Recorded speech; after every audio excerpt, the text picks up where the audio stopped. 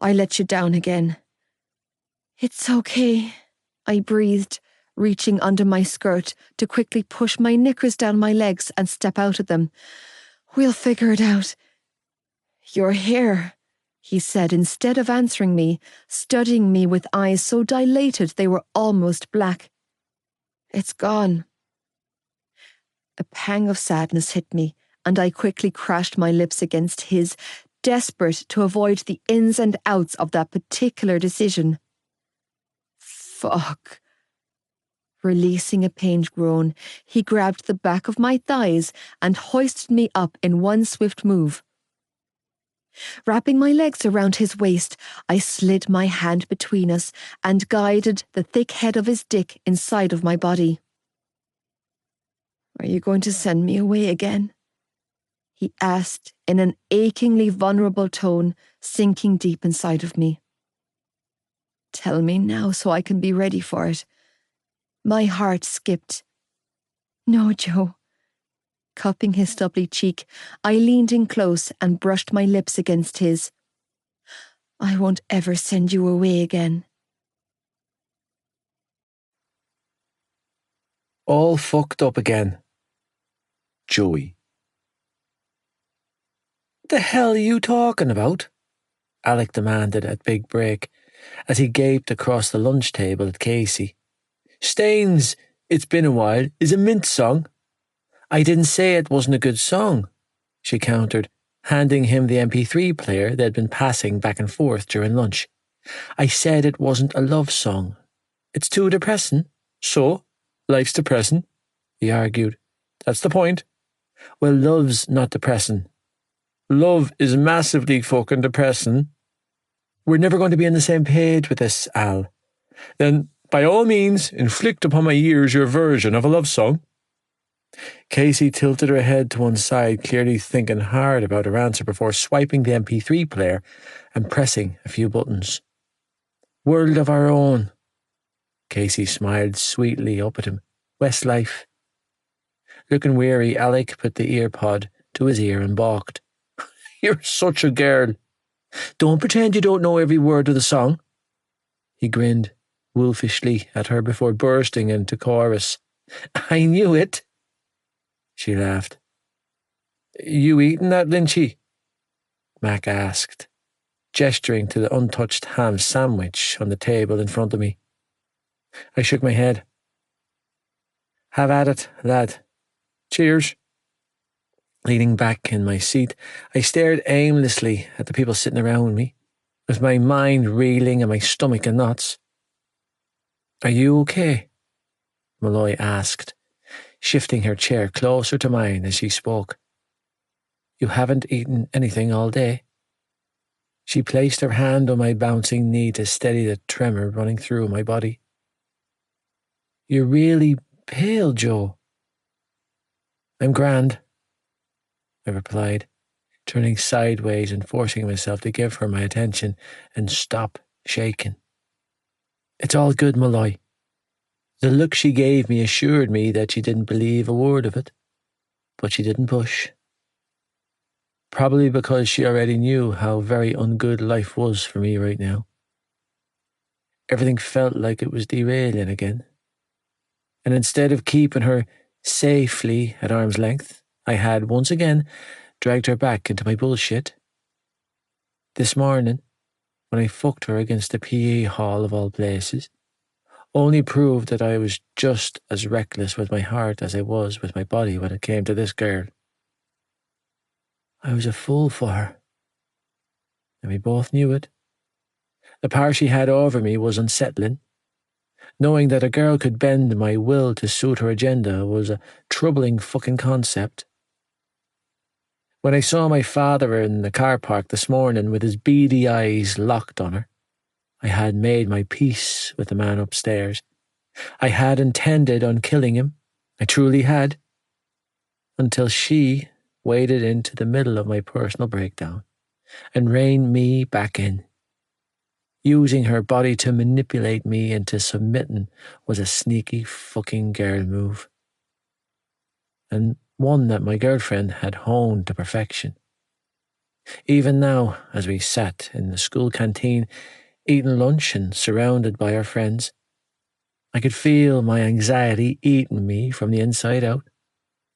Malloy soothed the pain, but she couldn't take it away. Last night, for example, I knew my old man put hands on Shannon. I fucking knew it. The way my sister had rushed into her room and barricaded the door told me all I needed to know about what went down between them. He heard her, and I wasn't downstairs to protect her. I was in my room getting high. I knocked on her door to check on her when I heard the slam, but she fobbed me off with some bullshit excuse. I needed to get her out of that house. I needed to get all of them out. I was so fucking tired. I felt hollow, like I didn't have anything left inside of me. Every time I closed my eyes at night, I was haunted by the sound of my mother and sister's screams. And if it wasn't their screaming, it was the image of him pinning my girlfriend to that table. I wanted to destroy that table. I wanted to take a sledgehammer to it and break it into a million pieces. Could we go for a spin somewhere after school? I asked, dragging my attention back to her. Or you could come over to my place. Reaching up, she brushed her thumb over the bruise on my cheek and offered me a small smile. I'm not fussy, but well, we really need to talk. My phone vibrated in my pocket and I stiffened, not daring to take it out while she was watching me so closely. I'm actually fairly busy this evening with work, I heard myself say, and then felt like a piece of shit when her expression caved in disappointment. It's kind of important, Joe. I knew it was. I knew she had shit to say to me, to get off her chest. Nothing had been cleared up between us. We had just fallen into the same fucked up pattern of physical affection, but I didn't have the energy to go another round with her. With anyone. I was too fucking worn out to do anything more than barely function right now. Getting out of bed this morning felt like climbing Everest. I was exhausted from just getting myself to school. The monumental effort it took me to just walk from class to class all day was almost overwhelming. I couldn't do deep conversations. I just didn't have it in me. We really need to talk. She pushed, eyes full of uncertainty. Please, Joe. It can't exactly wait. I can come over tomorrow night after work, I offered weakly, knowing that it was the very last thing I needed, but giving her what she wanted anyway. If you're free. I'll be free. Nodding, I leaned in and brushed a kiss to her cheek before rising to my feet. I'll see you later, okay? What? Why?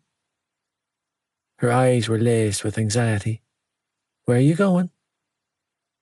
Nathan wants to see me. Liar. Fucking liar. You never said? Forgot. Oh. She didn't look convinced. I'll, see you later, I muttered, brushing her chin affectionately with my knuckles and then sharply turning on my heels and walking away, needing to get away from the person who ignited my conscience like no one else, needing a fucking breather from this life. Waiting until I was out of sight, I slid my phone out of my pocket and checked the unanswered text. Holland, I'm outside. Let's go. Sighing despondently, I tapped out the reply and slid my phone back into my pocket. Lynchy. On my way. God loves a trier, but Aoife loves Joey. Aoife.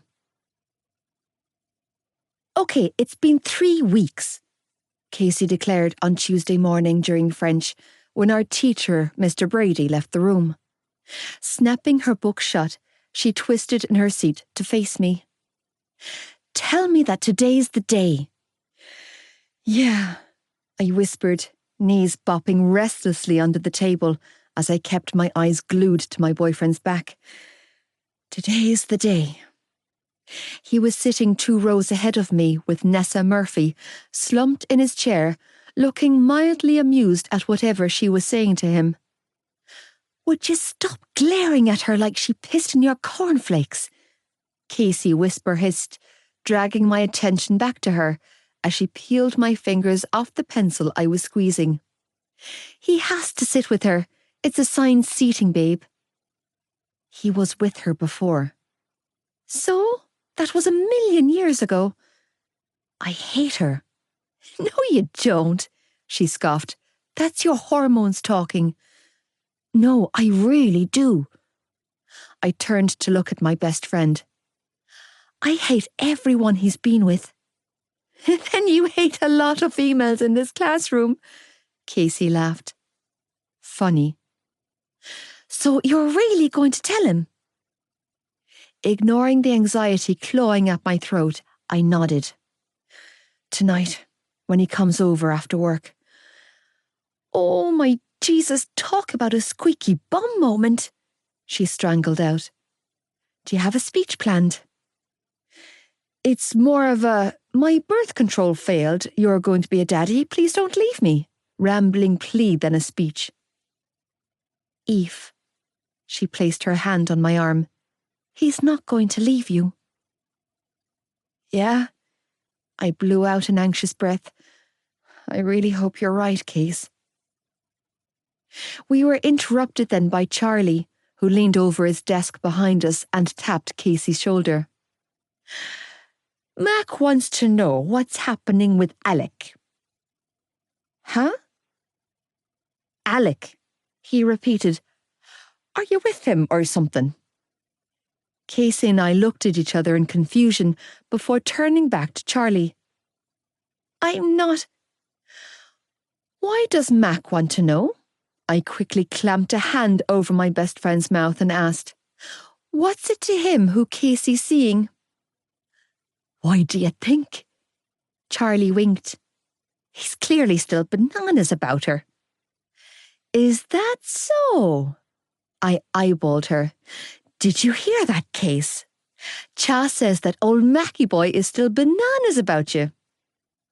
Yeah, well, you can tell Mac that I'm seeing someone, Casey replied, peeling my fingers off her face, so he can take his banana back to his side of town. Alec? Nope. Then who are you seeing? Charlie asked, leaning in close.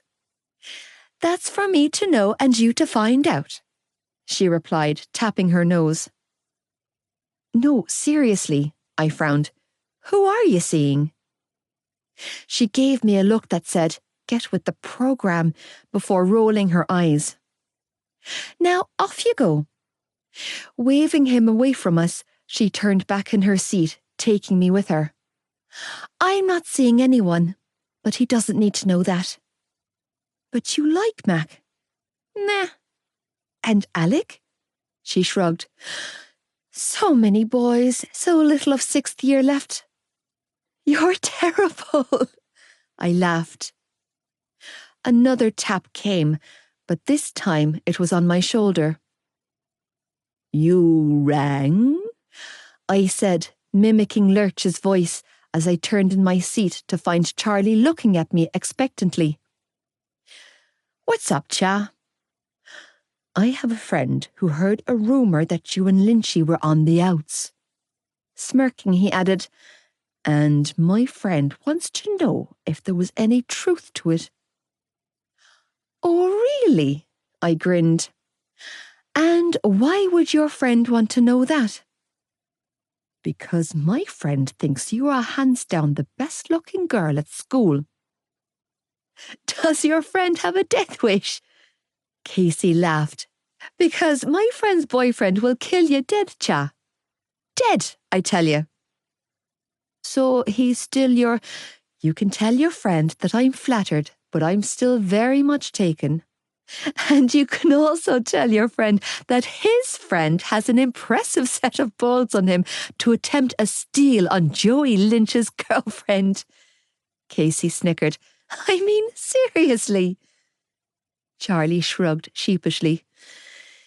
It was worth a shot. God loves a trier, Casey agreed, eyes dancing with mischief.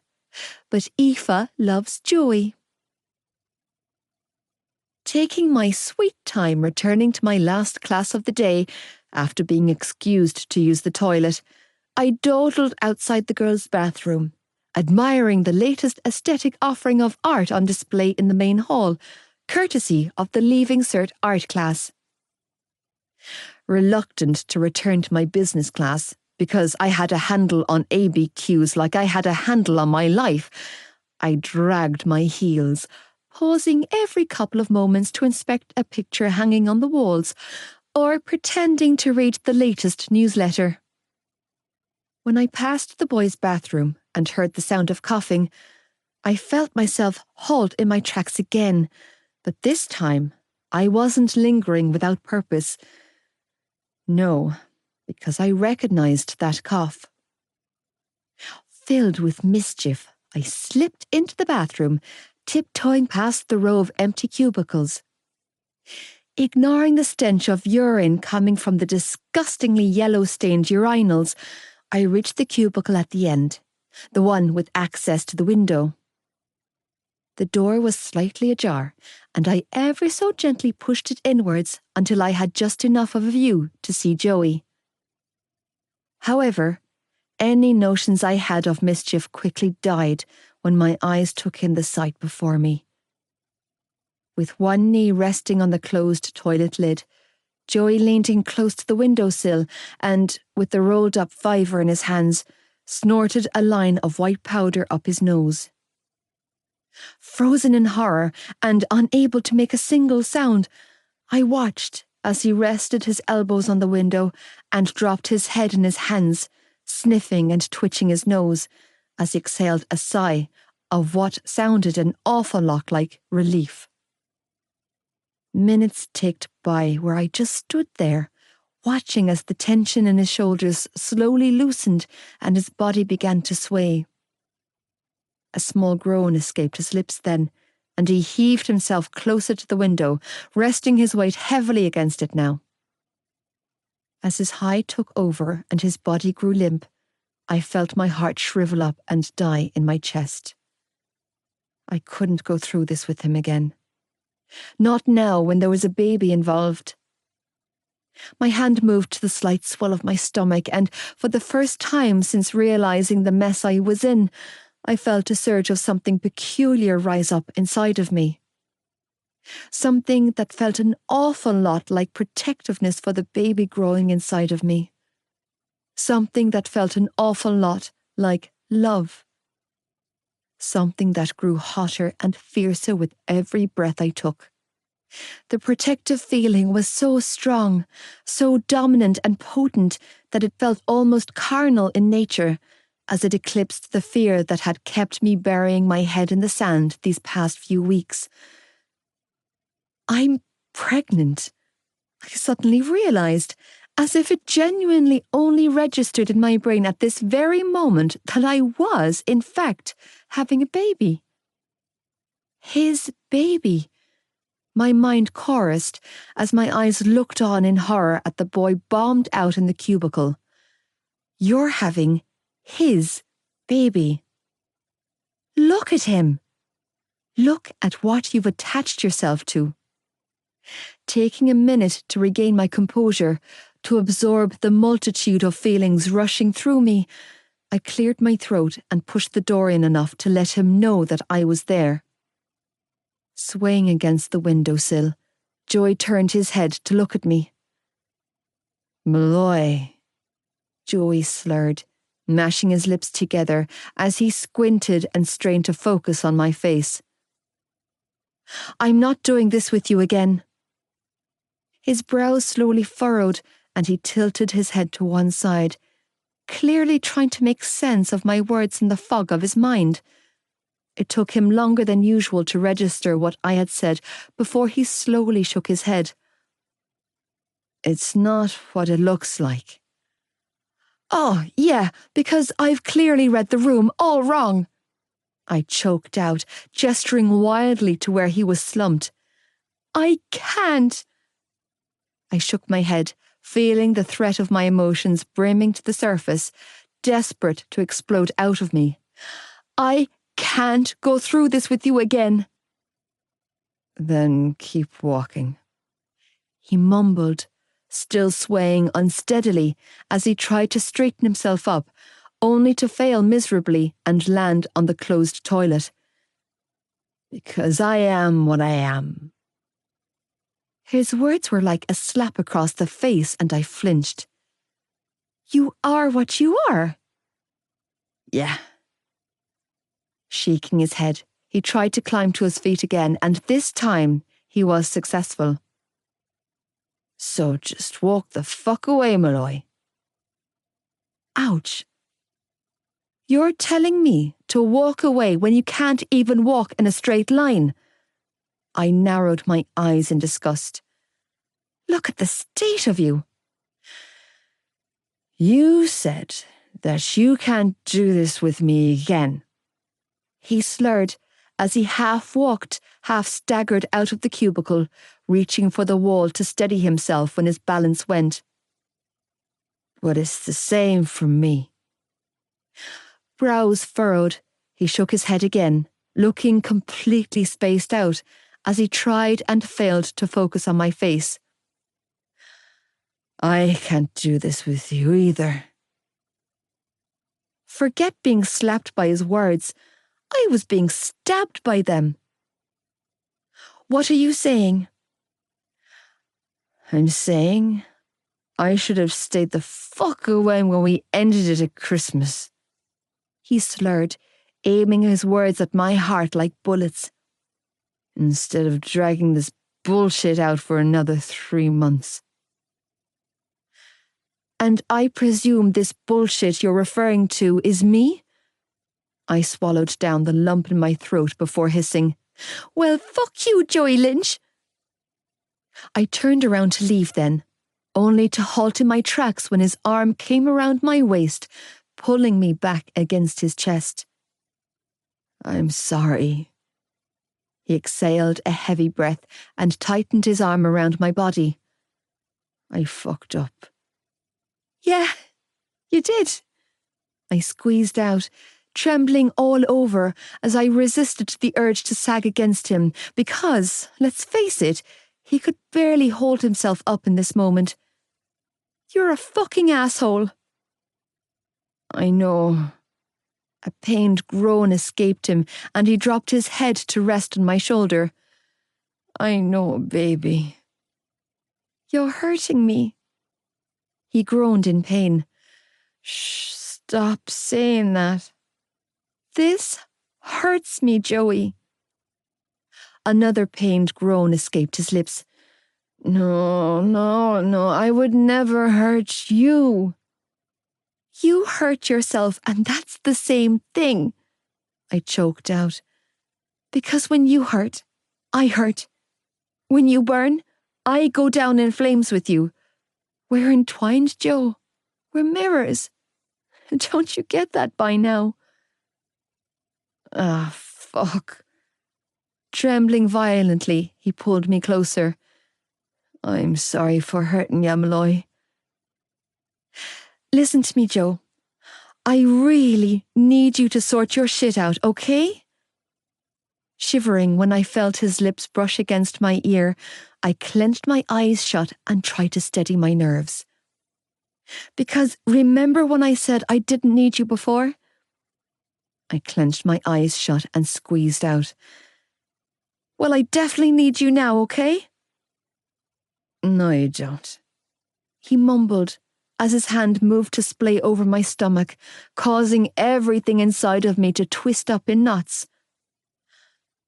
I'm the bullshit, Malloy. I'm the fucking bullshit in this relationship. You bring all the good and I bring all the bad. That's not true. It is. Regardless, I croaked out. I need you to draw a line under whatever the hell this is and come back to me, okay? Because I'm, Exhaling a ragged breath, I let my head fall back and stared up at the ceiling as I tried to find the words. I'm having, we're having... Ugh. Shivering violently, I practically spat the words, "a baby," out of my mouth in a breathy rush. A baby? He repeated slowly, voice slurred. Where's the baby? In here? I croaked out, reaching down to cover the hand he had splayed over my belly. In you? With my entire body rigid with tension, I forced a small nod. What's it doing in there? You put it there, Joe. I did?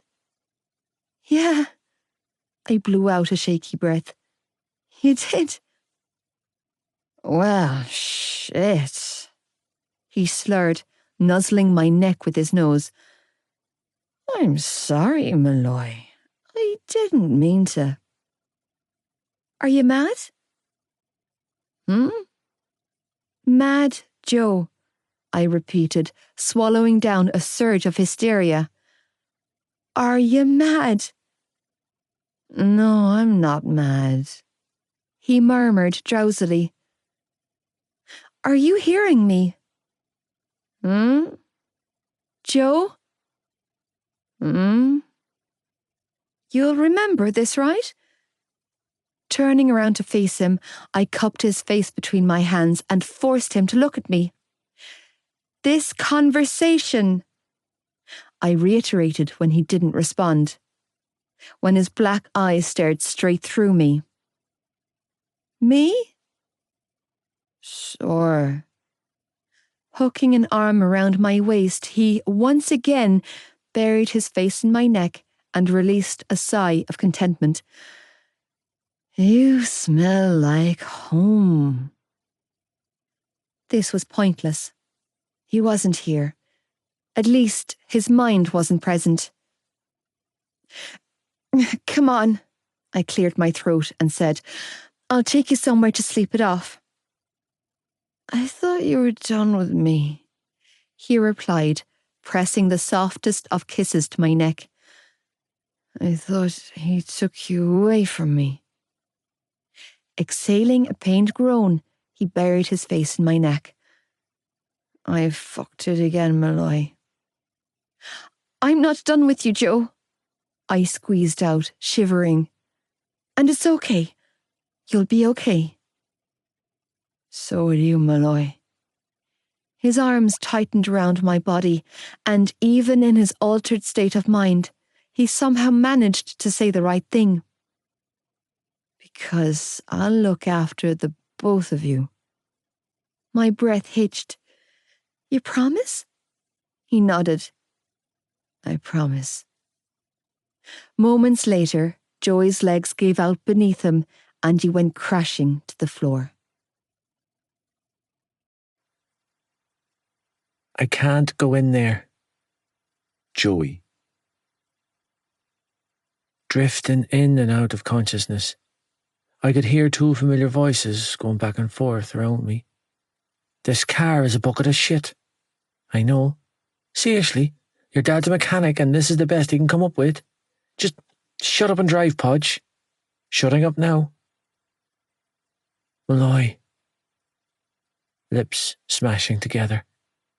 I twisted my head to one side and groaned in approval when my nose burrowed between her warm thighs. Shh, Joe. It's all good. She soothed, stroking my cheek with her hand as she cradled my head in her lap with the other. Just sleep it off, okay? Obliging the wonderful fucking voice that belonged to the best face I'd ever seen, I let my eyelids flutter shut and nuzzled into her warm lap, feeling safer than I had in years. Maybe ever. You make me feel safe. Oh, Joe, I love you so fucking much it hurts. I know, baby. I love you too. Don't send me away again, Malloy. I won't, Joe. Her hand was on my hair again. Shh, now. Just sleep it off, baby. What did he take? Some type of powder? Crushed oxy? Don't think so. Something stronger. Coke. He'd be bouncing off the walls. True. I think it might be heroin. No way. He's not that reckless. Can you snort heroin? Shit, Eve. I don't know. Neither do I. Fuck. Listen. I need you to do something for me. I need you to search his room. Go through every pocket of every pair of jeans you can find. Search his wardrobe, his chest of drawers, his nightstand, every drawer. Every fucking inch of his room. His school bag, his gear bag. There's a hole in the side of his mattress. Check that too. He's using again. Which means he has a stash. Whatever you find, flush it. Can you do that for me? You're not coming inside. I can't go into his house. And I can't bring him back to my place like this. Not with my mum at home. It's grand, Aoife. I look after him. You know the drill. He needs to sleep it off. He'll be grand after a few hours, Kip. Don't leave him, okay? Please, Podge. Not when he's like this. I won't. I mean it. Because he could get sick in his sleep and choke on his... I won't leave him. I promise. From bad to worse. Aoife. Mam was waiting for me at the front door when I got home from school on Tuesday evening. Well? She asked, tone hopeful, as she stepped sideways to let me inside. Did you tell him? Is he coming over? Yes, I told him, but he was on another planet and didn't hear a word of it. Shaking my head, I dropped my bag in the hallway and hung my coat on the banister, feeling thoroughly deflated. Aoife. Her expression fell. You need to tell the boy. I know. I quickly cut her off, moving for the kitchen as my body thrummed with anxiety. I tried. He was busy. Busy losing his mind. We're all busy, Aoife. Mam offered, closing the front door and trailing after me. There's never going to be a right time to have this conversation, but it has to be done. I know, I repeated, shoulders knotted with tension as I rummaged in the fridge. I tried. Do you want me to talk to him for you? What? Slamming the fridge door shut, I swung around to gape at her. No, ma'am, Jesus! If you don't tell him soon, it's only going to make matters 1,000,000 times worse. My eyes narrowed. I'm trying, ma'am, but it's not something that spills off the tongue easily, okay? What am I supposed to do, huh? Just blurt it out in class? You should call him, Mam said, moving to place a reassuring hand on my shoulder. If you can't tell him face to face, then do it over the phone. Ma'am, I already tried. Swallowing down the lump in my throat, I implored her with my eyes to understand. I felt broken enough from this afternoon's shitstorm without my mother pouring on the pressure. Just let it go, okay? You need to do this, Aoife, she pushed. You have the hospital on Friday and Joey needs to be there. He needs to know that he's about to become a father. He has rights, you know. A father? Kev deadpanned, and I swung around to find him standing in the kitchen doorway. Kev, you really shouldn't eavesdrop on people, Mam admonished, pressing her hand to her chest as she scolded my brother. It's not nice. Joey Lynch is going to be a father, he repeated, eyes locked on mine. Which clearly means you're going to be a mother. No, I'm not, I lied, red-faced and flustered, as I stepped around Mam and moved for the kettle. Don't be thick. I'm not thick. My brother was quick to shoot back, stalking into the kitchen. I happen to be your twin, you know. I could sense something was off with you for a while now. He shook his head. And now it all makes sense. He turned and glared at Mam. The two of you have been joined at the hip for days now, whispering and sneaking off together. He sneered. Because she's pregnant. Stop saying that, I strangled out, feeling weak. It's not true. Bullshit. He argued, tone vehement. You've been a nightmare to live with for weeks. It's like mood swing central in this place, not to mention all of the school Mam just let you skip. He looked me up and down, eyes narrowing in disgust. It's because you let that waster get you pregnant. That's enough, Kev. Mam warned, speaking up for me when I couldn't. You need to back off right now, young man. This has nothing to do with you, so just drop it. Nothing to do with me, he spat, looking furious. Are you joking? I live here too, you know. If she's bringing a baby into this house, then I have a right to know, and so does Dad. Stop it, I begged, feeling the blood drain from my face. Just stop talking, Kev. At first, I thought you were just getting fat, but now it makes sense. All the weird food you've been eating is because of your pregnancy cravings. Kevin, you can't even deny it, can you? He argued, ignoring our mother's protests and keeping his furious eyes on me. Because there's no denying that belly you've been trying to hide. Kevin! Mam snapped. I told you that's enough. Yeah, I see it. I'm not blind, and I'm far from stupid. My brother sneered, glowering at me. Unlike you, the fucking idiot who laid on her back and let a loose cannon like Lynchy get her pregnant. Fuck you, I choked out, feeling the tears spill from my eyes as my brother hit me with a cold, hard dose of reality. You have no idea, Kev, no goddamn clue. Congratulations, sister, he continued to sneer. You just let that asshole turn you into another teenage pregnancy statistic. Well done. You can kiss your future goodbye now that you've joined the long list of hopeless girls from our school that were thick enough to open their legs to fellas like that.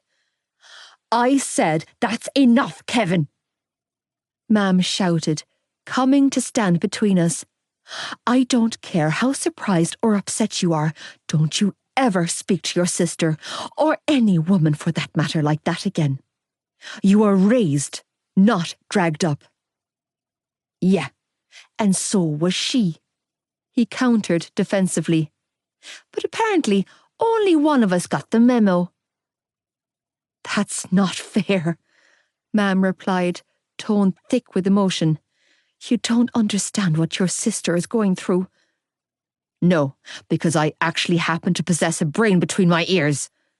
He agreed, furious. Unlike this idiot. Kevin! Jesus, I always knew you weren't the brightest crayon in the box. But this? My brother accused, eyes narrowed in challenge. Getting pregnant while you're still in school? Off a fucking scumbag like Joey Lynch?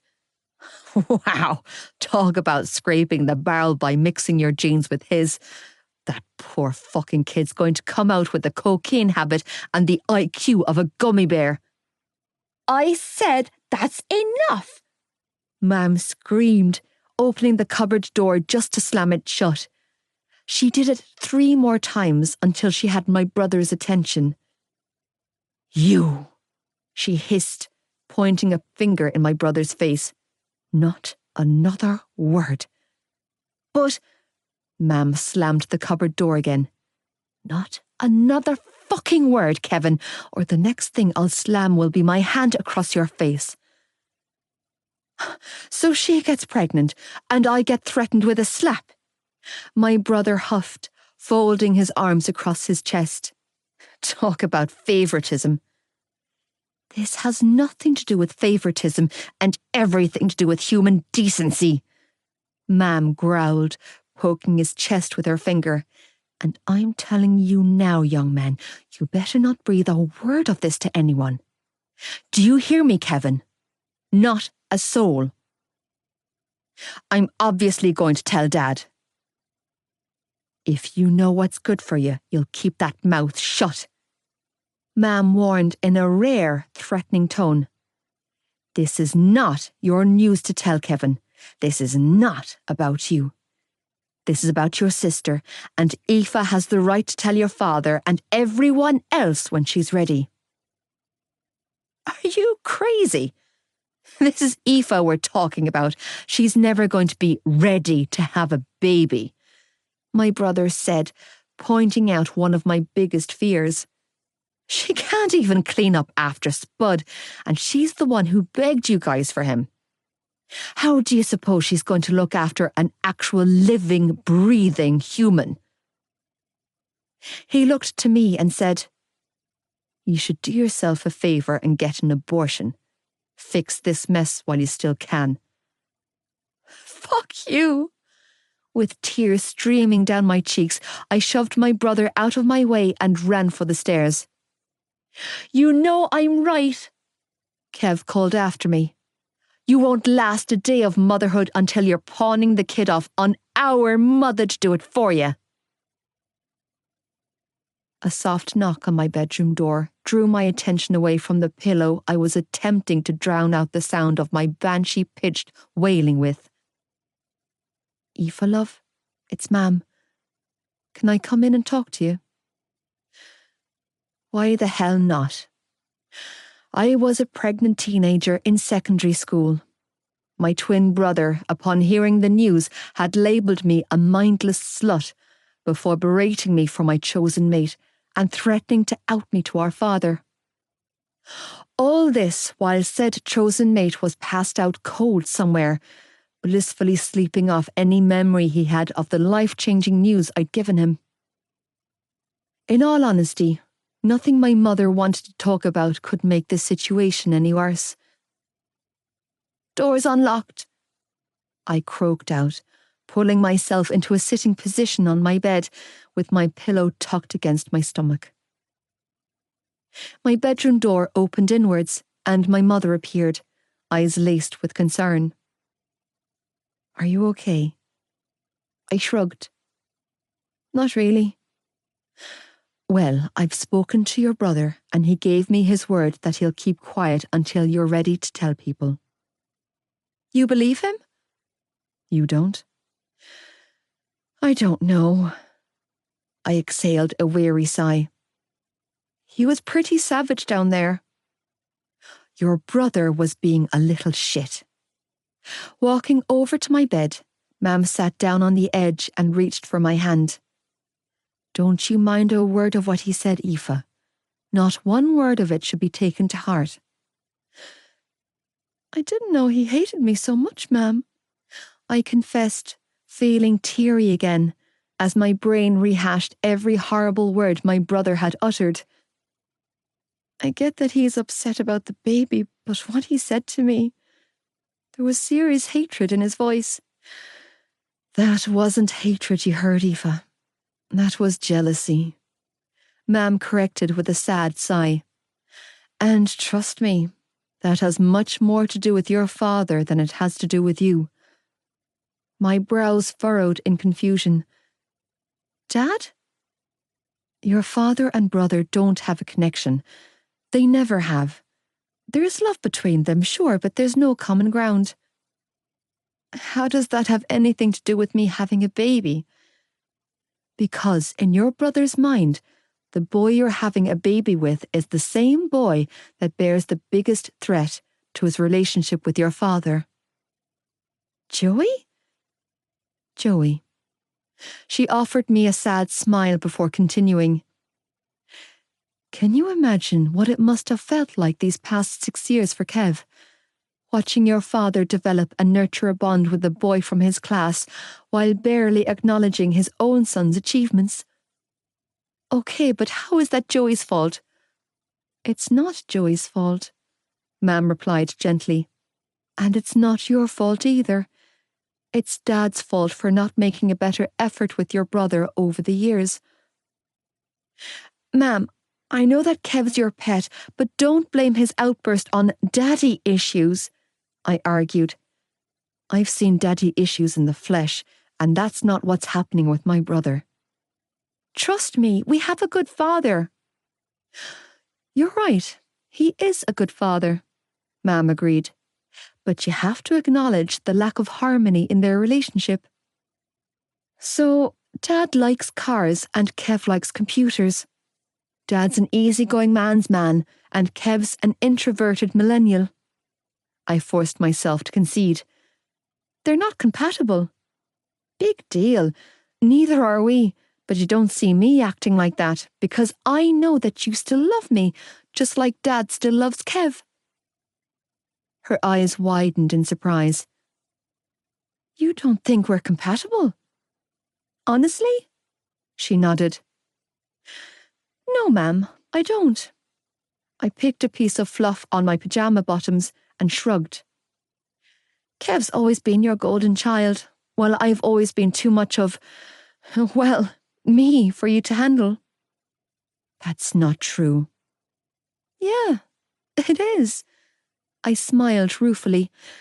To be honest, I think we've spoken more in the last week than we have in the last 3 years, and that's probably only because we finally have something in common now.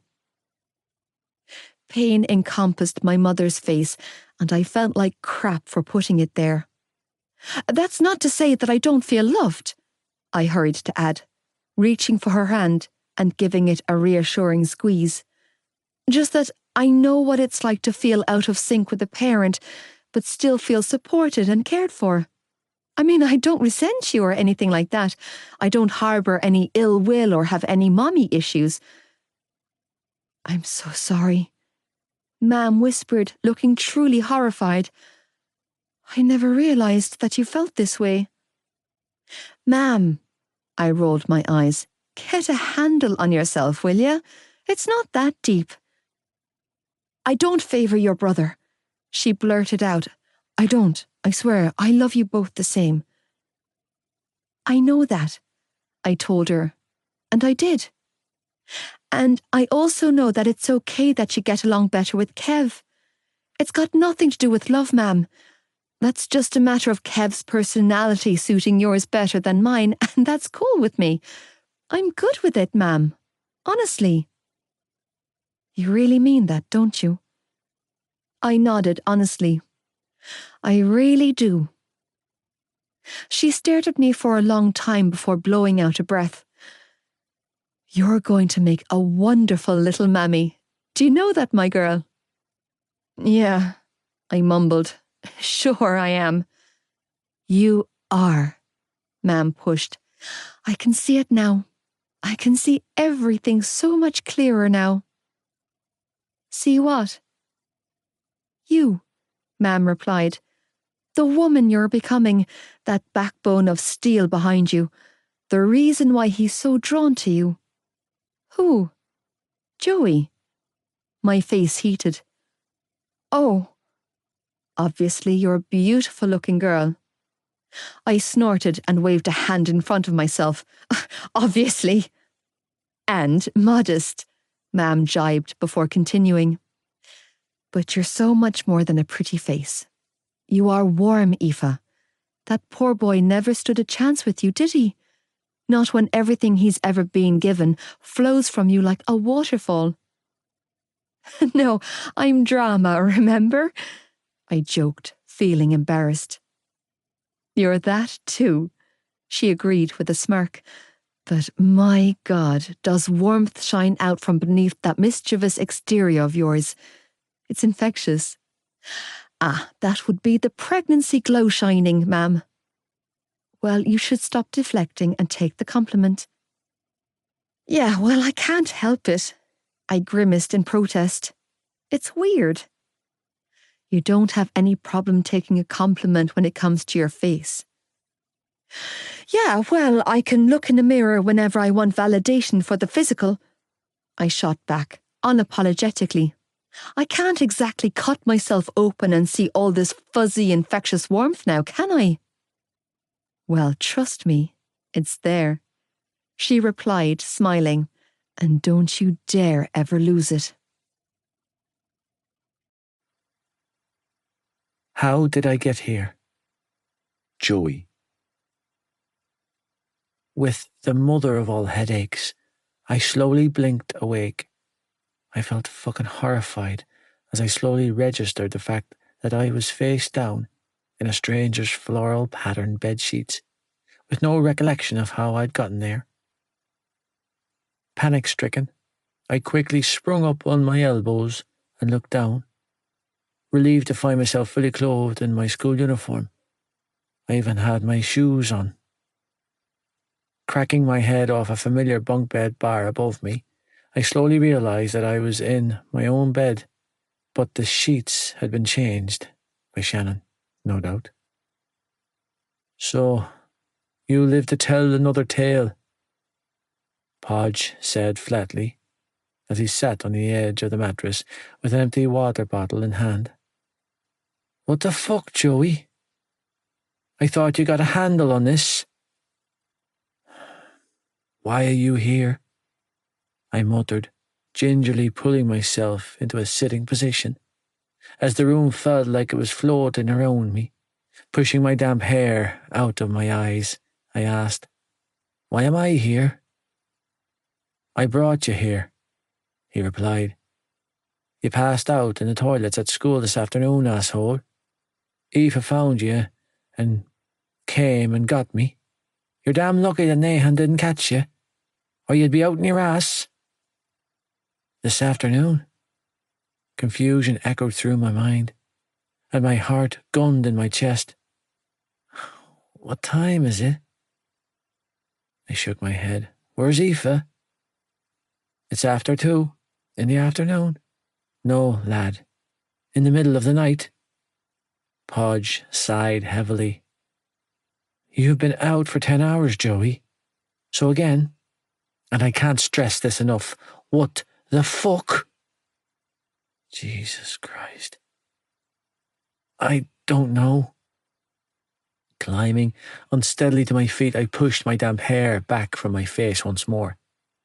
Why's my hair wet?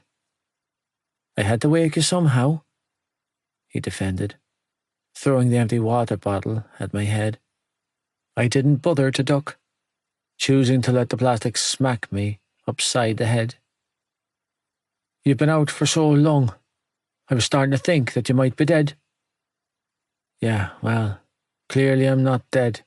This time, he shot back, running a hand through his hair. Jesus Christ, how long has it been going on again? It was just a one-off. Bullshit. Leave it out, Podge, I muttered. I'm fucked up. I get it. I don't need a goddamn lecture. Going by the look on Aoife's face and the sheer volume of tears she'd spilled, you did more than just fuck up this time. I tensed on edge. What does that mean? Like you give a shit about anything other than what goes up your goddamn nose. What does that mean, Podge? It means you completely fucked it with your girlfriend, he hissed, rising to his feet. I don't know what you did to her, or what the fuck you said, but I have never seen devastation like it. What do you mean? Panicked, I grabbed my phone, only to find 0 notifications from Malloy. I quickly dialed her number, but was sent straight to voicemail. Jesus Christ, what did I do? He folded his arms across his chest and gave me a hard look. You tell me. I wouldn't be asking you if I fucking knew. I snarled, losing my cool now as I paced the room. You said she was crying? I looked at him, panicked. Did I hurt her? He stared at me for a long time before shaking his head in resignation. No, Joe, you didn't hurt her like that. You never laid a finger on her, lad, and you never would, so relax. Heaving out a shuddering breath, I sagged against my bedroom wall and took a minute to regather my composure. Fuck. You care about her, Podge stated, watching me carefully. More than anything or anyone you have ever allowed yourself to care about. I've seen it, the shift in you. And so has Alec, the change. The hopefulness she brings out in you. Hell, the whole fucking world can see how good that girl is for you, man. But you're so determined to self-destruct that you're not looking at what you're doing to her. He shook his head before adding, if you don't care about yourself, and it's pretty clear that you don't, then you need to think about what your actions are doing to her. Because guess what, fucker? Aoife Malloy loves you. Do you hear me, you lucky son of a bitch? Hands down the best looking girl in our school, possibly in the whole town, with the best top quality banter, loves you. Sound more surprised? Why don't you? I'm not surprised, he shot back without hesitation. I've seen plenty of dolls you've pulled over the years. I'm not insecure enough to deny that you're a good-looking son of a bitch. He shrugged. You're both beautiful. It makes sense for her to be with you. You know, I'm not sure I like where this conversation is heading, I warned. Because if this is the part where you tell me that you're attracted to my girlfriend, I'm going to be really fucking pissed. And if you tell me that you're attracted to me, then I'm going to be really fucking traumatized. Of course, I'm attracted to your girl, Pod shot back. As is every other lad in our school. Yeah. I nodded to myself. I'm pissed. Good looks aside, you're a fucking train wreck to deal with, he argued. And I should know. I've spent the last 14 years watching you derail, but I've stuck around for the same reason she has. Because she sees the same thing I do, a good fucking person underneath all of the bullshit. But you're blaring those lines, Joe. You crossed a line today, and you need to make it right, he said, holding a finger up. I love you like a brother. I always have. But one of these days, you're going to slip so far off the tracks that none of us will be able to reach you. His words caught me deep, and I found myself reacting on instinct. I don't need anyone to reach me. Rattled, I hissed. I don't need you or her or anyone else to help me with shit. He narrowed his eyes. Keep on behaving like this, and no one will want to. I narrowed my eyes right back. Suits me just fine. Go on, Joe. Keep pushing the people that actually love you away, he argued, tone heated and eyes laced with disappointment. Keep driving us out of your life, and you're going to end up with only Shane Holland and his leeches sucking the life out of you. Are you done lecturing me? Stalking over to my bedroom door, I swung it open and glared at him. Because you can leave now? Lad, you're still off your rocker if you think my country ass is walking through your thug-infested terrace at 2 o'clock in the morning. Flopping down on my bed, Podge readjusted my pillow behind his head and made himself comfortable. Nah, you're stuck with me for the night, so you might as well get yourself reacquainted with the doghouse on the floor, he offered, yawning. Because I have a feeling that's where you'll be spending most of your time for the foreseeable. I should go see her. No. You should lie your ass down before you get yourself in any more trouble, my friend commanded, throwing a pillow at me. Leave the poor girl to get a night's sleep. You can go over there first thing in the morning. Relenting, I dropped down on the floor and covered my face with my arm. Fuck. Do you want to know something? If it's anything to do with how much of a shitty person I am, then no, lad, I muttered. I'm already fully aware. Charlie Monaghan tried it on with Aoife at school today. The fuck? I lifted my arm off my face to gape up at him. And you know this how? Heard it from Rambo, who heard it from Becca. What did he say? What am I? A mind reader? I told you that I heard it from Rambo, who heard it from Rebecca. I'm not telefucking-pathic, lad. That little shitbag. Stuck it to her, apparently. Podge chuckled. So, it sounds to me like you need to get your head out of your hole and up your game if you want to hold on to that girl. Sounds to me like I need to break Charlie Monaghan's fucking nose. Yeah. My best friend chuckled. That too. Lay it on me, Aoife. With my school shirt hanging open and only my bra knickers covering my dignity, I stood in front of the full-length mirror in my bedroom on Wednesday morning and studied every inch of my skin, paying extra close attention to the parts of my body where there were obvious changes. My breasts were enormous, and that was saying something because I had never been lacking in that department. Seriously, they were so full and heavy that it felt like I was carrying around bowling balls in my bra. My nipples had decided to turn about 10 shades darker in colour, and I had very noticeable, very blue veins appearing on both breasts. Gross! And that slight swell in my lower abdomen, the one I had managed to play off as bloating up until now, wasn't so slight anymore. The area of my stomach beneath my belly button had distended into a small but firm pooch. The sight of it alone caused my pulse to skyrocket.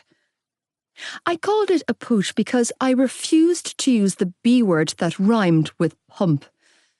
Yeah, I was nowhere near ready for the B word. I wasn't going to be able to hide my situation for too much longer.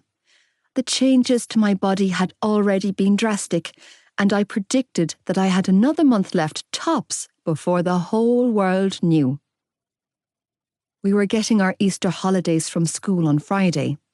We would have 2 weeks off, and a huge part of me was worried that I would somehow blow up in that space of time and end up returning to school looking like a beached whale. It was a terrifying concept. Turning side to side, I studied my appearance, gently poking and prodding at the foreign entity that had hitched a ride inside of my womb. Ugh. Womb was definitely another word I hated, right along with placenta, milk ducts, labour, membrane sweeps, and, worst of all, crowning.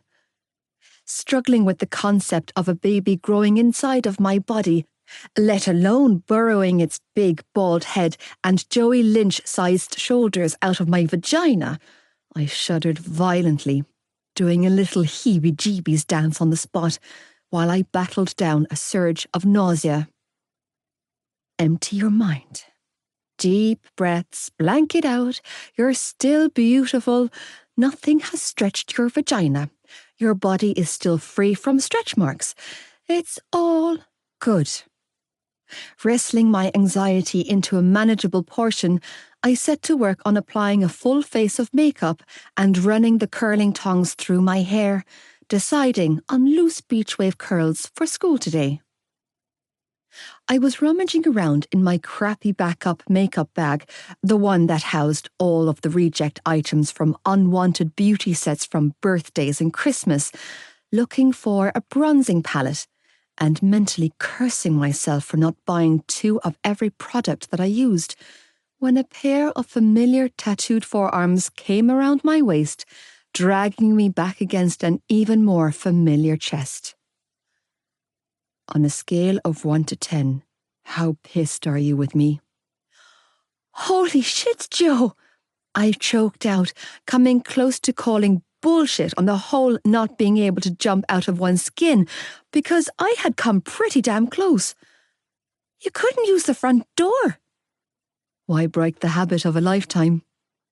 His lips brushed against my ear as he spoke, eyes locked on mine in the mirror in front of us. And I would say nice legs, but that would be doing the rest of you a serious disservice.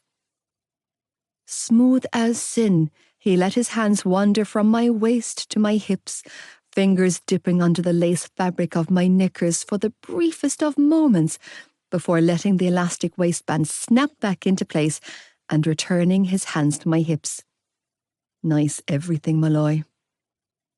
The move caused every muscle south of my navel to coil tight in lustful anticipation. Thanks.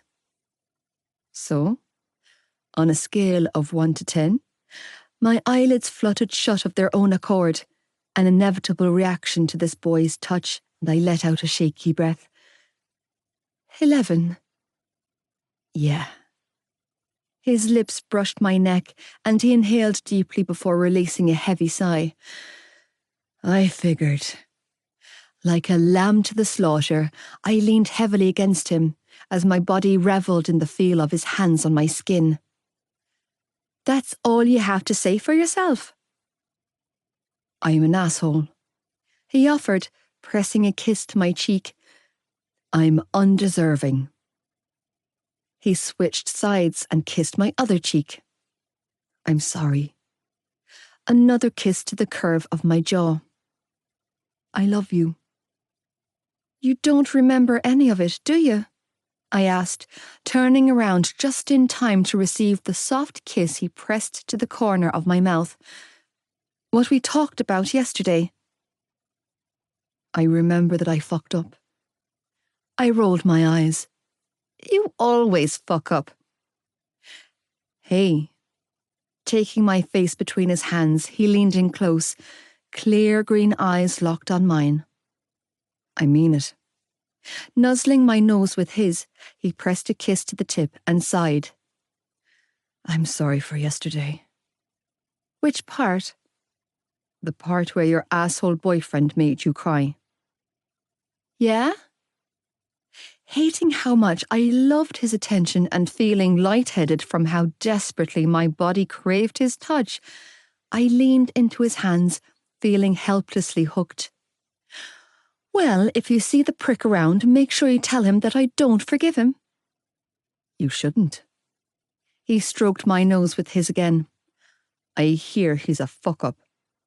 Such a fuck-up, I agreed, reciprocating his kiss when his lips lightly brushed against mine. If it wasn't for that big damn dick of his, I'd drop his ass. Is that so? Uh-huh, I nodded. It's all about the dick for me. Then it's lucky for him that he knows how to use his dick, huh? He teased, lips hovering close to mine as he dragged my body flush against his. And his fingers.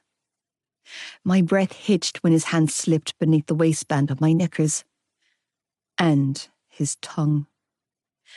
And just like that, I melted like a goddamn fool against him, lips moving against his in a kiss that sent my already frazzled hormones into overdrive. Fully aware that he was as dangerous to my mind as the drugs were to his, I broke the kiss before I fell any deeper into my feelings, into him. Pulling back before I lost myself entirely in him, I placed my hands on his chest to steady myself and said, You're not getting away with it that easily. Never thought I was. Why are you even here? I thought we were meeting at school, like usual. Because I needed to apologize. He explained, once again using his thumb to wipe my second-hand lip gloss from his mouth, before strolling over to my window and climbing back out through it. A few seconds ticked by before his school bag came flying through my window, followed by his hurley, helmet and the overnight bag I'd left at his house. "Did you bring my necklace?" I asked, watching as he deftly climbed back through my window. "I feel like I've been walking around naked without it." "Got it," he replied, retrieving the silver chain from his pocket as he closed the space between us. "Turn around." Obliging, I lifted my hair away from my neck while he fastened the clasp. "Thanks, stud." "Any time, Queen." "You're still in trouble." "Aren't I always?" he muttered, pressing a soft kiss to the curve of my neck before walking over to my bed and sinking down. "Okay, I'm all ears." "Huh?" "You wanted to talk." He leaned back on his elbows, looking way too familiar with my bed and way too fucking sexy. "Let's talk." "True," I replied, anxiety fluttering to life inside of me as I quickly closed the buttons of my shirt. "But you were supposed to come over last night to talk." I paused to frown. "Which is clearly something else you forgot about." "Well, I'm here now, so we might as well get it over with." "Get it over with?" I heard myself pant out breathlessly, unable to hide the near hysteria threatening to overtake me. "Talk, Malloy," he said. "Let's go." I wasn't ready. Unlike yesterday, when he was out of his mind on God knows what, my boyfriend was sitting on my bed, clear-headed and looking at me expectantly. Oh shit. "It can wait." I tried to buy myself more time by saying, "Until lunch, or after school, maybe?" I rambled nervously, hands flapping aimlessly. "After work is fine too, or tomorrow. Hell, tomorrow is good for me too. It doesn't have to be right this second." "Listen, I already know how this conversation is going to go." Joey interrupted me by saying, "You've got shit to say to me, shit I deserve to hear. So just lay it on me." "Lay it on you?" Confusion swept through me. "Joe, I don't think we're on the same page here." "Yesterday," he blurted out, expelling a heavy sigh and rubbing his jaw. "The way I was, what you saw, I know that I let you down, okay? I fucked up and I get that, but you don't need to worry. It's not like it was before, Malloy. I am not the same person that I was before Christmas, and I have no intention of going back to that place. I've got a handle on it this time, okay?" Drugs. He was talking about drugs. And while his behaviour yesterday certainly needed to be addressed, it wasn't on the top of today's fucked up agenda. Because as ridiculous as it sounded, we had an even bigger problem. "When you say that you've got a handle on it," I said warily, "what you actually mean to say is that you had a momentary slip in sanity for a few weeks, but you've come to your senses and will never do it again, right?" "Say it. Please just say it. Tell me that you're trying again. All I need you to do is keep trying." "I'm good, Malloy," he insisted, tone light. "It's all good. You don't have anything to worry about. I'm in control here." I'm in control here. Devastation flooded me. My heart cracked in my chest. "That's not what I asked you, Joey." "Everything's fine." Pain. It threatened to swallow me whole. "Say it," I demanded hoarsely. "Tell me that you're trying again." He didn't respond. "Tell me that you're stopping, Joe. Better yet, tell me that you've already stopped."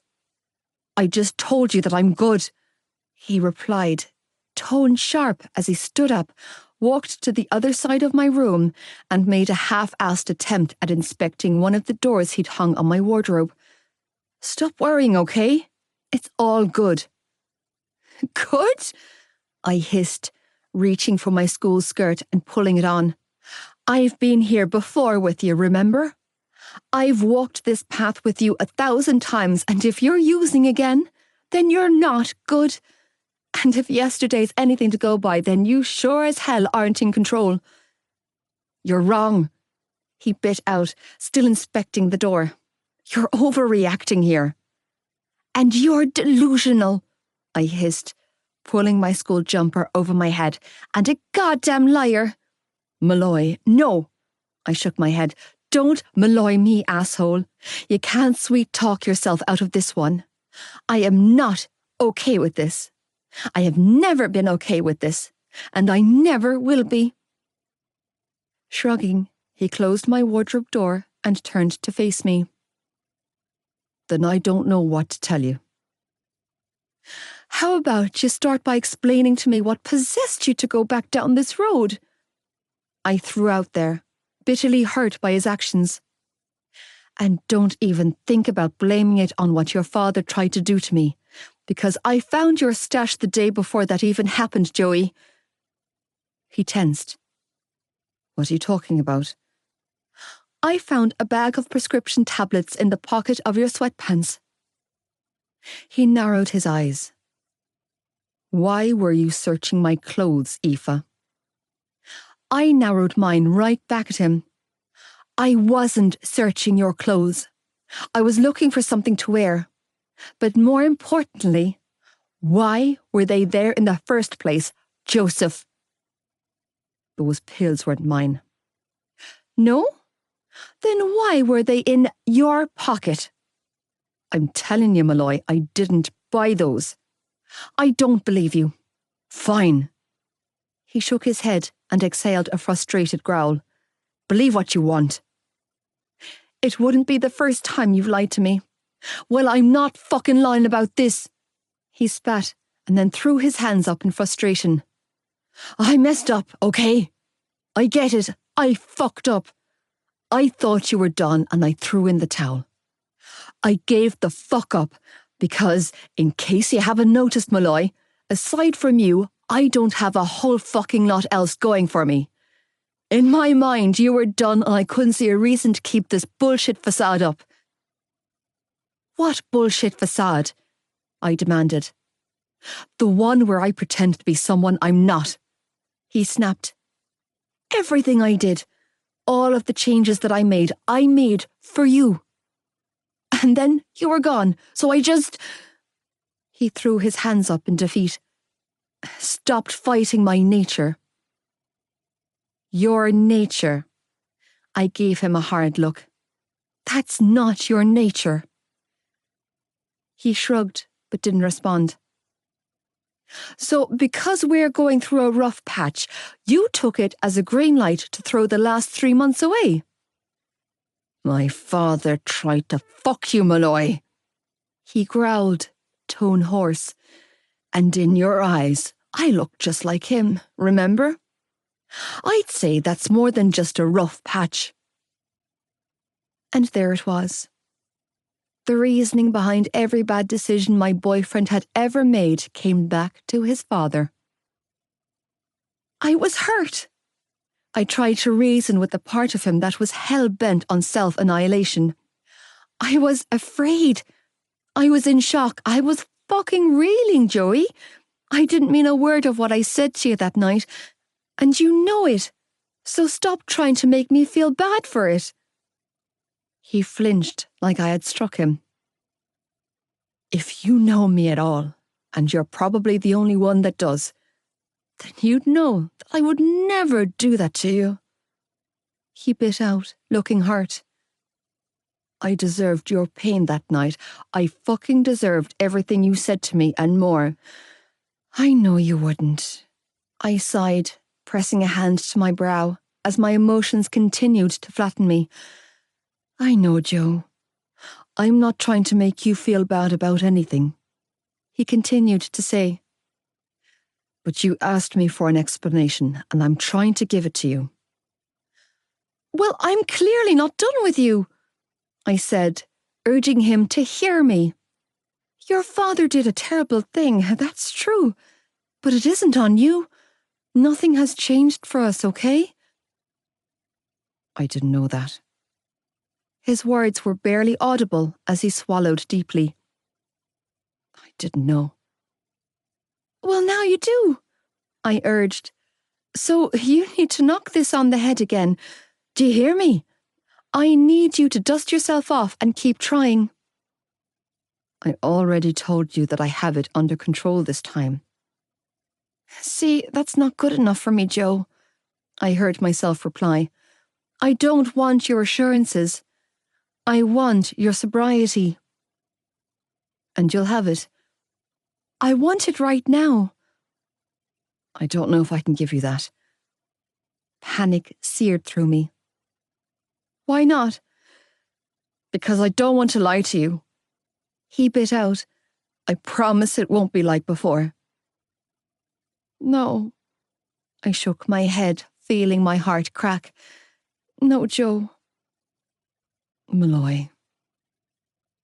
Shoulders sagging in defeat, Joey released a resigned sigh. I am what I am. There it was again, that horrible fucking sentence. I am what I am. I hated those 5 words when they came from his mouth. Yes, and who you are is a hell of a lot better than the person standing in front of me, reeling off excuses for doing something that he knows almost destroyed him before. I snapped, hands planted on my hips, as I glared up at him. You are a better man than this, Joey Lynch. Maybe I thought I was. You still are, I strangled, wrestling with my panic and pain. You are better than the lifestyle you're determined to fall back into, and you sure as hell are a better man than Shane Holland, and you know it. This has nothing to do with Holland. This has everything to do with him. It's not your fucking problem. Voice breaking off, I watched as Joey inhaled a deep breath, clearly trying to rein in his temper, and ran his hand through his hair, before trying again, this time in a relatively calmer voice. Listen, I don't want to fight with you. Closing the space between us, Joey placed his hands on my shoulders and stared down at me. I don't want to hurt you, Malloy. Well, you did, I countered thickly. You are hurting me, Joe. Pain encompassed his features. I'm sorry. But I managed to squeeze out. I'm just... Shaking his head, he rubbed his jaw and blew out a harsh breath. I've been having a hard fucking time inside my head right now, and I need you to just let me deal with it in my own way. By taking drugs, I deadpanned. By destroying yourself. No, he shook his head. That's not what I'm doing. Yes, Joey, it is. Tears filled my eyes. And you're asking me to turn a blind eye to it again. My voice broke and I dragged in a quivering breath. I did that before and it almost killed you and broke me. Now you're asking me to do that again and I can't. I can't watch you lose yourself again. I can't lose you again, Joe. No, Malloy, that's not what I'm saying at all. You're not losing me, okay? I fucking love you. I'm yours to keep for as long as you'll have me. He stroked my shoulders with his thumbs, breaking my heart with the gentleness of his touch, which was a stark contrast to the slicing sting of his words. I need you to not hate me for getting through my shit in the only way I know how. You know other ways, I reminded him, tone laced with bitterness. Better ways. Ways that don't risk your life and break my heart. Fine, Joey expelled a pained breath, unwilling to look me in the eyes. In the only way that works for me. So you're not even going to try? I choked out, feeling shredded by the sudden change in him, in his unwillingness to at least try. You're not even going to lie to me and pretend to try? I am trying, he argued, voice strained. I will try. I will sort this, okay? I will, Malloy. I need some time. Some time to get high with your druggy buddies first. No. His tone was hard when he said, I'm not going back there, I swear. Back there? Sniffling, I reached up and batted a tear from my cheek. If you're using again, then you're already there, Joe. Malloy, do you love me? You know I love you. Then stop, I pleaded, reaching up to cup his neck. Stop, Joe, please. I will. No. I shook my head and stepped away from him. Don't say you will. Say you are. Malloy, you're putting me in an impossible position. I choked out. You're forcing my hand. That's not what I'm trying to do. Well, whether that's what you're trying to do or not, that's what's happening, I argued, hating how pitiful I sounded. Yesterday, you accused me of manipulating you by using your feelings for me against you, and now you're doing the exact same thing to me. His brows furrowed. No, I'm not. Yes, you are, I strangled out. Because what am I going to do, Joe? Leave? I threw my hands up in utter resignation. I don't have a bargaining chip here. I'm just the fool who's supposed to sit back and watch you wreck yourself again, and that's exactly what's going to end up happening, because we both know that I love you too fucking much to ever contemplate walking away. I promise. This time it'll be different. Joey tried to coax, ignoring every truthful word I'd spoken in his bid to convince me of the same lies he had used to wallpaper over his common sense. I only need a few more weeks. That's it, Eve. Just a couple of weeks to get me through and I'll be done. Whatever, Joe. I'm done talking about this. Weary to the bone, I stepped around him and grabbed my school bag off the floor, unable and unwilling to go another round with him, not when my heart had just taken such a beating. Let's just go to school. The Birds, the Bees, and the Dub. Joey. What are you doing in my room? Shannon asked when she walked into her bedroom at lunchtime on Wednesday afternoon. Breaking the rare silence I was soaking in, with everyone else out at the house. Sean pissed on my bed, I explained, exhaling a cloud of smoke as I stared up at her bedroom ceiling, coming down from my high. My sheets are in the wash. Oh. Dropping her school bag on the bedroom floor, she kicked off her shoes and walked over to her bed. Push over. Obliging, I shifted closer to the wall and rested an arm behind my head as she flopped down on her small single bed beside me. It's lunchtime, Sean. What are you doing home from school? Like you can talk. Digging me in the side with her skinny elbow, she mimicked. It's lunchtime, Joey. What are you doing home? I'm in the doghouse. With Aoife? Yep. Is that weed? Nope. Are you lying? Inhaling another deep drag of my smoke, I held it there for a long moment before exhaling slowly. Yep. Stoner? Slacker. So, what did you do? She asked, batting a cloud of smoke away.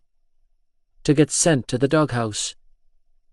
She sucked in a sharp breath before I could answer and hissed, "Please tell me you didn't cheat on her, because that girl is amazing and you need to marry her." The fuck? I narrowed my eyes and exhaled a cloud of smoke. No, Jesus. I didn't cheat on her. I don't cheat, Shan. Sorry. She shrugged sheepishly. It's just, well, when I was at BCS, I used to hear a lot of the girls in the bathroom talking about you and your, your bedroom skills. My bedroom skills? I snorted. Jesus Christ. Girls are fucked up. Girls are fucked up. My little sister wholeheartedly agreed. I don't understand them at all. You know they say fellas talk, but it's the other way around, I complained. Girls talk. I twisted my head to find her staring wide-eyed back at me. Girls do a lot of fucking talking, Sean. Yeah, I know, she sighed. You know, most of what they say is pure bullshit, I decided to add, feeling salty. I've only been in one girl's bedroom. Her eyes widened. So you've only been with one girl? I've only been in one girl's bedroom. I doubled down and repeated. Joey? My sister narrowed her eyes. That's not the same thing. Like you can talk, I shot back, giving her back her earlier words. How'd you get on in Mr. Rugby's bedroom the other week? I'm guessing this little day trip home from school has something to do with him. What? Don't pull that shy card on me, I chuckled. I can read you like a book. She nestled under my arm and sighed heavily. I didn't come home early because of Johnny. I stiffened. Then who? Bella Wilkinson. What did she do? It doesn't matter, Shannon replied, shaking her head. Forget it. Frowning, I turned to look at her. Did you hurt you? No. Call you names or something? She stiffened. So, she called you names? She nodded. What did you call you? The usual, she admitted quietly. And then she made fun of me for coming from Elks Terrace. Fucking bitch, I growled, taking another deep drag before sitting up, feeling my temper rise. You get why these girls target you, don't you? Because they hate me. Because they're threatened by you, I corrected. Because goodness shines out of you, and they're throwing shit to take that shine away. Don't let them win, Shan. How's BCS going for you? She asked, clearly trying to take the limelight off herself by steering the conversation towards me. School is school, Shan, I replied, staring out the window. Same shit, different day. You know the real reason I'm home in the middle of the day, she replied. What's your real reason, Joe? Already told ya. I shrugged and took another drag of my smoke. I'm in the doghouse. Why do I feel like that's not true? I shrugged. I just couldn't be bothered sticking around. Why don't you talk to me, Joe? She asked then, tone laced with sadness. I'm always confiding in you, but you never do the same. Because I can't. Because you'd crumble. Because I need to protect you. You know me, kid, I replied, climbing off her bed and moving for the window. I turned back and offered her a smile. I'm bulletproof.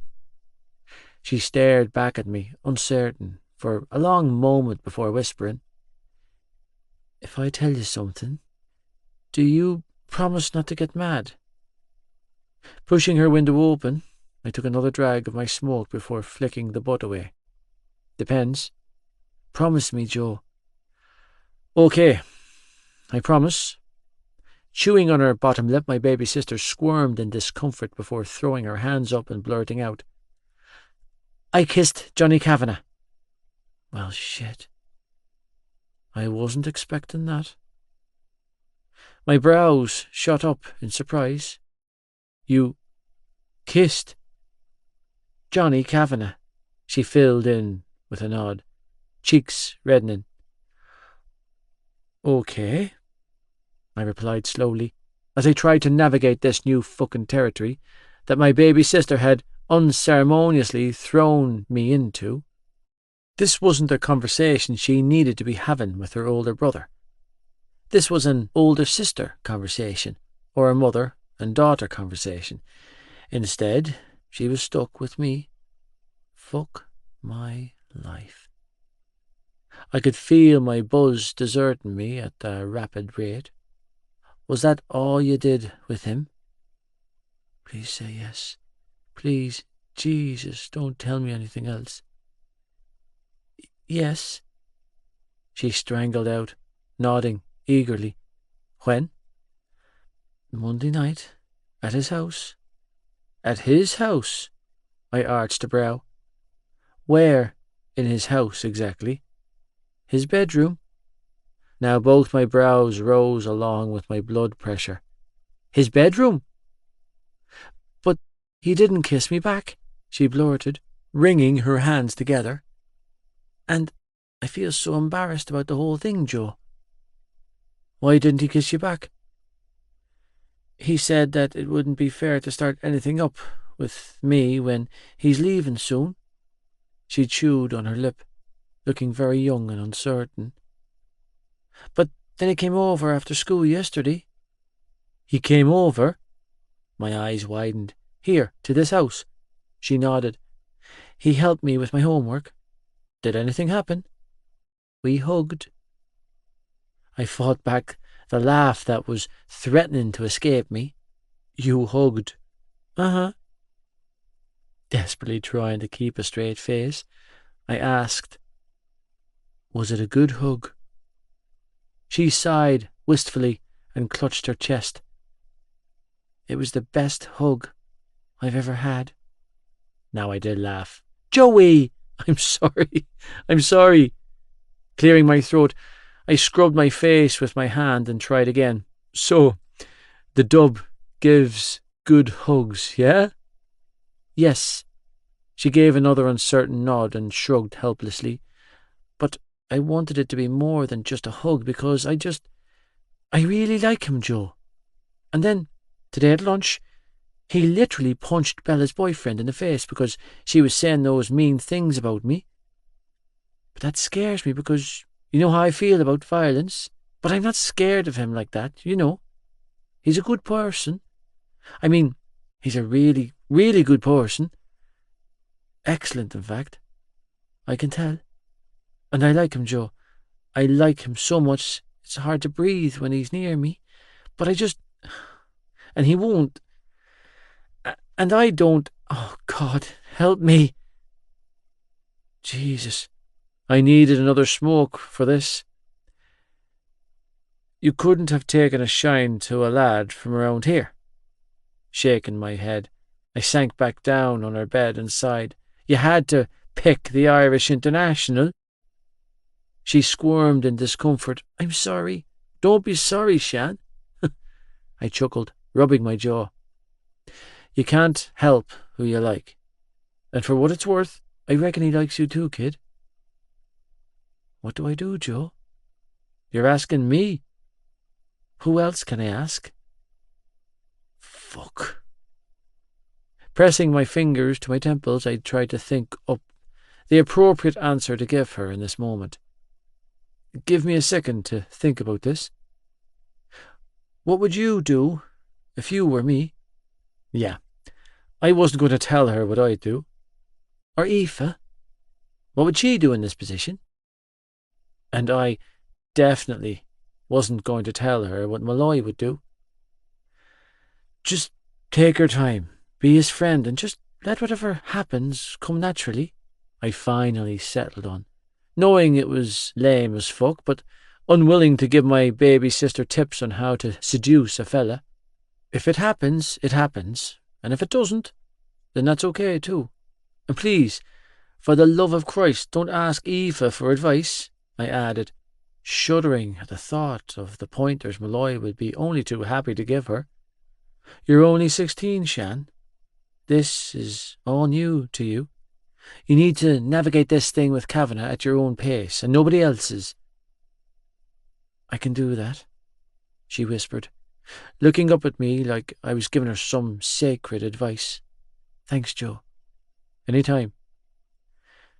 Can I ask you something else? What? How old were you? She grimaced before adding, when you first... I eyed her wearily. Do we need to have the talk? Her eyes widened. The talk? The talk, I confirmed grimly. You've had the talk, right? Mom's had the talk with you, hasn't she? I pressed, palms sweating. No. Did she have the talk with you? Fuck no. I learned along the way. I strangled out. Oh. Her cheeks flamed. Okay. Don't do that, though, I added after a beat. Don't learn on the job. The job? You know what I mean. Her face flamed. I really don't. Jesus Christ. Well, you know how it all works, don't you?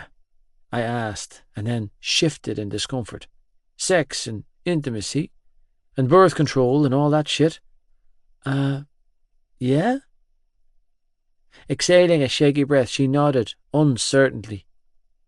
I know enough. You do. I mean, I think I do. That meant she definitely didn't. Oh, fuck. Do you, I let my voice trail off and scratched my jaw, buying myself a few extra seconds before forcing out the words. Do you need to ask me anything about it? Like what? I don't fucking know, Shan, I choked out. Advice. You have 3 minutes to ask whatever the fuck you want, and then I'm out of here and this conversation will never again be repeated. Is it like the movies? She squirmed in discomfort. Sex. Does it hurt? Yeah, the first time can hurt for a girl, I replied, resisting the urge to crawl into the corner of her room and rock. But it shouldn't hurt after that, and if it does, he's doing it wrong. Do we really bleed? Yeah. Girls can bleed the first time, but it doesn't happen to every girl. Why not? Fuck if I know. Because it's different for everyone. What about guys? Does it hurt for guys their first time? No. It's more a matter of trying to keep the head calm, I corrected, with a grimace. It's a matter of keeping calm and in control. What happens if you can't stay calm? Then it's over before it starts. Over? Over, I confirmed grimly. As in, the show's over. Oh! Her cheeks reddened. What if his, is too big? What if it doesn't fit in? It fits. I dropped my head in my hands and groaned. It always fits. But how? Magic. Joey, it just fucking fits, Shan, I replied. Once the girl is relaxed and not feeling anxious or pressured. I paused to give her a hard look. Nobody's pressuring you, right? Oh, God, no, she hurried to say. I'm just curious. Okay, then. Good. That's good to hear. Repressing a shudder, I quickly continued. Jesus, I can't believe these words are coming out of my mouth. But foreplay helps a lot. Foreplay? Yeah, Shan. What kind of foreplay? Well, not hugging, that's for fucking sure. Oh, she blushed. So you mean like kissing and stuff? And stuff, I replied, feeling like I was seconds away from throwing myself out of her bedroom window. Like touching? Yeah, like touching and tasting and... Ugh. You know what? Slapping my hands on my knees, I stood up and paced the floor. You should stick to the hugging. Hugging is perfect. Hugging is plenty close enough until you're 20. How old were you, Joe, when you first... Too young. How young? Younger than you. Her eyes widened, and she choked out a surprised cough. Joe! I grimaced. Yeah, I know. So, how was your first time? Terrible, I admitted quietly. I wasn't ready. My baby sister's eyes widened. Then, why'd you go through with it? I opened my mouth to respond, but the words failed me. Shaking my head, I racked my brain for the words I needed to answer her, but came up empty. Concern filled her blue eyes. Joe. I don't know, Shan. Shoulders slumping, I sank down on the bed beside my sister and rested my elbows on my thighs. You think you what, Joe? I think I was... Blowing out a strained breath, I wrestled with my hazed memories, trying to make sense of a night that had never made sense to me. I think I wasn't in my own body, if that makes sense. In what way? I was high as a kite that night, and I mean, I can sort of remember it happening, I admitted, cracking my knuckles together, but I don't remember how or why it happened. I don't understand, she whispered, turning her body to face me. Are you saying you... Swallowing deeply, my baby sister reached for my hand and squeezed. Did you not want it to happen, Joe? I don't know, Shan, I forced myself to admit out loud for the first time. I mean, I know that I liked the girl it happened with, and I know that I wasn't upset about it afterwards, but I just don't remember how it happened. Joe, her hand tightened around mine. That kind of sounds like you didn't consent. Maybe, I muttered, scratching my head. But I must have enjoyed it because I went back there with her multiple times over the years. She was actually a friend-type person of mine back in the day. It doesn't matter if you did it 1,000 times with 1,000 different girls, Shannon croaked out. You both need to consent every time, Joe. Jesus, I muttered, shaking my head. How did this conversation get so deep? Does Aoife know? Does Aoife know what? About what happened to you on your first time? No, because nothing happened to me, Shannon, I was quick to point out, quickly shutting down the conversation before it went to a place that my mind had no intention of visiting. I got high, I got fucked, I got over it, and then, when I got high again, I got fucked some more. Rinse and repeat. That was my mantra, so, yeah, I was way too young and way too fucking reckless with my body, I admitted, giving her a hard look. Don't make my mistakes, Shan. Don't give yourself away to the first person who shows you an ounce of affection. Just take your time. I promise the right person is worth holding out for. Okay? Joe, I really feel like you weren't... Don't. Okay? Annoyed, I stood up and moved for her door. Don't make me a victim, Shan. It's not the narrative of my story. Do you wish Aoife was your first? She thankfully changed the subject by asking. Every day, I admitted with a shrug. It's fucking miserable knowing that I threw something around that means so much with the right person. It's even worse knowing that she knows it. So she waited for you. I'm not talking about Aoife, Shan, I replied. A lad has limits, you know. Ask what you want about my sex life, but not my girlfriend's, okay? You really love her, don't you? It's not just about love. It's about respect and compatibility and friendship and loyalty. Exactly. Whoa. Shannon breathed. You're very sweet under that prickly exterior, aren't you? I'm hungry under this prickly exterior, I muttered, desperate to get away from the topic of the birds and the bees. Want to make your favourite brother something to eat before he has to go to work? Okay. Sighing heavily, she climbed off her bed and walked right up to me, wrapping her skinny arms around my waist. But only because you are my favourite brother. You don't get to let me. Aoife. Are you going to speak to me? Nope. Come on, Malloy. Don't be cranky. Shut up and watch the movie. I'm not talking. I'm texting. Yeah, well, I can hear your stupid voice in my head. Which? Asshole. I'm not staying over if you're not going to talk to me. Ha! Try and leave. I dare you. Fine, but I'm not snuggling you.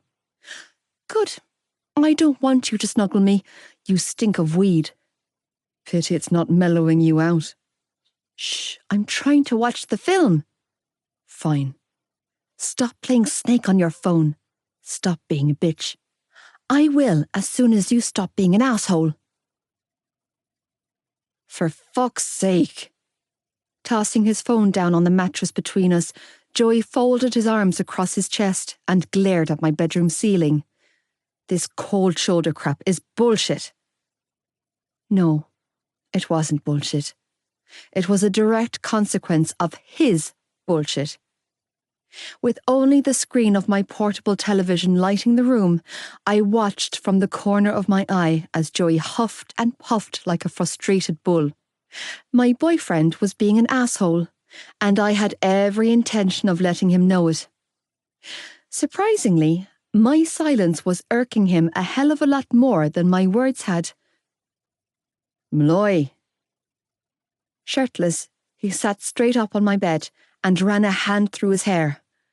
Come on, I haven't done anything wrong today. The fact that you have to add the word today to the statement, I haven't done anything wrong, speaks volumes, Joe. I said I'm sorry. I know you did. Then what do you want from me? I want you healthy. I am healthy. He growled, flopping back down on the mattress. Fuck.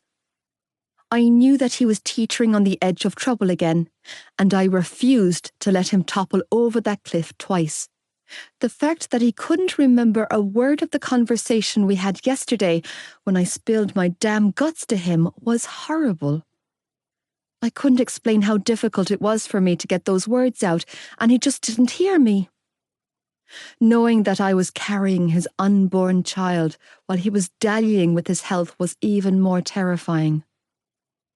I'm not doing this again, Joe, I told him. I'm not letting you do this again. Letting me? He spat the words like they were offensive. You don't get to let me do shit, Eve. I do my own thing. Sure thing, asshole, I mocked, increasing the volume on the television remote. I flushed your stash, by the way. He narrowed his eyes at me. I don't have a stash. You don't? I narrowed my eyes right back at him. Then whose prescription pills were those in the front pocket of your school bag? You searched my bag. Yep, I smiled sweetly. Sure did. For fuck's sake, he muttered, rubbing his face with his hand. Where's the baggie, Malloy? The baggie is in my rubbish bin. The contents of the baggie are on the way out to sea. You didn't seriously flush my pills. I seriously did, stud. Jesus Christ. Do you know how much those cost me? Sitting straight up once again, my boyfriend dropped his head in his hands and bit back a roar. Fuck, Eve, I told you I have it under control. And I told you that I'm not letting you do this again. I'm fine. And I'm making sure that you stay fine. This is ridiculous, he grumbled, twisting around to face me. You do realise that no other lad would take this shit from his girlfriend. What shit exactly? Tossing the remote down, I sat straight up and faced him. The part where I try to keep you alive? I'm not dying. You could die. My voice cracked, and I sucked in a sharp breath, desperately trying to school my features as I met his stare head on. I love you. I know. Emotion flickered in his eyes and he bowed his head. I love you back. No, you don't get it. You are the love of my life, I bit out, catching his chin and forcing him to look at me. What I feel for you? How deeply I love you? It's fucking insane, Joe. So yeah, I'm going to do the right thing for you every time, whether that pisses you off or not, because I want you here with me, on planet Earth, for a long time. I'm not going anywhere, he whispered, snatching my hand up in his. I'm never leaving you, Malloy. See, I know you believe that, I replied, tone thick with emotion. But every time you snort a line or pop a pill, you're playing Russian roulette with your life and my heart. Hurricane Malloy. Joey. The anger emanating from the girl in the driver's seat assured me that not only had I been given permanent residency in her doghouse, but I'd earned the title of King of Fuck-Ups. By the time we reached school on Thursday morning, the silent tension building up between us was unbearable. Both unwilling to budge an inch, I let her sit in her anger, while she let me stew in my guilt.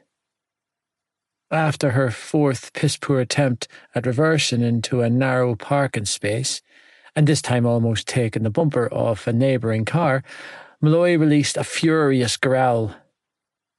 She jacked the handbrake, put the gear stick in neutral, climbed out, leaving the car in the middle of the line of traffic. Wordlessly, I climbed out and rounded the driver's side, while Malloy folded her arms across her chest, tapped her foot expectantly, and gave me a stormy-eyed glare. Reversing the car into her intended parking spot, I killed the engine, climbed back out, and rounded the boot. Yanking it open, I grabbed both of our bags and tossed them over my shoulders before reaching for my Hurley and helmet. Slamming the boot shut, I locked the car back up and tossed her the keys. Catching them mid-air, she pocketed them, and then, with her nose cocked in the air, she walked over and yanked her bag off my shoulder. Fine. Suit yourself.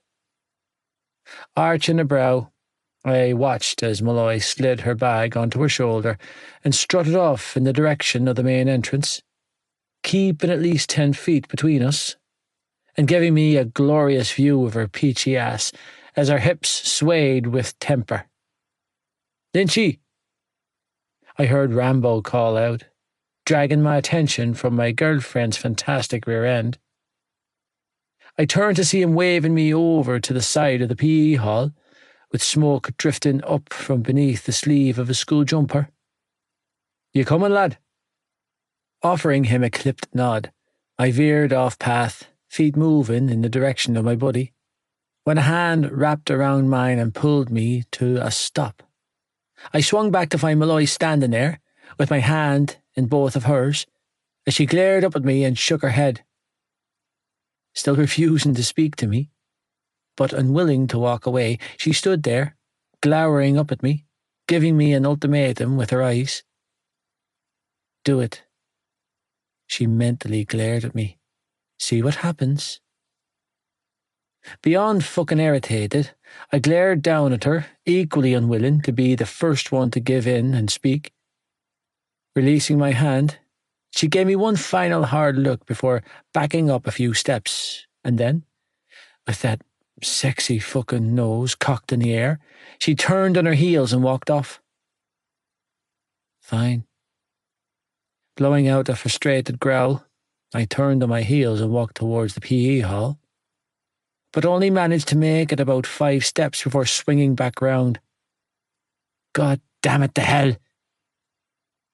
I could hear Rambo and the lads cracking up with laughter and making the mandatory whipped sounds as I trailed after my girlfriend like a fucking puppy.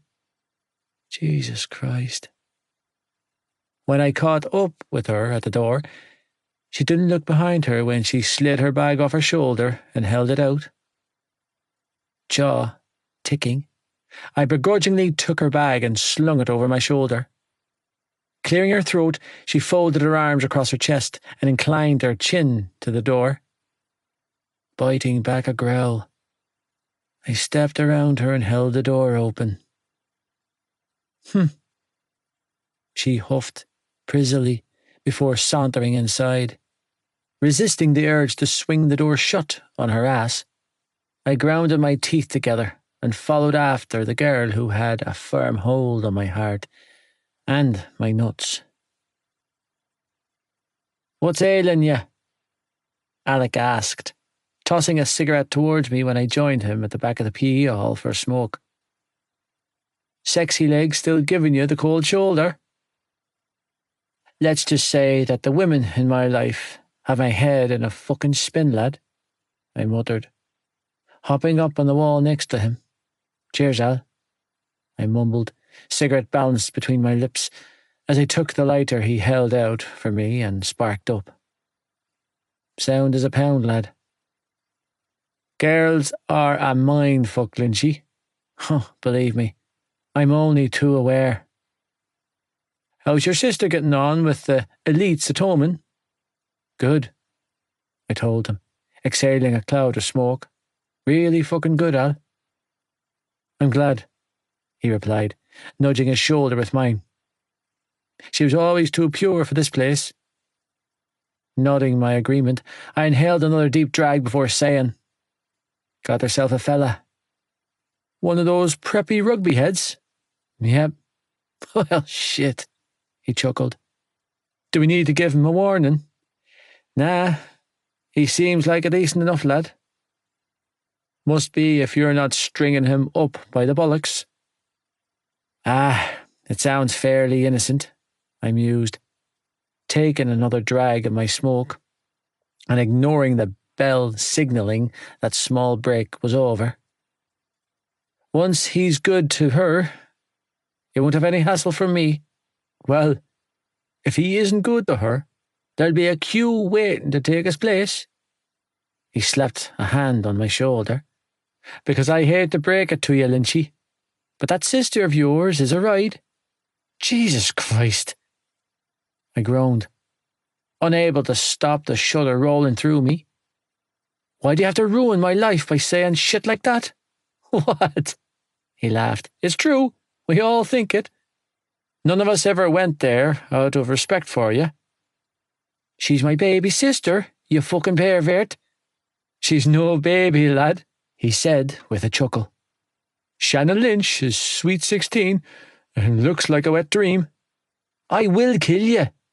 "I'm only saying." "Well, don't say it." I shuddered again. "Don't even think it. Jesus. She has epic blue eyes." "I have an epic right hook." "Then save it for the fella actually banging your sister, not the fella admiring her from a distance." He laughed. "He's not banging her."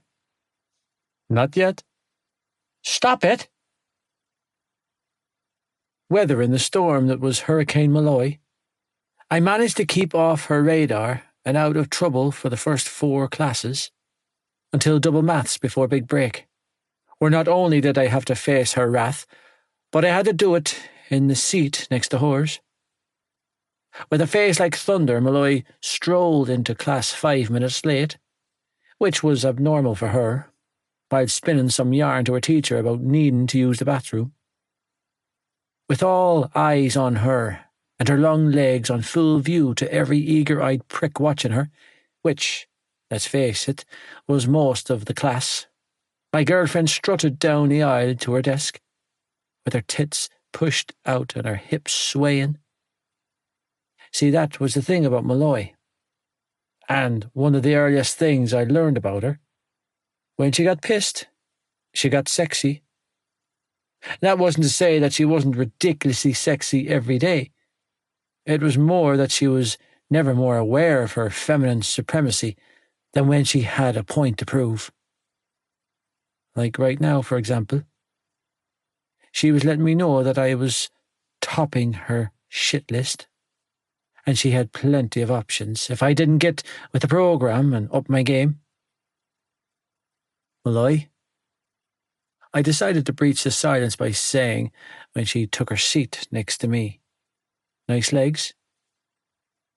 Her lips reluctantly tipped upwards, but she quickly steeled her feathers, keeping her scowl in check, as she set her books and pencil case on her desk. "Can we just—" She shook her head, letting me know in no uncertain terms that she wasn't ready to wave a white flag of her own. She had a lot of nerve. If anyone had the right to be pissed off, it was me. The misfortunate bastard whose stashed she flushed down the damn toilet the night before. Shrugging at her prissiness, I leaned back in my seat, pencil in hand, and stared out the window, watching as the March rain pelted against the pane of glass outside. Deep in my thoughts, I let myself delve into the mess that was my life, all the while wondering how the fuck the girl sitting beside me was still, well, beside me. Yeah. Stash flushing aside, I knew I was punching. And in the wrong. I'd made a hash of everything. Again. I'd gone back on my word. Again. I'd let her down. Again. Nothing about our relationship was balancing in my favour anymore, and honestly, aside from my ability to put my dick to good use, I couldn't see the appeal of being with me. I thought she was done with me that night. I expected her to be done with me. My father assaulted her, for Christ's sake. No relationship, no matter how much love or loyalty there was, came back from a blow like the one ours had taken. But here she was, mad as hell, and putting on her boxing gloves to go another round with me. I didn't know how Malloy could love me after what he did to her, much less want to be with me. I sure as hell couldn't stand the sight of myself. "Joseph, do you need a hand with something?" our teacher asked, dragging my attention away from the window into the front of the class. I stared blankly up at her. "Huh? Page 457, she said with a weary sigh. "Eyes on the book, please." Rolling my eyes, I turned my attention back to Malloy's textbook laying open on our desk, the one I'd been using since the start of the year, and frowned when my gaze settled on one lone earphone. The cord attached to it led back to the MP3 player balancing on Malloy's lap under the desk, while the other earphone dangled from her right ear. Picking it up, I discreetly popped it in my left ear and listened as Puddle of Mud's "She Hates Me" drifted into my ear. Lovely. What a sweet way to serenade your boyfriend. Fuck my life. Turning the page in her copybook, I watched as Malloy hovered over the page and scribbled something down before pushing the copybook towards me. "You're an asshole." Sighing heavily, I grabbed my pencil from behind my ear and quickly jotted down a response. "You're only figuring that out now?" Reading over my words, she quickly put pen to paper and responded. "I was blinded by your big dick." Shaking my head, I snatched the page up and wrote my reply. "So you're writing me notes and playing me love songs? Does this mean I'm out of the doghouse?" Her brows furrowed as she read my question and scribbled a furious response. "No, dickhead, you're not out of the doghouse. Consider this note my version of throwing you a bone. As for love songs, you should be so lucky." I smirked and wrote down a reply. "Yeah, well, this dickhead loves you."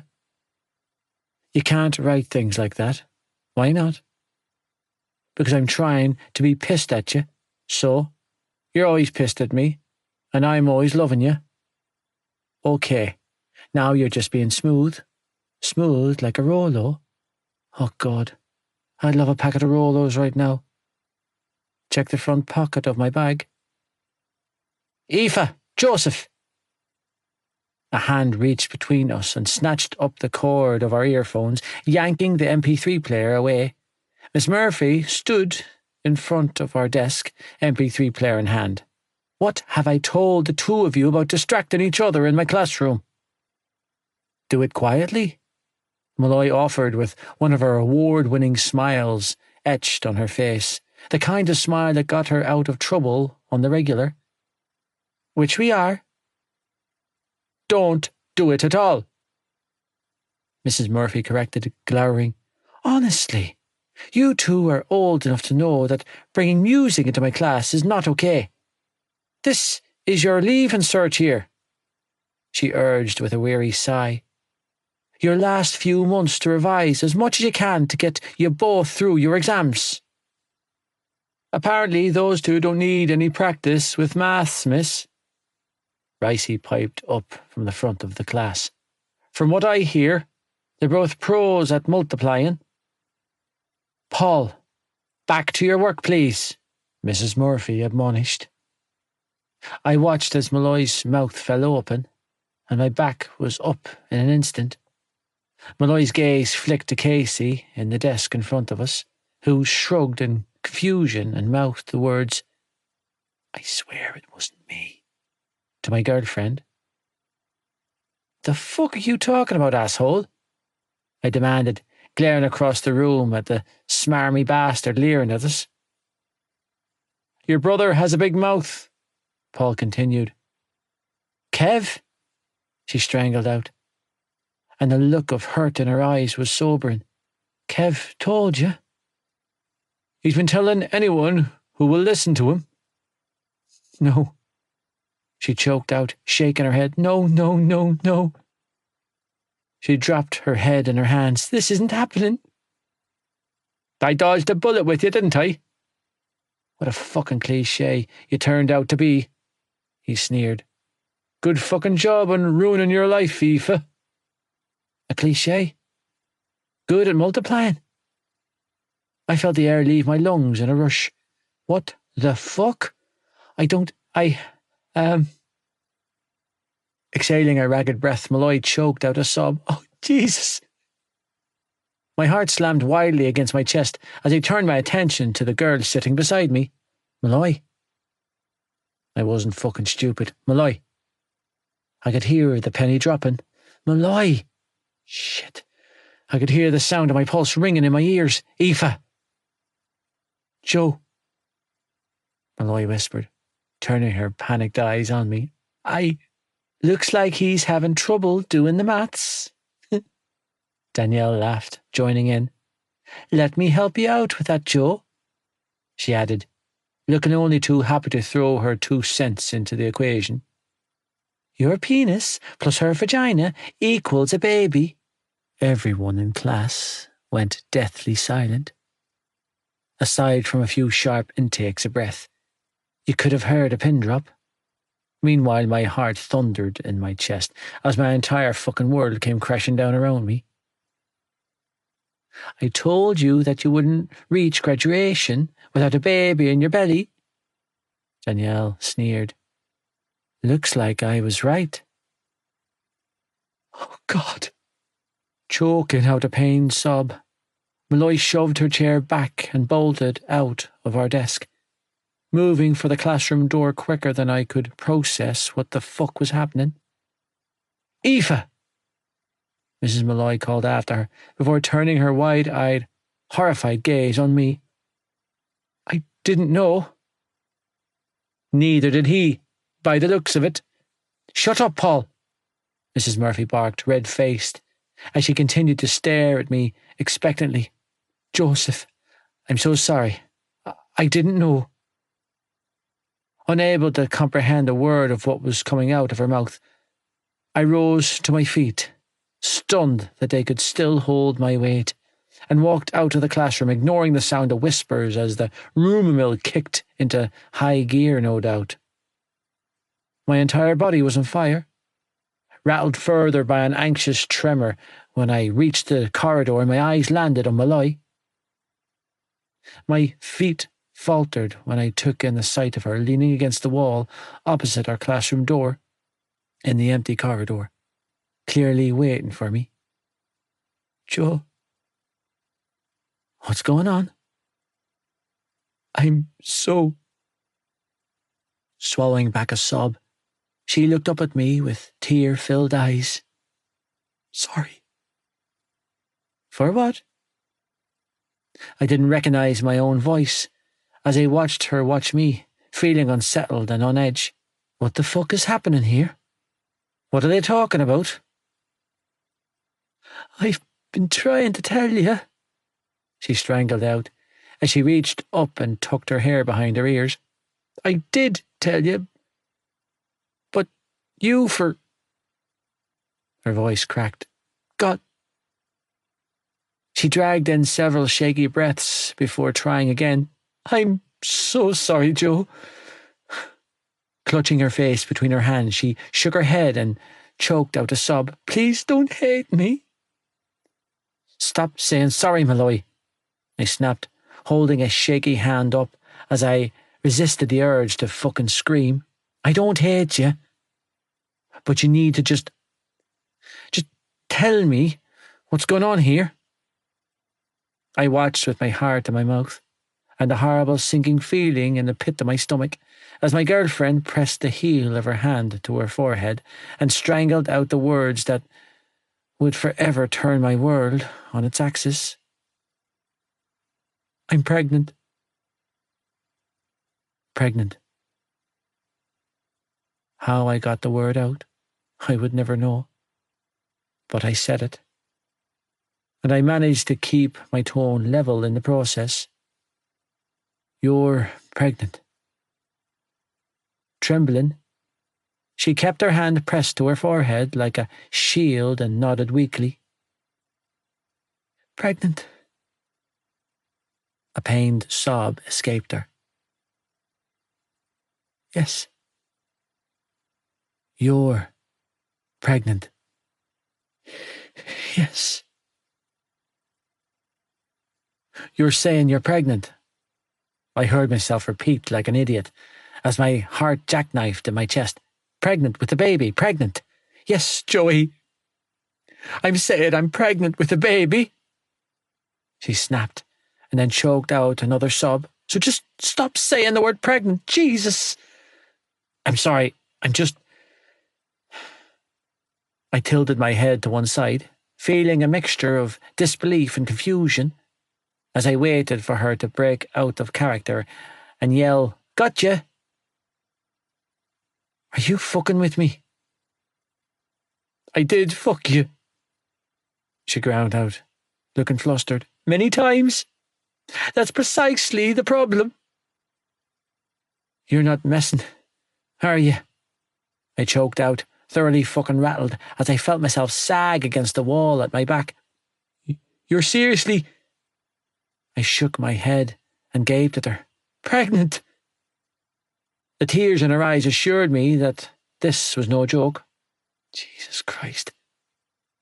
My brows furrowed as a surge of raw, undiluted terror coursed through my veins. How?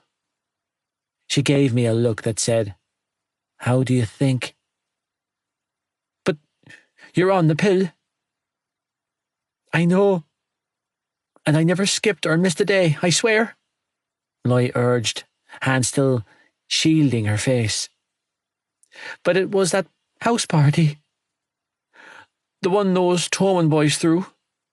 She shivered violently before adding, "I spent the whole night puking. And that following evening, too, remember?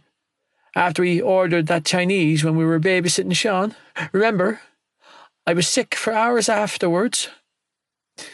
It must have messed with my birth control." "The Tommen party." My heart slammed wildly against my ribcage. "Jesus Christ, Eve. That was months ago." She flinched. "I know, Joe." Blowing out a shaky breath, I ran my hand through my hair, completely fucking reeling. "Exactly how pregnant are you?" "Joe, tell me." "About 3.5 months." 3.5 months? My eyes widened, and the panic I was feeling multiplied by about 3.5 months worth. 3.5 fucking months, and I'm only hearing about it now. I was scared. "Okay," she cried out defensively. "And I didn't know myself until a few weeks ago. I tried to tell you a million times, I swear, but I was just so fucking scared, Joe. I was terrified of sending you off the deep end again. You were doing so well, and I didn't want to risk that. But then everything with your father happened, and you went off the deep end anyway, and oh my fucking God." My stomach heaved, and I had to press a hand to my chest to steady myself. "He did that to you while you were pregnant with my baby. Joe, he did that to you." Heart hammering wildly in my chest, I squeezed out, "He hurt you when you were... Jesus Christ, you are. When I finally did work up the courage to tell you, you weren't even present." "What?" I demanded, hoarse. "When?" "The other day," she admitted brokenly. "But you were strung out." Heart gunning in my chest, I tried to wrangle in my raging fucking panic as words from a conversation I couldn't fucking remember flashed through my mind. "We're having a baby."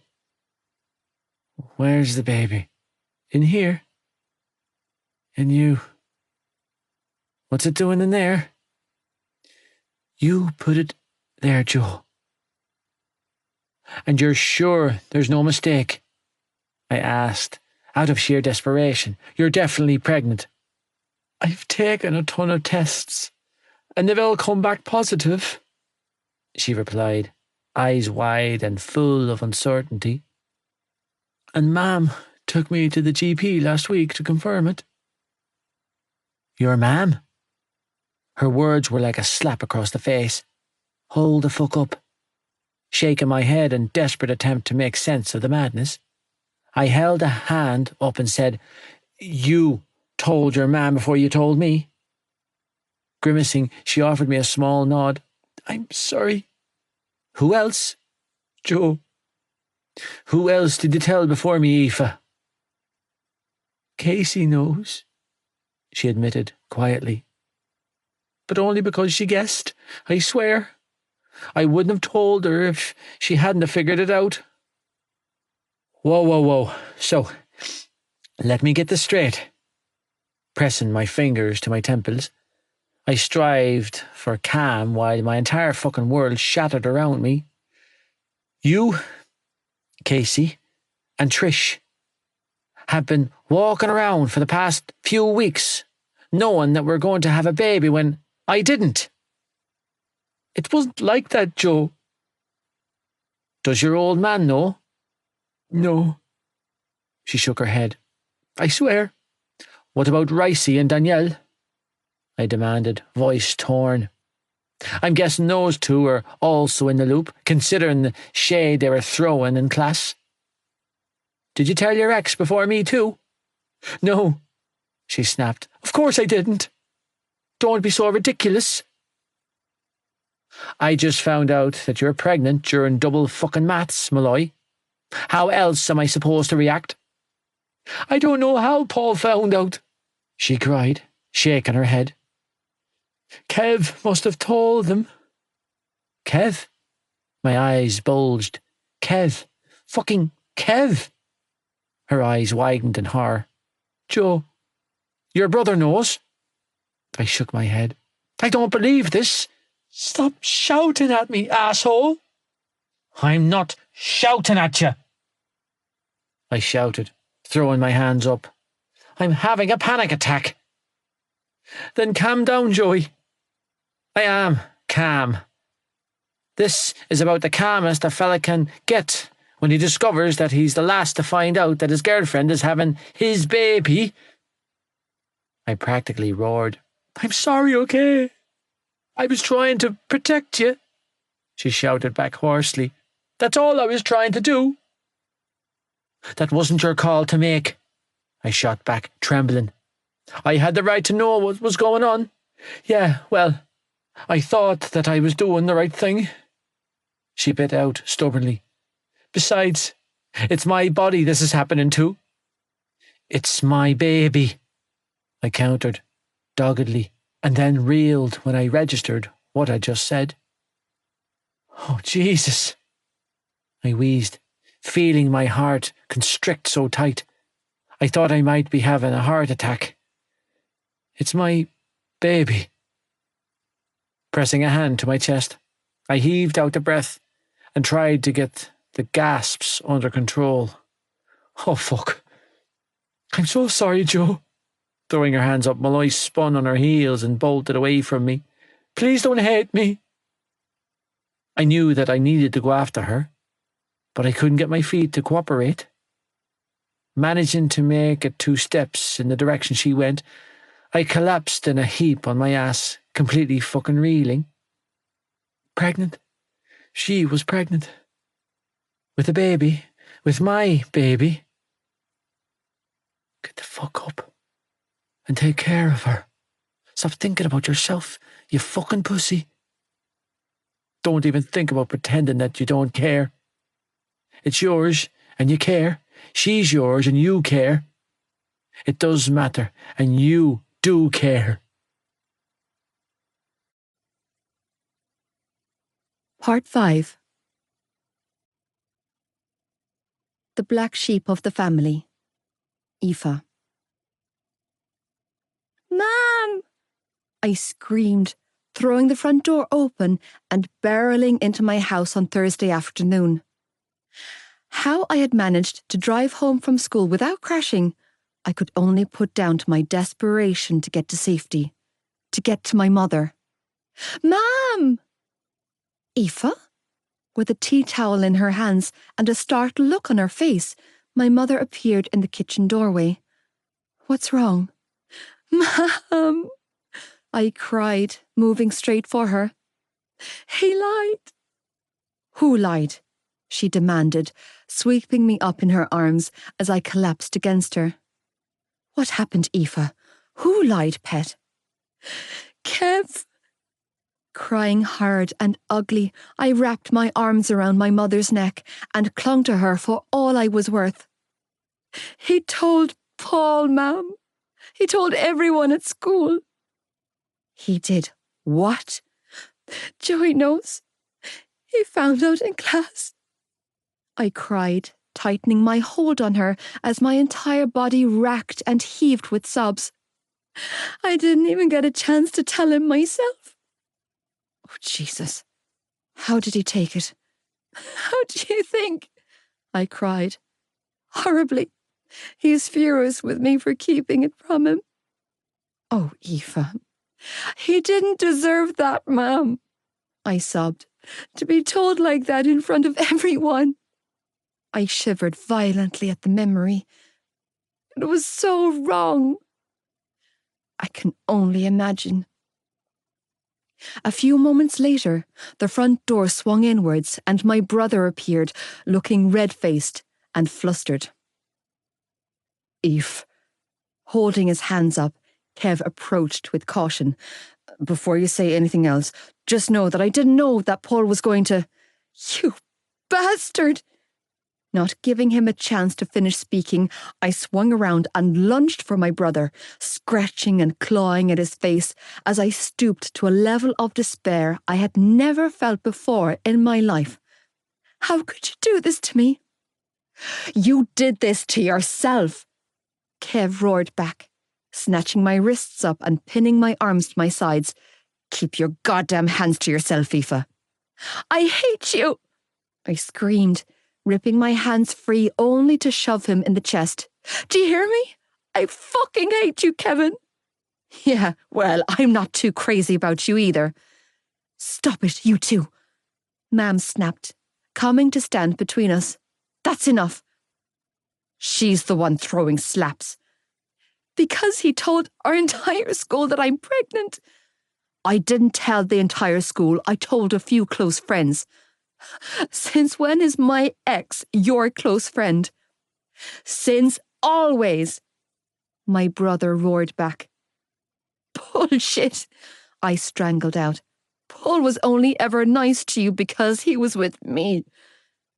You really believe that, don't you? Because it's true.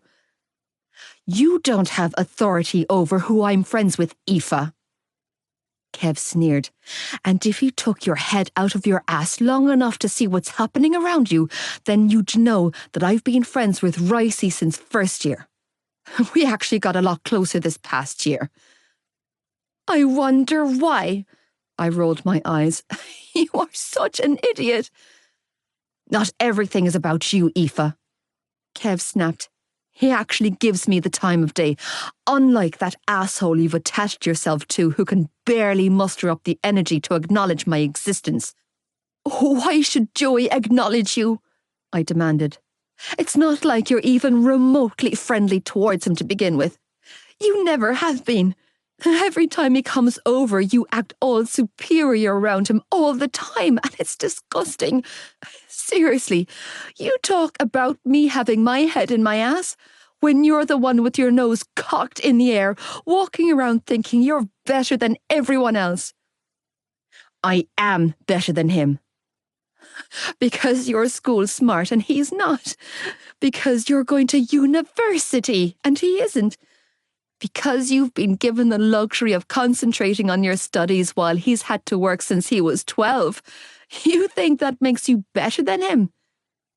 See, you're trying to insult me when all you're really doing is listing off positive characteristic traits. Ugh.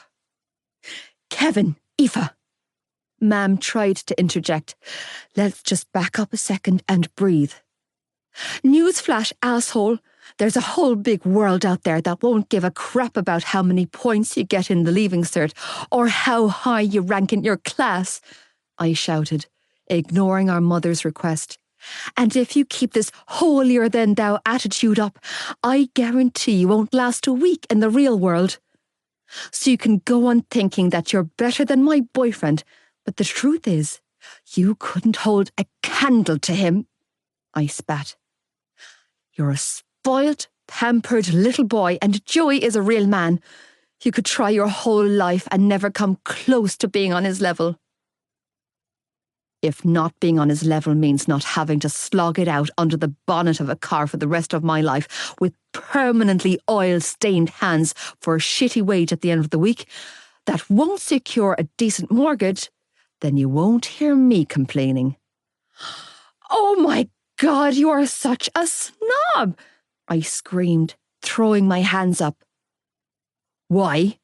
Kev demanded. Because I'm a realist? Because I'm stating facts? Because I'm pissed that my sister has thrown her future away for an asshole from Elks Terrace with no decent prospects? Because you're ungrateful, Mam interjected, looking beyond hurt. All of those fancy computer games lining the shelves in your bedroom were paid for with oil-stained hands. Every stitch of clothes on your body and every morsel of food you've put in your mouth since the day you were born came from those same hands. Your father's hands. Your father, the mechanic, who has spent most of his life busting his bollocks to give his children a better life than the one he had. Which is exactly why you should be praising me for appreciating the sacrifices that you and Dad have made for us and berating her for throwing them back in your face. How have I thrown anything back in their faces? By being thick enough to let that scumbag drug addict between your legs. Kev snarled. You do realise that the father of your grandchild is a fucking junkie, don't you, ma'am? Shut the hell up, Kevin, I hissed, lunging for him once more. Stop, Ma'am warned, separating us again. Calm down, Aoife. This isn't good for you. He isn't good for her. You don't know what the fuck you're talking about. Look at you, my brother roared. Look at the state of you, picking fights in your condition. You know why, don't you? It's because he's after rubbing off on you. You had everything going for you and you threw it away. He shook his head in disgust. For him. What's going on in here? Dad asked then, strolling into the kitchen, lunchbox in hand. And yes, his hands were stained with engine oil. He looked from me to Kev and his brows furrowed in confusion. What are you all shouting about? He looked to Mam. It's lunchtime, Trish. Why are the twins not at school? Nothing. Mam was quick to interject, moving to our father. It's nothing, Tony. Enjoy becoming his mother, Aoife. Kev continued, ignoring our parents as he glowered at me. Because the entire town knows what kind of a doormat she is. You should take some tips from her sometime, because that's all you'll amount to now. Shut up, Kevin, Mam hissed. Not another goddamn word. Mother? Dad blinked in confusion. Whose mother? This is your fault, Kev snapped, turning his accusing glare on our father. You brought him into our lives. Please, Mam, I groaned, dropping my head in my hands while Mam tried and failed to silence my furious brother. Just make him stop talking. Who? Dad demanded, looking wholly confused. What are you talking about? Aoife's pregnant, Kev roared, jabbing a finger in my direction, and with those words, he blew my world to smithereens. Again. Of that piece of shit that you're so hell-bent on seeing the best of. My father reeled back like the words my brother spoke had physically struck him. Kevin, Mam strangled out and then quickly placed her hands on my father's chest. Tony, breathe. It's all right, love, just take a breath. Yeah, golden boy doesn't seem so perfect now, does he? Kev taunted, looking angrier than I'd ever seen him. Not when he's knocked up your daughter, huh, Dad? What are you? My father's panicked eyes flicked me. Aoife? Dad, I didn't mean. I'm so sorry. I sobbed, hands hanging limply at my sides. I looked at my brother and shook my head. I hate you. I tried to tell you about him, Kev continued to shout, aiming his pain at our father now, but you wouldn't be told. I warned you about what kind of person he was, but you insisted on hiring him, on treating him like the son you always wanted but never got with me. Kevin! Well, congrats, Dad, Kev croaked out, voice breaking. You finally got your wish. You'll have a grandchild off him soon enough that will cement him deeper into the family. You'll finally have the son you always wanted. Unable to handle another second of watching my world fall around me, I bolted from the kitchen, ignoring my mother's pleading and my father's shouting. as I made a beeline for the front door, desperate to escape. "Aoife!" Kev called out, hurrying after me. "Wait up! Don't touch me," I spat, yanking my arm free from his hold, and I glared up at him. "And don't ever speak to me again." "I didn't," my brother began to say, but then jutted his chin out defiantly and hissed, "He had to know."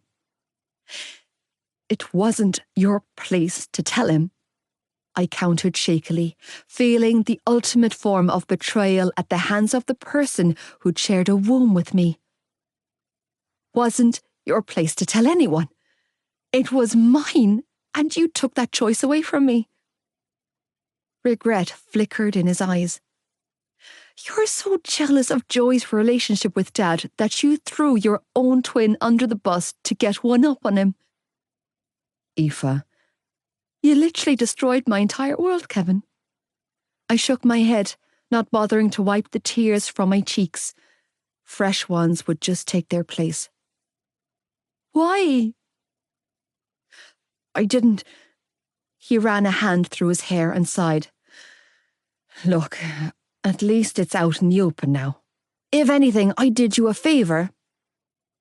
"You told my father before I could," I choked out, chest heaving. "You told Paul, who told my baby's father before I could." Confusion filled his eyes. "Joey didn't know?" I shook my head. "I didn't know that." Sighing heavily, he reached for my hand. "Shit, Eve, I didn't..." "No." I held a hand up and warned him off. "Stay back." "Aoife, I mean it," I snapped. "I'm ashamed to call you my brother." "And you think I'm proud to call you my sister?" he shouted back, cheeks reddening. "Proud to have a slut in the family? You're the embarrassment here, Aoife. You're the one bringing down the tone. You're the screw-up, not me." He tossed out defensively. "It's not my fault that you didn't tell the guy. He's the first one you should have told." "Not your fault?" I gaped at him. "This is all your fault. You might have the brains when it comes to school, but you're a cruel, spoiled, jealous bastard without a shred of heart, and I will never forgive you for this. Do you hear me, Kevin? I will never forgive you." "Fine," he shot back defensively, tone thick with emotion. "See if I care." "Oh, you'll care, you spiteful little shit," I growled, backing up the garden path towards our gate. "And you'll be sorry." "What are you going to do?" he called after me. "Set your guard dog on me? Again?" "I pulled him off you last time," came my heated reply. "Don't think I'll make that mistake twice." "And I let him off the hook the last time," my brother reminded me. "Don't think I'll make that mistake twice." "No, Kev, I won't set my boyfriend on you," I hissed, shoving the gate open.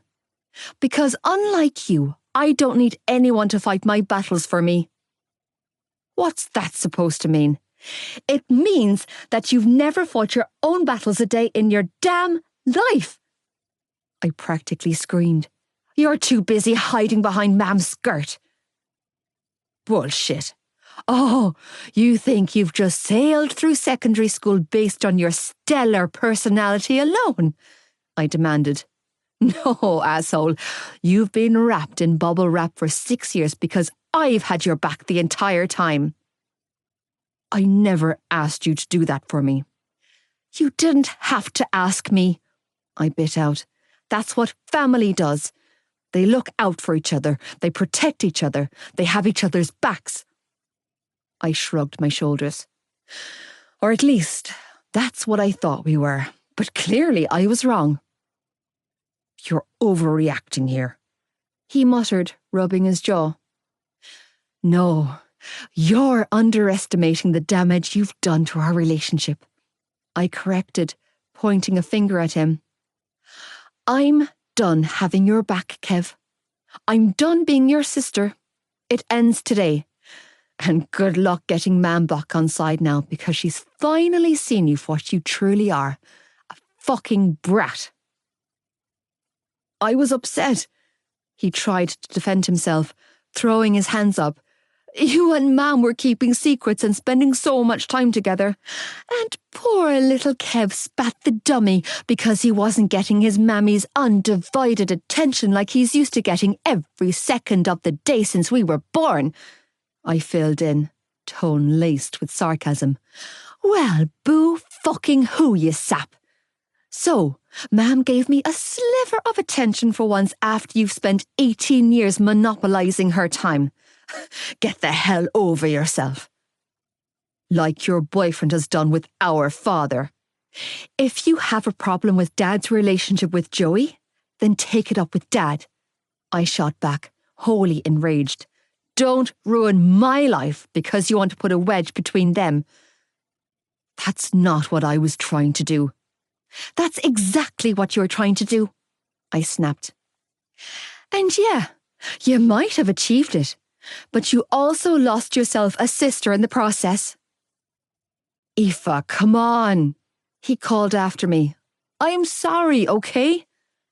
Don't come too close, Kev, I called over my shoulder as I stormed down the footpath away from my brother. You wouldn't want the neighbours seeing you associating with the family slut. Why did you say that to her, you little bollocks? Rushing into the garden, with Mam hot on his heels, Dad called after me.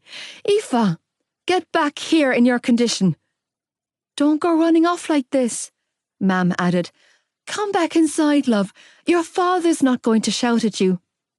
Leave me alone, I screamed, breaking into a run as I raced down the footpath, needing to get as far away from my family as possible. Because I couldn't do this. It was too much. I couldn't handle the emotions rushing through me.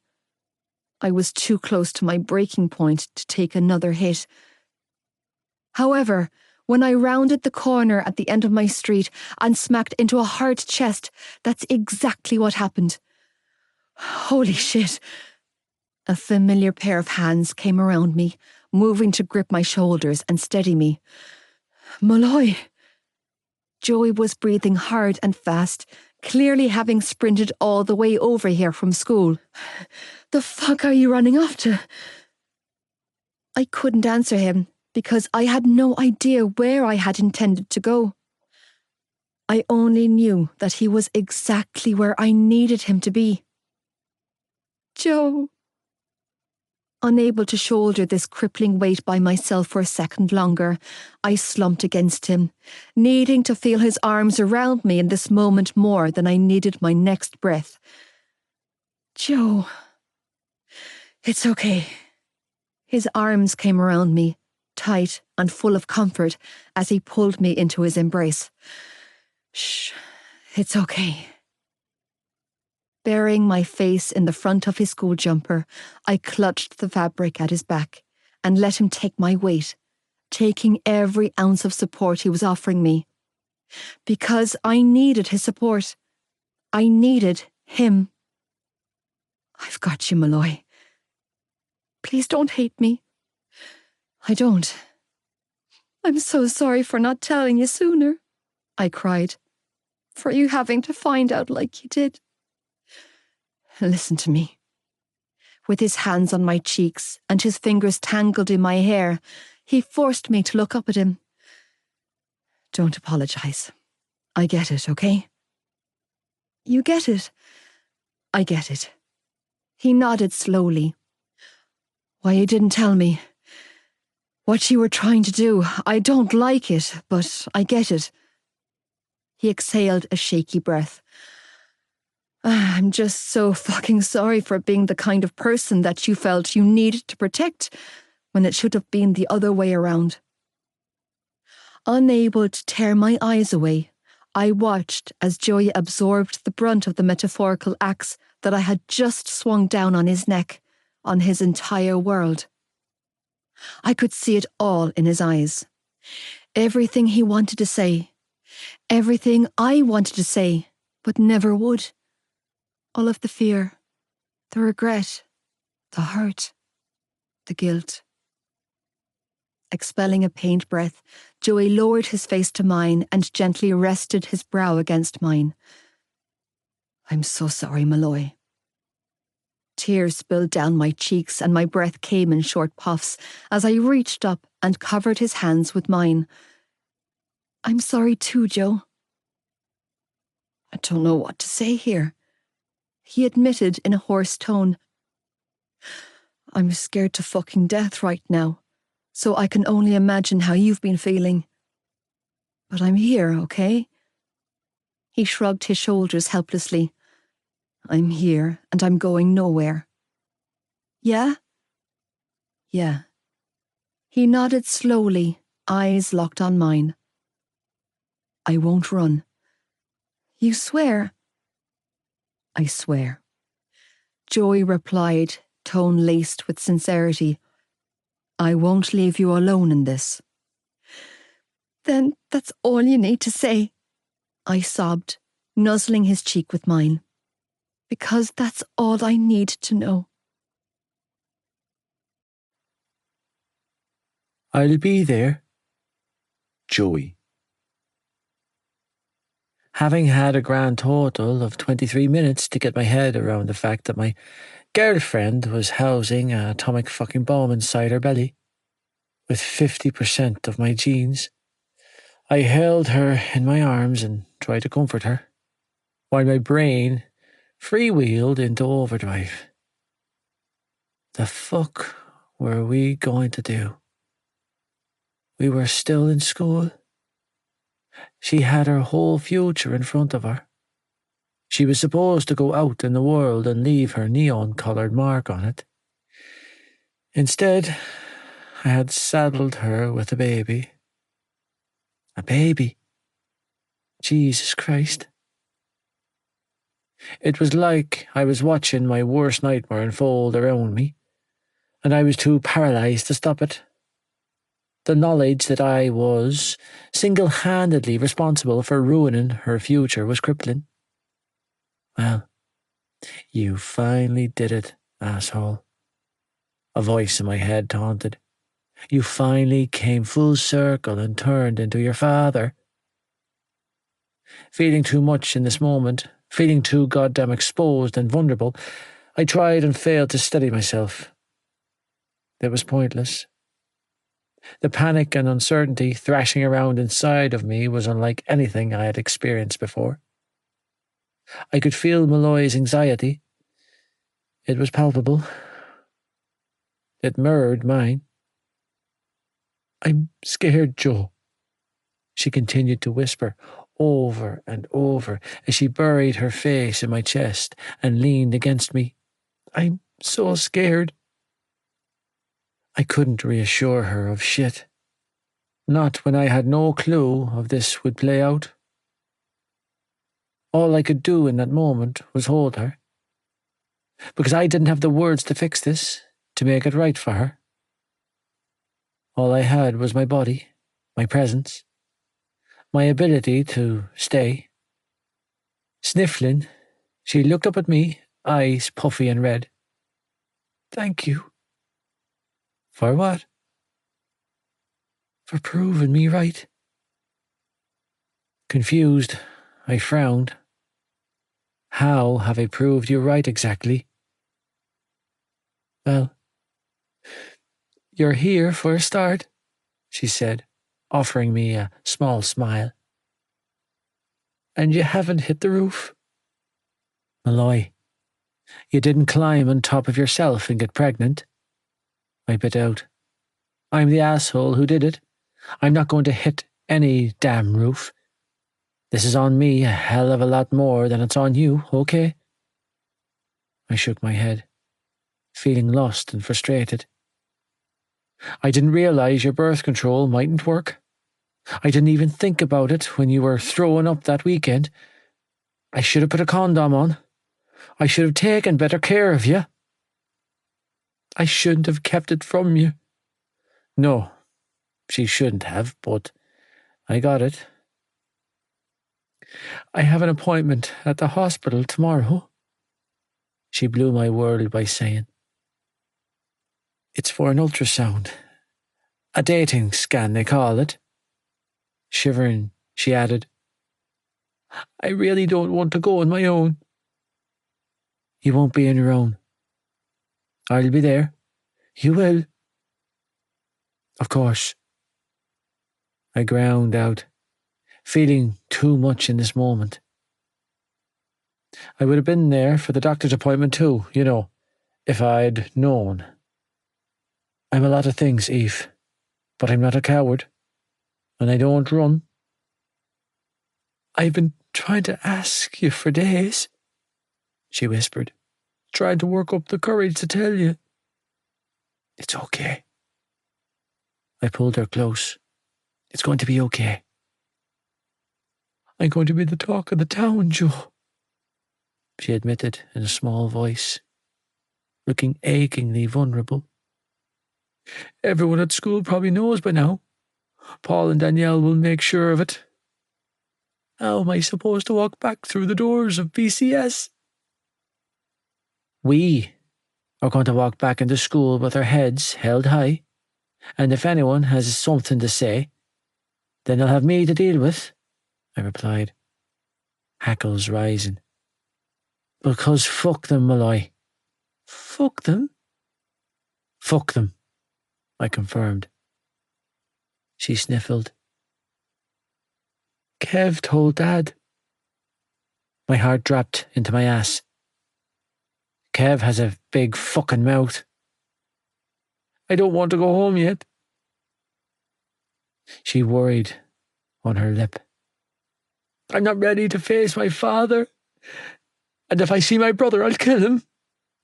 That made two of us. Then don't go home yet, I replied. Stay with me.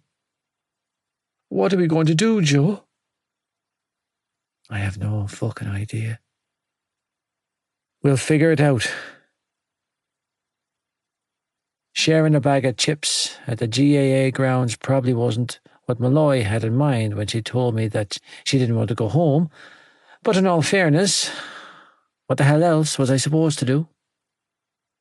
I didn't have a car to bundle her into. I didn't have a home to take her to, not one where she would be safe. I had no big-time future ahead of me like her ex, or no family to prop me up like him either. I had a grand total of €13 in my pocket, and the prospects of a gutter rat. Fucked didn't even come close to defying how much trouble we were in. The only thing that I had going for me, that most of the lads I knew who were in similar positions didn't have, was the fact that the girl carrying my kid happened to be my best friend. In a way, that made her being pregnant significantly worse because the guilt was so staggering. My conscience was weighing on me in a way that Drico or any of the lads I knew with kids had never experienced. Because for me, it wasn't my future I was mourning. It was hers. Because I loved her. I loved her so fucking much that I let myself get reckless and ruin her. I didn't meet her on a whim, stick my dick in her after 2 or 3 weeks of messing around and become a makeshift family overnight. I had 6 years of friendship racked up with Malloy. I knew the girl inside out and she knew me. We'd grown up together. Our lives were tangled up and entwined. She had never been someone to pass away the time with until something better came along. She was the time, the better, the goal, the whole 9 yards. Any future I had ever dared to imagine for myself never veered from having her slap bang in the centre of it. I never wanted to be a parent. Babies were never part of my plan. But if it had been a deal breaker for Malloy, far, far into the future, then I maybe could have been persuaded. Now, It was being thrust upon us both. "Don't even think about it, Houdini," I heard myself warn an hour later as I watched my girlfriend eyeing the towering wall surrounding the GAA pavilion. It was a wall I'd watched her effortlessly scale 1,000 times before. Not anymore. "I mean it, Eve," I warned. "Keep those feet on the ground." "You're being a tad dramatic." "It's called being sensible." She rolled her eyes. "Since when do the words Joey Lynch and sensible go hand in hand?" "Since the words Aoife Malloy and pregnant joined forces," I shot back, holding my school jumper out for her. "Sit your ass on the footpath." Begrudgingly complying, she took my jumper, folded it in half, and then placed it on the concrete before lowering herself down. "Thanks for the food, Joe." With legs for days stretched out in front of her, she placed the warm brown bag of steamy chips on her lap and sighed. "I'm flat broke right now, and I missed all of my shifts at work last week, so I don't have any money coming in for a few weeks." We were both flat broke, but if I couldn't buy my pregnant girlfriend a measly bag of chips, then I needed to be taken out into a field and shot. "Don't worry about money," I replied, doing more than enough worrying for the both of us as I sank down beside her. "I'll figure it out." "What do you mean?"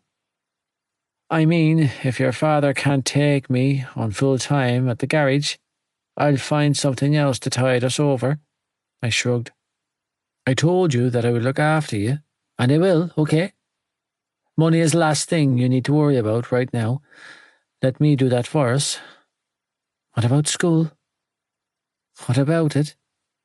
Sighing heavily, I hooked my arms around my knees. "Babies aren't cheap, Malloy."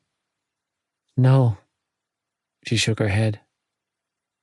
"No way, Joe. You need to finish school." "No, you need to finish school," I corrected. "I don't need a piece of paper to bring in money. I can do that now." "You heard my dad," she argued. "He'll agree to your apprenticeship, but only after you finish school and sit your Leaving Cert exams." "Aoife, what am I going to do with a piece of paper? Wipe my ass with it?" I shook my head. "It's an exam that doesn't mean shit for me. For you, yes, absolutely. But for me, not so much, baby." "I'm not due until September," she hurried to add. "We can both finish school before we even have to think about anything else. We only have 2 months left, Joe. 2 months, and we're finished with BCS. September. Jesus Christ. You're due in September." She nodded. "The 20th. "Right after your birthday," she nodded. I blew out a breath. "How many weeks does that make, you know?" 14 weeks and 2 days, I think." "Jesus. You're already in your second trimester, Eve." "I know," she squeezed out. "I'm terrified." "Don't be." I tried to soothe, while I mentally went into panic mode as I struggled to rack my brain around the constant stream of life-changing information that just seemed to keep coming at me. "If you're due late September, and it's April next week, then we have 5.5 months to get a handle on this." "A handle?" "Yeah," I nodded. "Save up some cash, Malloy." Her eyes narrowed. "You're not quitting school?" "Listen, there's no point in wasting 2 months in a classroom, working for something both of us know I'll never need. Not when I could be actually working for the money that we are definitely going to need." I tried to reason. "Come on, Malloy. Think about this. You know I'm right." "I have thought about it," she argued back. "I've done little else these past few weeks. And it's not happening, Joe. We started BCS together and we're going to see it out together." You still can, I shot back. I want that for you. All I'm trying to do is get a head start on this, Malloy. We're going to need a lot of stuff, and it all costs money. Money neither of us has. The baby's going to need a cot, and clothes, and nappies, and formula. There's a long list of shit we're going to need. And I can't provide that on a part-time wage from the garage. You already work yourself to the bone. It's not enough. Mom said I can stay at home, she offered, like it was something I wanted to hear. We don't have to worry about where to go when the baby's born. I balked. I'm not living apart from you and my baby. Her eyes widened. You're not? Fuck no. I shook my head. I'll get us a flat, Eve. Joe, if it's at the expense of your education, then I don't want it. You just need to let me worry about the money side of things, I argued. I'll take care of everything. Are we together, Joe? I rolled my eyes. Obviously. Are we going to do this together? I gave her a hard look. Where are you going with this? Are we a team or not? She demanded. Yeah, fuck. We're a team, I conceded. Then we're both finishing school, she ground out. Together. Listen, I don't want to fight with you about this. Then don't. She cut me off. Because as far as I'm concerned, it's a done deal. You're finishing school and that's that. Apartments and houses can come afterwards. You're not thinking clearly here. You're not thinking at all. Malloy Lynch. Frustrated, I reached into the brown paper bag on her lip, grabbed a soggy chip, and grimaced the moment it touched my tongue. It tasted like shit. With a mouthful of chips, Malloy offered me a sheepish smile. Too much vinegar? I gave her a look that said, always, before asking. How are you feeling? About the vinegar? No, genius. About being pregnant? Anxiety flashed in her eyes, and I watched as a small shiver rolled through her. Oh, I think it's safe to say that I am significantly terrified to my core. You? Oh, I'm right there with you. I'm fine. Fine? She arched a disbelieving brow. Bullshit. Of course I was bullshitting. But I had the wherewithal to not reveal just how panicked I was to the girl who'd clearly gotten the shorter end of the straw in this deal. Are you mad? She asked again, but this time she chewed on her lip nervously before adding, that I'm having it. Having it? I frowned. That's generally how this kind of thing goes. Not always. Don't go there. You know what I mean? Yeah, I did. And I didn't like where this was heading one bit. I would never ask you to do that. But if you could choose... She swallowed deeply. Would you? No, Malloy. I shook my head. I wouldn't want you to do that. There was a hopeful note in her voice when she said, You wouldn't? Never? Relief flickered in her eyes. Really? Really? I confirmed. If you didn't want to have my baby, I'd understand. Hell, I'd hold your hand the whole way over and back. But I know that's not what you really want. Maybe it should be, Joe. I levelled her with a hard stare. Is it? She stared back at me for the longest time before blowing out a breath and shaking her head. I want to keep it. Exactly, I replied, nudging her shoulder with mine. Looks like we're doing this. Yeah. Sighing heavily, she slipped her arm through mine and leaned her cheek on my shoulder. Looks like we are. We've got this, Malloy. I tried to reassure her. We'll figure it out. Just stay with me, Joe.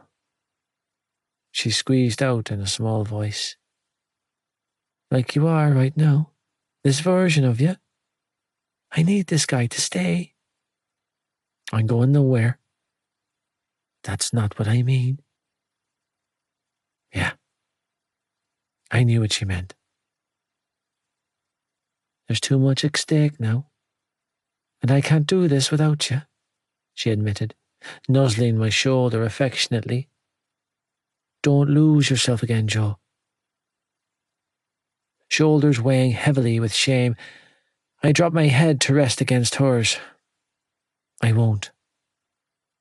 I need you to be done with it, she pushed. Like the way you were after Christmas, that determination and willpower. I need you to find it again, Joe. I need that guy. I know. I ground out, feeling like a piece of shit for putting her in a position where she needed to have this kind of conversation with me. I'll sort that too, Malloy. By stopping, she added. Sort it by stopping right now, Joe. Not tomorrow or next week, right now.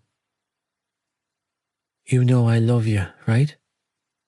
I heard myself say, knowing that it would never be enough, but knowing that it was all I had. There's nothing I wouldn't do for you in this life, Malloy. Nothing. Then be done with the drugs and the bullshit, she pleaded. Do that for me. I will. You're not supposed to say you will, she whispered sadly. You're supposed to say that you already are. I'll fix it. I heard myself offer up weakly, trying to give this girl everything that she needed from me, but it felt like I was pouring from an empty cup. I could taste the lie on my tongue, and apparently so could she. I'll sort it. I want to believe you, Malloy replied, shifting closer. I want to believe you so bad. Me too. Feeling too fucking exposed, I untangled myself from her and stood up. Listen. Reaching into the pocket of my school trousers, I withdrew a packet of cigarettes and quickly sparked one up. I don't know how this is going to go. Backing up a few feet to keep the smoke away from her, I inhaled a deep drag before letting it out. I don't have a crystal ball to look into the future with. I wish that I could tell you that everything will be perfect from here on out. But we both know that'd be me sporting bullshit. Feel free to spurt all the bullshit you can think up, she grumbled, dropping a chip back in the bag and wiping her hand on her thigh. I could use a little fabrication right now. Couldn't we both? The truth is that I'm half scared to death here, Malloy. Not helping. I'm not scared of stepping up, Malloy. I'm scared of it not being enough. I forced myself to continue to admit. I'm scared of letting you down. Emotion flickered in her eyes. Joe. I shook my head and turned away, staring out at the empty pitch, needing a minute to gather my thoughts before I could continue. Being there for you isn't the problem. It's being good enough for you that I'm struggling with. I wish I wasn't who I am. Letting my head fall back, I took another drag and stared up at the darkening sky. I wish I was someone else for you. I exhaled a cloud of smoke. Someone better. I don't. Footsteps closed in on me, and I felt her arms wrap around my waist. I wouldn't want you to be anyone other than who you are right now, she said, pressing her cheek to my back. I just want you healthy. I am trying, Eve, I told her, dropping a hand to cover hers. I've been trying. I know, Joe, she soothed, nuzzling my back with her cheek. And I love you for it. I love you too. Heart gunning in my chest, I took one final drag of my smoke before tossing the butt away and turning to face her. I do, Eve. I blew out a shaky breath, hands moving to settle on her hips. I fucking love the bones off you. Sighing heavily, she draped her arms around my neck and smiled sadly. But sometimes I can't control it, I admitted brokenly. It's like something goes off in my head, and I check out. I stop thinking. I stop feeling. I stop fucking remembering all of the reasons I have to keep going and start thinking about all the reasons why I should give up. Joe, I'm scared to be in my own head, Malloy. I croaked out, feeling a shiver rack through my body. I'm fucking terrified of my inability to control my own actions. And what's worse is knowing that at any point I could end up going too far and driving you away. I could push away the one person, the only fucking person, who's even giving a shit about me. I exhaled a ragged breath, feeling torn and exposed to this girl. I don't want to go back to how it was, to how I was. I know what's at stake. I see you. I fucking see you standing right here in front of me, and my heart is screaming at me to cop the hell on and get my shit together. And I want to. I want to so fucking bad, but it's like this. Frustrated, I reached up and pressed my fingers to my temples, trying to get the words out, to make it all make sense to her, which was impossible considering I didn't understand it myself. Still, I tried, knowing that she deserved nothing less. It's like I have this whole other person in my head, a whole other voice, even though I know it's me. It's my voice, but it's a destructive fucking voice that rears its head every time I'm stressed.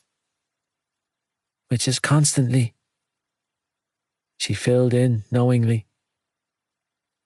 I heaved out a breath and nodded.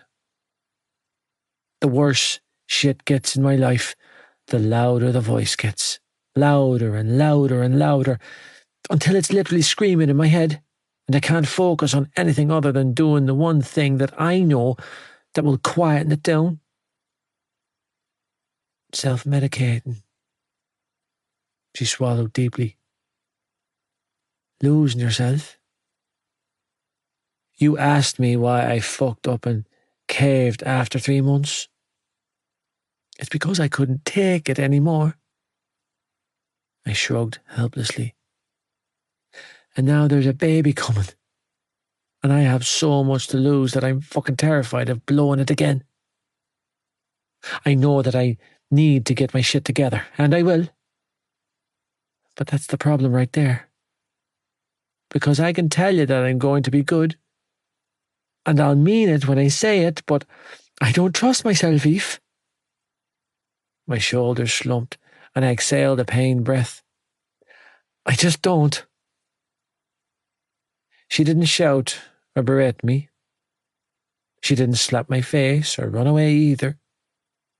Instead, she stood there, eyes locked in mine, as she absorbed my painful truth. Right now, she finally said. What are your thoughts right now? My thoughts? Your thoughts? You? I admitted.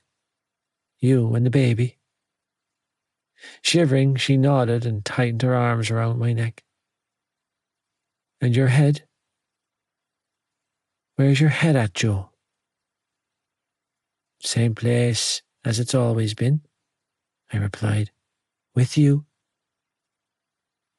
I believe in you. The words hurt to hear, and I flinched. Malloy, I believe in you, she repeated slowly. I'm not expecting perfection from you, Joe. Hell, I don't want it. Because I'm definitely not perfect.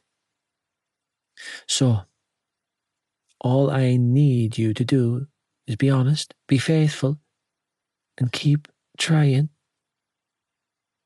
And if I'm not worth it, I dared to ask, if I'm not worth believing in, if this all goes to shit and I end up letting you down again, what happens then? You see, you're not taking into account my feelings for you, she said, stroking my cheeks with her thumbs. And I know being loved is a foreign concept to you, but it doesn't come with strings or conditions. It's unconditional, Joe. I looked at her, feeling at a total loss. I don't get it. I know you don't. Nodding, she leaned up on her tiptoes and pressed a kiss to the corner of my mouth. That's okay.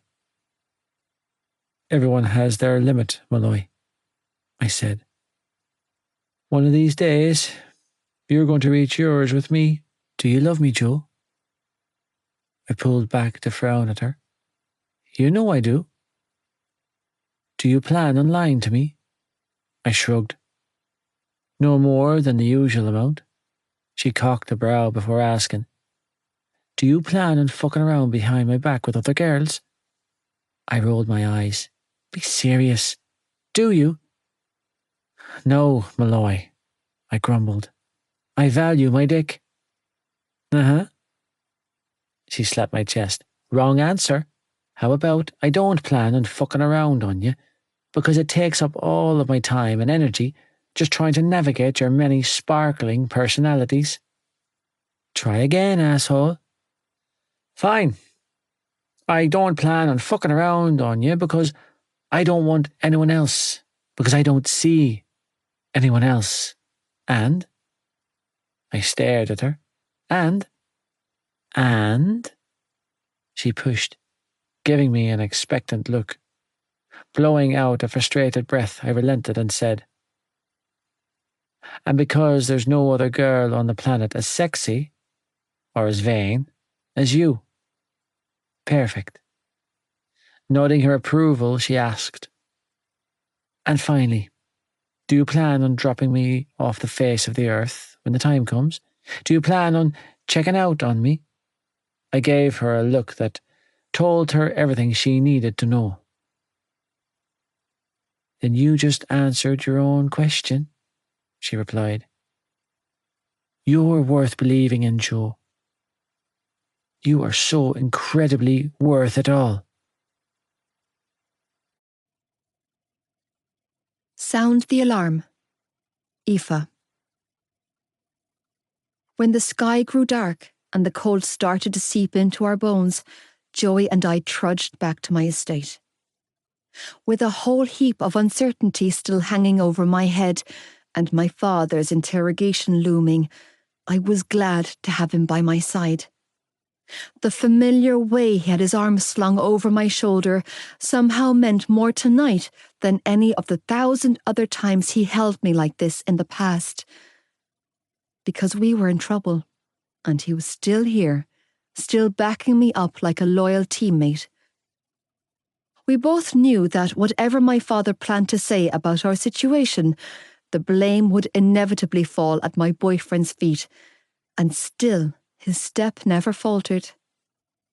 I was incredibly grateful to him for being the kind of person who followed through on what he said. Joy said that he would be here, and he was. I knew that he was afraid of the unknown, of his ability to get clean and stay clean. He'd opened up more this afternoon than he had in a long time, and even though the demons that plagued him scared me half to death, I was grateful that he was willing to let me in. I was grateful that he had found a way to trust me even when he didn't trust himself. What the actual fuck? Joy bit out when we rounded the corner of my street and locked eyes on a familiar ancient Honda Accord parked outside my house. My heart slammed in my chest at the sight and my eyes widened in horror. Is that my old man's car? Furious, he nodded. I'm going to kill him. No, you're not, I choked out, twisting around so that I was facing him. Hey, Joe. Reaching up, I grabbed his face and forced him to look at me. Shh, just calm down a sec, okay? He's in your house, Malloy. Beyond livid, Joey stalked towards my garden gate, hooking an arm around me and taking me with him when I didn't step out of his way. What the fuck is he playing at? It doesn't matter, Joe. Do you hear me? Digging my heels into the footpath, I pressed my hands to his chest. It's okay. I'm not afraid of that bastard. Well, I don't want him anywhere near you. I didn't want him anywhere near either of us, but I had a feeling his father being here had more to do with my father than anything else. Just breathe, okay? Take a breath. His eyes bulged in outrage. Are you fucking crazy? Don't take that tone with me, you big bastard, I snapped, slapping at his chest to regather his attention. So stop walking and just breathe. Releasing a frustrated growl, Joey reluctantly came to a stop and made a pitiful attempt at reining in his temper. See? He barked, inhaling an exaggerated breath. I am breathing. Yeah, he was breathing flames. If your parents are here, it's because they were invited by mine. I tried to wrangle him in by saying, I need you to be calm, okay? I mean it, Joe. Don't react to him. Please. Why? He demanded hoarsely, throwing his hands up. Why in the name of God would your parents invite my parents over? To talk, most likely. About what? I rolled my eyes. Oh, gee, I don't know, Joe. Maybe about the fact that their children are having a baby. Joey stared at me like he didn't understand a word of my logic, and it made my heart ache for him. He truly didn't understand how parents should behave. He had never experienced a remotely loving act from either one of his. Listen to me, I coaxed, hands drifting to his neck. This isn't an ambush, okay? You're not under attack here. My parents don't know any of it, okay? All they know about your dad is that he's a shitty person and they're about to share a grandchild. That's all this is, Joe. A sit down. He is a shitty person. My boyfriend agreed, voice laced with pain. A very shitty person. Which is why you need to keep the head in there, okay? I can't. Please, Joe, I begged. Just stay calm, okay? When my words failed to reach him, I grabbed his hand and pressed it to my stomach. Feel this? I demanded, eyes locked on his. This is ours. Malloy, this baby is yours, I urged, shivering when I felt his fingers splay across my belly. But this baby is not you, the same way that you are not him. So, we're going in there and we're going to take all of the shit our parents throw at us on the chin. Because we both know that nothing they say or do could ever change a damn thing for us. Because I've got your back and you've got mine. Leaning up on my tiptoes, I caught hold of his chin and kissed him hard. We're a team, Joey Lynch, and that bastard doesn't stand a chance against us. His breath hitched in his throat. Fuck. Are you with me? He nodded slowly. I'm with you, Malloy. Knowing exactly who I would find at the kitchen table made the walk from my front door to the kitchen so much harder. The concept of facing my own father was already sending me into a silent panic attack, without throwing Joey's parents into the mix. Finding immense strength from the boy who had my hand wrapped safely in his, I found myself plucking up enough nerve to walk my ass into the kitchen and face them all. My parents, his parents, my brother. Even Spud was sprawled out, belly up in a food coma, on the mat at the back door. "Oh, thank God," my father broke the silence by saying, as he set his mug down on the table and blew out a relieved breath. "You're back." With my heart bucking wildly in my chest and tension oozing from my boyfriend, we stood in the doorway of the kitchen, hand in hand, and absorbed the 5 pairs of eyes that landed on us. "Trish," Joey acknowledged quietly. "Tony." "Joey," both my parents said in unison. "Aoife," Marie offered in a small voice, gaze flicking from me to her son. "Joey." I nodded in return. "Marie?" Joey stiffened beside me, but didn't acknowledge his mother, because all of his attention was on the man glaring back at him. His father. "Well, aren't you every bit the fuck-up that I warned your mother you were?" Teddy Lynch sneered, getting right down to business, attention locked on my boyfriend.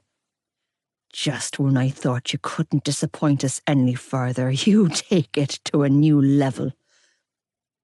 Joey sucked in a sharp breath, but thankfully made no move to respond. Instead, he remained rigid beside me, locked in a heated stare-down with a man who, as far as I was concerned, was the devil incarnate. "That's hardly necessary, Teddy," my mother chimed in, looking uncomfortable. "There's no need to berate the boy." "You bring us over here to tell us that our young fella is after catching your young one, and you don't think I need to discipline him? I'd say that there's every need." The bigger man snapped. Turning back to his son, he hissed, "Are you happy with yourself, you little bollocks? Stupid little cunt, letting your cock do the thinking for you." He shook his head in disgust. "You can kiss goodbye to the hurling. You won't have time for it with all the nappies you'll be working to pay for." "Teddy," Marie whispered, placing her small hand on her husband's. "Please." "Don't you fucking start with me, woman," he warned, roughly shaking her hand off. "It's your fault the young fella is so." "Enough!" my father barked, glowering across the table at Joey's father. "I don't know how things work in your house, Lynch, but you're in my house now and you will keep your tone in check." "Whoa, go Dad." Teddy glowered at my father, but he didn't respond, which proved my point all along, which was that this man was only good for beating on women and children. When faced with someone his own size, he quickly climbed back in his box. "Dick," I muttered under my breath at the same time as Joey did. We flicked our gazes to each other. I squeezed his hand. He squeezed mine back. "Okay, you two," Dad said then, addressing us both. "Take a seat. We have a lot to discuss." "I want him out," I stated, ignoring everyone except my dad. "Put him out."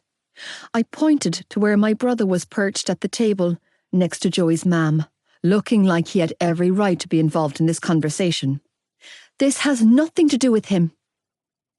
Kev opened his mouth to protest, but Mam quickly cut him off. "Go upstairs, Kevin." "That's not fair."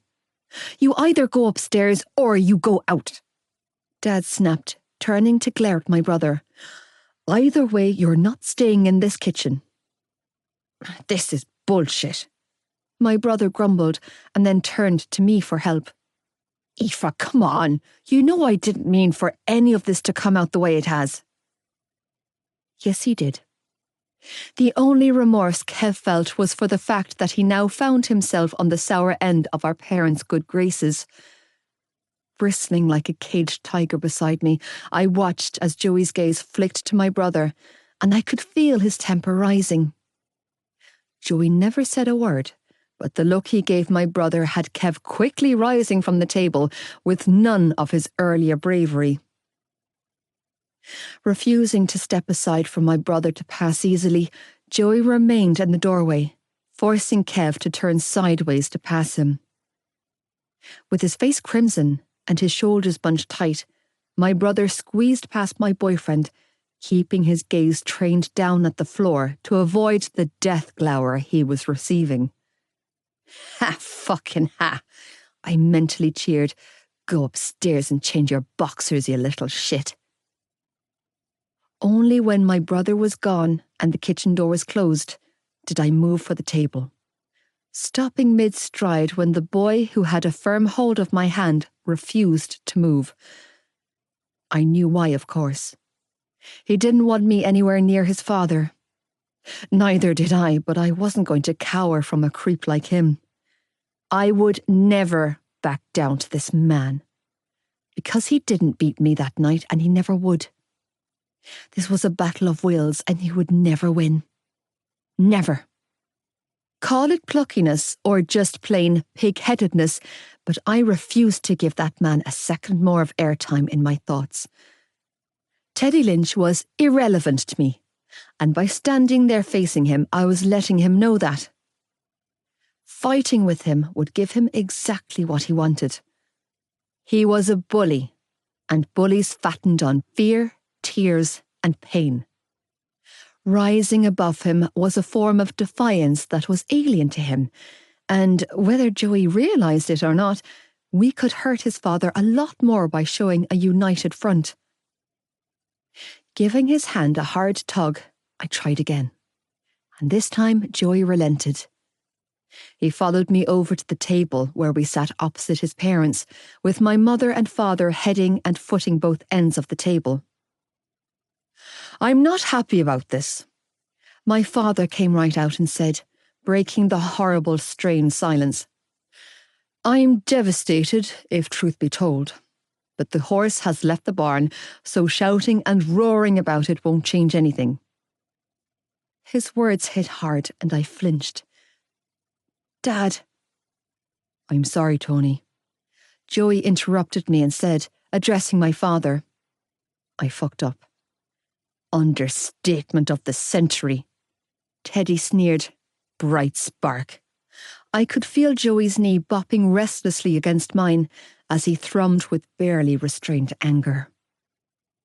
Reaching under the table, I hooked my foot around his and pulled his big, knuckle-torn hand onto my lap, holding onto it with both of mine.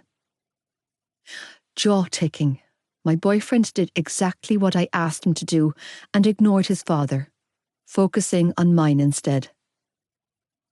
I fucked up. Joey repeated, tone thick with emotion, eyes locked on my father while ignoring the muttered rantings coming from his own. I let you down, and I let your wife down, but I won't let your daughter down. Knees bopping restlessly, he swallowed deeply and said, I won't let your grandchild down. Joey, lad. My father's eyes flashed with emotion. I'm not. The road to hell is paved with good intentions. Teddy interjected, sounding entirely unaffected by the sincerity in his son's voice.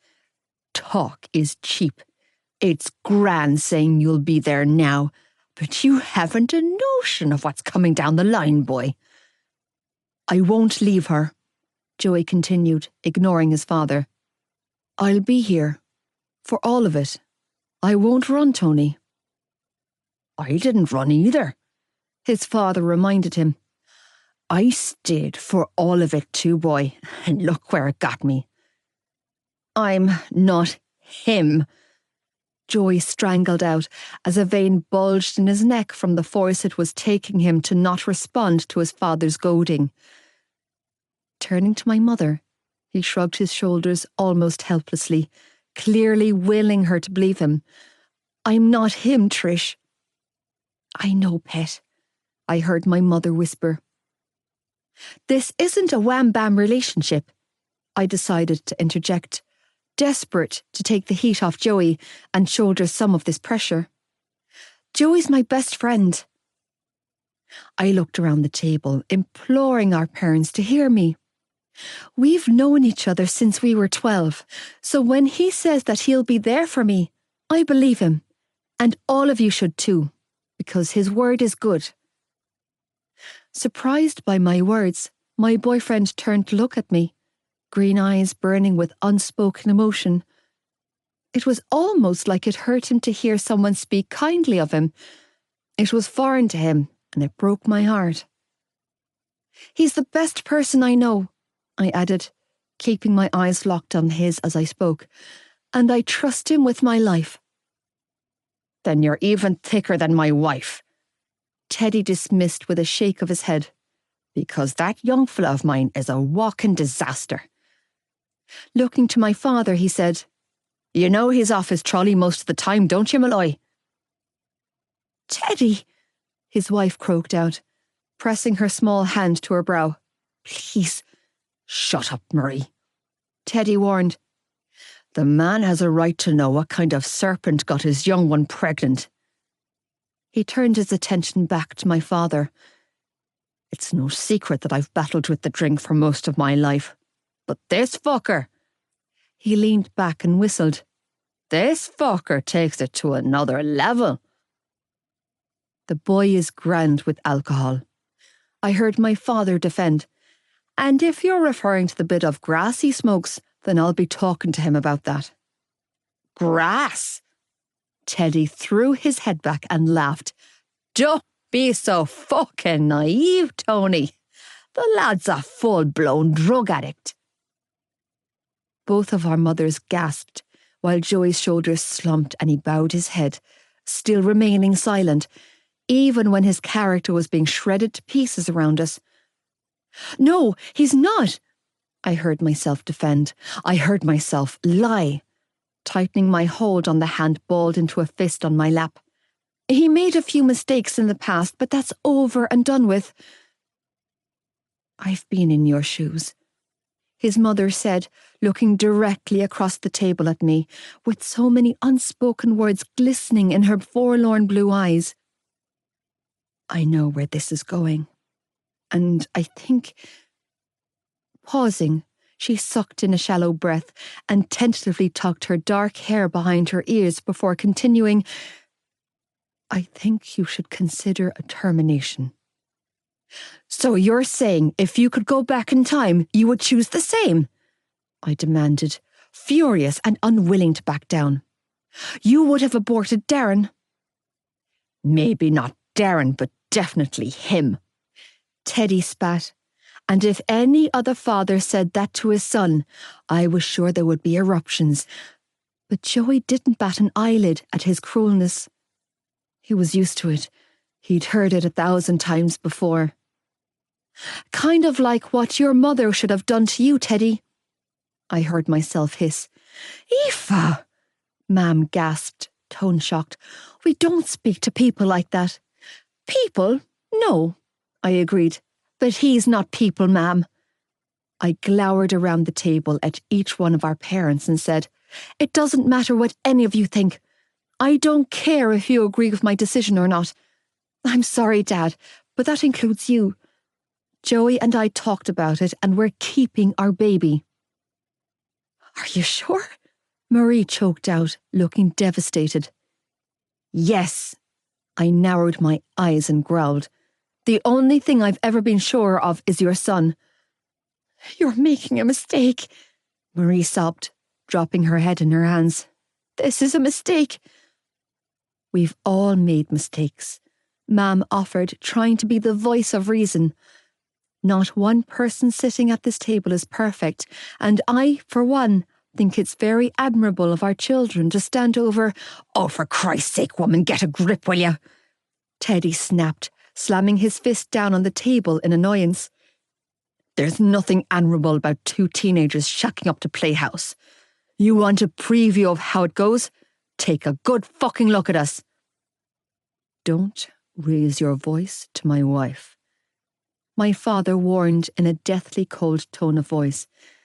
And her name is Trish, not woman. Well, knock some damn sense into her. Teddy argued, looking at my father like he couldn't understand why he was letting my mother lead the conversation. Because her head is in the clouds if she thinks this can work. Knock some sense into her. Dad's face reddened, a bit like, "Steady up, Tony, love," Mam interrupted, offering my father a knowing wink from across the table. "We're here for our daughter, remember?" With a pained sigh, my father offered her a loving nod and unclenched his hands from the rim of the table. "So, you're keeping the baby?" He looked to me and Joey for confirmation. We nodded in unison. I presumed to my father that we looked like a duo of nodding seals, or a couple of deer caught in headlights. "Fine. I accept this as your decision and I respect your willingness to go ahead with your plan," he replied after a long pause of silence. "But you both need to be aware that at the end of this pregnancy, there will be a child to care for, and this child will bind you together." Blowing out a heavy breath, he added, "A child is not a relationship that you can walk away from, or a marriage that can be dissolved. This is a lifetime commitment. You'll forever be entwined in one another's lives. That baby will need the both of you for the rest of your lives, together or apart. The baby will need its mother and father in equal measures." "Right now, you're both 18 and in love," Mam offered up. "But you won't always be young, and you might not always be in love either." "If you are, then fantastic. You have nothing to worry about," Dad chimed in, giving my mother a knowing smile. "But if you fall out of love with each other, if you grow apart, are you sure you're both ready to deal with the consequences?" "I've loved your daughter for 6 years." Joey finally broke his silence by saying, "I can easily love her for another 18. God damn. My heart skipped in my chest. He wasn't trying to sound sweet. He was trying to sound convincing. Still, I was ready to jump his bones. "Love," Teddy sneered. "You think loving each other is all you need to make this work?" "It's half the battle," my mother replied in a curt tone. "It's bullshit," Teddy argued, dismissing her, making it clearer every time he opened his mouth that he did not care for a woman's opinion on anything. "I'll tell you something, Tony," he continued, looking to Dad instead. "Your wife might have rose-tinted glasses on, but I know deep down you can see this for what it is. A fucking shitstorm. That boy of mine is in no position to raise a baby.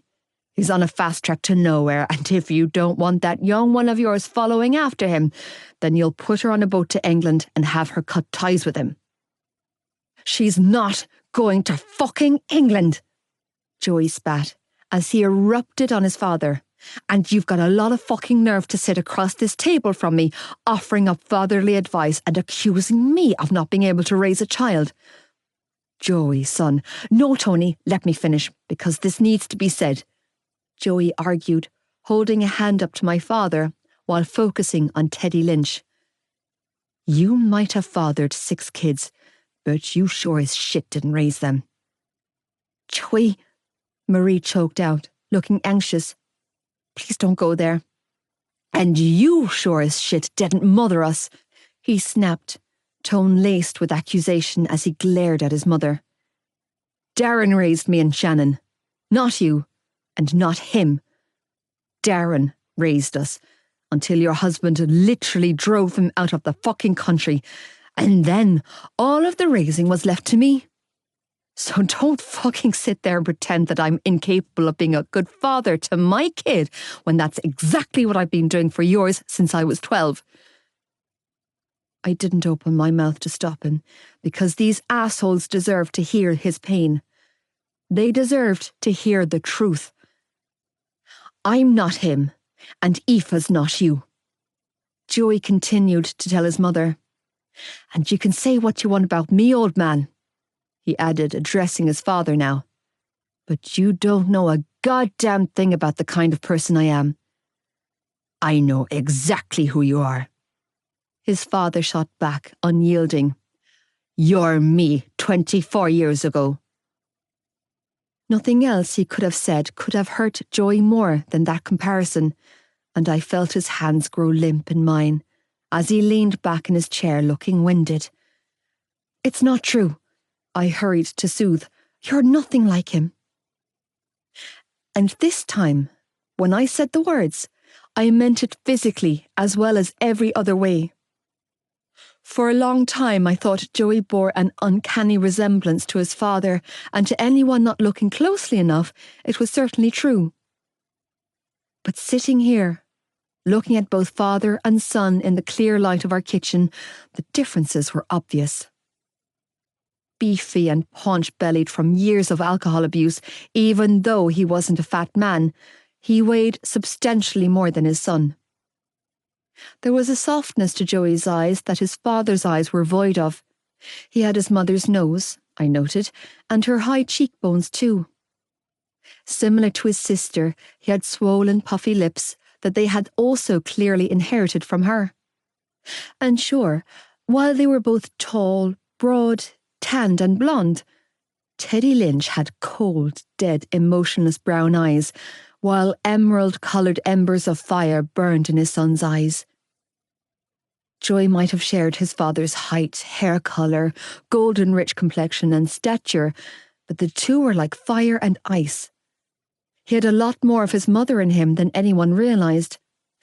Everyone just calm down, my mother interjected, holding her hands up. We're not here to talk about the past. All of that can be hashed over another day. Right now, we need to talk about this pregnancy, because in a little over 5 months, our children are going to have a baby. A baby that the 4 of us will be grandparents to. If anyone at this table thinks that I'm going to let him anywhere near my kid, then you're all fucking crazy. Joey bit out, glowering at his parents. Over my dead body. Joey, his mother sobbed, voice cracking. Please.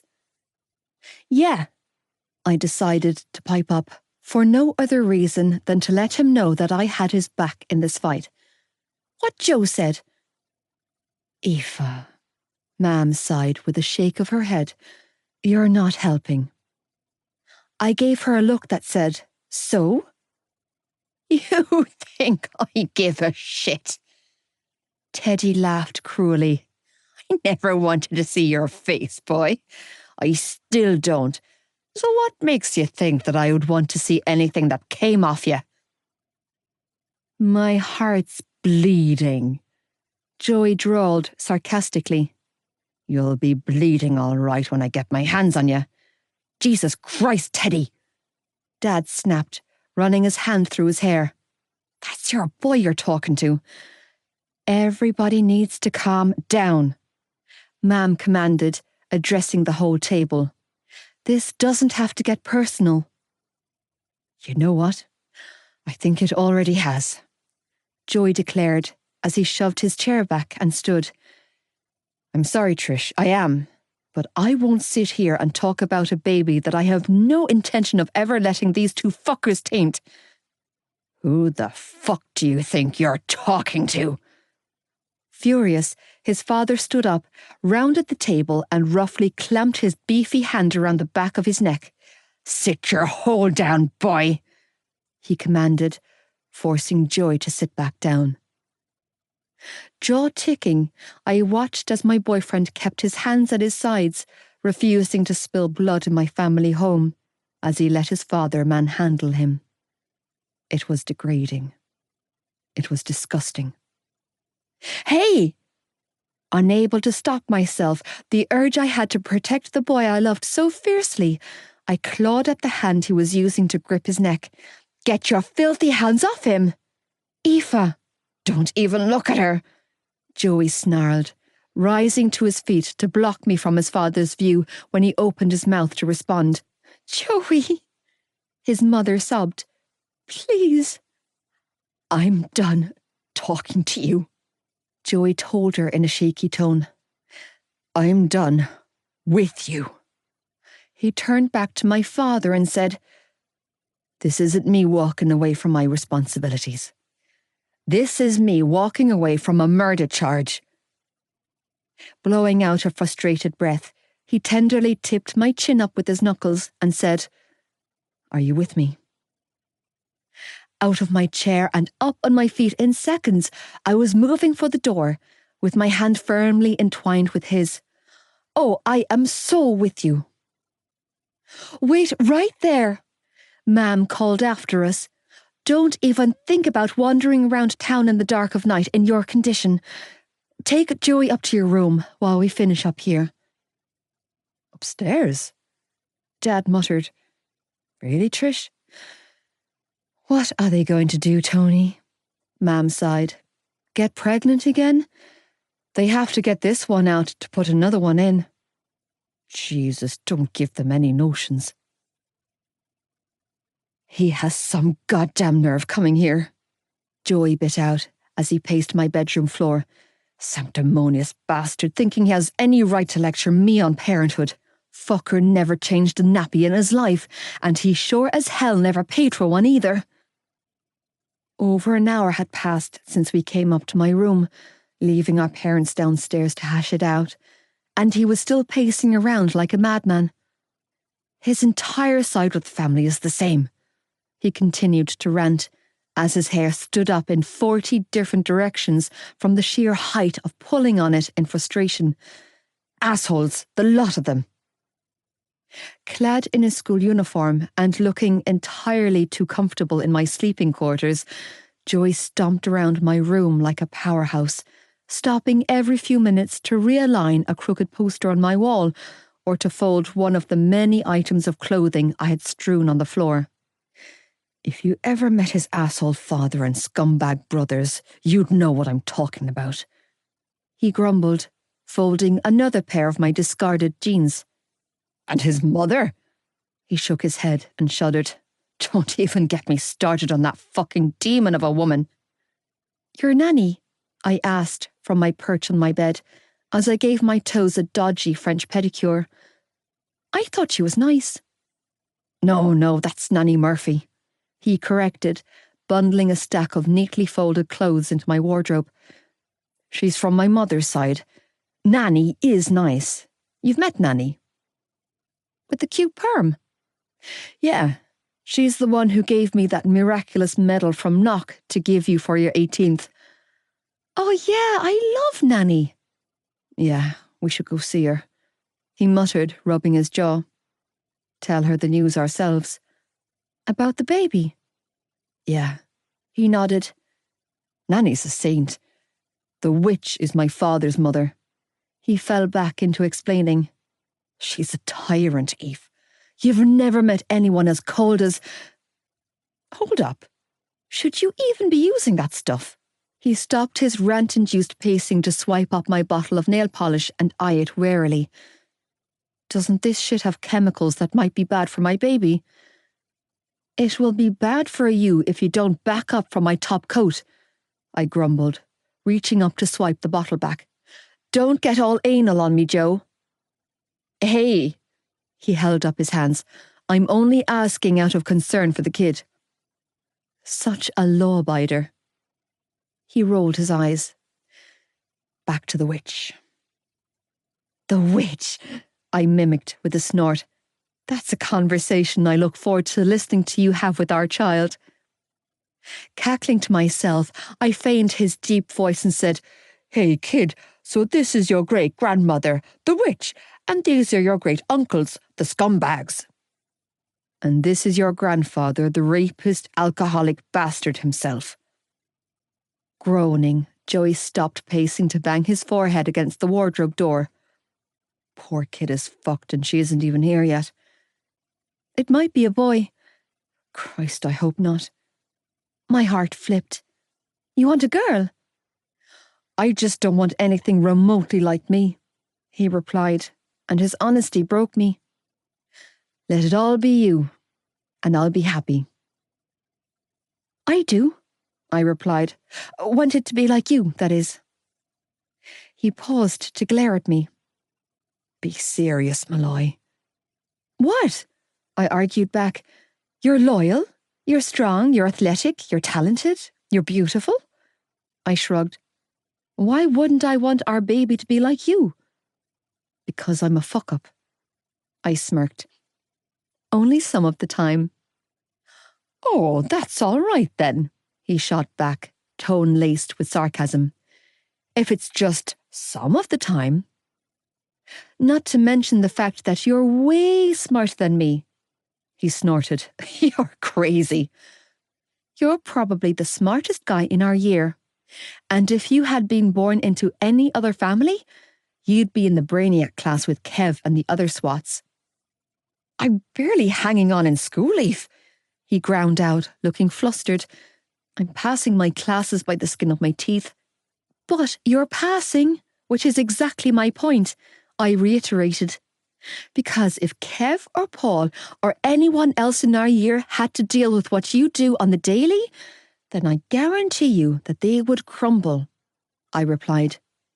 Deny it all you want, but there's one hell of a sharp mind inside that thick skull of yours, I mused, as I coated my baby toe with one final layer of nail varnish before resealing the bottle.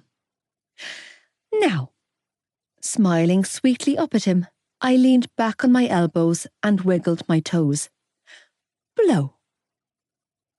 Joey looked at me like I had grown an extra head. You are fucking crazy if you think I'm blowing on your toes. Come on, Joe, I whined, toes still wiggling. I'm pregnant. So? He shot back, looking personally insulted. I don't want the polish to smudge. Then don't smudge it. Blow. No. Blow on my toes. Absolutely fucking not. Joey Lynch. Aoife Malloy. You said you'd be there for me. As your boyfriend and the father of your baby, he spluttered, throwing his hands up, not as your personal fucking groomer. There were no stipulations spoken when you made your promises, I argued. Now come here and blow me. That's my line. It won't ever be again if you don't do this for me. Jesus fucking Christ. Rolling his eyes, Joey sank down on the edge of my bed and pulled my feet onto his lap. You have an Egypt made out of me. You're the best, I crooned victoriously. I lucked out in the baby daddy stakes. Joey grunted, entirely unimpressed with me as he blew each one of my toenails dry before unceremoniously dropping my feet back on the bed and stalking over to my window. Wow, good job, Joe, I crooned, admiring my toes. Next time you can help me paint. Don't push it, he grumbled, shoving the window open and pulling a packet of cigarettes out of his pocket. I need a smoke. Throwing one leg over the ledge to dangle outside while keeping the other on my bedroom floor, he sank down on the sill and sparked up. And you had the gall to lecture me on painting my toenails? I cocked a brow. You should think about quitting. I'm quitting an awful lot of stuff lately. Give me something to cling to, will ya? Came his smart-ass response as he leaned out my window. Do you think they're still downstairs with your folks? Yes. I shrugged. I haven't heard the front door slam. The hell are they talking about? He muttered, looking stressed and on edge. I don't like this, Malloy. Neither do I. It'll be okay, Joe. You're right. Inhaling a deep drag, he leaned out the window to expel the smoke from his lungs before adding, It'll be grand. If the kid is as persuasive as his mother and can throw a punch like his father, then we're golden. I arched a brow. He? She. He waved a hand around aimlessly. Whatever. Do you want to find out? Find out what? The gender. Tomorrow. He turned to frown at me, lips pursed around his cigarette. Because they can't tell this early, Malloy. He leaned back out the window to exhale another cloud of smoke before adding, "You'll need to wait for the anomaly scan." "Anomaly scan?" I gaped at him. "What the hell is that, and why does it sound like it's going to be painful?" "Jesus, you're all drama." He chuckled, rubbing his jaw. "It's not painful. It's a detailed ultrasound they give you around the 20-week mark." "Where?" My eyes widened in fear, because I saw this really horrible documentary where this doctor guy put a condom on this giant dildo-shaped camera and literally rammed it up this poor girl's fanny. "They scan it on your stomach." He laughed, cutting me off. "Come on, Malloy. You're a girl. How do you not know this stuff?"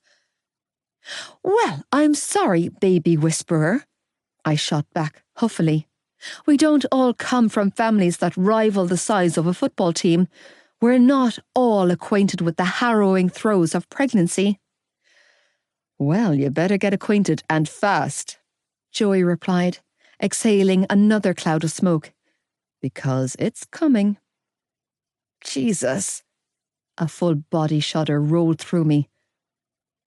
"Hey, Joe?" "Hmm? Are you going to still want me when I'm the size of a whale?" "Malloy," he chuckled under his breath. "For fuck's sake." "I'm serious." "I know you are."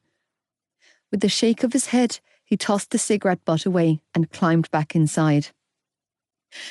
"You're not going to be the size of a whale." "But if I am?" "You won't be." "I might be." "You're having a baby, Malloy, not inhaling a town." "But say it happens." Jesus Christ. He rolled his eyes to the heavens. "Yes, I'm still going to want you." "How?" "How?" His brows furrowed in confusion as he closed the space between us. "What do you mean, how?" "How are you going to still find me sexy when I'm big and round and swollen?" I gestured to my body and sighed. "Look at me, Joe. Won't you miss this body?" He threw his head back and laughed. "Hey, don't laugh at me, asshole." I narrowed my eyes. "I'm feeling vulnerable here." "You are the vainest girl I've ever met." "It's not vanity when it's true," I sniped. "Then it's just plain honesty." Still chuckling, he shook his head, clearly amused. "Christ, I love you." Grinning, he flopped down on the mattress beside me and stretched his arm out for me to join him. As soon as I snuggled into the crook of his arm, he pulled me close and released a contented sigh. "Don't ever lose it, Malloy." "Lose what?" "That spark of fire that makes you so incredibly you," he replied, tightening his arm around me. "It doesn't matter how your body changes, because I'm always going to keep coming back to you. Because I might enjoy touching all of this," he explained, fingers trailing over my body until he reached my face and gently tapped my temple. "But I'm hooked on this." "My mind?" I asked, tone incredulous. "Bullshit." "It's true," he coaxed. "Nobody else can fuck with my head quite like you can, and that has nothing to do with your body, Malloy."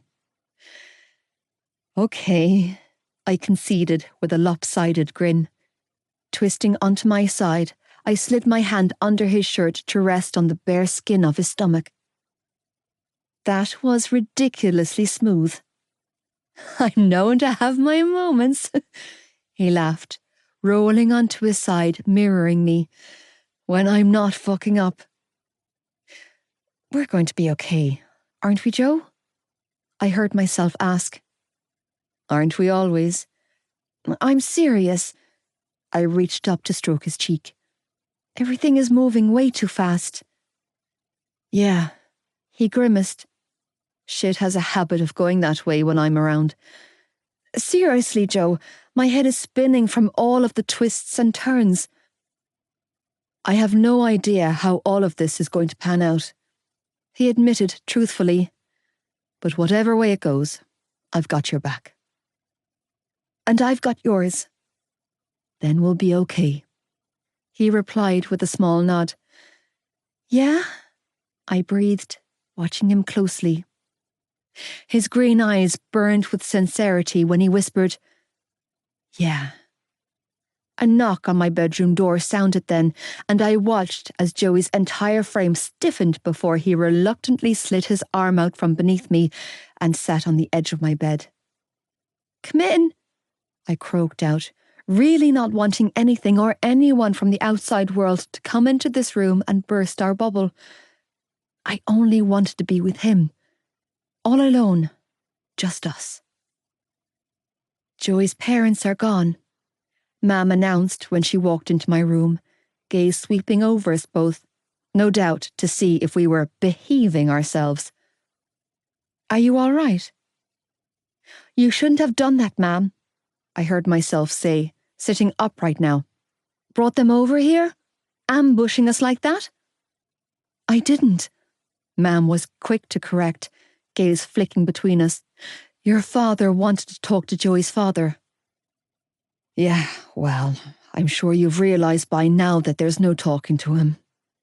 Joey replied with a sigh. He only hears what he wants, Trish. Yes, Mam agreed sadly. Listen, Joey, if we've made it worse for you at home, it's grand. My boyfriend was quick to dismiss. I understand why he had to talk to my parents. I get it. Standing up, he moved to where his bag was resting against my wardrobe and quickly bundled his uniform inside. I meant what I said, he added, zipping it closed and hoisting it onto his back. I'm not him, Trish. I know you're not, Pet.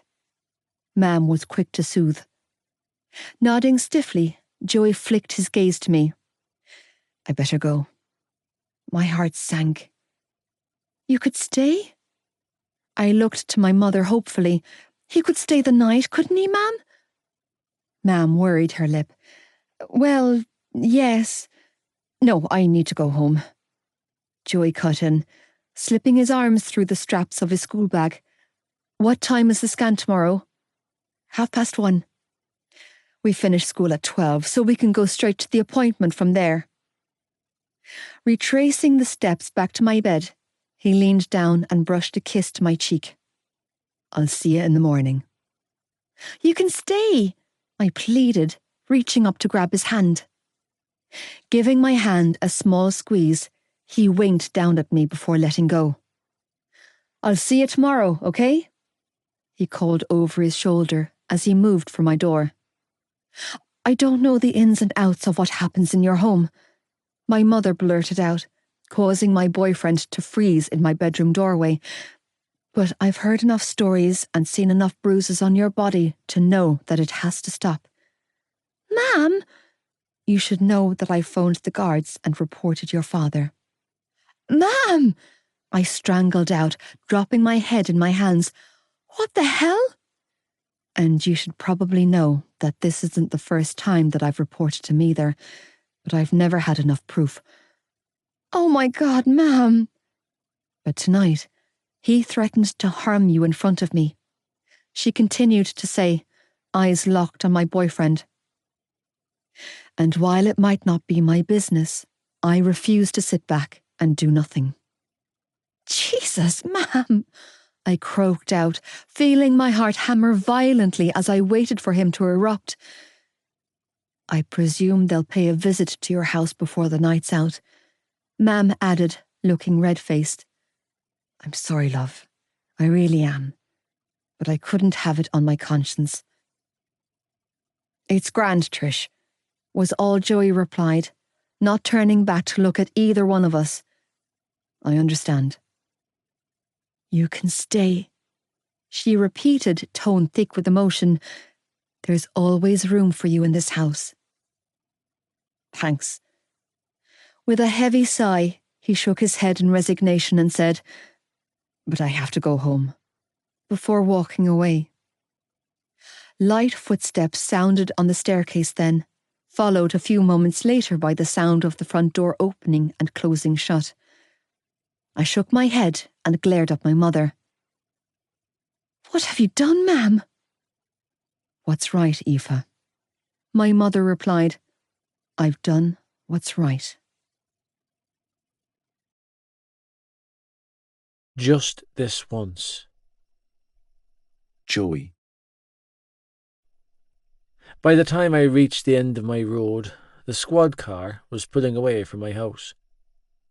Knowing that the guards in this town didn't need much of a reason to throw me in the cells these days, I slipped into a side alley until they drove past. When they were gone, I flicked the butt of my cigarette behind me and jogged up the footpath to my house, needing another arrest under my belt like I needed a hole in the head. Because that's what would happen. It didn't matter what Trish Malloy told the guards. My father wouldn't be punished for a damn thing. He never was. The blame would fall at my feet, same as always. When I walked through the front door a few minutes later, I was greeted by my father's fist as it connected with my jaw. Jesus! Unprepared and taken aback by the unsuspected assault, I stumbled backwards and landed on my ass in the hallway, feeling a lightning bolt of pain ripple through my face. Christ! You dumb cunt, he sneered, towering above me. Running your mouth to those people, telling them our private business, running to your girlfriend's mammy with sub-stories. What did you think was going to happen? I wanted to get up and fight back. I really fucking did. But the pain shooting out of my cheekbone was so severe, it made my stomach heave. Twisting onto my hands and knees, I hurled my guts up on the floor, unable to mask my agony as fire burned through my face. Fuck you. His boot connected with my stomach next, taking the wind clean out of my lungs. If you don't want to be under my roof, boy, you know where the door is. Nobody's stopping you from leaving if you don't want to be here. Teddy, no. That was Ma'am. I could hear her pleading with him to stop kicking me. He didn't stop. Not until he had a good half a dozen more kicks in. Please, stop. He's only a boy.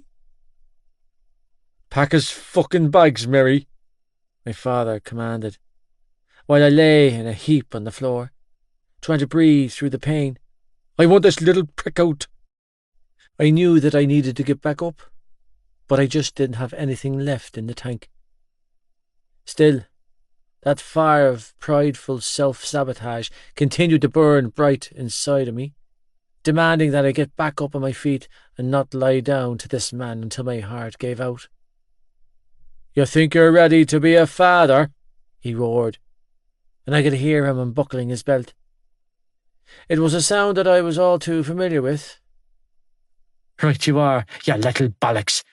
Lesson number 1 on being a father. Knowing when to put your little bastards back in line. A pain grunt escaped me when the whip of leather came down on my back. Teddy, no! The belt came down on my back again, harder this time.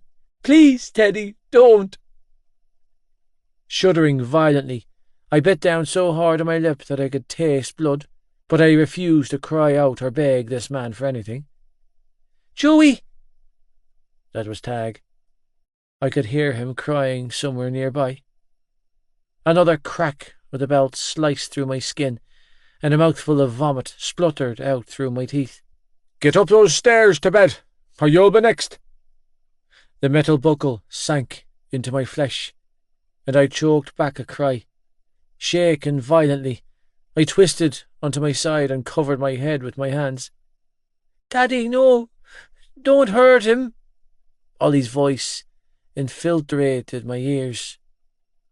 I'm fine, I tried to tell them, nostrils flaring, as I forced myself to breathe through the pain. Go to bed.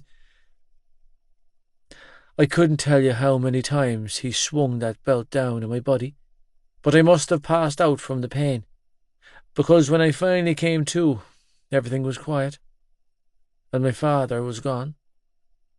Numb to the bone, I remained exactly where I was, too fucking broken to lift a finger, while I took stock of the night's events. Finally, when I couldn't take the cold creeping into my bones a second longer, I forced myself to sit up, hissing out a sharp breath while my back burned in protest. Joey! Falling off the bottom step of the stairs where she had been sitting, Mam crawled towards me. Oh, Joey! Too weary to fend her off, I let her cup my face in her small hands and pepper kisses to my cheek, while using her sleeve to clean my face. I'm sorry, baby. I'm so sorry. He's gone out. He left. Can I have a cigarette? Her brows furrowed as her eyes continued to spill giant teardrops. A cigarette? I nodded slowly. I'm out. Pain filled her eyes, and she shook her head before choking out a sob and nodding. I'd get you a cigarette. Thanks. Scrambling to her feet, she hurried into the kitchen, returning a moment later with a packet of 20 Rothmans and a lighter. Trembling, she slowly withdrew a cigarette from the packet and put it to my lips before igniting a small flame on her lighter. I leaned towards the flame and sparked up before sucking in a deep drag. Are you okay? I shook my head. Is anything broken? Probably. I inhaled another deep drag before asking. Where are the boys? In bed. Her hands were on my shoulders now, moving over my skin, as she checked the damage. Where's Shan? Bed. She has headphones on. Thank fuck. When she raised the hem of my school shirt, she choked out a pained sob. We need to get you cleaned up. Can you stand up for me? With slow, calculated, rigid movements, I forced myself to get back on my feet and follow her into the kitchen. Take your shirt off, she instructed, moving for the kettle. I need to wash those cuts before they get infected. Jesus. I didn't even want to see what my back looked like. Balancing my cigarette between my lips, I fumbled with the buttons of my shirt before gingerly sliding it off my shoulders, grimacing when my eyes took in the streaks of blood splattered on the fabric. Is it bad? Mam sucked in another sharp breath.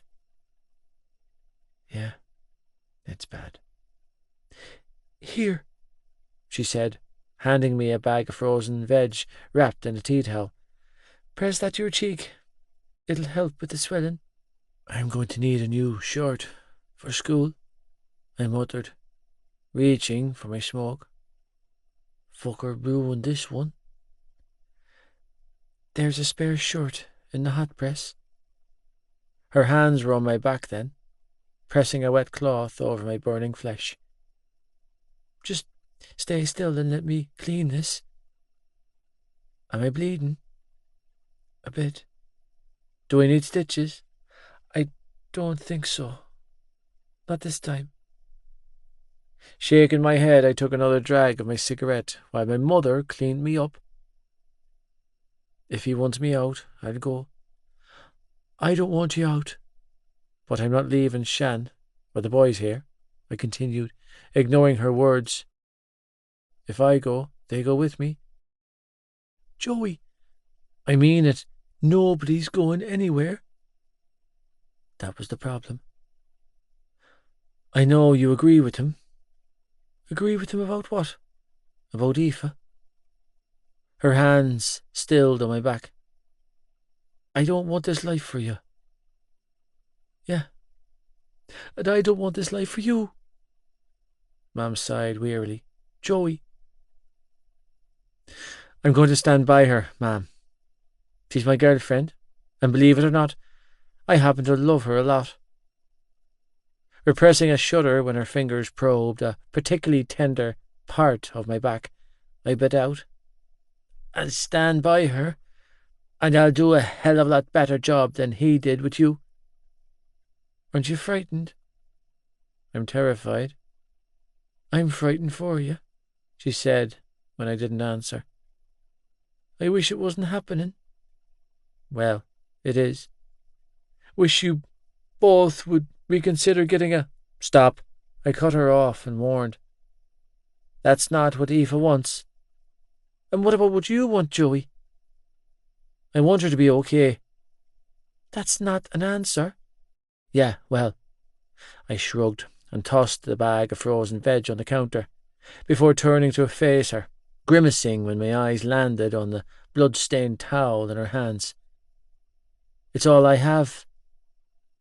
"I need you to keep your head down for a few days," she whispered then, eyes full of guilt. "Just stay out of his way until he calms down. Don't tell the boys about Aoife. Don't tell Shannon. Just give me some time to work on your father, okay?" "Are you serious?" "Joey, it's complicated." This time, when she reached for me, I took a step backwards. "It's always going to be him. You're always going to choose him." "I'm not choosing him. I'm trying to keep my family together." She took another step towards me, and I took 3 more away from her. "Joey, please." "Got anything for the pain?" I asked, unwilling to continue a conversation that would end with me being blamed for everything. "My face is killing me." "There's paracetamol in the cupboard." "Ma'am." "No, Joey. I'm asking you to help me," I bit out, feeling the desperate hunger for relief steadily clawing its way up my throat. "Please, ma'am." "Joey." "Please," I ground out. "I'm in pain. I told you that I have paracetamol in the cupboard." "Please," I choked out, resisting the urge to scream, "Fuck your paracetamol. Just this once, and I'll never ask again." "Joey." "I'll beg if I have to." "Don't beg. Please, ma'am. Fucking please." "Fine." Tears filled her eyes. "Just this once." "What do you have?" She sniffled before whispering. "Clonazepam." "Thank fuck," I sagged in relief. "Where?" Her face contorted in pain, and she whimpered, "My handbag," before walking over to the table and retrieving her bag that was hanging off the back of her chair. "You can have one, and that's it." "I need more than one, ma'am," I replied, trailing after her. "Please, one won't do shit for me. These are very strong." Sniffling, she unscrewed the cap on her prescription bottle and tipped 2 C2s into my outstretched hand. "Don't ever ask me to do this again." "I won't," I replied, even though we both knew it was a lie. My heart is inside her. Aoife. "Well, you sure know how to make a splash," Podge said on Friday morning when he joined me at our usual lunch table in the canteen for small break. "The whole place is talking about you, Aoife." Yes, the entire student body at BCS was talking about me. Some of the bolder ones were even talking to me, asking me for answers to questions that were nobody's business. Hell, even one of the substitute teachers asked me if it was true. Worst of all, Joey wasn't here. He hadn't shown up. "Is he here yet?" I croaked out, not bothering to acknowledge the obvious. "Was he outside when you went for a smoke at the start of break?" Grimacing, Podge shook his head. "Not yet, but he'll be here." I glanced at the clock on the wall, feeling my anxiety swell. "It's 11:10, Podge.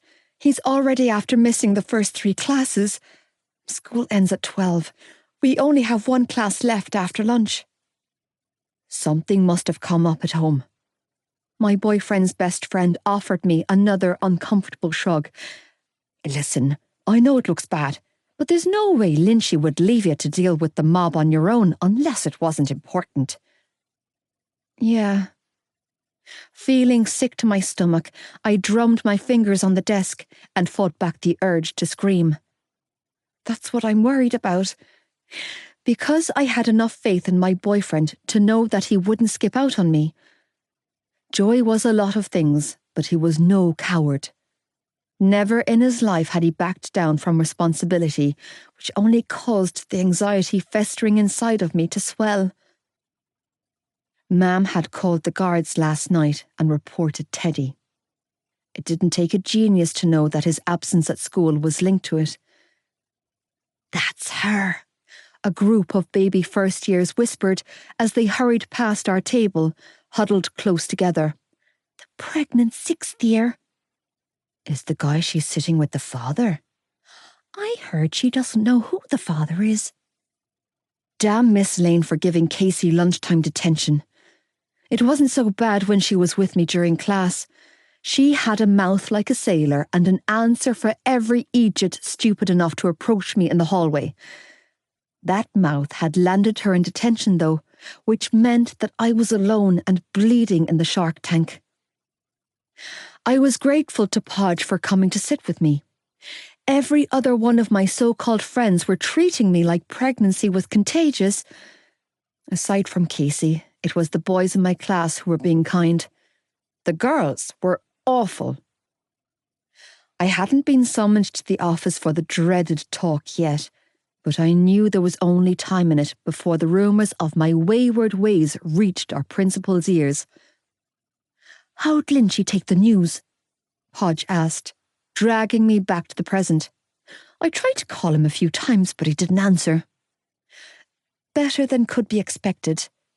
I blew out a shaky breath, especially after Howie found out. Shitty behaviour out of your brother, he offered, telling Ricey before Lynchy knew. Jesus, that's low. Don't, I groaned, still feeling sick at the thought. I'm so done with Kev. So what's the plan? I blinked. The plan? Yeah, Podge nodded. Are you going to have it? Yes, I bit out, feeling oddly defensive. Obviously. Good for you. Nodding to himself, Podge scooped up a spoonful of yogurt and popped it into his mouth. He'll do right by you. Yeah, I whispered. I know he will. It's just a huge mess, you know? I don't want to even think about it. I don't blame you. Listen. Reaching across the lunch table, he pressed a hand on my shoulder and gave me a supportive squeeze. You're not the first to have a baby off a lad in school, Eve, he offered, and you sure as shit won't be the last. Just ignore them. You'll be old news soon enough. Yeah, Podge, thanks and all, I mumbled, feeling my cheeks burn from the intense stares I was receiving. But somehow I doubt this is going away anytime soon. Hey, sexy legs, I slapped the shit out of your brother just now, Alec declared, sinking down on the table in front of us. Hope you don't mind. My eyes widened. You did? Of course, he winked. Lynchy's on his last warning, so he couldn't do it. And I couldn't have brains doing my favourite girl dirty like that. Where is he now? Who? Brains? Alec shrugged. On the phone to your mammy, I suspect. Oh, Al. I couldn't stop the smile from spreading across my face, thrilled that little shit got put in his place. Thanks, buddy. Anytime, he replied with a grin. And just so you know, even with a big belly on you, you'll still be completely rideable. Smooth, Al. Podge chuckled. What every girl wants to hear. I call dibs on Godfather, Alec chimed in. You can't call dibs on Godfather, asshole. I just did. Well, it doesn't count. Podge huffed. If anyone's going to be Godfather, it's going to be me. Nope. See, Sexy Legs is going to give Devil Tits the nod as godmother, which gives Lynchy free rein over who his spawn's godfather will be. Yeah, because referencing our best friend's unborn child as spawn is something a godfather would say. Listen, Ginger Pubes, it's happening, so back the fuck off and don't even think about trying to steal my thunder on this. Podge shrugged. Yeah, well, I'd rather have ginger pubes than a crab-infested cock. Alec gasped. I don't have crabs. Anymore. I never had crabs. He narrowed his eyes. I was scratching because I shaved my balls and the itch was fucking horrendous. I laughed. You shaved your balls, Al? Oh yeah, Al here is big on the manscaping. Podge chimed in as the bell sounded around us, signalling the end of small break. What can I say? Alec jumped up and offered me a lopsided grin. I'm a gentleman. Do you want to walk with us, Eve? Podge asked, rising to his feet. We're all in Irish with Denise next. I'll catch up with you guys, I said, waving them both off. I need to pee. Keep that head up, Sexy Legs, Alec called over his shoulder as he sauntered out of the canteen with Podge. And keep those legs closed until my godchild is fully cooked. Thanks, Al, I sighed heavily, ignoring the gawks and stares I was receiving. Thanks a lot, buddy. I was coming out of the bathroom on my way to Irish when my brother stopped me in the hallway. We need to talk. Dutifully ignoring him, I sidestepped him and kept walking. Aoife, stop! He caught a hold of my arm and pulled me back to him. Please, we need to talk about this. What's wrong, Kev? I snapped, begrudgingly falling into step alongside him as we walked down the corridor towards my classroom. Are you blaming me for your busted lip too? Your boyfriend's henchman hit me. Yeah, well, snitches get stitches, asshole. I'm sorry, okay? Holding his hands up in front of me, my brother tried to reason with a part of my heart that wasn't there anymore. Not for him, at least. I know what I did was shitty, okay? It was a really bad thing to do, Eve. I get that now. Too little, too late. Aoife, please. He sighed heavily. Come on. No. You've heard what people are saying about me, I replied flatly, stopping outside of my classroom door. You've seen how they've been treating me. You cultivated that, Kev. You orchestrated this whole damn thing. So shove your apology up your ass because it doesn't fix anything for me. What you said yesterday about Joey? You were right. He admitted, scrubbing his jaw with his hand. I don't like him. He does threaten me. I did do it to hurt him. He wasn't telling me anything I didn't already know. But I didn't take into account what my actions would do to you. He added, sounding genuinely remorseful. I didn't think, period. What you did can't be fixed with an apology, I replied, unwilling to bend. You can't detonate a bomb on someone's life and then say, oops, when everything is blown to hell. How's the uncle-to-be? Paul said when he stepped out of our classroom. Slinging an arm around my brother's shoulder, he smiled cruelly at me while addressing my brother. All right, Kev? Looking embarrassed, my brother shrugged awkwardly before muttering, All right, Ricey? Oh, bug off, Paul, I growled, just about done with his bullshit. I'm trying to have a private conversation with my brother. Private? He sneered at me like I was a piece of shit on his shoe. There's not a whole pile of private about you, now is there, Aoife? Glaring up at him, I gave him the finger. Screw you. I told you that he'd ruin you. He pushed cruelly. And now look at the state you're in. His gaze trailed over me, lingering on my stomach before he shook his head. You're already getting fat.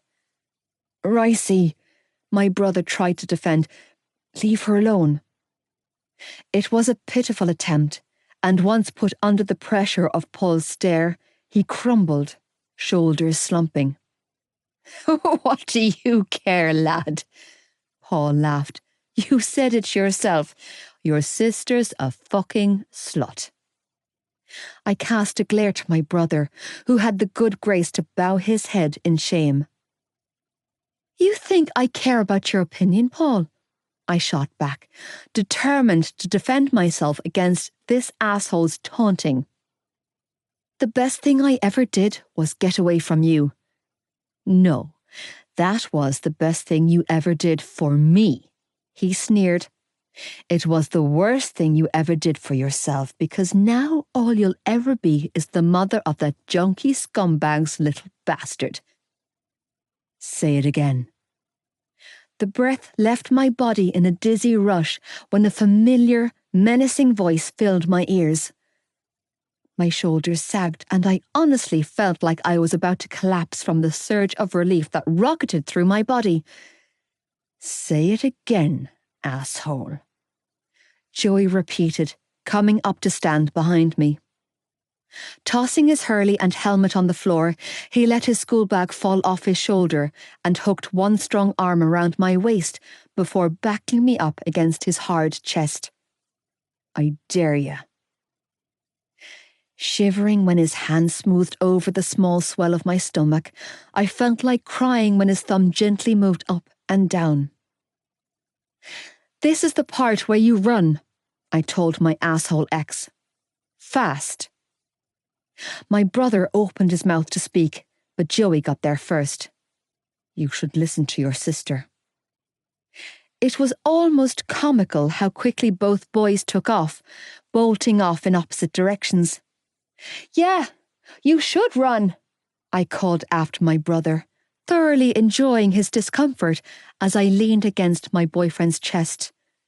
You little bitch. I'm so fucking sorry I'm late, Joey muttered when they were out of earshot. I overslept. I'm just glad you're here, I replied, turning in his arms. I didn't think you were going to show. What the hell happened to your face? My mouth fell open and I gaped at the horrific bruising and swelling on the left side of his face. Jesus Christ, Joe. I reached up to touch him. Your cheek. Yeah, I think it's broken. He muttered, gently batting my hand away as he reached for his bag and hurley. Don't touch it, okay? It's tender as fuck. Broken? I swallowed the lump in my throat as my heart cracked clean open. He took another beating from his father. Another broken bone. Another chip of his heart that would never be pieced back together. He did this to you. My voice cracked. Because of me? Because of the baby? No, not because of the baby. He replied in a soft tone. Because he's a prick. He opened the classroom door and gestured to me to go first. This isn't on you. And what time do you call this? Mr. Dineen demanded when we walked into class. Sorry we're late, sir, I declared before the teacher could go in on my boyfriend like he usually would. We're having a bit of a crisis. A crisis? A morning sickness. Some asshole fake coughed from the back of the class, evoking a chorus of wolf whistles and oohs. Right, well, we'll let you off just this once, our teacher replied, cheeks reddening as he gestured for us to take our seats. Hurrying to the back of the class, I took my seat in the back row and watched as Joey waited at Mr. Dineen's desk for him to sign his red book. On his way back to our desk, his movements were stiff and rigid, and I knew all too well that the marks on his face weren't the only ones his father put on his body. My heart cracked at the thought. Joe, I whispered when he carefully lowered himself onto the seat beside mine. It's all good, Malloy. He tossed his hurley and helmet on the floor at his feet before turning to give me his full attention. I'm fine. His green eyes were warm and full of affection when he leaned in close and whispered, How are you feeling? I'm fine. Yeah? He slipped his hand under the desk and squeezed my thigh. Well, you look good, baby. How he could be so good to me, so considerate and caring of my feelings when he was going through hell was beyond me. I love you, I whispered, covering his hand with mine. So much. I know. Blowing out a pained breath, he entwined his fingers with mine. I know, Malloy. It's bad enough that you're both late to my class, but you have the nerve to have a full-blown conversation, Mr. Dineen barked, glowering at us. Joseph, would you care to tell the class what you two are whispering about? In your native tongue, if you will, since I have spent the past 6 years attempting to teach you the language. Ciart galore, a one sure, my boyfriend replied with a nonchalant shrug as he replied in Osgaelga, Vi me ag rá le móna lanam go will gra agumdi. My heart slammed wildly in my chest as I mentally translated his words. Fair enough, teacher. I was telling my sweetheart that I love her. Dort me leave fresh and go will comin alin or he, Joey continued to say, not missing a beat. I also told her that she looks beautiful. Shrugging, he added, August go will mo cree ishti inti, and that my heart is inside her. Go hintock, Mr. Dineen replied, arching a brow. Impressive. Go hintock, lehi bukil nok neishtin sarong. For a boy who doesn't listen in class. Sha, Joey smirked. Ta isagam. Yeah, I know. Plead the Fifth. Joey. We had barely warmed our seats in Irish when the bell of the intercom sounded. The school secretary's voice pierced through every speaker in the school saying, Could Joseph Lynch and Aoife Malloy please report to the principal's office immediately? Can they expel him for knocking her up? Alec asked from the desk beside ours. And if it wasn't for the fact that he was genuinely serious, I would have decked him.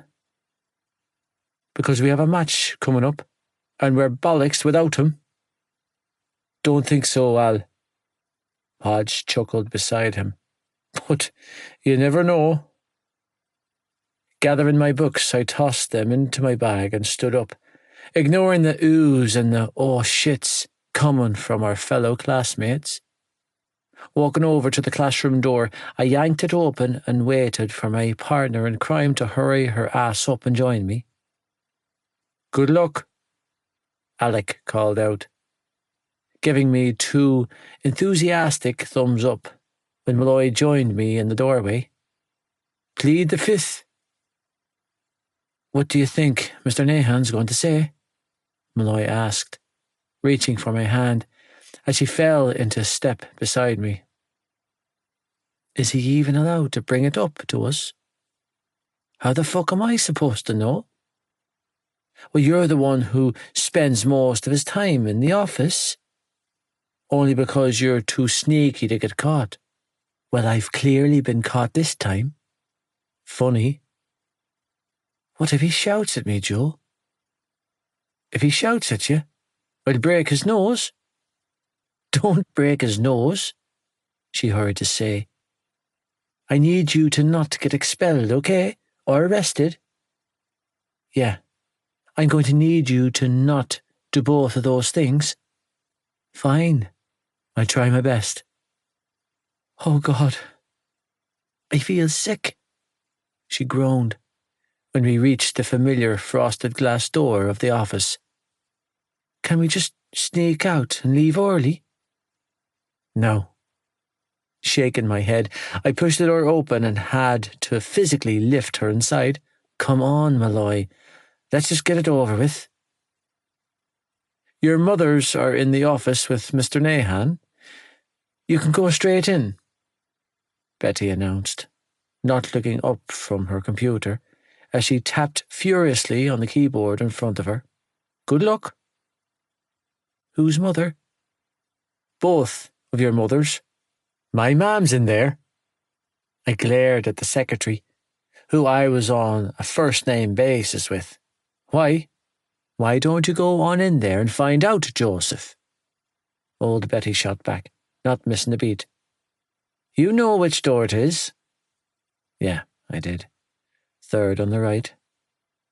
Good luck, Joe, Malloy whispered, giving my hand a small squeeze. Love you. Yeah. I blew out a breath and held the office door open for her. Right back at you, Malloy. Beyond uncomfortable, I sat at one side of the meeting table next to my mother, while Malloy and Trish sat opposite us. On either end of the table sat Miss Lane, our yearhead, and Mr. Nahan, our principal, who were doing a fantastic job of talking at us rather than to us. It wasn't like Malloy and I were the ones immediately impacted by the pregnancy or anything. Oh no. It was far more pertinent to address our mothers when asking decisions on our futures. Dicks. Unable to put any amount of pressure on my back, I leaned forward instead, resting one elbow on the table while dropping my free hand on my lap. When our principal asked Mom a question, and she turned to give him her full attention, I took the opportunity to discreetly drop the hand I was resting on my lap into her handbag that was sitting on the floor between our chairs. Barely breathing, I rummaged around inside until my fingers probed the familiar circular pill bottle. Closing my hand around it, I quickly slipped it into my pocket, feeling a rush of relief fill my body at the prospect of not having to face another night of hell at home. Zoning their voices out, and the unsettling urge I had to escape to the bathroom and pop a few C2s, I concentrated all of my attention on my girlfriend, who was nervously chewing on the nail of her baby finger, while her wide-eyed gaze flicked between the 4 adults in the room. By which time you'll be how far along in your pregnancy, Aoife? Malloy's guilt-ridden eyes snapped to Mr. Nahan. Immediately, my back was up. She didn't need to feel guilty about a damn thing. This was on me. How far along in your pregnancy will you be when you sit the leaving cert in June? Oh. Her cheeks flamed, and she roughly cleared her throat before casting a nervous glance in my direction. What date in June? The 7th. Oh. Another deep swallow. I think I'll be 25 weeks by then. You think? Yeah, well, you see, I don't know for sure. You don't know for sure? Well, I haven't had my dating scan yet, she hurried to explain. It's today, actually. Why are you pushing her on this? I snapped, irritated that he was interrogating her. She's already answered you. Give it a fucking rest, will you? Jesus. Joey, Mam snapped, nudging me with her elbow while Malloy gave me a grateful smile.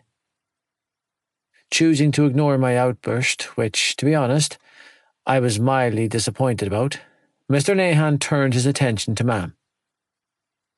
I know you and Teddy have your hands full with this one, Marie, and I hate to bring it up during such testing times, but I have to ask about Shannon. I sincerely hope that she is settling in well at Tommen. She's doing very well there, thank you, Mam replied quietly. And as for my son, he's doing a lot better at school since Christmas.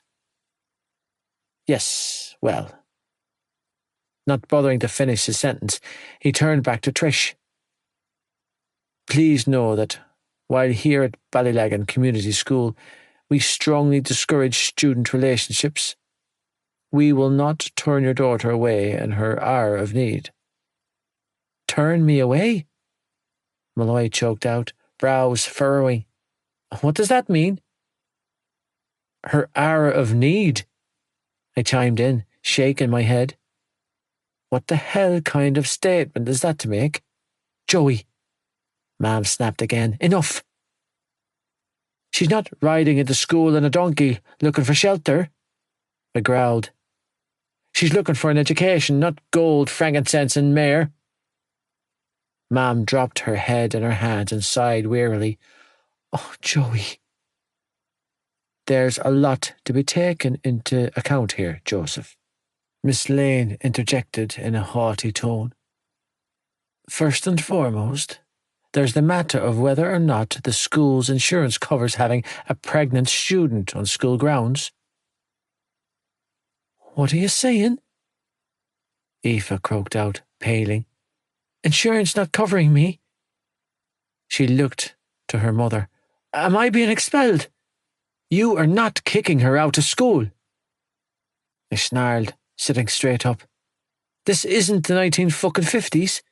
There's no goddamn way that I'm going to allow you to shun her like she's some sort of scarlet woman.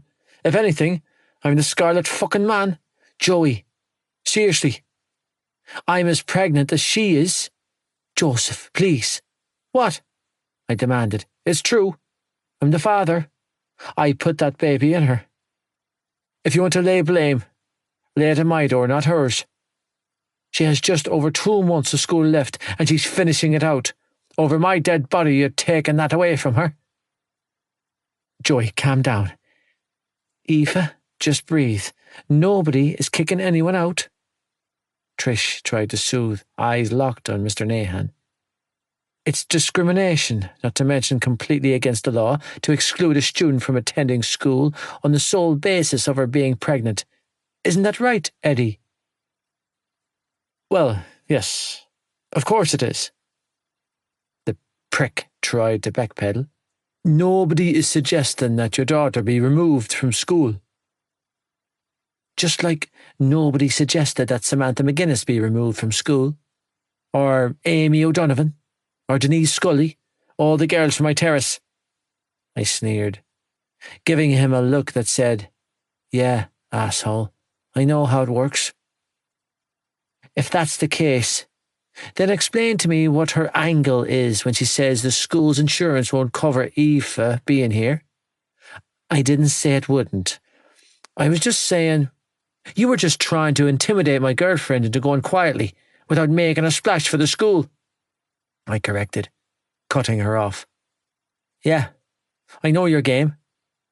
I didn't come down in the last shower. I know how much easier it is for the school board when pregnant girls disappear from the roll book. Difference is, those girls had to do it alone.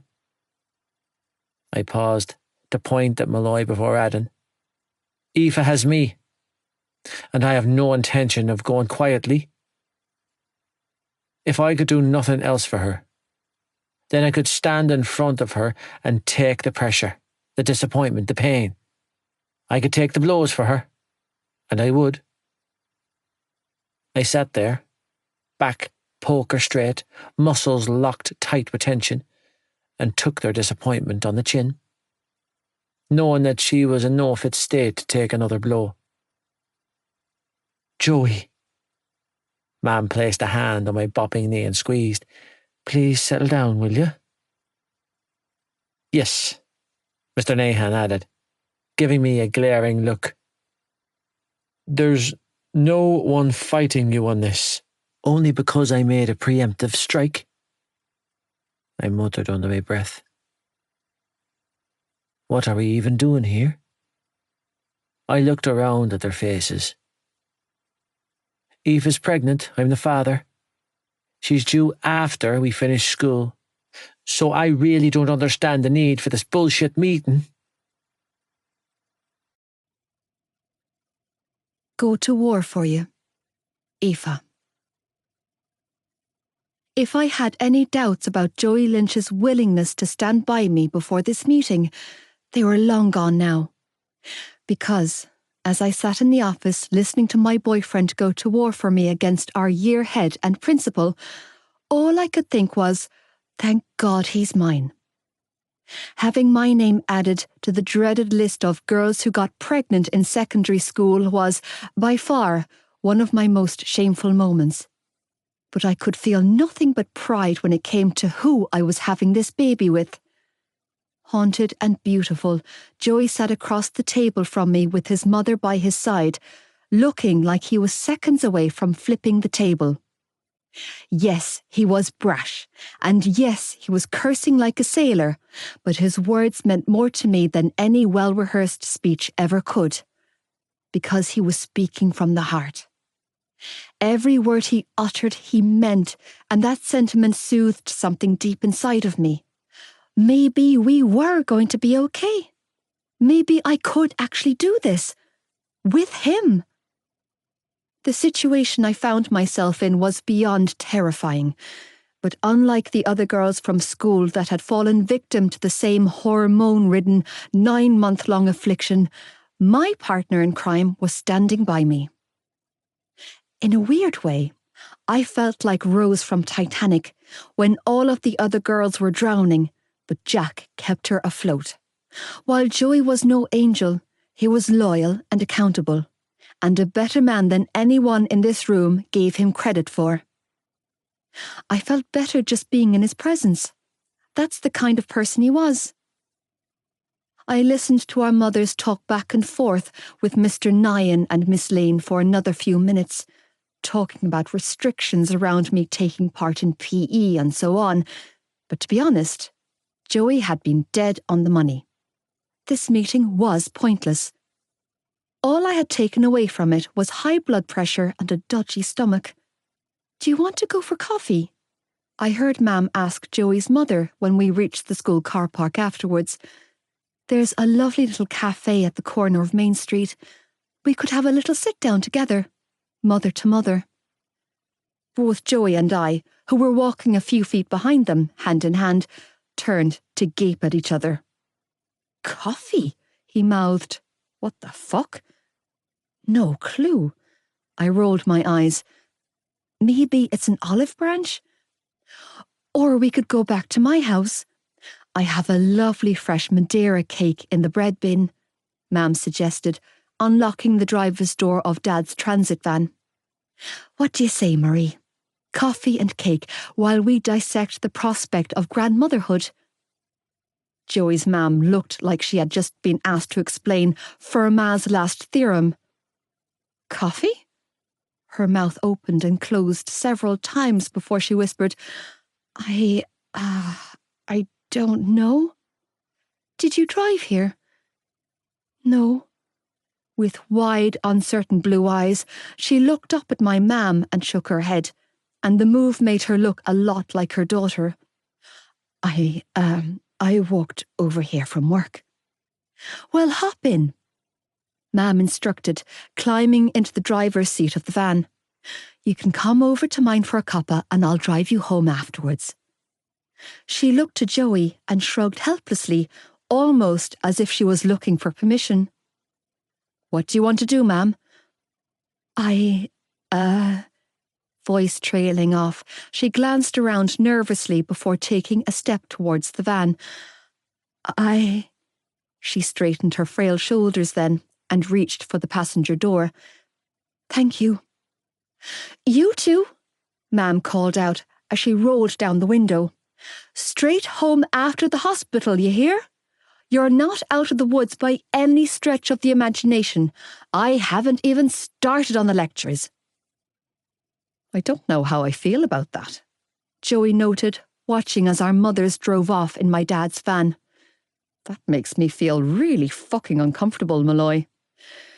Yeah, I know, I agreed with a sigh, as I slid my arm around his waist. But do you want to know something that made me feel really comfortable? You, Joe. I smiled up at him.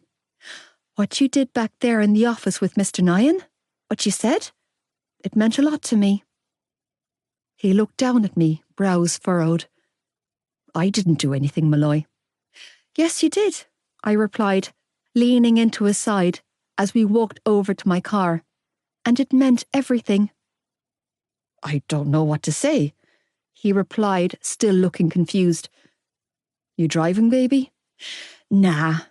I shook my head and tossed him the keys. Can you do something for me? Name it. Stay with me tonight. He sighed heavily. Malloy, don't say no. Sinking into the passenger seat, I tossed my school bag over my shoulder into the back seat before turning my attention to Joey, who was cranking the engine. Say yes. What about the kids? What about you? I shot back, flicking on the car stereo and nodding my approval when no doubts underneath it all drifted from the speakers. This one's you, Joe. Give it a rest with the songs, he muttered. And I'm grand. Your face tells a different story. Aoife. Joey. I reached across the console and covered the hand he was resting on the gear stick with mine. Please. He didn't answer me until he had pulled away from the school and was on the main road. Only then did he release a sigh and turn his hand over. You win, Malloy. He entwined his fingers with mine. Again. Yay! So, are you ready for this? He asked, attention flicking between my face and the road ahead of us. To see the baby. No, I admitted quietly. Are you? No. He squeezed my hand. But we've got this, Malloy. Maybe we should have changed our clothes. Joey. Joe, it's me, Shannon. I'm on the way to Dublin with the school. I won't be back until late tonight. Can you tell Mum? He has my phone, so don't call it. Okay? You won't be able to get a hold of me, but I'm okay, Joe. Don't worry about... I replayed the voicemail my sister left me for the third time and contemplated how the hell I was going to soothe this over at home. Deleting the message from my phone, I slid my phone back into my pocket and ran a hand through my hair in frustration. Mam was going to hit the roof. The old man would blow a fuse if he found out. Maybe we should have changed our clothes. Malloy, whisper hissed, drawing my attention back to the present. We were sitting in an overcrowded waiting room at the maternity hospital, surrounded by heavily pregnant women and their husbands, any number of which could have been mistaken for our parents. It's grand, I replied, resting my hand on her bouncing knee. I've got you, Malloy. Yeah, Joe. That's the point, she mumbled. Everyone here knows just how well you've got me. I laughed, because in all honesty, what else could I do in this moment? She wasn't wrong. We were sitting in our BCS uniforms and attracting an array of different looks from the people around us. Pity, disgust, sympathy, surprise. The list went on.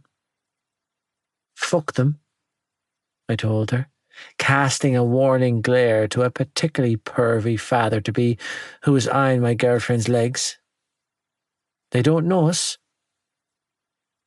Joe, we're the only teenagers here. She continued to ramble, tone panicked. That girl over there looks like she's in her early 20s, but that's it. All these women are way older than me. It doesn't matter, Malloy. I tried to soothe. Age is just a number. You're right, she agreed, smoothing down the hem of her pleated skirt. You're absolutely right, Joe. Reaching for my hand, she shifted closer, welding her side to mine. God, I need to pee so bad. Just hold it, I replied. You read the form. It said you need a full bladder. Yeah, but it's so uncomfortable. She squirmed in discomfort. Distract me? How? Tell me who was on the phone. Shannon, I replied, sighing heavily. She's gone to Dublin with the school. Really? You never mentioned it. Because I didn't know, I admitted. Yeah, that'll be fun to explain to the old man when he gets wind of it. No. Her hand tightened around mine. No. You don't need to explain anything, okay? You need to just stay away from that asshole. Let your mother handle it. Malloy, I'm serious, Joe. She choked out, pulling my hand onto her lap. I can't cope with knowing he's hurting you, Aoife Malloy. A frazzled-looking nurse called out, thankfully putting an end to the conversation. You're up, sweetheart. Oh, Jesus. Looking like a deer caught in headlights, Malloy sprang to her feet, dragging me with her. Don't leave me, Joe, she whispered, with a death grip on my hand, as we followed the nurse. Don't leave my side. I won't, I promised, letting her pull me into the dimly lit room with her. I'm not going anywhere. My name is Margaret, and I'm the ultrasound technician. The woman introduced herself, closing the door behind us. You're here for your dating scan, is that right? Yeah, Malloy croaked out, and then reluctantly let go of my hand when the woman led her over to the examination table. He's the father, so can he stay with me? Sure. Dad can sit on the chair next to you. Dad. Holy fuck. Joe? Malloy squeezed out, eyeing me meaningfully from her perch on the table, as she laid on her back and held out her hand. Shit, yeah. Shaking my head to clear the panic, I closed the space between us and sank down on the chair next to the table and grabbed her hand. According to your notes, this is your first pregnancy, the technician stated, as she lubed my girlfriend's belly with a bottle of clear gel. The first day of your last menstrual cycle was December 14th, is that correct? Yeah. Malloy croaked out.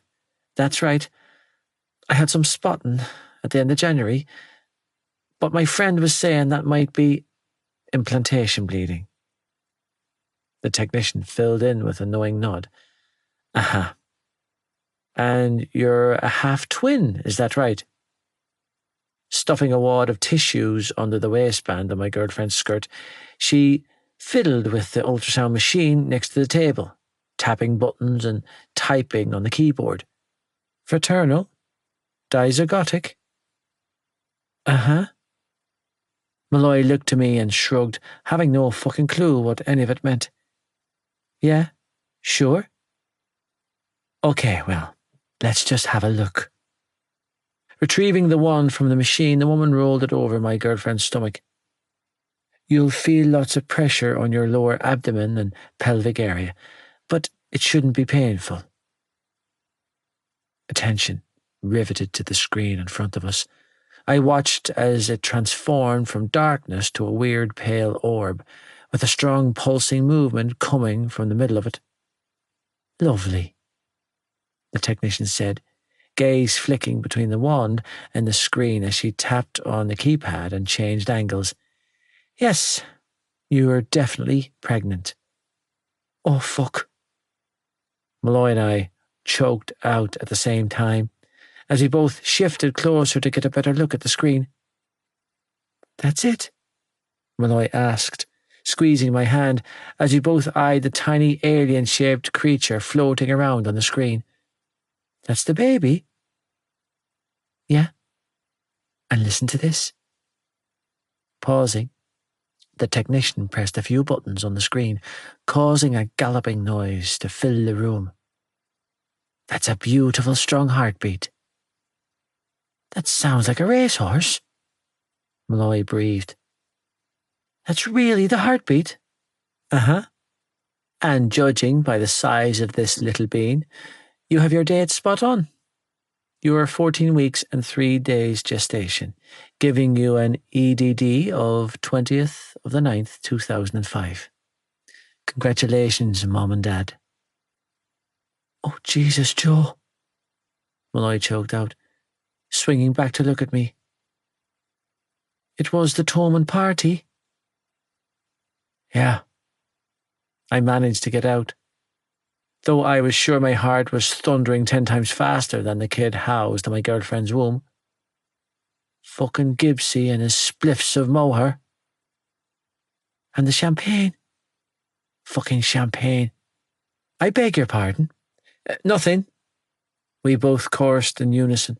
Shaking my head, I asked, So, what happens next?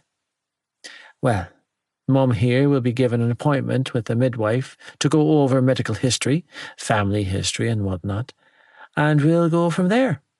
She continued to scan Malloy's stomach as she spoke. As you can tell from the crowded hallways and waiting room, we're pretty swamped this afternoon, so an appointment will be sent out in the post for the next week or so.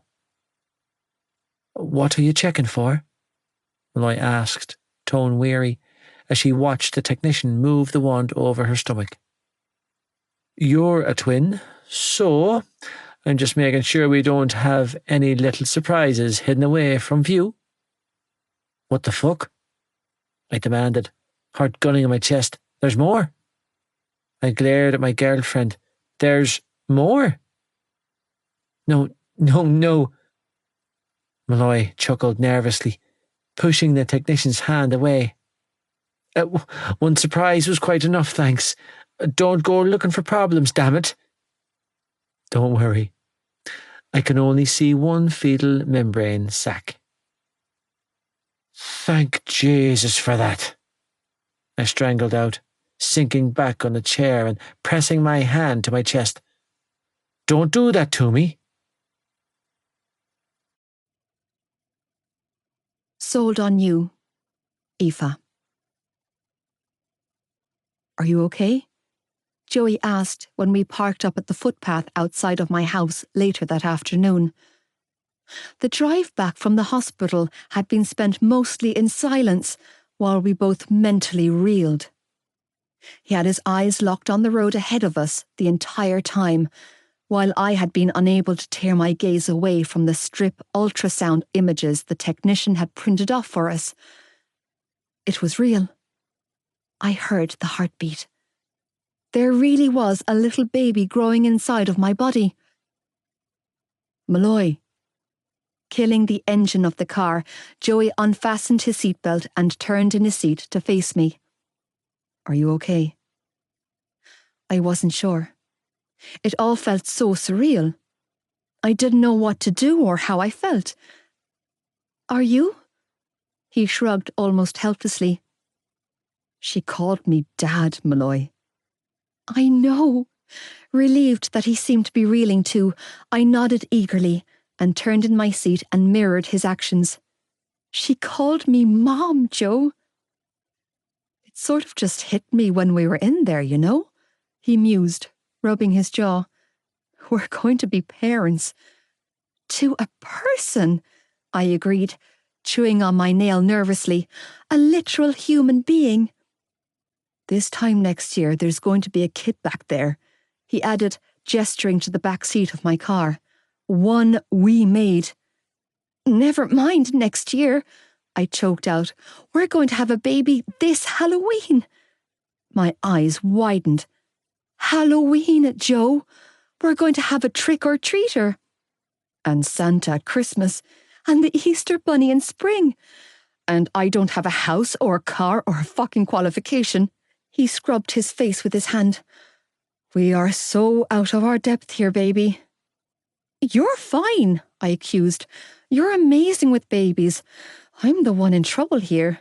The only infant I've ever held was my cousin's pet baby gerbil, and guess what happened to it, Joe? I dropped it. Uh-huh. That's right. The poor thing nose planted its cage when I was left in charge. Okay, comparing your ability to mother our child to caring for your cousin's pet rodent is not the same thing, Malloy. Maybe not, but I'm not exactly the responsible mother type, am I? And I am. Oh, please. I rolled my eyes. You've been a dad for your entire life. You even have that "don't make me come up those stairs" dad threat down to a fine art. Wow, thanks. I'm serious, Joe. You've got this. I'm screwed. Give me another look at that, he muttered, snatching the baby scan out of my hand and holding it up to my face. Oh, Jesus, I think I see a dick. What? No, you don't. Gaping, I snatched the picture back and studied where he was pointing to. That's not a dick, that's a leg. No, that's a leg, he corrected, tapping the picture. That's another leg, and that is a dick. That's the baby's cord. That's a dick, Malloy. Dropping his head on the steering wheel, he muttered something incoherent under his breath and groaned loudly. It's a boy. But you said it's too early to tell. Yeah, well, I don't know what to tell you, because that's a dick. But how can you tell? Trust me, I have seen too many of those fucking sonograms down through the years. I know a dick when I see one. What if you're wrong? I hope I am. Joey! I slapped his arm. Don't say that. Don't give him my name, he whispered, head still resting on the steering wheel. Please, Eve, just give him yours and break the cycle. His parents. It always came back to his parents. There's nothing to break, Joe, I replied, stroking his hair. You are not him, and I am not her. Please listen to me. I don't want you to give him my name, he admitted quietly. Not my first name, and definitely not my last name. I don't want that kid to have a single thing passed down to him that came from me. Joey, come on. We don't even know if it's a boy. It's a boy, he mumbled, pulling back to look at me. Regardless, you need to make that baby a Malloy. Don't give him my name. Joey, my heart sped up. You're this baby's father, and I'm proud of that. I reached up to stroke his bruised cheek.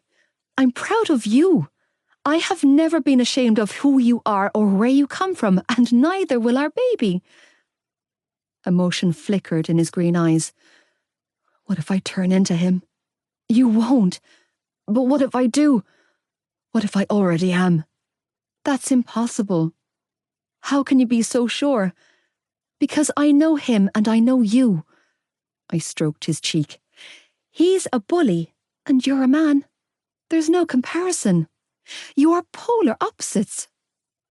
You and Teddy are not the same person, Joe, I whispered. You're not even close. I'll never hurt you. I know. I mean it. He snatched my hand up and held it to his bruised cheek. I will never put a finger on you, Aoife Malloy. Never. Not on you or our kid. I know, I repeated, leaning in close to press my forehead to his. I'll do right by you, he vowed gruffly. I swear I will. You don't need to convince me, Joe. I leaned in and pressed my lips to his before whispering, I've been sold on you since I was 12 years old. He looked at me for the longest time before blowing out a pained breath. I love you, Eve. I love you too, Joe. Can I keep one of these? He asked, holding up the long strip of sonogram images. Of course, I replied, heart bucking wildly in my chest as I watched him carefully tear one off the strip and place it in his wallet. It's your baby, Joe. Yeah. Nodding to himself, he placed the sonogram in the picture slot in his wallet and smiled. He is. Put your hand in my hand. Joey. Give me a song, Joe. A song? It was a little after 10 o'clock. We were holed up in our room, keeping a low profile from Tony, who was banging around downstairs like a bear with a sore head. And Malloy had somehow managed to rope me into watching another horror movie from her collection. Tonight's chosen number was Final Destination 2. Completely fucking reeling from the events of the last 24 hours, I was doing everything I could to take the pressure off my girlfriend, to make her feel like she wasn't in this alone, because she might be the one currently housing our baby, but the responsibility of parenthood was coming for both of us. Just thinking about it caused my heart to catapult around in my chest. The fuck was I going to do? I had a girl and a baby to look after, but I still had Shannon and the boys, and Mum. Jesus Christ. What do you mean, give you a song? I asked, slotting another pillow behind me to take the pressure off my back and ease the pain coursing through my flesh. I don't sing, baby. You know that's not what I mean, she replied, nestling between my legs, with her back to my chest.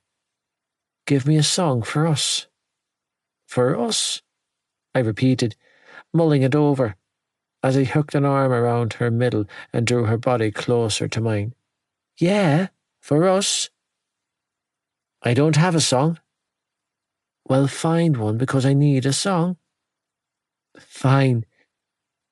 Dropping my hand to rest on her stomach, I said, Madonna.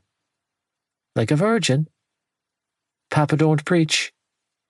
She snorted. Nice. I smirked. Thanks. For real, though. Breaking free from my hold, she twisted around until she was straddling my lap. Give me something real.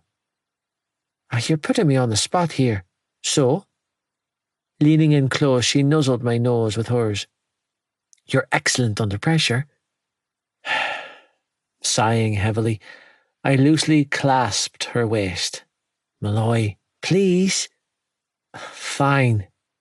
Shaking my head, I racked my brain for something, anything to appease the girl, before finally coming up with Divine Inspiration's The Way. From the rave in Kerry? Recognition flashed in her green eyes, and she beamed at me. You remember that? That surprises you? No, I just... Shaking her head, she scrunched her nose up before admitting, It's just that you were pretty buzzed that night. I was worse than buzzed that night. I was out of my fucking mind. I can still remember the way you looked when you were dancing in that field, with her yellow wellies and tiny denim shorts. I heard myself say, remembering the moment clearly. The clearest of my memories involved nights with her. The only nights I ever wanted to remember were the ones I spent with her. You had that little bra top thingy on. Your tits were spilling out. I continued to tell her, needing her to know that she was forever on my mind. The cheeks of your ass were on full display, and I swear to Christ, I was driven half mental from watching you. Really? Really, I confirmed, mirroring her smile. And you danced? She teased, snaking a hand out to playfully pinch to my good cheek. The boy who refuses to dance was throwing shapes like a raver. I didn't have much of a choice, did I? I shot back. It was safer to join the madness. You had that neon body paint all over you. Oh my God, the body paint! She squealed out a laugh. So had you? Yeah, because she caked me in it. Every time the strobe lights flashed around us, you lit up like a firework. I did. Yeah, Malloy. Releasing a contented breath, I reached a hand up and tucked her hair behind her ear. I was high that night, but you sent me soaring. Smooth. Not smooth, just honest. That was an epic summer, Joe. Wrapped up in you. Her eyes lingered on mine for a long moment before she released a wistful sigh. I guess all that's behind me now, huh? No, Malloy. My heart gunned in my chest, twisting and morphing between sorrow and guilt. We'll do it again? Yeah, she replied, but it was a half-hearted mumble. With a baby on my hip. We'll do it again, I repeated, catching her chin with my hand and forcing her to look at me. Yeah? She whispered, tone hopeful. Yeah, I confirmed gruffly. And you'll be just as reckless. Leaning in, I burst a kiss to her lips. And I'll be slightly less high. Easter break. Aoife. Where are you going? I asked my father on Saturday morning, watching from my bedroom doorway as he thundered down the stairs with a furious scowl etched on his face. Dad? Work. My father roared over his shoulder. So you better tell that boyfriend of yours to get his hole out of your bed. Oh, crap. Joey's not here. I know he stayed over. True. He left a while ago. Well then, let's hope he's at the garage, because if he's not, then he better start looking for somewhere else to work, because I'm done with the bullshit. Dad, wait! Hurrying down the stairs after him, I chased him all the way outside to where he had parked his van. Don't hit him, okay? I'm not going to hit him. You swear? If I was going to hit the lad, I would have done it the other night. My father grumbled as he climbed into his van. Go inside out of the cold before you get sick on top of everything else. Don't fire him either, I pleaded, holding onto the door of his van so he couldn't close it. Please, Dad, he needs his job. Of course he fucking needs his job, my father snapped. He has a child on the way to pay for, doesn't he? Clearly sleeping on the news had done my father no favours. He seemed angrier now than when he found out. But you were supportive the other day when the lynch... Because you're my daughter, damn it. Of course I support you. I'll always show a united front for your benefit, but I'm not happy about it, Aoife. He growled, cranking the engine. My child is having a child while she's still a child with another fucking child. I am not okay with any of this. But I don't exactly have much of a say in the matter now, do I? Not when the horse has already bolted. No point in wringing the lad's neck after the fact now, is there? Can't exactly go back in time and put a condom on the little prick's dick now, can I? I didn't have an answer for him, so I let go of the door and watched as he slammed it shut before tearing off.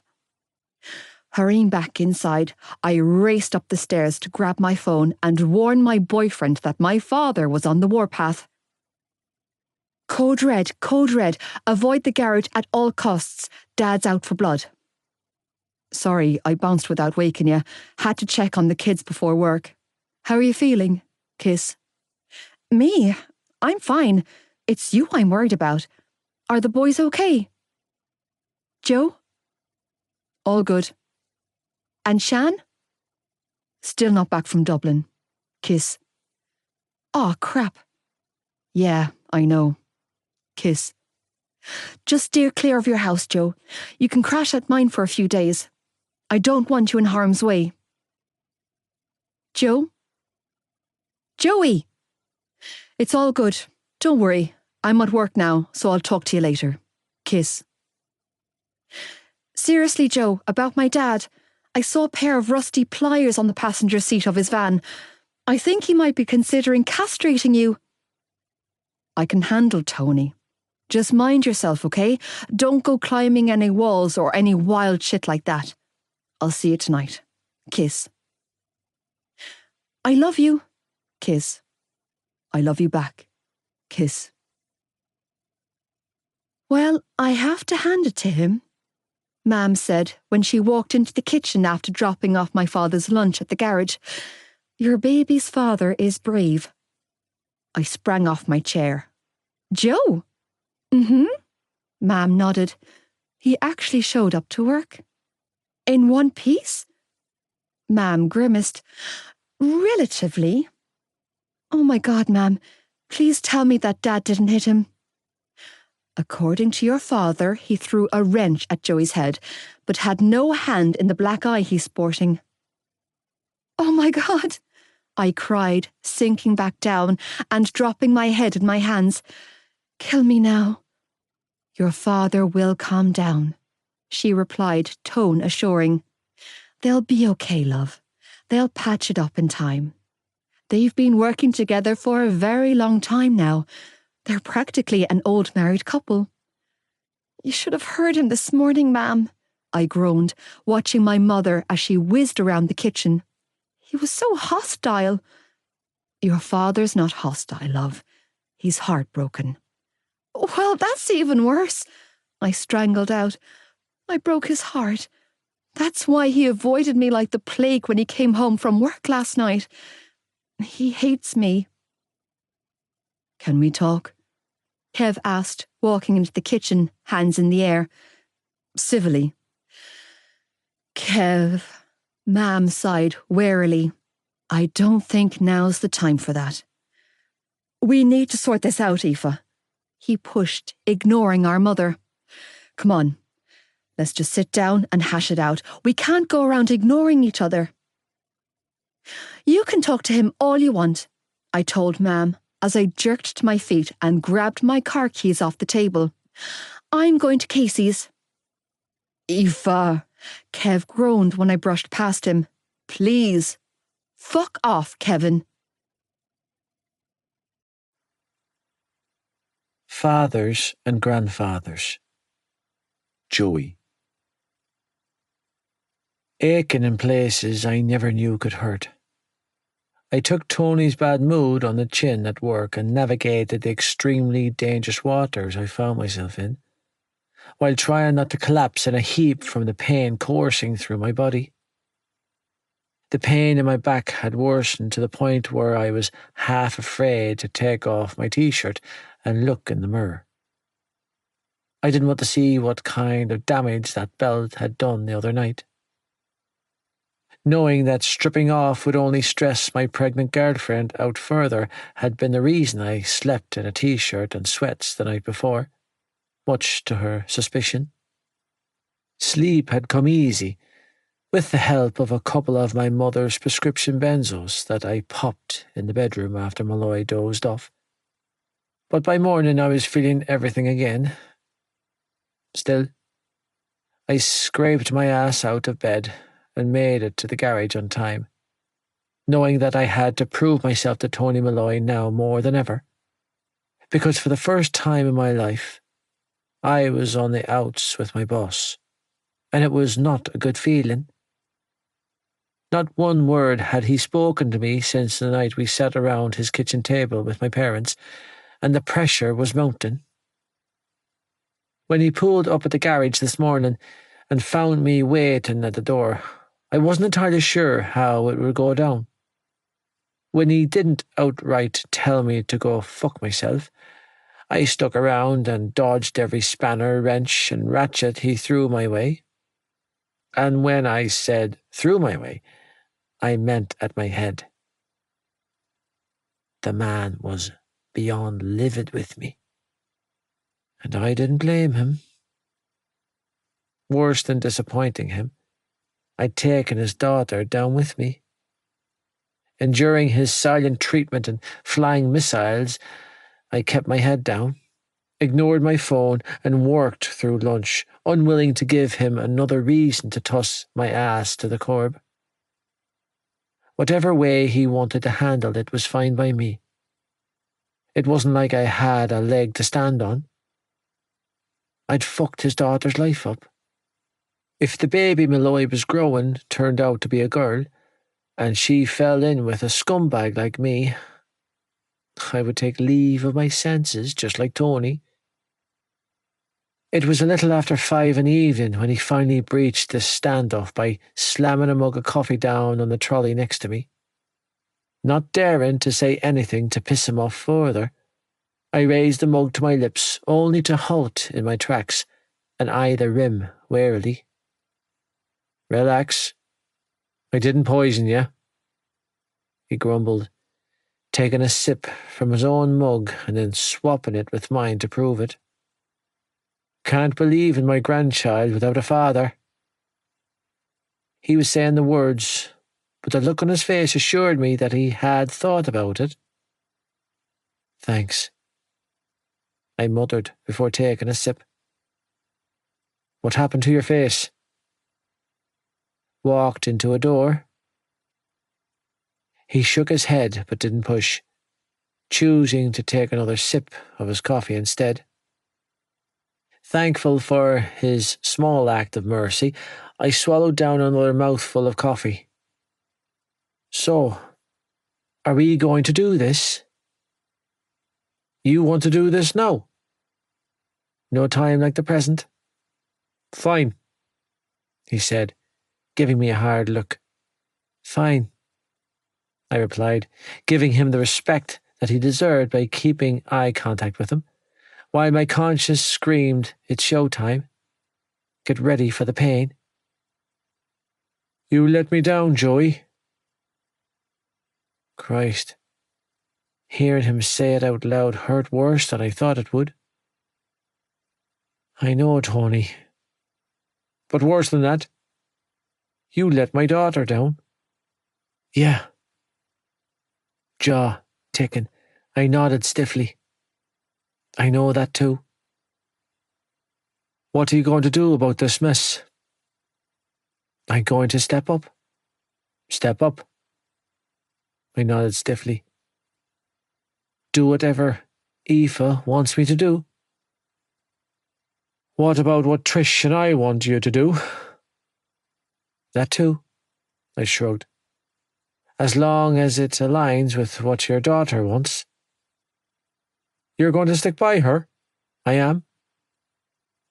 "Are you going to marry her?" "If that's what she wants." "What do you want?" "Her." He stared hard at me for a long moment before blowing out a frustrated breath. "God damn it, Joey. This would be so much easier if I didn't like you." "Yeah, I know. She might be having your baby, but she's still my baby," he snapped. "She will always be my baby. I would die for her. I would kill for her. I know you're a good lad, but I'm telling you now, man to man, if you ever consider laying so much as a finger on my daughter or that child, you won't have to kill me, Tony." I cut him off and said, "I'd do it myself." "I'm not saying that I think you would, but you know why I have to say this to you, don't you? I have time for you, boyo. You know that, and I know you love her.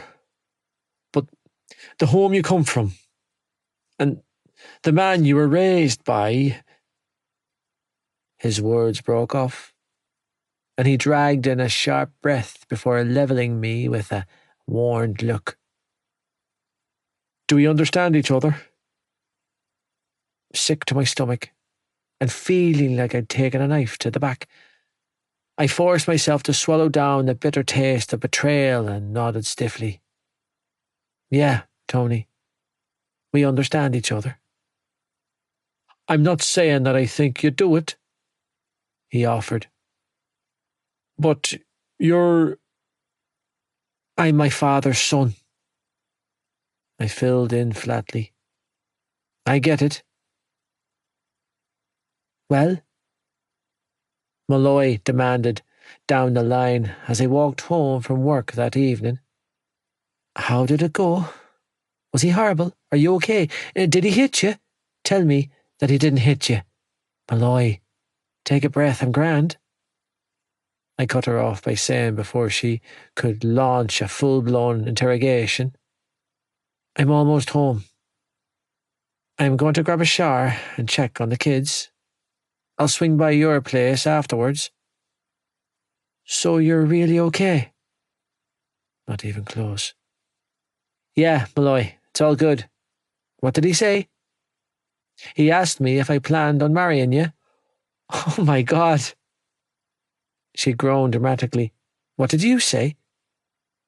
I told him that we already got married in secret, and that you got my name tattooed on your ass instead of a wedding ring. You did not say that to my dad. No, I didn't. I chuckled. How are you feeling? The same as I was when you last asked, she mused. Chill, Joe. I'm still me. Thank fuck for that. Well, I'm literally down the street from your house, she added. I have the car, so just call me when you're ready and I'll come get you. You're at Casey's flat? Yep. I'm putting highlights in her hair. I had to get out of my house or I was going to stab my brother with a spoon. If you're going to stab him, use something sharper. Like a knife. Maybe just a fork. We don't need you having that kid in prison. She laughed down the line. I'd look hot in stripes. You definitely would. I agreed. Listen, hang up, and I'll call you later. Love you. Love you back. Ending the call, I slid my phone into my pocket, only to retrieve it once more when it started ringing. Not bothering to read the display screen, I clicked accept and put the phone to my ear. No, Malloy, stripes don't make you look flat. And no, you haven't put on weight either. And yes, even if you do put on weight, I'd still want you just as much as I want you now. Joey, come home. Come home quick. Ollie screamed down the line. Please come home. Daddy's going to kill her. Who, Ollie? I demanded, as my legs broke into a run in the direction of my house. Is it Mam? My heart jackknifed in my chest. Is he hurting Mam? Shannon! Ollie screamed down the line. He's killing Shannon! Him or Us 2.0. Joey. Running faster than I ever had in my entire life. I sprinted the rest of the way home, with my heart gunning in my chest and my mind freewheeling into overdrive. It's okay. It won't be that bad. Just breathe. I could see Ollie at the front door when I rounded the garden, waving wildly at me to hurry. I knew he was screaming and tears were spilling down his cheeks, but I couldn't make out a word of it. The only sound in my head was the thundering roar of my pulse in my ears as I staggered through the front door and followed a trail of blood into the kitchen. It took me a moment for my brain to absorb what my eyes were seeing. Blood smeared on the kitchen tiles, Shannon limp on the floor, Tag covering her body with his, blood on his face, Mam standing in the kitchen screaming, and him, standing in the middle of the carnage, was our father.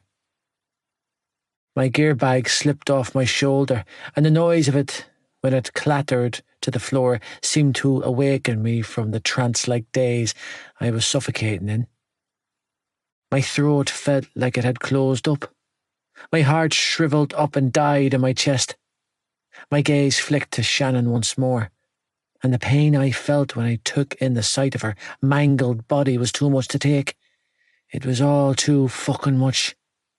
You fucking bastard! The words tore from my lips like a battle cry, and I felt myself moving, barreling straight for him, my heart demanding vengeance. You dirty fucking animal! Joey, wait! I didn't wait. I couldn't. Hit me! Taking him to the ground with more force than I knew I was capable of, I slammed his head against the hard tiles before quickly climbing back up and dragging the worthless piece of shit with me. Come on, asshole! Hit someone your own fucking size. Joey, please don't. Shut the fuck up. I roared, losing my fucking mind when she tried to speak to me.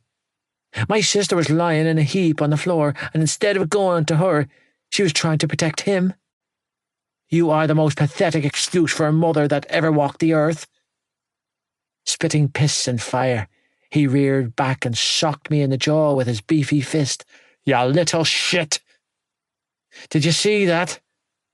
I demanded, not even feeling the pain now, as I glared at our mother.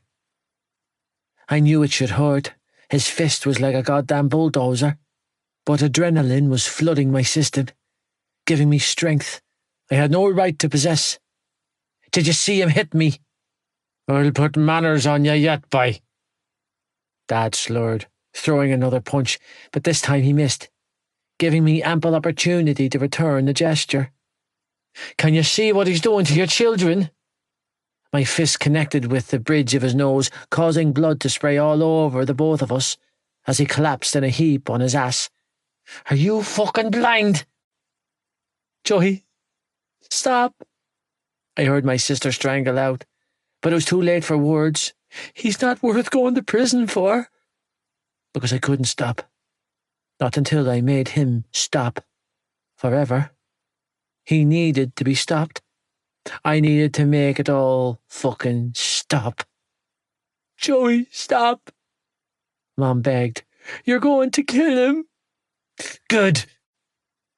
My fists kept swinging of their own accord, in a frenzied blare of reckoning, as my knuckles ripped open and bled all over the both of us. As I let my heart do the thinking for once and finished him off. If I did time for it, so be it. Someone had to end this. It had to be me. Joey, you promised. A small hand pulled at my arm, breaking my concentration. You promised you'd never leave me. Shannon's voice broke through the red haze in my mind, and I jerked backwards, letting my hands fall to my sides as my sister's voice continued to seep into my fucked up brain. Shannon. Dump, dump, dump. Shannon. Dump, dump, dump. Shannon. Dump, dump, dump. Numb to the bone, and with my mind reeling, I abruptly climbed off my father and stepped away. Teddy, oh God, Teddy, Mam cried, rushing to his side. What have you done? And there it was. There she was, running straight to him. It broke me. Whatever held me together these past 18 years splintered and spliced. Eyes wide, I looked around me, trying to make sense of the war zone we had been raised in. The war zone I was standing in. Blood and tears, pain and pressure. It was too much. Ollie. Turning my attention to where he was cowering beside Shannon, I crooked my finger and beckoned him. Go upstairs and get Sean. Because I had no doubt that the baby was hiding under my bed. I didn't blame him. I wanted to be under that bed with him. Why? Because we're leaving. Trembling from head to toe, I said, We are not staying in this house for that piece of shit a day longer. Thankfully, Ollie did as I asked, making a beeline for the stairs without the hint of hesitation. Tag, go with Ollie. But please. I strangled out, chest heaving at the sight of the blood smeared all over his face. Go upstairs and pack your bags, kid. After a 10-second stare down, he relented and hurried for the stairs. Only when the smaller children were out of sight could I focus on my sister. I didn't want to. I wanted to run away and hide, but I forced myself to take in the sight of her mangled body. You're okay, I lied, dropping to my knees beside her, feeling more broken in this moment than any other in my living memory. I'm here. I gently lifted her into my arms. I'm here, Shan. She slumped against me like a rag doll, and panic seared me because I just knew that this time was worse. This time, he damaged her worse than ever. You're bleeding. Mom was wailing. Oh God, Teddy! That was all it took. Those words were all it took for me to lose a hold of the small shrivel of self-restraint I had managed to garner. Are you fucking blind? She is bleeding. Shannon, your daughter. Shannon.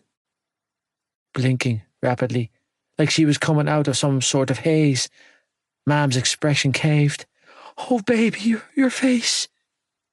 Don't you dare, oh, baby her. I snapped, carefully lifting my sister to her feet. She wobbled and slumped against me like a newborn baby foal, and her lack of balance and coordination only increased my panic. Because this was bad. This was so fucking bad. You're okay, I continued to coax, as I carried her over to the table and set her down on the chair. You're okay, I'm here. Snatching up a tea towel, I pressed it to the side of her face where most of the blood seemed to be coming from. I'm right here, Shan. Shannon, I didn't mean to. Don't fucking speak to her, creep, I roared, taking a protective stance in front of the chair my sister was slumped on when that bastard tried to speak to her. I will kill you. Do you hear me? I'll slit your fucking throat if you so much as look at my sister again. How dare he look at her? How dare he fucking say he didn't mean to hurt her? Everything that man had ever done had been orchestrated with intentional malice and cruelty. He was only sorry now because he knew as well as I did that he had gone too far this time. He did something in this kitchen that couldn't be hidden or buried. It was over for him, and the bastard knew it. Instead of feeling glad about that, I felt on edge, because Teddy Lynch was never more dangerous and unpredictable than when he was cornered, and right now, the bastard was backed in deep.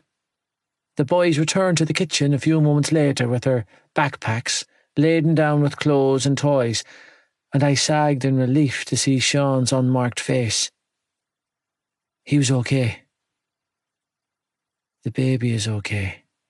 Now, here is how this is going to go, I said when all three of my brothers rushed to stand behind me. Either you find some maternal instinct deep inside that cold fucking heart of yours and put that bastard out for good, I said, addressing our mother. Or I'm taking these kids out of this house, and they are never coming back. Joey, I'm so sorry. Don't apologise. I cut her off and snapped. Protect your children and put him out. Joey, I... Make a choice, ma'am. I mentally willed her to do the right thing for once in her life. I knew she was scared, and so was I. But these kids deserve better. She needed to be better, damn it, because this version of a mother wasn't good enough to keep a litter of kittens safe. Him or us. Joey, if you just calm down for a moment, don't you fucking dare try to talk your way out of this. I seethed, feeling my heart crack with every second that ticked by that she didn't choose us. Just do the right thing for once in your fucking life and put him out. Joey, can we just... Him or us? I bit out, teeth chattering from the pain, clawing its way up my body that I was desperately trying to ignore. Him or us, ma'am? Silence. Blank stares. Nothing. She just continued to sit by his side, staring vacantly up at me. I want you to know something, I managed to say, fighting back the tears that were trying to fill my eyes. I want you to know that I hate you right now more than I ever hated him. I want you to know that you are no longer my mother. Not that I ever had one of those to begin with. Please, no. Sniffling back a sob, I shook my head and said, from this moment on, you are dead to me. All of your shit, handle it yourself. The next time he hits you, I won't be there to shield you. The next time he drinks all the money, and you can't feed the kids or get the electricity switched back on, find some other asshole to get cash from. The next time he throws you down the staircase or breaks your fucking arm in one of his whiskey tantrums, I'd turn a blind eye just like you did right here in this kitchen. Joey, from this day on, I won't be there to protect you from him, just like you weren't there to protect us. Don't talk to your mother like that. Climbing unsteadily to his feet, the prick attempted to threaten me. You ungrateful little... Don't even think about speaking to me, you scummy piece of shit. I roared, unwilling to dance a tango with him another second. I might share your blood, but that's as far as it goes. You and me are done, old man. You can burn in hell for all I care. In fact, I sincerely hope you do. You think you can talk to me like that? He seethed, wiping blood from his face. You need to settle the fuck down, boy. You're calling me boy? I threw my head back and laughed, humorously. Me? The one who's been raising your fucking kids for most of my life. I gestured to the 4 children hiding behind me. The one who's been cleaning up both of your messes, taking care of both of your responsibilities, picking up the slack for 2 worthless piece of shit parents. These were the very people who decided that I wouldn't make a good father. Fucking hypocrites. I might be only 18, but I'm more of a man than you'll ever be.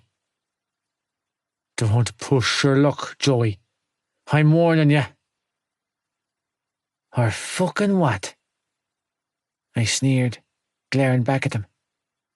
You'll knock me around, hit me, kick me, get your belt out, take a hurley to my legs, bust a bottle over my head, terrorise me. Guess what?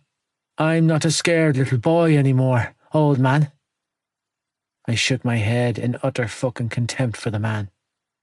I'm not a defenseless child. I'm not a scared teenage girl.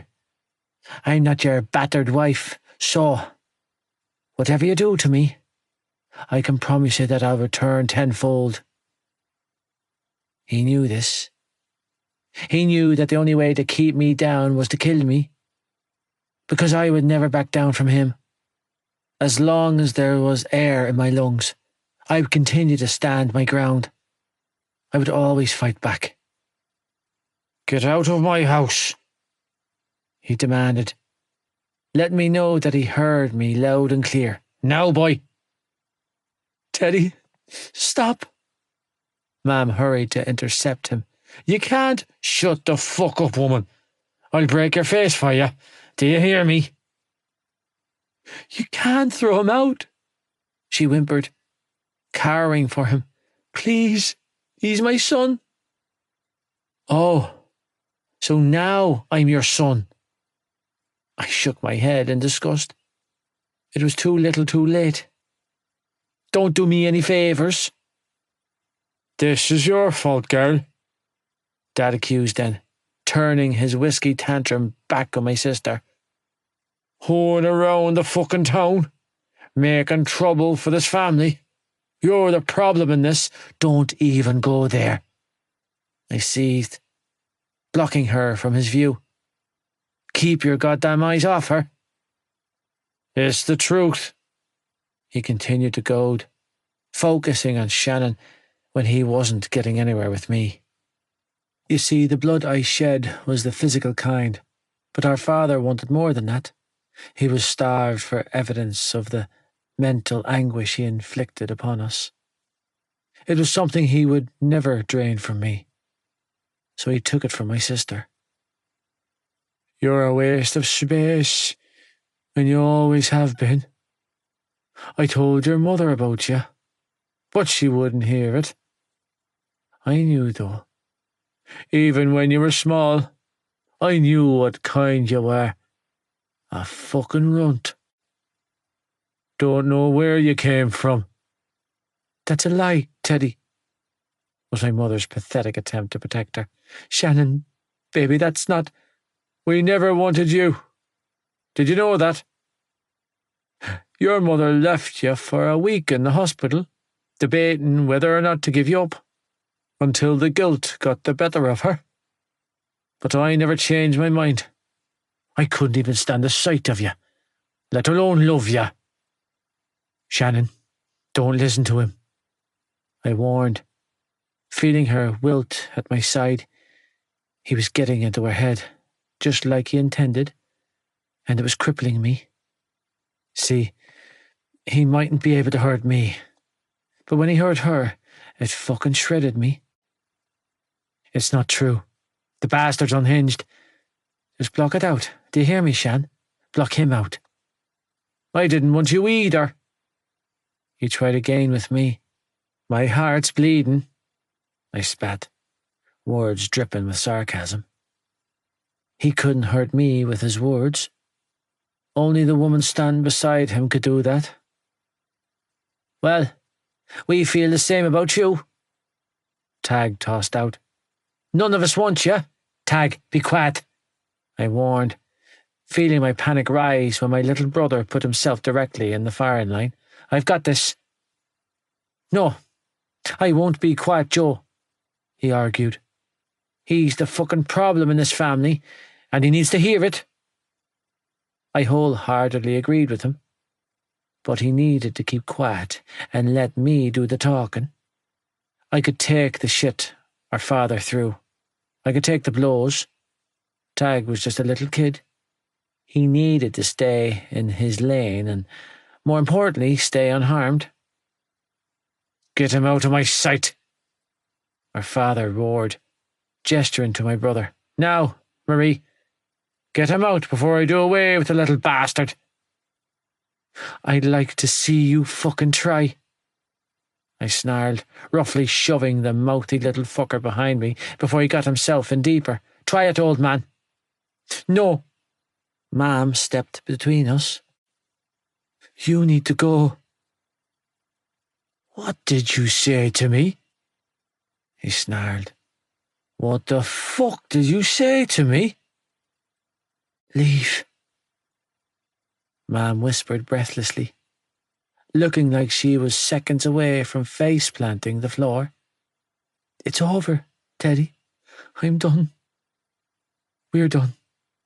I can't. I need you to go away." "You're done? You think you're leaving me? You're mine, Marie. Do you hear me? You're fucking mine. Think you can throw me out?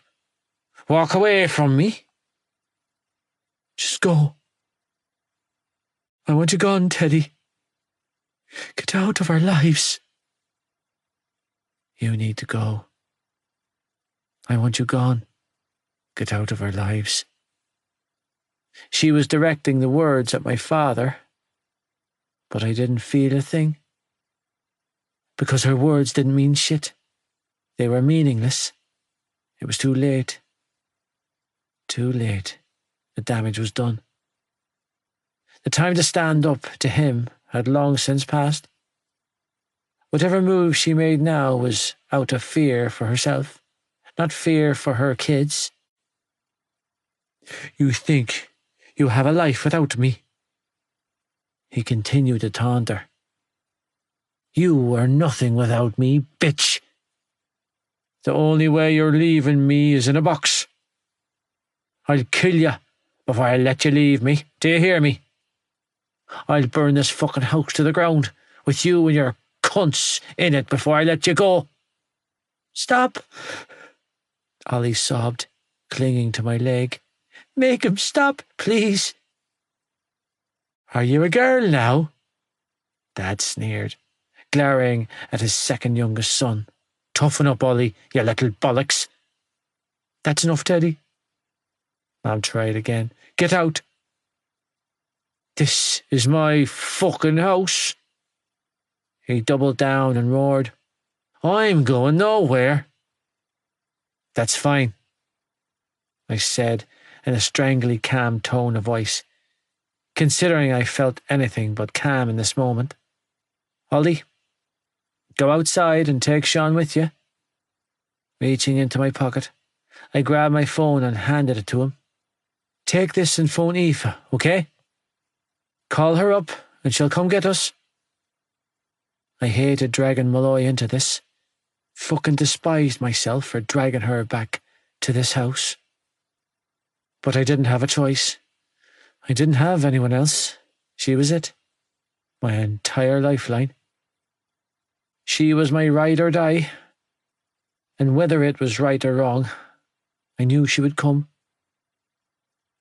No, please, Joey, don't take them away from me. Panic-stricken, my mother rushed for me. I told him to go. I told him, Joey. Eyes wild with fear, she pulled on my hoodie, pleading with me to do something we both knew I couldn't. Of course I choose you. Please don't do this. Please, Joey, don't take my children. What good are you to them when you can't keep them safe? Every inch of my body shook and trembled as I fought against the desperate urge that I had to comfort her. I couldn't do it again, not this time. You're a fucking ghost in this house. You're wallpaper, ma'am, a mouse. You are not good for us. Joey, wait, please, don't do this. Grabbing onto my hands, my mother dropped to her knees in front of me, and the move made me want to die. Don't take them from me. I can't leave them here, I choked out, feeling too much for her, as my heart gunned in my chest. And you've made your choice. She had. Whether she denied it or not, she chose him. She would always choose him, but this time, I was choosing my siblings over her. You don't understand, she wailed. You don't see. Then get up, ma'am.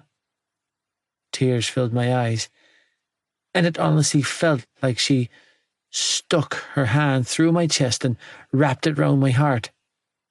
Get up off your knees and walk out of this house with me. I can't. She shook her head, eyes pleading. He'll kill me. He'll kill them too. I wanted to scream.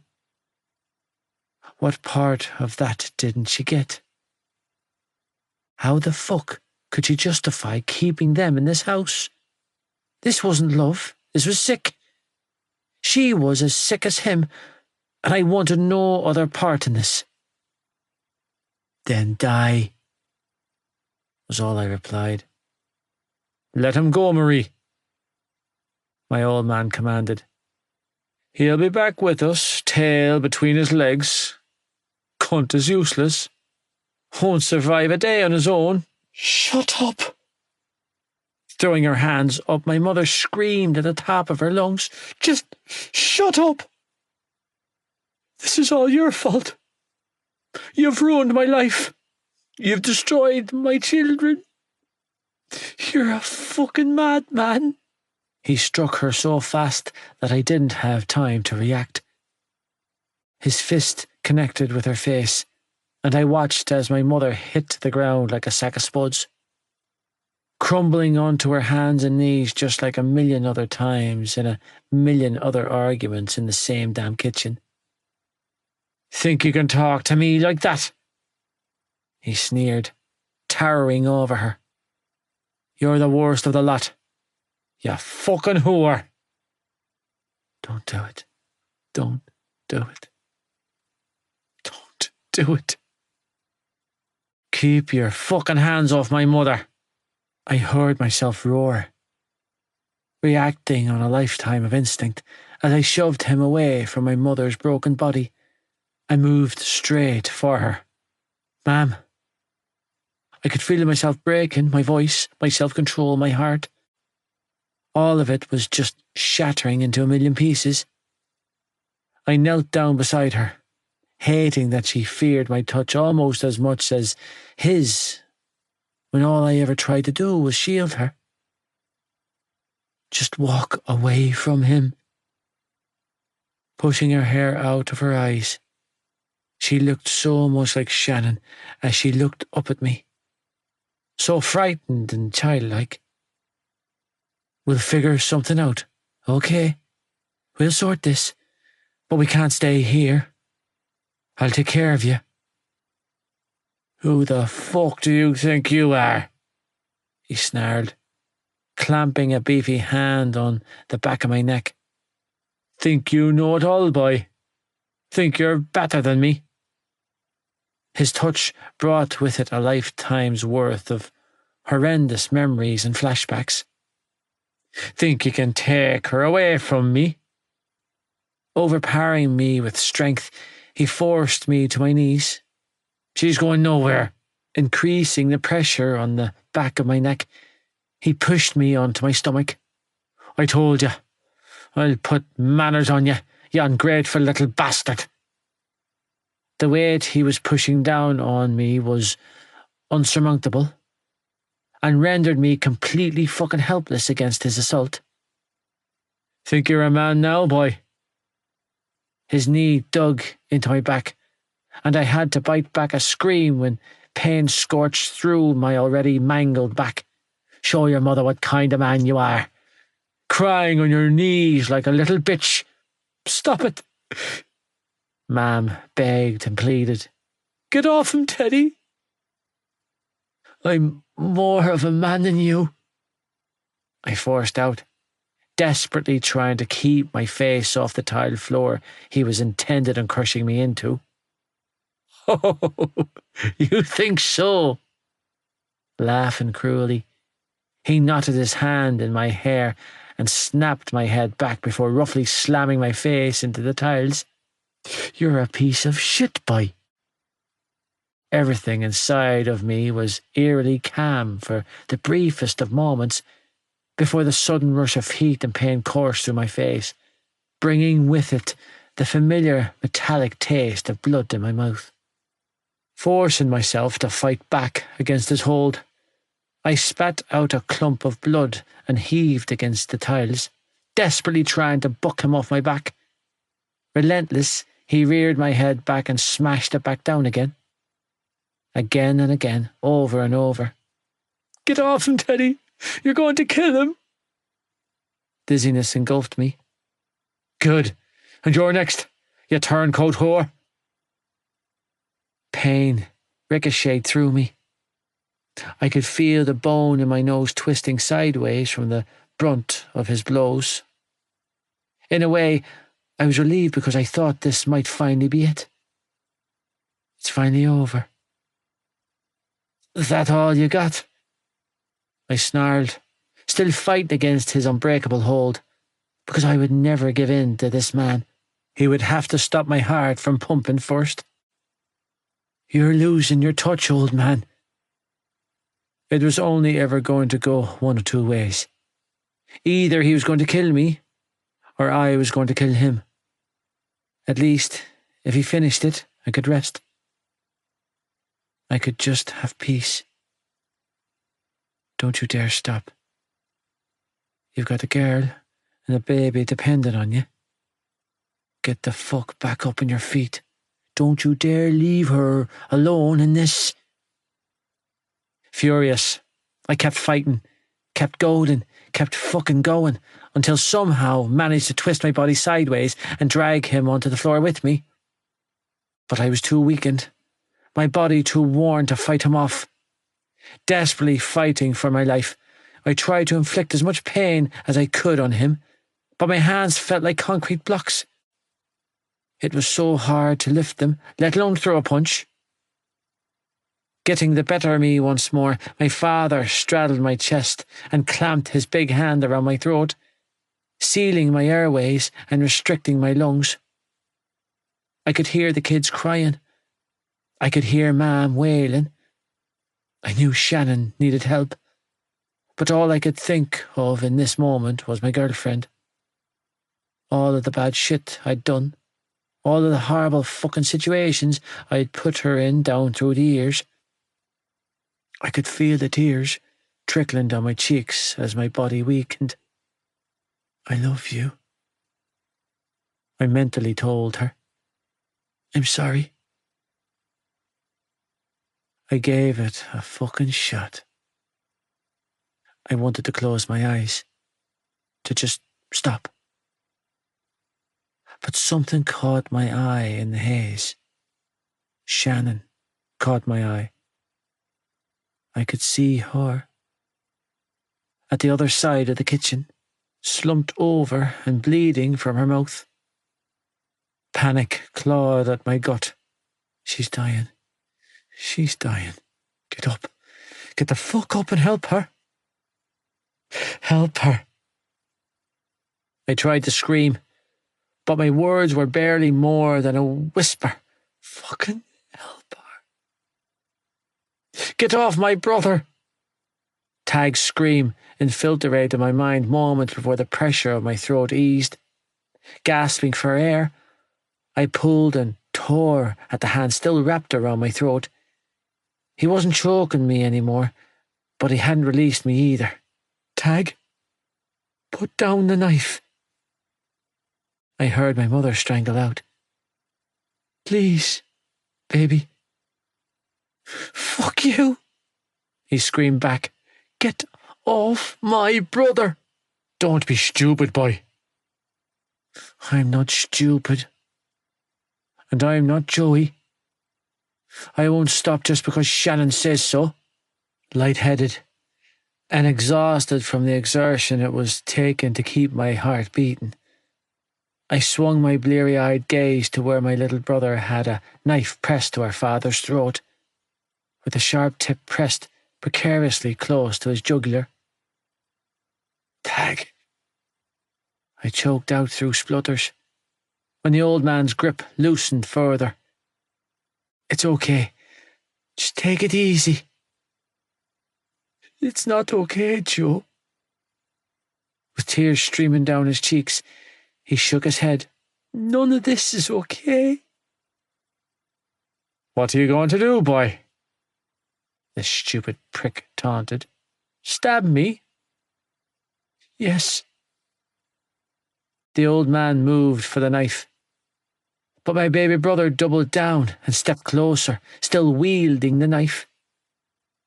Jesus Christ, Tag! Dad yelped, hands moving from my throat to his, as blood trickled from the nick the knife had given him. You cut me.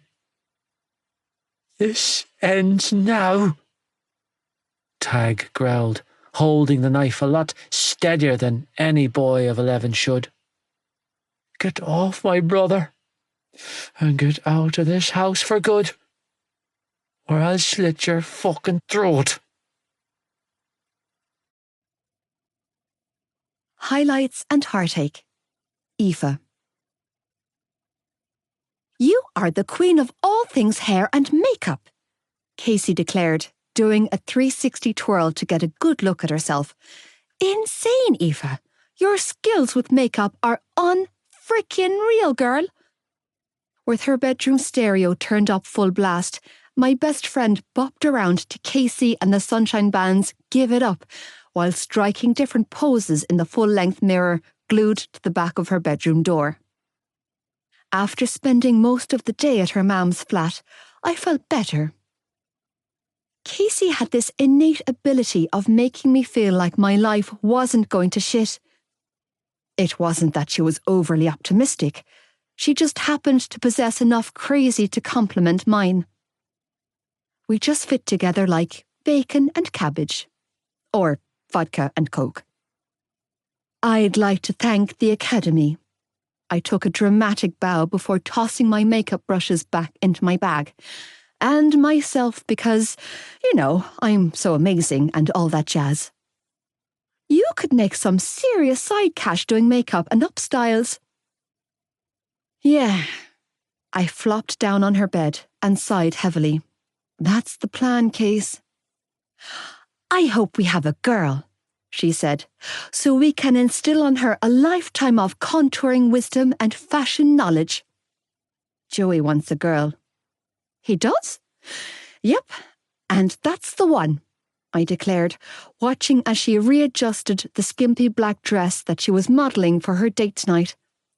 Seriously, Case, you look fierce. Sounding unconvinced, she studied her appearance in the mirror for a long beat before shaking her head and whipping the fabric over her head. I'm going with the pink dress. You're making a mistake, I chimed in. The black one makes you look like you have legs for days. But the pink one makes my boobs look epic. So? I snorted. Alec's seen your boobs 12 times. He already knows how epic they are. I'm not going out with Alec tonight.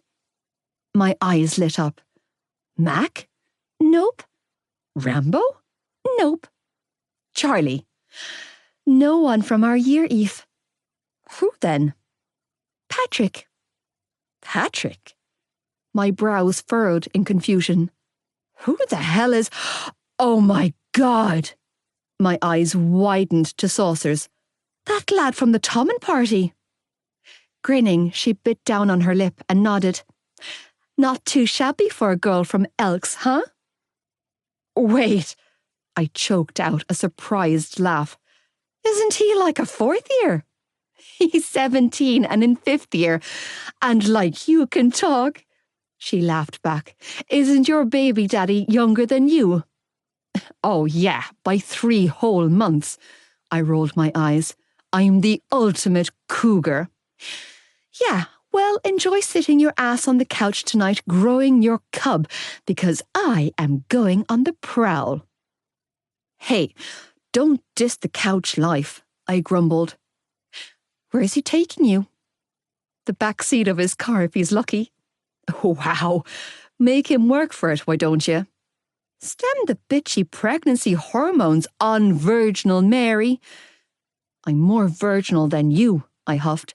At least I've only had one dick inside of me. Yeah, she snorted. One unprotected, overproductive dick. I grinned. I'd take his dick any day over Sticky Dicky.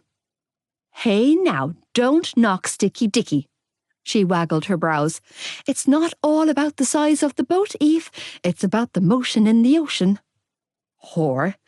Blasphemy. She feigned a gasp. Who's the one living in sin here? For shame, Molloy. What would Sister Alphonsus say if she saw you now? Tut, tut. There's something seriously wrong with us, isn't there? Probably, she agreed with a laugh. I blame you. And I blame you. So Joey was really okay about the baby, huh? She asked, sobering her features as she towed on a pair of 6-inch heels. He was supportive. He took it so well, Case. I blew out a breath. I was so scared about how he would react. Nah, I knew he'd stick by you. She waved a hand around aimlessly. Say what you want about that boy, but he's good with kids. He is good with kids, I agreed with a sigh. He practically raised his youngest brother. Well then, at least one of you guys will know what you're doing, she replied, flopping down on the bed next to me. So, any idea about what you're going to do about your brother? Don't, Case, I grumbled, feeling a swell of anger rise up inside of me at the mere mention of Kev. I'm so done with him. You can't be done with him, Eve, she replied with a wary sigh. Not only is he your brother, but he is your twin. You guys shared a womb. I know, and that's what makes it worse, I bit out, scowling. He really screwed me over, Case. My phone rang then. and I was glad of the reprieve. Unwilling to talk about Kevin, much less consider forgiving him, I reached into my jeans pocket and smiled when Joey's name flashed on the screen. "It's Joe." Springing to my feet, I grabbed my bag and threw it over my shoulder. "He's ready to get picked up." "Fine." Casey rolled her eyes and waved me off. "Abandon me for your baby daddy." "Enjoy your date," I called over my shoulder as I swung her bedroom door open and hurried through her tiny sitting room kitchen to the flat door. "Text me all the details tomorrow." "Will do. And use a condom." "I always do," she sang out. "I'm not you." Laughing to myself, I closed the flat door behind me before clicking accept and putting my phone to my ear. "Hey, stud." "Aoife." A young voice came down the line, followed by the sound of sniffling. "Aoife, can you come get us?" "Alls? Is that you?" Frowning, I readjusted my bag on my shoulder and hurried down the communal stairwell to the ground floor of the building. "Are you okay? You sound like you're crying. Where's Joey?" "You gots to come get us," he cried down the line. "Please, Aoife, please, you gots to come quick." Okay, I'm on my way right now," I tried to coax, panic setting in as I hurried outside to my parked car.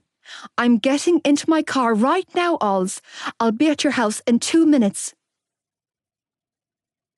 When I pulled up outside Joey's house a couple of minutes later and climbed out of my car, I honestly felt like my heart was trying to beat its way out of my chest. I didn't want to go into his house, but the terror in Ollie's voice had me doing just that. With sweaty palms and a racing pulse, I moved for the front door, feeling my panic climb with every step I took. "Aoife!" Trip-tumbling off the front doorstep, Sean came barreling towards me with tears streaming down his cheeks. "Aoife!" Oh God, this was bad. This was so fucking bad. "Hey, Shawnee Boo," I strangled out, hoisting him into my arms as I kept moving for the door. "Are you okay?" "Aoife!" Sniffling, he burrowed his face in my neck, and the feel of his small body trembling caused my heart to seize with dread. "Oi!" "I called an ambulance," Tig choked out, greeting me at the front door. "I think she's dead." "He killed her!" Ollie was screaming from the hallway. "Daddy killed Shannon!" Feeling faint with panic, I stumbled through the front door with Sean in my arms, only to be greeted with a scene right out of the Texas Chainsaw Massacre. There was blood everywhere. "Joey!" I called out, feeling lightheaded, stopping in the kitchen doorway with my eyes clenched shut, almost afraid to see what was beyond the doorway. If anything had happened to him, I wouldn't cope. I couldn't think about it. "Joey!" My voice cracked and I clung tighter to his baby brother. "Joey, please tell me you're okay." "Malloy!" I heard him call back, and the sound of his voice gave me the courage I needed to cross the threshold of the doorway and step into the kitchen. I knew what I was about to witness would be bad, but nothing could have prepared me for the sight of my boyfriend, bloodied to a pulp, slumped on the kitchen floor, cradling the lifeless body of his sister in his arms. The fact that Teddy was nowhere to be seen gave me little comfort in this moment, because I knew that he had been here. This brutality had his name written all over it. "What's wrong with her?" I demanded, almost dropping Sean from the fright I got when my eyes absorbed the carnage in front of me. "Oh God, why is she bleeding out of her mouth?" "She's dying!" Tyke screamed, shaking his mother's shoulders. His mother, who was sitting on the kitchen floor, holding a bag of peas to her daughter's chest like it was the solution to everything. He killed my sister and you're doing nothing. Shannon, breathe, Marie sobbed. Breathe, Shannon. Breathe, baby. The ambulance is on the way. It's okay. It's okay, Isha. I've got you. Ignoring his mother, my boyfriend continued to whisper in his baby sister's ear. I love you. I love you, Shan. Just hold on for me, okay? Shannon! Jesus Christ, Shannon! I'm here. I'm right here, Shan. Joey continued to cry as he rocked her back and forth in his arms like a mother would a small child. I couldn't tell which one of them was bleeding more. I suspected Joey. But Shannon was just limp. Is she breathing? I jumped into action and asked, setting Sean down as I hurried over to them. I don't know. Joey choked out a cry, and it was the worst sound I had ever heard come from his mouth. He sounded so young, so frightened, so utterly broken. Can you hear me? He sobbed, holding her bloodied face between his hands. I'm going to get you out of here, okay? Shannon, can you hear me? Shan, come on, talk to me. Get that away from her, I warned Marie, roughly tossing the bag of peas away from her daughter's small frame as I felt for a pulse. You'll send her body into shock. I'm sorry, their mother cried. I'm trying to help. Okay, I sagged in relief when I felt the faint thrum of her pulse against my fingertips. She has a heartbeat, but it's faint. I don't know where the ambulance is, Marie cried, dropping her head in her hands. It should be here by now. Stop crying and do something useful, I ordered, battling down a surge of fury directed entirely towards her. Because this woman... Yeah, I couldn't even go there with this woman. I would snap. Just get out of the way, Marie. Go and hold Sean or get a blanket or something. Waiting until she had moved aside, I shifted closer to my boyfriend, who was still cradling his sister's limp body in his arms.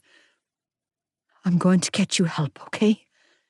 Joey was whispering in Shannon's ear as he pressed a kiss to her bloody forehead, smearing and mixing the blood on his face with hers. Don't leave me. She stared back at him with a blank glazed-over look in her eyes, and the horrific gurgling noise that came from her throat, along with clumps of blood when she tried to answer him, was something that would haunt my nightmares for the rest of my life. Eva. Sniffling, he pressed his cheek to his sister's face and mumbled something incoherent to her before exhaling a ragged breath and kissing her cheek.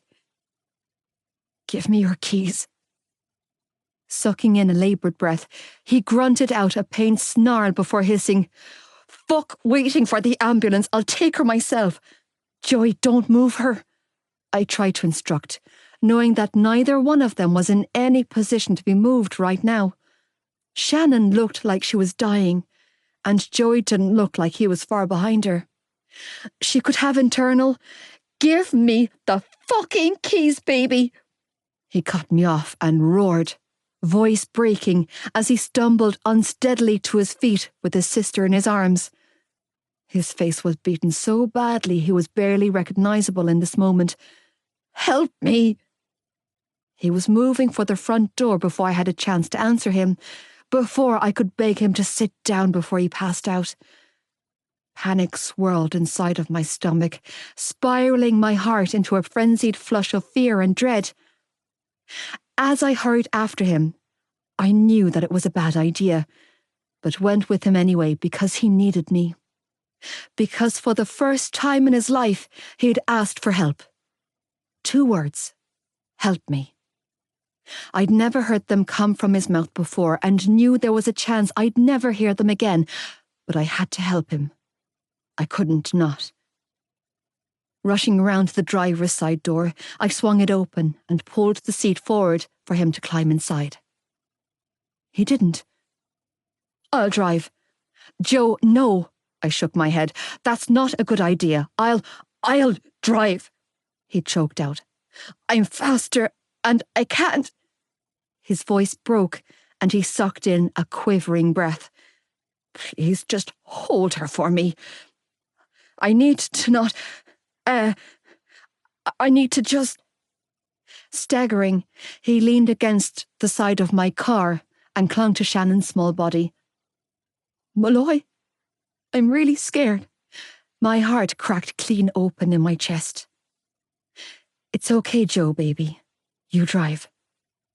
Scrambling into the back seat of my car, I held my hands out and gestured for him to pass her to me. I've got Shan. I'll keep her safe. I promise. Part 6. Breathe, baby. Just breathe. Joey. Joe. I could feel her hands on my face. Joey, baby. Her smell was all around me. Breathe, baby. Her hands were on my face. Just breathe. I couldn't feel my body. I couldn't feel anything. I knew I was trying to sit up. I could feel my legs kicking the blankets away from my waist. But my head wasn't complying. My brain wasn't working. Everything was fucking broken. Malloy. My voice was slurred. My lips brushed her neck as I spoke. Where is she? She's okay. She pulled me in tighter, wrapping me up in a tight cocoon of heat and warmth. Shannon's okay, Joe. She's just out of surgery and everything went great. The boys are fine too. It's all good, baby. Slumping forward, I let myself lean against my girlfriend, knowing that I needed to not put my weight on her, but unable to stop myself. The baby's fine. Her lips were on my forehead. We're both fine. She was the only thing that felt real in this moment. She was here, and she was real. I could smell her, touch her, feel her. Just her. What time is it? It's about 6:30. What day is it? It's Sunday morning, Joe. Oh, my head. I groaned, burying my face in her neck when pain spliced through me. My eyes. Shh, it's okay. Don't try to stand up. I felt her lips on my temple, and then her hand was on the back of my head, fingers gently stroking my scalp. Just stay on the trolley. I got you, Joe. The trolley? I couldn't remember getting onto a trolley to begin with. Where am I? You're in your own private cubicle in the A&E. Another kiss found my temple. You've been in and out for a while now. I have? Uh-huh. You've had a lot of tests done. A CT scan, some x-rays, and an MRI. Her breath hitched, and I could hear the cry she was trying to bury. But you're going to be fine, okay? I won't let anything else happen to you. Don't cry, Malloy. Nuzzling her neck, I tried to raise my hands to her face to comfort her, but they felt so fucking heavy that I only managed to hook them loosely around her waist. You know it kills me when you cry. I'm not crying. Sniffling, she pressed another kiss to my head before cradling my face to her chest. It's all good, Joe. Shannon? She's fine. Malloy was quick to soothe. I already told you, remember? Nah, I didn't remember shit. I love you, I slurred. That's all I remember. I love you too, she replied, voice thick with emotion. More than you'll ever know. Oh, fuck my eyes. I groaned, wincing when the brightness around me became too much. Where's Shawnee? He's at home with Nanny Murphy. Another kiss. So are Ollie and Tag. They're all fine. Tag was, shaking my head. I gripped at her waist, needing to hold on to her in this moment because my body felt like it was falling apart. He had a knife. He's not hurt, Joe, she whispered. Shh, baby. Don't say anything else, okay? Just wait until you feel better. We'll talk about it then, okay? Nodding weakly, I groaned when the pressure in my head grew to epic proportions. Am I wearing pants? No, baby, you're not.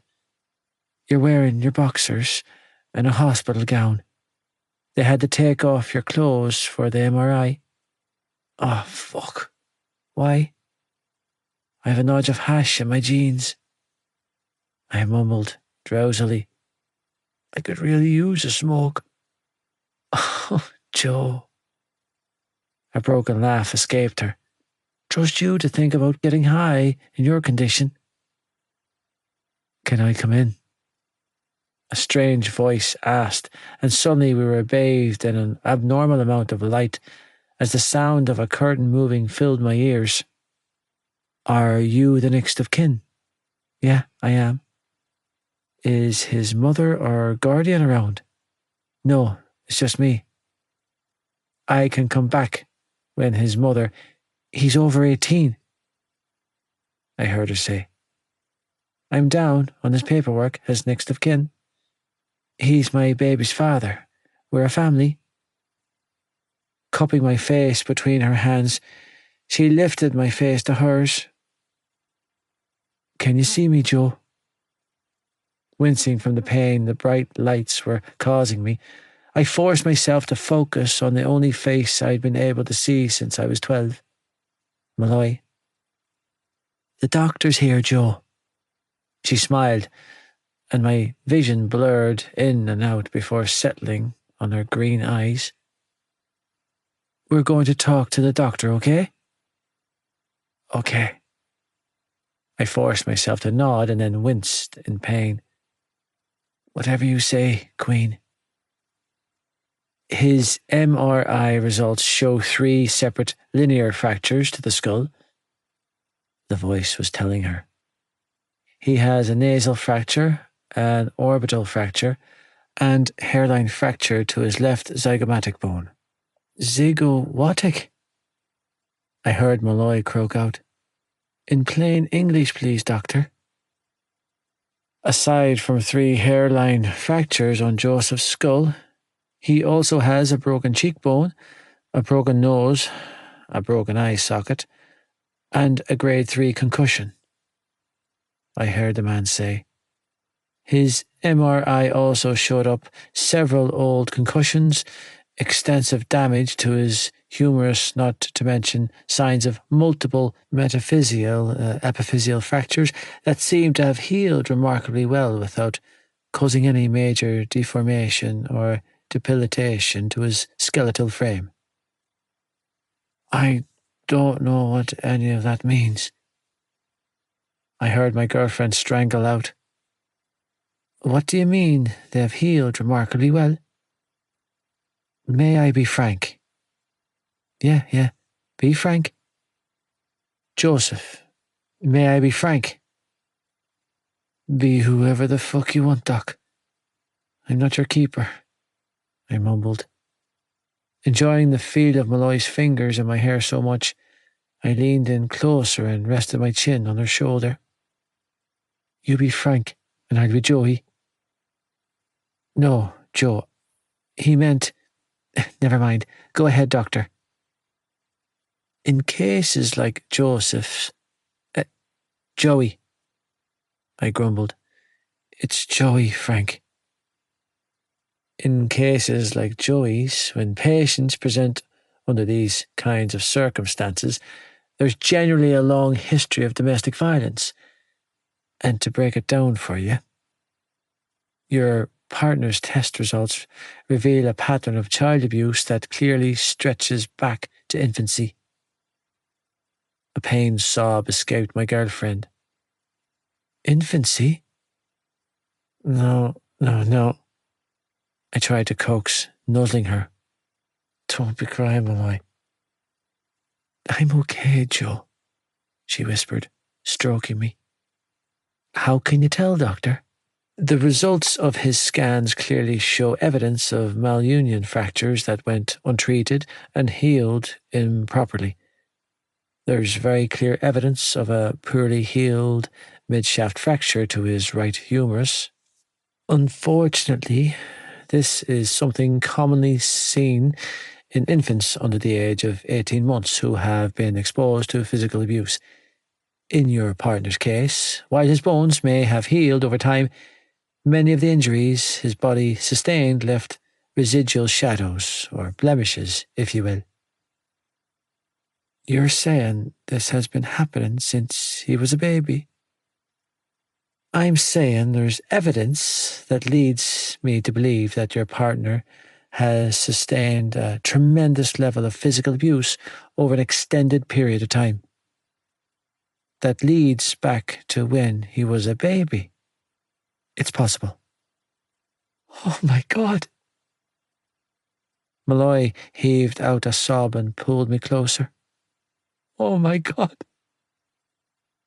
Quite frankly, it's a miracle he's sitting here. For better or worse, Aoife. 24 hours had passed since we had barreled into the A&E with Joey carrying his sister in his arms while I screamed the place down for help. To be fair, help had come instantly, but once Shannon was rushed away on a gurney, surrounded by a flurry of nurses and doctors, Joey had unceremoniously collapsed in a heap on the waiting room floor. Reeling didn't come close to describing how I felt as I sat on my boyfriend's bedside behind a pale blue curtain, in the middle of a jam-packed accident and emergency, as we continued to wait for a bed on a ward to become available. Whatever they had given him for pain relief a few hours ago had knocked him out cold, and I was relieved. The longer he slept, the longer I knew he was safe. The longer he was protected from the pain that I knew would swallow him up. Because I knew in my heart, once the meds wore off and his poor knocked-around brain came back to its full senses, that he would be up and out of here. It wouldn't matter to him that he needed to rest, or that his body had taken an unmerciful battering. Joey would go straight to his sister's bedside without thought for the consequences, or himself. And after he visited his sister, I didn't want to think about what would follow. Resting my elbows on his bed, I continued to watch him sleep, and I continued to cry. His face was barely recognizable beneath the gauze, tape, and bandages. His left eye was hidden behind a white bandage, while the bridge of his nose was taped up. The bruising and swelling around his right eye so extensive that even when he was awake, it was hard to tell. Biting down on my lip, I smothered a sob and reached over to brush his hair off his forehead, only to expose more bruising. It was everywhere. Every inch of his skin told a story of vicious abuse at the hands of a monster. The raw welts on his back that I discovered when helping him undress last night had caused everything in my stomach to come back up. There was no hiding what had happened to him. His father's belt had left welts deeply embedded into his flesh. Forcing myself to be strong for him, I remained right by his side, unwilling to leave him for longer than it took me to grab a cup of tea from the vending machine. Mam had called countless times, begging me to come home for a shower and to have something decent to eat, But I couldn't do it. I couldn't leave him. I never would.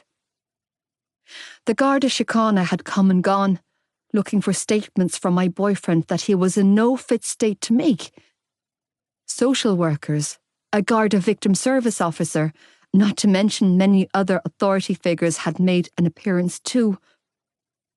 Nanny Murphy had somehow managed to get a hold of my phone number and had called several times to check on her great-grandson and to relay messages to Joy, but that was it. She was the only one. Not once since he was wheeled into triage had I caught a glimpse of Marie Lynch. I understood that Shannon was in a bad way. Nanny had told me that she had a collapsed lung, but Joey was hurt too, damn it. He had a fractured skull, for fuck's sake. It was a wonder that his brain wasn't complete mush. The doctor said it himself. It was a miracle that he was still here. Malloy. Releasing a pained groan, Joey covered my hand with his and blinked his one good eye open. What did I tell you about crying? Sniffling, I forced a smile and whispered, Hey, stud. Hey, Queen. His voice was raspy and torn. Nice legs. I choked out a sob. Nice everything. Don't cry for me. I'm not. I forced a brighter smile. Your nose is pancaked again. He grunted out a breath. What's new? I think it's sexy. Sniffling, I lifted his hand to my mouth and kissed all of his torn knuckles. You've got the roughed up bad boy look down to a T. How's my baby? Still cooking? How's my other baby? I'm okay, Joe, I breathed. We're both fine. Good. His eyelid fluttered shut. I need you to be okay. I am okay, Joe. Both of you. Both of us are fine. I need it to stay that way, he whispered, giving my hand a squeeze. It's important to me. Desperately fighting down the urge I had to climb onto the bed and hold him, I stood up and hovered close instead. You're important to us. Leaning down, I pressed a lingering kiss to his clammy forehead. You're everything to us. I want the baby, Queen. Sniffling, I nodded. I know, stud. I heard the heartbeat. Yeah, you did. It's really in there. Uh-huh. We made a baby. Yeah, Joe, we did. I'm scared. I know you are. It's okay. When can I get out of here, Eve? The doctors want to keep you in for a few days for observation, I explained, fingers trailing over his swollen face. We're just waiting on a bed upstairs to become available. No, he groaned, shaking his head. No, fuck that. I'm going home. You're going to stay here, I warned, snatching up the hand he was attempting to use to pull his IV line out. You have one hell of a concussion, Joe. The doctor explained it to me. You need to be here, okay? I need to see Shannon. There it is. Shannon is fine, I tried to soothe, sinking down on the edge of his bed as I gently pinned his hands to his chest to stop him from hurting himself. She's being well looked after upstairs, okay? Yeah, but she needs to see me, he tried to argue, voice croaky and raw. You don't get it. I need to be there when she wakes up. She'll be scared. She won't know what to say. I need to check on her. Joe. Cupping his face between my hands, I leaned in close and forced him to look at me. I promise you that Shannon is fine.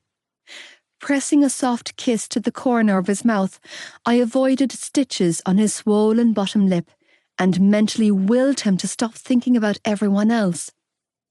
You trust me, don't you? He nodded slowly. Good. I smoothed his hair back and kissed him again. Then trust me when I tell you that the best thing you can do for Shan is to rest up and heal. Joey? Marie's sorrowful voice came from behind the curtain, causing us both to stiffen. Can I speak to you? No, he croaked out, snatching my hand up to his. I can't deal with her. It's okay, I whispered, nuzzling his good cheek with mine. I'm here, Joe. I've got your back. Fuck. Blowing out a pained breath, he relented with a stiff nod. Okay. Come in, Marie. The curtain was drawn back, and his mother appeared, looking every bit as small and frail as the last time I'd laid eyes on her. Joey. Her eyes were sunken in her head, clearly swollen from crying, as she took an uncertain step towards us. Aoife. Marie, I acknowledged coolly. My gaze flicked to the tall, dark-haired man standing behind her. The suit he was wearing looked too flashy to belong to a social worker, so I pegged him for a solicitor. God knew she needed one. Oh, Joey, baby. Sniffling, his mother moved for his bed, but stopped when she realised that I had no intention of getting out of her way. I couldn't if I wanted to. Joey had a death grip on my hand. How are you feeling?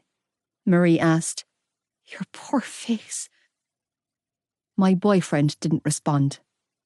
He didn't move a muscle. His face was void of all emotion as he continued to stare at the man standing behind his mother. Hey, kid, the man said, tone thick with emotion as he stared straight past me, attention riveted on my boyfriend. It's been a while. It's been a while. Brows furrowing, I swung my gaze on the man and studied his familiar face. High cheekbones, dark brown hair, puffy swollen lips, eyes the colour of midnight blue. Crap! I strangled out, quickly putting two and two together and coming up with a big fat Darren. It's you! His attention flicked to me, and I watched as a flicker of recognition flashed in his blue eyes. And it's you. I frowned, knowing full well that I had never met this man before in my life. What? So, you went there anyway, and threw your hat in the ring, Joe. He mused, this time addressing my boyfriend. Well, no one could accuse you of being fleeting. Seriously? I blinked in confusion. What? Never mind. Darren replied with a shake of his head. How are you feeling, Joey? What are you doing here? Joey replied, tone cold and hard. What do you want? Ma'am called me. What do you mean she called you? Listen, Joe, I know there's a lot of, what do you mean she called you, Darren? He repeated, tone laced with venom. What the fuck? Back up, I warned, taking a protective stance in front of my boyfriend when his brother moved to come closer. Just back right up, buddy. Aoife, you need to stay out of this. How do you know her name?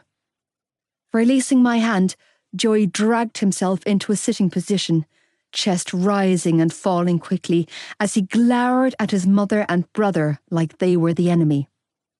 How the fuck does he know my girlfriend's name? I called him, his mother strangled out, pressing a hand to her chest. You called him, Joey deadpanned. You just called him up. So you had his number all along, he choked out, trembling. For the past 5.5 years? You were in contact with him and never told me? Joey, listen to me. Don't fucking speak to me. my boyfriend roared, pointing a finger at his long-lost brother. "Don't fucking look at me." Turning back to his mother, he hissed, "I understand why you couldn't tell Dad, and I get why you didn't tell the boys and Shannon. But me?" His lip wobbled, and I felt my heart crack when he asked, "Why couldn't you tell me?" "I'm sorry I didn't tell you," Marie tried to explain, but Joe was having none of it. "Shut the fuck up!" Hooking an arm around my waist, he pulled me closer, and I could feel just how badly his body was shaking. "Just get the fuck out. Both of you." "Joey, please." "You heard him," I snapped, holding a hand out to warn his mother off. "Leave, now." "You need to stay in your own lane here, Aoife," Darren said, giving me a cool look. "I know you mean well, but this is a family matter." "Don't fucking speak to her like that, asshole." Joey was quick to jump to my defence. "She is my family." "Joey," Marie sobbed, "I'm your mother." "And she's the mother of my kid, so don't even think about pulling that card," he sneered, "because she wins every damn time." "Yeah." Nodding vigorously, I folded my arms across my chest and gave his mam a "ha" look. "This isn't a pissing contest, ladies," Darren drawled. "Can you please step out for a moment while our mother has a word with her son?"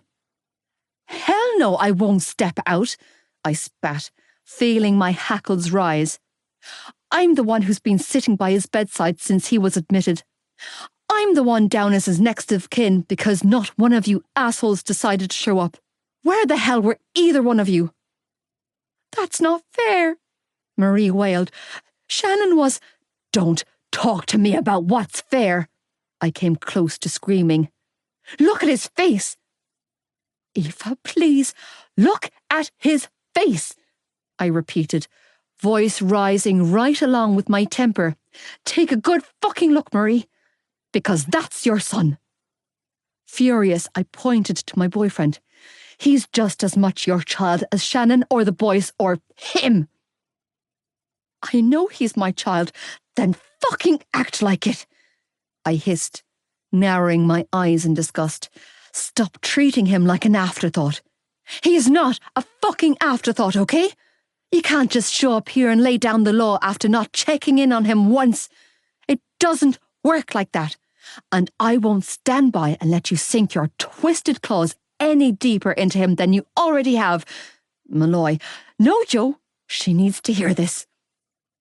Swallowing down a scream, I blinked away my temper tears and pointed a finger at his mother. "He's the best damn thing that came out of your marriage, and you're too stupid to see it. He's not your bodyguard. He's not your bank account. He's not your babysitter. He's not your fucking husband. He's your child. He's your son." Furious, I turned my glare on his brother. "And as for you, well, I don't really know you that well yet, but I'm feeling like this is a fuck you kind of moment. So fuck you." "Are you quite finished your outburst?" the oldest Lynch asked calmly, arching a brow. "Because I'm not leaving until I speak to my brother in private." "Then I guess we're all staying," I shot back, unyielding. "Malloy," I felt Joey's hand on my waist. "It's okay." Feeling panicked, I swung around to look at him. "You don't have to talk to them, Joe. Do you hear me? You don't need to listen to another word she says." "It's okay," he whispered, giving my hip a reassuring squeeze. "Go home and get something to eat. I'll be fine here." "I'm not leaving you." "I'll be fine." "I'm not going, Joe." "I'm going to have to talk to them at some stage." "But It's all good, baby. Just give me a few hours, okay? I'll be fine." "No, This wasn't good at all. This was all bad. I didn't want these people anywhere near him. Joe, chewing on my lip, I implored him with my eyes to not do this. Are you sure? He didn't look sure. He didn't look like he was in any fit state to handle these people. Still, he nodded stiffly and released me. Fine. It's 3 o'clock now, I squeezed out, briefly glancing at the screen of my phone before shoving it back in my pocket. I'll go home and have a shower and I'll be back at 6, okay? Take your time, he replied. It's all good. No, it wasn't. Everything inside of me screamed, wrong, wrong, wrong. But what could I do? I couldn't exactly force his mother and brother out of the hospital, and if Joey wanted to speak to them, then I couldn't stop him. Even if I really, really didn't want him anywhere near these people. I love you, I said, ignoring his family, as I leaned in close and pressed a kiss to his lips. I'll be back. I'm your brother. Joey. Where is he? I asked, the moment my girlfriend was gone, as a million thoughts were rushing around in my head, while my heart was demanding answers to even more questions. Only one question stood out in my hazy thoughts. Where's Dad? The guards haven't been able to find him. Of course they haven't. The old man wouldn't resurface until the time was right. He was as sharp as a tack. He knew how to play the system better than anyone. I didn't want Malloy to have to hear any of this. I didn't want that man tainting her life any more than he already had. They'll find him, Joey, Darren continued to say. The fucking lie. The guards are scouring the countryside looking for him. He won't get away with it. Not this time. Not this time. I repeated his words slowly, gaze flicking from Darren to Mom. What makes you think this time is different? All along they had been in contact with each other. Never once in the past 5.5 years had he attempted to reach out to me. When I thought about Shannon and how my disappearing for 5 years would affect her, I physically recoiled. I could never do it. I could never leave them like that. Knowing that he could and did made me so fucking resentful that I was practically choking on my hatred. I knew he had to get out. We all did. But it didn't change how it all rolled out. Now he was here, acting like the fucking saviour of all things Lynch, and I despised him for it. Because Mam is ready to leave him. Darren's tone was laced with sincerity, which assured me that he truly believed the shit he was sporting. This time, she's really ready, Joe. She's not ready, I replied flatly, ignoring the way my mother nodded eagerly like a loyal dog. She won't leave him until she's in a box, and you're a fool if you believe otherwise. That's not true, Joey, she tried to coax, closing the space between us and taking the spot my girlfriend had vacated. I've been to court. There was an emergency hearing. I've been granted a safety order. Words. They were just words. I'd heard them all 1,000,000 times before. They meant as little now as any other time. Promises made, promises broken. It was bullshit. And you? I turned my attention to the turncoat bastard I hadn't laid eyes on since puberty hit me. What's your angle? Darren's brows furrowed. My angle? What do you want? I asked, tone void of all emotion. "What are you doing here?" "I'm back to help," he said, roughly clearing his throat. "I came home for my family, Joe." "Your family?" "Yeah, my family." Tears filled his eyes. "I missed you so much, kid." There was so much resentment built up inside of me that I was honestly afraid to open my mouth, out of fear of what might slip out. It was a good thing that I was heavily medicated in this moment, or I might have lunged for the prick. "Have you spoken to the guards?" Ma'am asked, pulling a tissue from the sleeve of her cardigan and wiping her nose. "Why?" "Because I think we need to get our stories aligned." Darren answered for her. Another man answering for her. Another fucking boss. "We need to figure out how we swing this to the guards."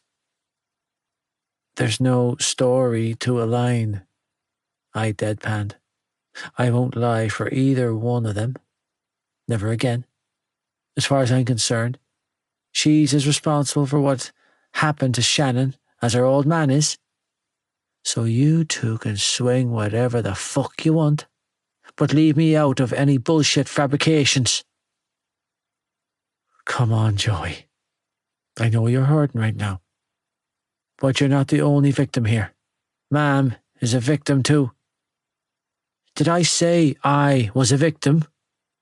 "No, I'm saying that you're a victim. You don't know the first thing about me." I spat, cutting him off. "You don't know what the fuck I've been through, so don't swan in here trying to feed me a line and slap a label on my forehead. I'm done with it." I turned to my mother and doubled down. "I'm done with you." I was. I meant it. I fucking meant it. Never again would I give her the opportunity to let me down. "I know you've been going down a bad path for a long time now," Darren had the gall to say. "I also know that you've got yourself a little Joey on the way." "Good news travels fast," I replied coolly. "Get all that from one of your mommy and son phone calls?" "She's the girl from the wall, right? The one you had your eye on back in first year?" "The fuck would you know about it?" I seethed, jaw clenching. "You weren't around when I was in first year. You bailed, asshole." "I remember your reaction to her that day. Good for you." "You got the girl pregnant while you're still in school, Joe? Really?" His tone was dripping with condensation when he said, "Talk about following in the old man's footsteps and repeating the goddamn cycle. Don't even think about lecturing me, asshole." I snapped, refusing to show him how deeply he cut me with his words. "I am not our old man, and she is none of your fucking business." "And Shane Holland?" he continued to challenge, giving me a hard look. "Is he none of my business either?" God damn it, Joey. What did I tell you about messing around with that guy? "Shit there. I can't remember." I shrugged. "How long's it been since we spoke? 5, 6 years?" "Joey," he sighed wearily. "You know why I had to leave." "Don't Joey me," I sneered. "You don't get to stroll back in here and call the shots. You're not the patriarch of the family, asshole." "And you are." "I did the best I could with the hand I was given," I shot back. "So don't look down your goddamn nose at my choices. At least I stuck around." "Please don't fight with each other," Ma'am pleaded, placing her hand on Darren's shoulder. "We're all family here." "No. You two are family," I bit out. tone hoarse. My family just left. What do you mean? That girl isn't your family, Joe. We are. Not bothering to answer either one of them, I pulled at the wires and leads attached to my body and climbed unsteadily to my feet. Joey, what are you doing? Shannon, I bit out, searching the small area for my clothes. Aoife said she's upstairs. Which ward is she on? Joey, stop, Mam cried, when I ripped the needle out of my arm and moved for my jeans that were hanging on the back of the chair next to my bed. Lie down and rest. You're not supposed to be out of bed. Ripping off the hospital gown, I stood shivering in my jocks, feeling that my head was about to explode, but needing to move because the prospect of staying here was unthinkable. Jesus Christ! I heard Darren choke out when I turned my back to them. What did Dad do to him, Mum? Darren. Fucking Darren. Shannon! Was all I managed to get out, as my head spun and my mind struggled to focus. It wasn't too bad when I was lying down, but standing up made my head swim. I need to see my sister. Joey, you can't leave. Fuck you. You have to be discharged by a doctor, and you're in no fit state to go anywhere. I said fuck you. Joey, please. Where's my sister? Mind reeling, I clumsily stepped into the legs of my jeans and dragged them up my hips before snatching up the blood-stained hoodie. Where's Shannon? Fuck if I knew where my t-shirt was, and in this moment I didn't care. The only thing I cared about was getting out of this place and far away from these people. You're not leaving. Two hands came down on my shoulders, and I all but took leave of my senses. Just lie down and rest, okay? Get your fucking hands off me, I snarled, stumbling away from the ghost of my past. Don't you ever put your hands on me again. It's me. Holding his hands up in retreat, Darren watched me wearily. I would never hurt you, Joe. You know that. I don't know you, I spat, ripping off the bandage from my eye that was preventing me from seeing clearly, from protecting myself. I don't know who the fuck you are anymore. Joe. Emotion filled his eyes. I'm your brother. You're no brother of mine. I sneered, and then winced when pain rocketed through my eyes. Fuck. The lights hurt so damn bad. So keep your goddamn hands to yourself, because I don't care whose body you came out of. I will... Staggering sideways, I gripped the wall for balance. Just leave me the fuck alone. What's going on here? The nurse who had been looking after me all day asked, pushing the curtain open. Joseph, sweetheart, you need to get back into bed. No.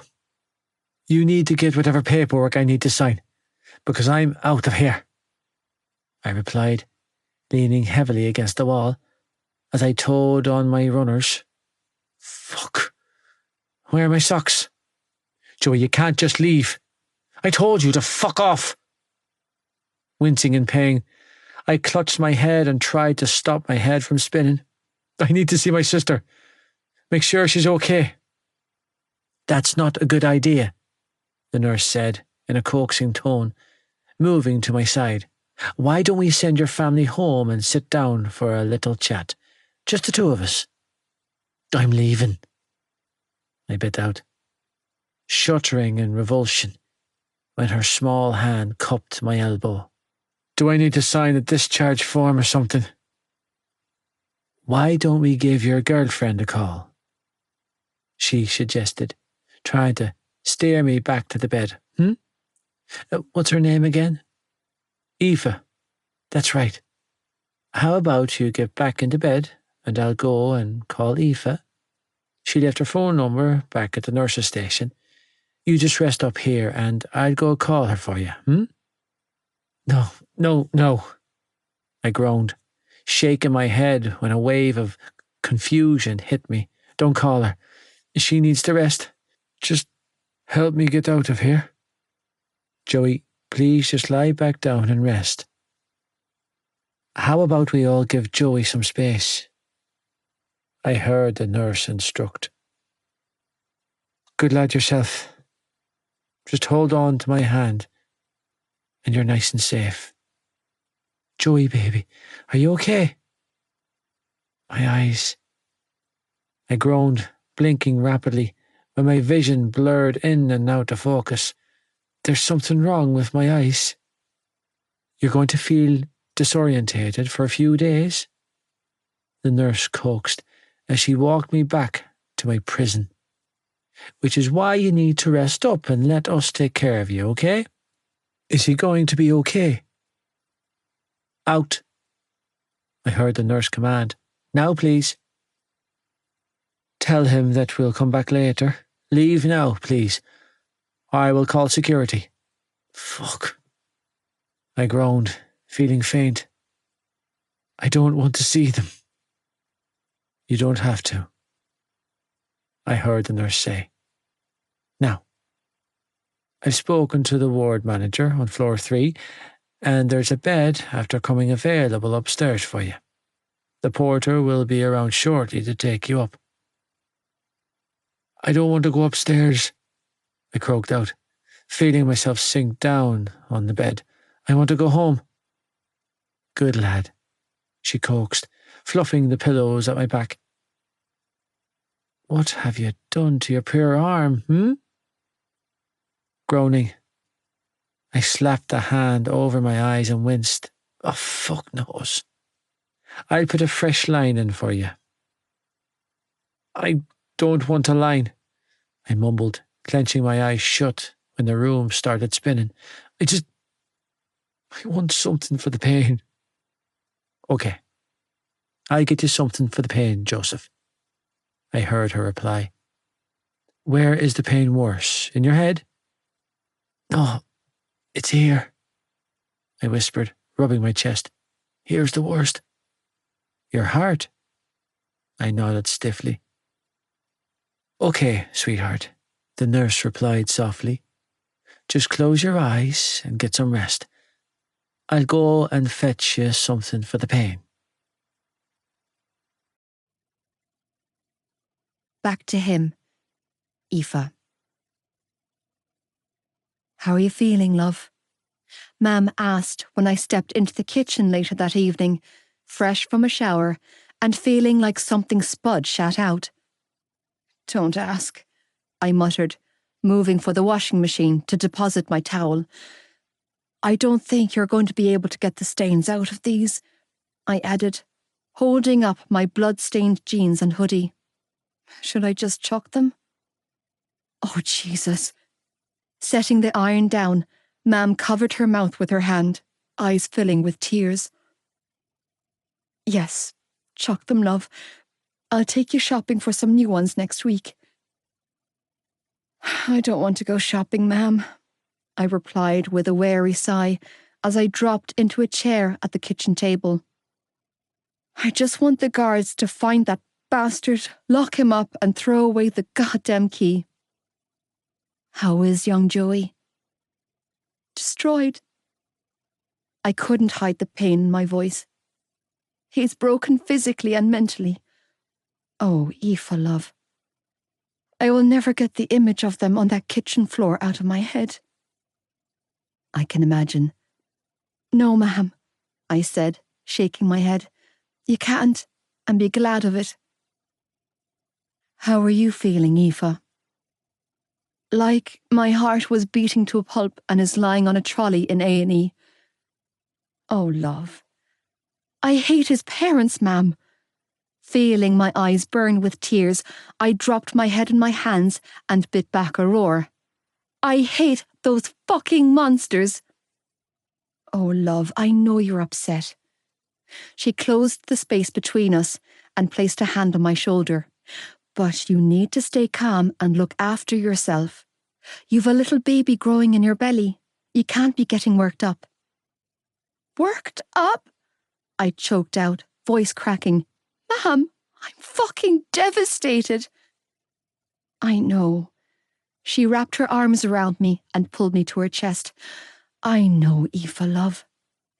He's my best friend, I cried, twisting sideways in my seat to clutch her. Forget the romantic side of things and all of the bullshit. He's my closest friend on the entire planet, and this is killing me. Sniffling, I gripped her jumper and sagged against her. You don't understand how much it hurts, watching him go through everything he goes through and feeling utterly useless. You're not useless, love, Mam soothed, wrapping me up in her arms. You're a lifeline to that boy. A life jacket, if you will. No, I'm not. Yes, you are, she coaxed. You've been keeping him afloat for years now. But it's not enough, Mam, I cried hoarsely. I can't keep watching him suffer. I'm so afraid for him. You don't understand. It's paralyzing. I'm so fucking scared for him that I can barely breathe. One of these days he's going to go under and I won't be able to pull him back. My phone rang loudly in my pocket. With a gasp, I sprang away from my mother, snatched it out and quickly clicked accept as I put it to my ear. Hello? Hello, am I speaking to Aoife? Yeah, that's me. Hi, Aoife. My name is Steffi Hubbard. I'm the nurse looking after Joey this evening. Is he okay? I demanded, feeling faint. Did something happen? He's fine, she was quick to assure me. He was a little disorientated after his mother and brother visited, so I told him that I would call you. We have a bed for him on the main ward, but he's insisting on discharging himself. Are they still there? His mam and brother? No, he was growing increasingly distressed, so I asked them to leave. Good.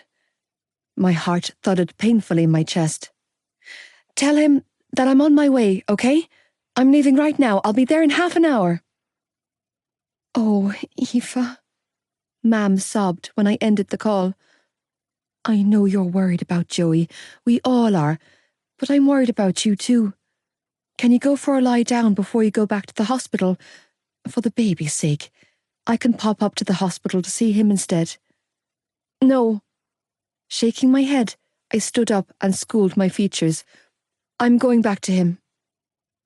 Then I'll have your father drive you, Mam said, sounding deflated. You're in no fit state to be driving into the city. Do you have credit in your phone to call me for a spin home later? Dad asked a little while later when he pulled into a parking space in the car park of the hospital. Do you have a few bob in your purse in case you get hungry or want a cup of tea? I have credit, Dad. I unfastened my seatbelt and reached for the door. And I don't need money. I'm not hungry. Aoife, wait. Leaning across the seats, my father closed my car door. Just sit and talk to me for a minute. What's to say, Dad? I replied, numb. Are you all right? No, I'm not all right. I choked out. How could I be all right when he's... A sob tore from my chest. He could have died, Dad. Jesus. His face. I squeezed out, feeling the familiar sting of hot tears. He's barely recognizable. Poor young fella. You don't know the half of it. He's a troubled lad. He's a good man. I never said he wasn't. No more, Dad. Sniffling, I looked to my father. I know you're upset about the baby, but you can't be hard on him. It's too much. He has too much shit in his life. Just be kind to him. Aoife. My father's eyes were filled with emotion when he whispered, I'm afraid for you. And I'm afraid for him, I replied, pushing the car door open and climbing out. Thanks for the spin, Dad. Aoife, wait. I didn't wait. I couldn't. Instead, I closed the passenger door of my father's van and strode off in the direction of the entrance to the A&E department. Blinking away any residue tears, I slapped on my brightest smile when I walked through the triage area and headed down the jam-packed corridor in the direction of the admissions cubicles, not stopping until I had reached Joey's. "I hear you've been causing trouble," I teased, pulling back the curtain. "Plotting a jailbreak, stud?" My smile remained in place, but my heart plummeted into my ass when my gaze landed on the empty trolley. His blanket was strewn over the bed, while his clothes and shoes had disappeared from the chair at his bedside. His IV pole held a full bag of clear fluid, while the line that was supposed to be attached to my boyfriend's arm was on the floor, dripping clear fluid into a little puddle. Panicked, I looked around wildly, frantically searching for his face in the crowded corridor, even though I knew in my heart it would be a fruitless search, because my boyfriend was gone. The ledge I had been desperately trying to pull him back from, there was no doubt in my mind that he had gone trip-tumbling over it. Part 7. The Missing List. Aoife. After searching the hospital for Joey and coming up empty, I had called up our friends to come get me, needing bodies on the ground to help sniff him out before he came to any harm. "Tell me that you're okay. Please, I'm going out of my mind here." "Answer your phone, asshole! How could you just vanish on me? What the fuck, Joe? Call me, damn it! Where are you? Come on, Joey, please." "We'll find him." Podge tried to appease me as I sat in the passenger seat of his Ford Fiesta, with my entire body racking with shivers on the way back to Ballylagan. "It's only been a couple of hours since he left the hospital, Leaf." "Exactly," Alec and Casey agreed from the back seat. "He won't have gone far." "You guys don't get it," I strangled out, knees bopping restlessly as I tried his phone for the millionth time, only to be sent to voicemail again. "He's not in his right frame of mind." His sister was lying in a hospital bed with a collapsed lung. He was too injured to be out on the streets, but that was exactly what was happening. I knew in my heart of hearts that there was a 99% chance that he had gone off the deep end. I hoped with everything I had inside of me that he hadn't, but the fear still festered away inside of me. "So, Lynchy's never in his right mind," Alec piped up. "He spends a solid 80% of his time off his trolley, and it's never stopped him from looking after himself." "Not helping, Al," Casey grumbled. "He has a concussion," I hissed, brushing my hair off my face. "A really bad one, and his head is all smashed up. He shouldn't be out of bed, let alone wandering around by himself." "Don't do that in here," Casey snapped, and I twisted around to see her smack an unlit cigarette out of Alec's hand. "She's pregnant, asshole!" "Oh shit, yeah." He rummaged around the floor of the car for his cigarette. "My bad, sexy legs." "Can you drop me off at Elks Terrace?" I asked Podge. "I'll check his house and ask around his neighbours." "No problem," Podge replied. "I'll take a spin over to the GAA grounds and search there." "Yeah, and I'll check biddies," Casey offered. "I'll go with you," Alec chimed in. "No, Al, you need to go to Shane Holland's gaff," Podge interrupted. "See if he's been there." "What? No fucking way," Alec vehemently protested. "That prick's a psycho. He's as likely to stab me as he is to speak to me." "Come on, Al." "Why me?" "Because you're you," Podge settled on. "Come on, you know Lynchy would do it for you." "Fine," he huffed.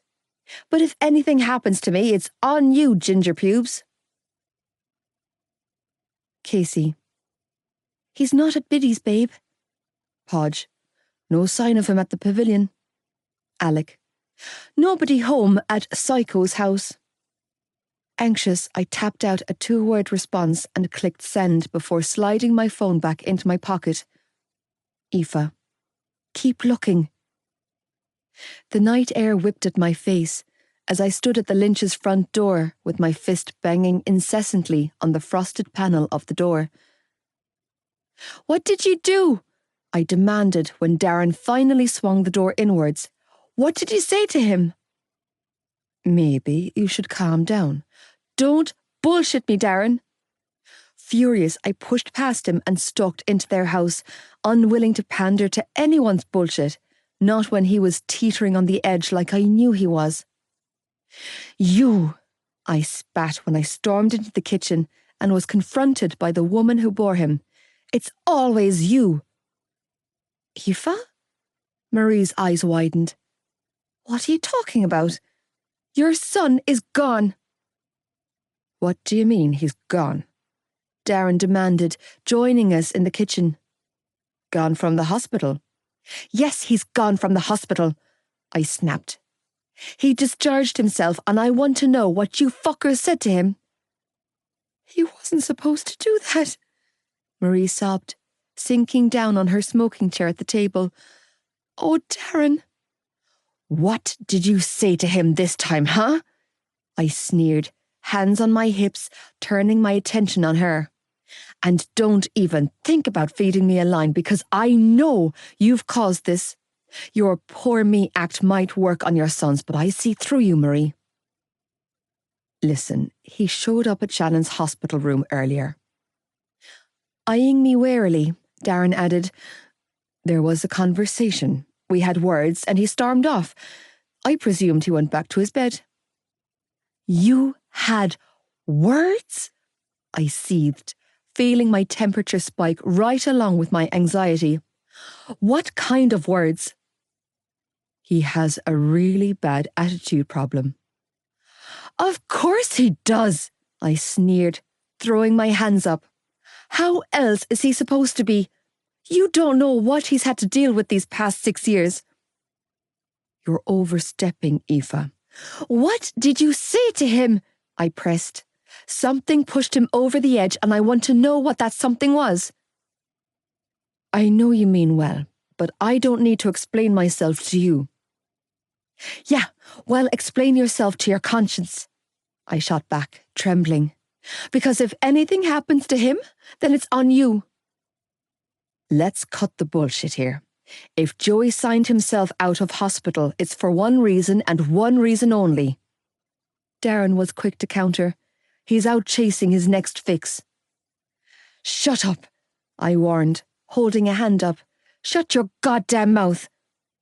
He's an addict, Aoife, and that's not on me. It's not that cut and dry, Darren. I heard myself choke out. He wasn't born an addict. That's not who he is. His issues with addiction are a direct result of spending 18 years in this hellhole house with those god-awful people you both have the misfortune of calling your parents. Aoife, stop it. Don't even get me started on you, Marie. You don't deserve to call him your son. I snarled, swinging around to glare at his mother. You have never deserved his love, and you never will. Blinking back my tears, I spat my pain out at the woman who had created so much turmoil in my boyfriend. Everyone thinks your husband is the abusive parent, but I see what you do to your son. I tapped my temple beyond livid. I know what you are, Marie. I see right fucking through you. Don't speak to my mother like that, Darren warned, taking a defensive stance in front of her. You can speak civilly or you can leave. You're a fucking joke, I continued, pointing my finger at her. You've spent years getting into Joey's mind, twisting his thought process and fucking with his confidence, convincing him that he's the second coming of his father, that he's dangerous and a liability and a disappointment. How dare you? Yeah, I know what you've done to him, I sneered unapologetically. And you can bury your head in the sand all you want, but you're the mental abuser in this instance. You broke him, Marie. You have damaged Joey deeper with your words than his father ever has with his fists. You're a gaslighting bitch. Like you can talk. All I have ever done is love your son. A little too much. She erupted on me, hands clutching her head as she screamed, You want to throw blame on who fucked up my son's life when you need look no further than the person staring back at you in the mirror? Because you're the one destroying his future, Aoife. You're the one saddling him with a baby he doesn't even want. You don't know what you're talking about, I choked out, feeling like she rammed a red-hot poker through my chest with her words. He wants the baby. He wants to make you happy, she roared in my face. That's not the same thing as him wanting to be a father. Tell me something. Darren decided to interject. If you knew my brother was in such a bad way, why didn't you do something to protect him? Fuck you, Darren, I spat. You don't know a damn thing about either of us. I know my brother isn't well, he countered evenly. And so do you. So why the hell would you trap him into fatherhood? I didn't trap him, I stiffened, feeling my hackles rise and my heart crack all in one breath. I hardly got pregnant on purpose, did I? Didn't you? My blood ran cold. What's that supposed to mean? Oh, come off it, Aoife. He gave me a hard look when he asked, He's a handsome lad. How many times was he off his head when you let him inside your body? Excuse me? Hey. He held his hands up. If you want to storm into this house, all guns blazing, laying blame at our feet for Joey's downfall, then I'm more than happy to hold the mirror up to you. I would never hurt Joey. I heard myself defend, refusing to back down to this emotional manipulation. This shit might float on his siblings, but not me. I love your brother. No, I love my brother, Aoife. He argued hotly. So make no mistake about it when I tell you that I'm willing to do whatever it takes to protect him. What are you saying? I'm saying that if you love my brother as much as you say you do, then you'll do the right thing for him and make this go away. This being your niece or nephew? Let's not be overly dramatic here and start labelling a fetus. He replied evenly. Listen, my mother already told me that you don't come from money. If it's a matter of not being able to afford the trip to England, then I am more than willing to take care of the financial side of things. Think about it, Aoife. Marie joined the fray, tone desperate as she pleaded with me. If you won't put your own future first, then think of my son's. I can't fucking believe this. Choking out a humourless laugh, I roughly batted away a tear. Every time I think you can't stoop any lower, you just keep on hitting it out of the park. Aoife, be rational here. I am being rational, I snapped, glaring at Darren.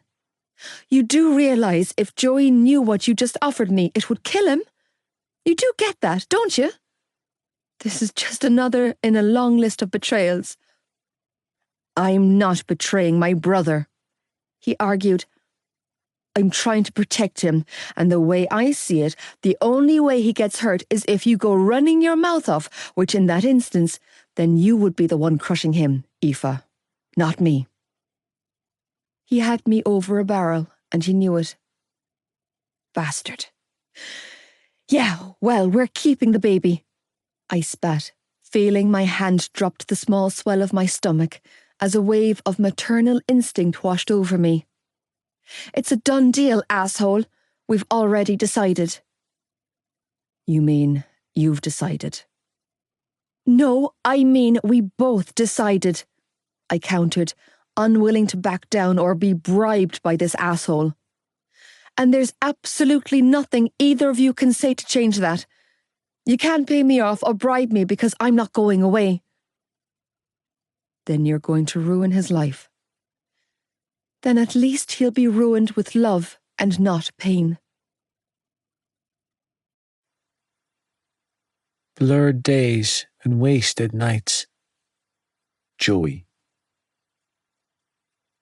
My body was floating, slipping in and out of consciousness.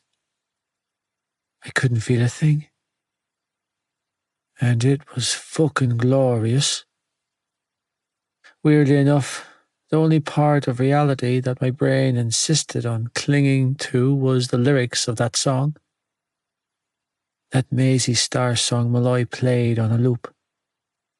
With my eyes rolling back in my head and my legs twitching sporadically, I lay on my side, trying to focus on the needle in my arm. Slow, slow, not too fast. Nice and slow. Numbness filled my body at a rapid rate, sending me freewheeling into oblivion.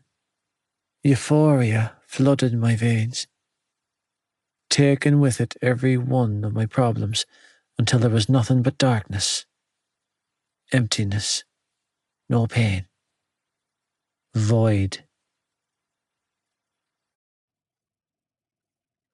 I still love you, Aoife. Joey, please. It's been 2 days. Just text me and let me know that you're okay. Can you just let me know that you're okay? I'm sorry. Joe? Oh, thank God. Are you okay? Where are you? Text me where you're at and I'll come get you. I fucked it, baby. That doesn't matter. Just tell me where you are and I'll come get you. I'm not mad, Joe. I just want to see you. Joey, please. I don't know, Malloy. My head is...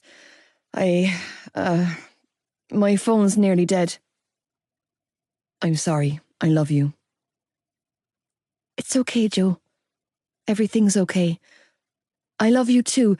Just tell me where you're at, baby, and I'll come get you. Are you okay? If your phone is dead, can you borrow someone else's and just let me know? Joey. 4 days, Joe. 4 fucking days. The hospital called. I got that appointment. I need you to come home, Joey. It's been 5 days. How could you do this to me? I have a hospital appointment on Monday. Do you plan on coming? Everyone is asking about you, and I'm covering for your ass when I don't even know if you're alive. Please, Joey. It's been 6 days. Just call me, please. 7 days. Your hands better be broken, asshole, because there is no excuse for not contacting me. Please come back to me, Joe. Day 8, and I'm going to the hospital. I have that appointment with the midwife. You're supposed to be there too, you know. I'm scared. I still love you. Do you feel safe? Aoife. Feeling extremely self-conscious, I stood on the physician scales in examination room 3B in the maternity hospital and watched as the midwife fiddled with the reading rod. My heart was racing violently in my chest, and every ounce of blood I seemed to possess had decided to rush to my cheeks. I loathed being weighed. I loathed being here even more. But the worst part of the whole ordeal was that I had to do it alone. Today was day 8 of Joey being AWOL, and I was at my breaking point. You're a fine tall girl, aren't you? Just under 5'9"? the midwife mused, distracting me from my internal meltdown. Is the baby's father tall? Yeah, he is, I replied, stepping off the scales and towing my pumps back on. He's about 6'1". You'll have a fine tall baby on your hands, so, she chuckled, scribbling in the red folder that I had been given at reception. Now, you've had your urine sample taken and your blood work done, so why don't we take a seat and go through some medical history? Okay. Is the baby's father joining us? No, he's, Voice trailing off, I slumped in the chair before adding, he really wanted to be here, but he couldn't get time off work. The lies slipped off my tongue to join a whole host of other lies I had told this past week to explain my boyfriend's absence to the people in my life, because telling the truth was out of the question. The only one I had been able to confide in was Casey. No problem, the midwife replied, taking the seat opposite me. You can answer any of the questions you know about your partner's family history, and if he has any concerns, he can have additional information added at any time. Okay. Clasping my hands on my lap, I nodded and forced a smile. Ask away. First day of your last menstrual cycle? December 14th. And how long does your cycle last? Anything between 28 and 35 days, usually. Do you and your partner or any family members have any history of diabetes, hypertension, heart disease, autoimmune disease, epilepsy, or any other serious medical illness not mentioned? No. I roughly cleared my throat. Not that I'm aware of. Are there any genetic conditions in your family or your partner's family of Down syndrome, muscular dystrophy, spina bifida, or any other serious genetic condition not mentioned? No, I breathed, heart fluttering nervously. Nothing. What about a history of twins? I'm a twin, I replied. I've a twin brother. My mother's aunt has 2 sets of twins. That's all as far as I know. Are there any allergies in your family or your partner's family? I have an intolerance to bullshit, if that counts. She smiled. No, that's okay. I shrugged, face flaming with heat. Okay. Any recurrent miscarriage or stillbirth in the family? No, not on my side. Your partner's? His mam lost a baby late into her last pregnancy. The midwife's eyes flickered with sympathy. I'm sorry to hear that. Do you happen to know what the cause of that loss was? I think she had a placental abruption? I squeezed out, flustered. I'm not entirely sure. She's had a lot of children. I think that one was her 7th. The midwife's brows rose in surprise. And your partner, he's number 2, I filled in. He's her 2nd son. Big family. Big mess. Yeah. Sexual partners. I've only been with him, I blurted out, cutting her off.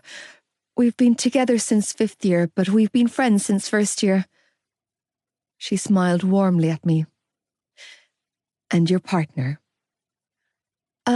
He's had other sexual partners, but since we've been together, it's only been us. And are you a smoker? No. Is your partner a smoker? Yeah. And your alcohol intake? I'm 18, I replied with a shrug. When I went out, it was a matter of go hard or go home. And during this pregnancy? God, no, I spluttered. I would never knowingly drink while I'm pregnant. And the baby's father? No. My palms began to sweat. He's not a big drinker. What about birth control? I was on the pill, I explained. Obviously, I stopped taking it once I found out. Do you use condoms? No. Any vitamins and supplements? I've been taking folic acid and these multivitamins for pregnancy that my mum bought in the chemist. What about recreational drug use? Oh, Jesus, here we go. I've never taken anything stronger than a paracetamol in my life. Uh-huh, she replied, scribbling down everything I told her in my folder. And your partner? I hesitated. I'm not here to judge Aoife, she said, noticing my reluctance. Everything I'm asking is for the benefit of your baby. Her eyes were warm and full of kindness when she said, It's all in confidence. He's fine, I squeezed out, heart hammering wildly in my chest. I mean, yeah, he dabbled a little in the past, but he's fine now. And when you say he dabbled, I shrugged, unable to get my voice to comply because talking meant betraying him, and my heartstrings refused point blank to do that. Aoife, if there's a pattern of drug abuse in...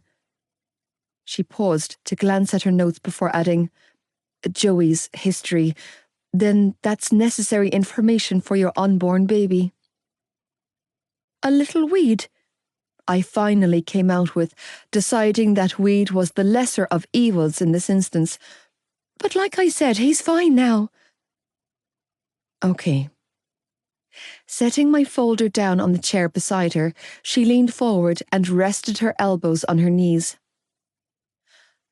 I'm going to ask you some questions and I want you to be completely transparent with me.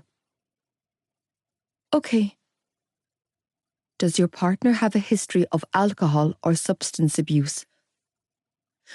No, I already told you that he's not a big drinker. Aside from marijuana, does your partner consume other illegal substances? She pushed. Substances that could put you at risk. Like what? Is he an intravenous drug user, for example? No, I choked out, flustered. I mean, not really. Not really. He has in the past. Okay. Concern flooded her eyes. And has your partner ever been violent with you? What? I balked. No. Has your partner ever caused harm or pain to your body? That's the same question, I snapped. And the answer is still no. He has never laid a finger on me, and he never would. Do you feel like you're in danger? Oh my God, no, I snapped, knees bopping restlessly. He wouldn't harm a hair on my head. Okay. Reaching over, she gave my knee a supportive squeeze. I don't want you to panic, and it's purely hospital protocol, but we're going to have more extensive blood work sent off. For what? To eliminate any sexually transmitted diseases not screened in your previous blood work. Why? I demanded. Joey and I are only with each other. More often than not, intravenous drug users have a tendency of using contaminated needles, not to mention the lack of inhibition when under the influence. It's not uncommon for pregnant women in similar circumstances to present with STDs, even when they have only been with their partner. Therefore, I can't stress to you enough the importance of protecting yourself during intercourse. He's not dirty, I strangled out, mind completely reeling from the information she was throwing at me. He's a great guy. He's smart and responsible and in school and has a job. He's a cork hurler, for God's sake. We have a service available at the hospital for young mothers that I think might be of great benefit to you. No, thank you. I shook my head. I don't need any of that. I'm going to refer you anyway and have a member from their team contact you in due course.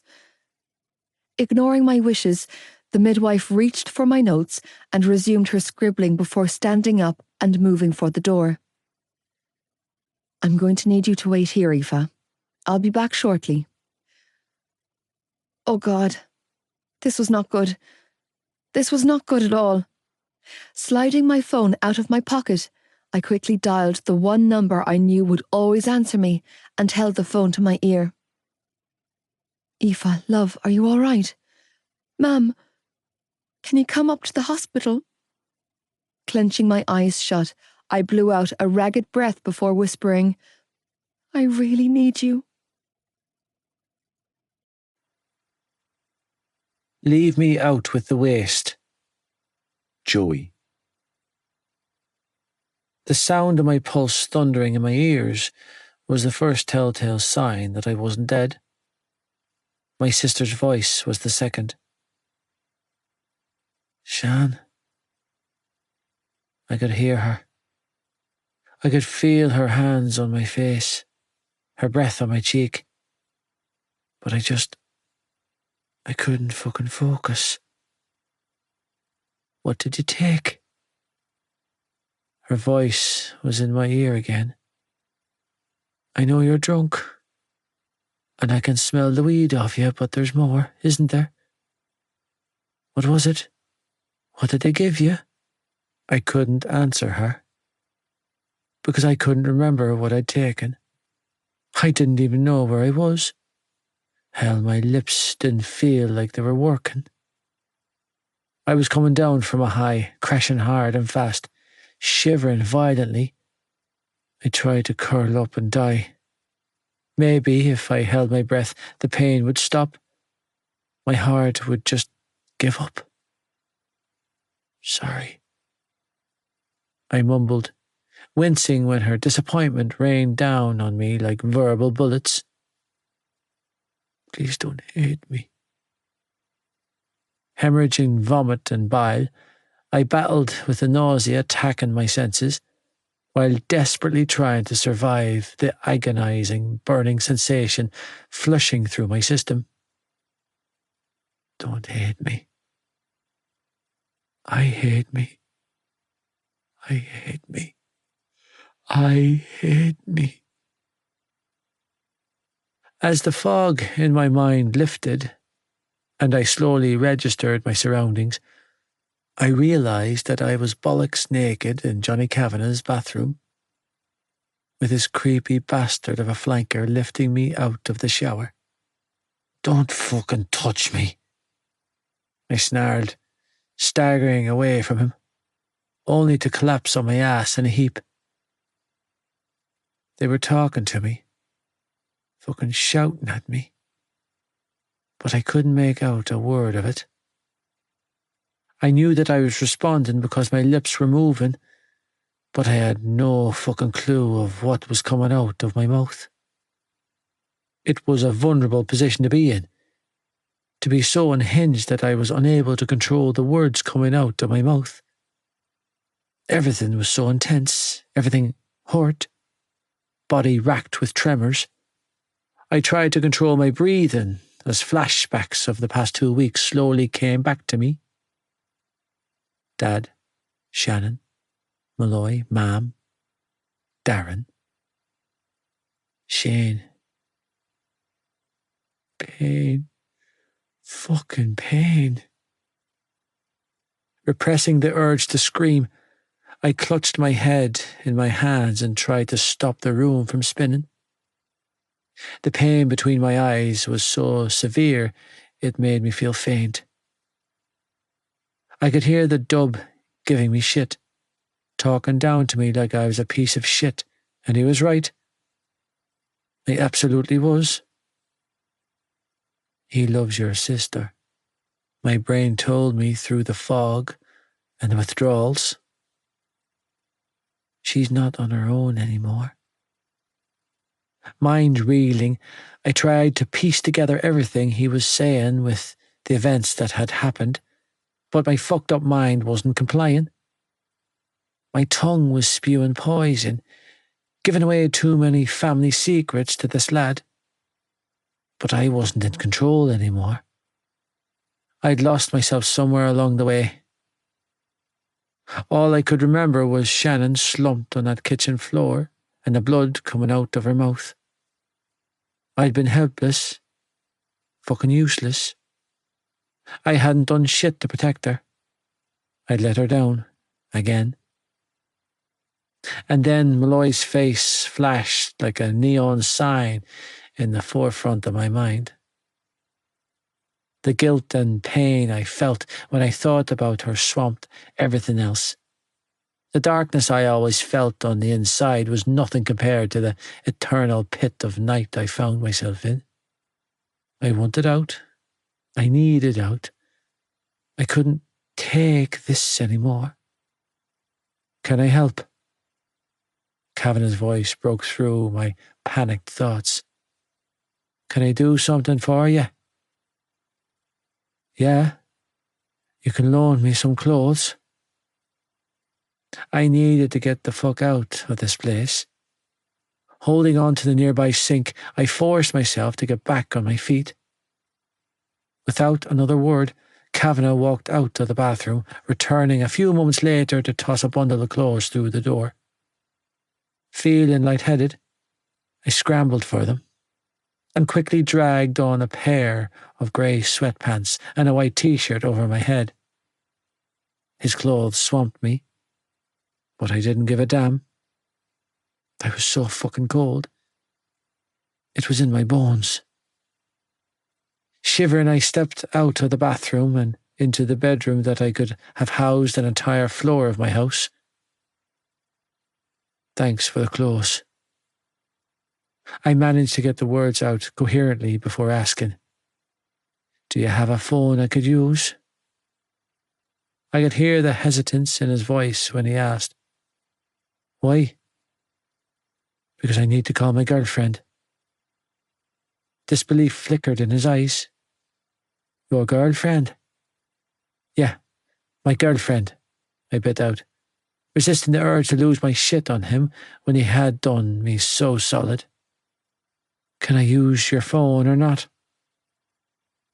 You don't have to leave, Kavanagh said, placing a sleek phone in my hands. You can stay, lad, for as long as you need. No, I couldn't. I had to get out of here. My father was still out there, and Malloy, Jesus Christ, I checked out on her. Come the fuck on, I hissed when my hands wouldn't cooperate. My fingers wouldn't push the damn buttons. What's her number? He asked, snatching the phone back. Call it out, and I'll dial it for you. Blowing out the pain breath, I forced myself to take a good hard look at the towering lad standing in front of me. I didn't trust him, but Shannon clearly did, which made me curious. It made me second-guess my instincts. Johnny Kavanagh was standing here, in the middle of all my family's bullshit, and he wasn't running. Something about him reminded me of Malloy, and I frowned. I warned her off you know, I heard myself say, brows furrowed as my vision blurred in and out. Told her you'd be leaving. Wincing from the pain attacking my skull, I shook my head and refocused my attention on him. Told her not to get her hopes up on you. He didn't react. Didn't seem surprised by my statement either. Instead he asked, What's her number? Pressing the heel of my hand to my forehead, I reeled off the phone number I had memorised since first year, the only number I had stored away in my mind before saying, Don't let her down. Steadying my body from swaying, I looked him in the eyes and said, Whatever you're doing here, Kavanagh, don't fuck my sister over. He tapped on the keypad of his phone before handing it back to me, with eyes full of unrestrained emotion and his tone thick with gritty sincerity. He looked me dead in the eyes and vowed, I won't. Lost Boy, Aoife. Aoife, I promise you faithfully that nobody is going to take your baby. My mother said for the millionth time when we walked into the house after spending most of the day at the hospital, being poked, prodded, swabbed and grilled. They already explained this to us. Nobody is questioning you. They're only looking out for your welfare, sweetheart. Well, I didn't ask them to, I strangled out, mentally reeling from the twists and turns the day had taken. I'm clearly fine, ma'am. I'm healthy. I look after myself. I come from a warm, safe home, so I don't understand why my life needs to be put under the microscope like that. It's not your lifestyle they're concerned about, she replied, setting her handbag down on the table. Jesus Christ, Aoife, you should have come to me. About what? About Joey. My heart sank. Joey's fine, I heard myself defend. He's dealing with a lot with his family right now, but he'll be fine, ma'am. Aoife. She turned to look at me. Can you not? Not what? Not lie to me. I'm not lying. I threw my hands up. He's fine. My mother sighed wearily. Why didn't you tell me that he's missing? He's not missing, I argued weakly. He's just clearing his head. Aoife. Maybe because I didn't want you to think badly about him, I admitted, voice torn, which is exactly what you're doing now. I don't think badly of the boy, she argued. I'm worried about him. I'm worried for you. Joey would never hurt me. That's not what I'm saying. Then what? I demanded. What's there to worry about? My daughter was just put through rigorous testing for diseases I've never heard about before today, she snapped, moving for the kettle. Of course I'm worried. Well, you weren't the one prodded with needles, and you didn't have multiple swabs rammed up your Don't use that word, she warned, shuddering. That's a terrible word. Vagina, I changed course and said. Or your asshole, ma'am, which, FYI, is not a pleasant experience. Well, we'll know more when your results come back. We already know, I growled, stalking out of the kitchen. I'm clean because Joey is clean. Aoife, wait, we need to talk about this. No, we don't, I called over my shoulder as I stomped up the staircase. I need to shower. This conversation isn't over, young lady.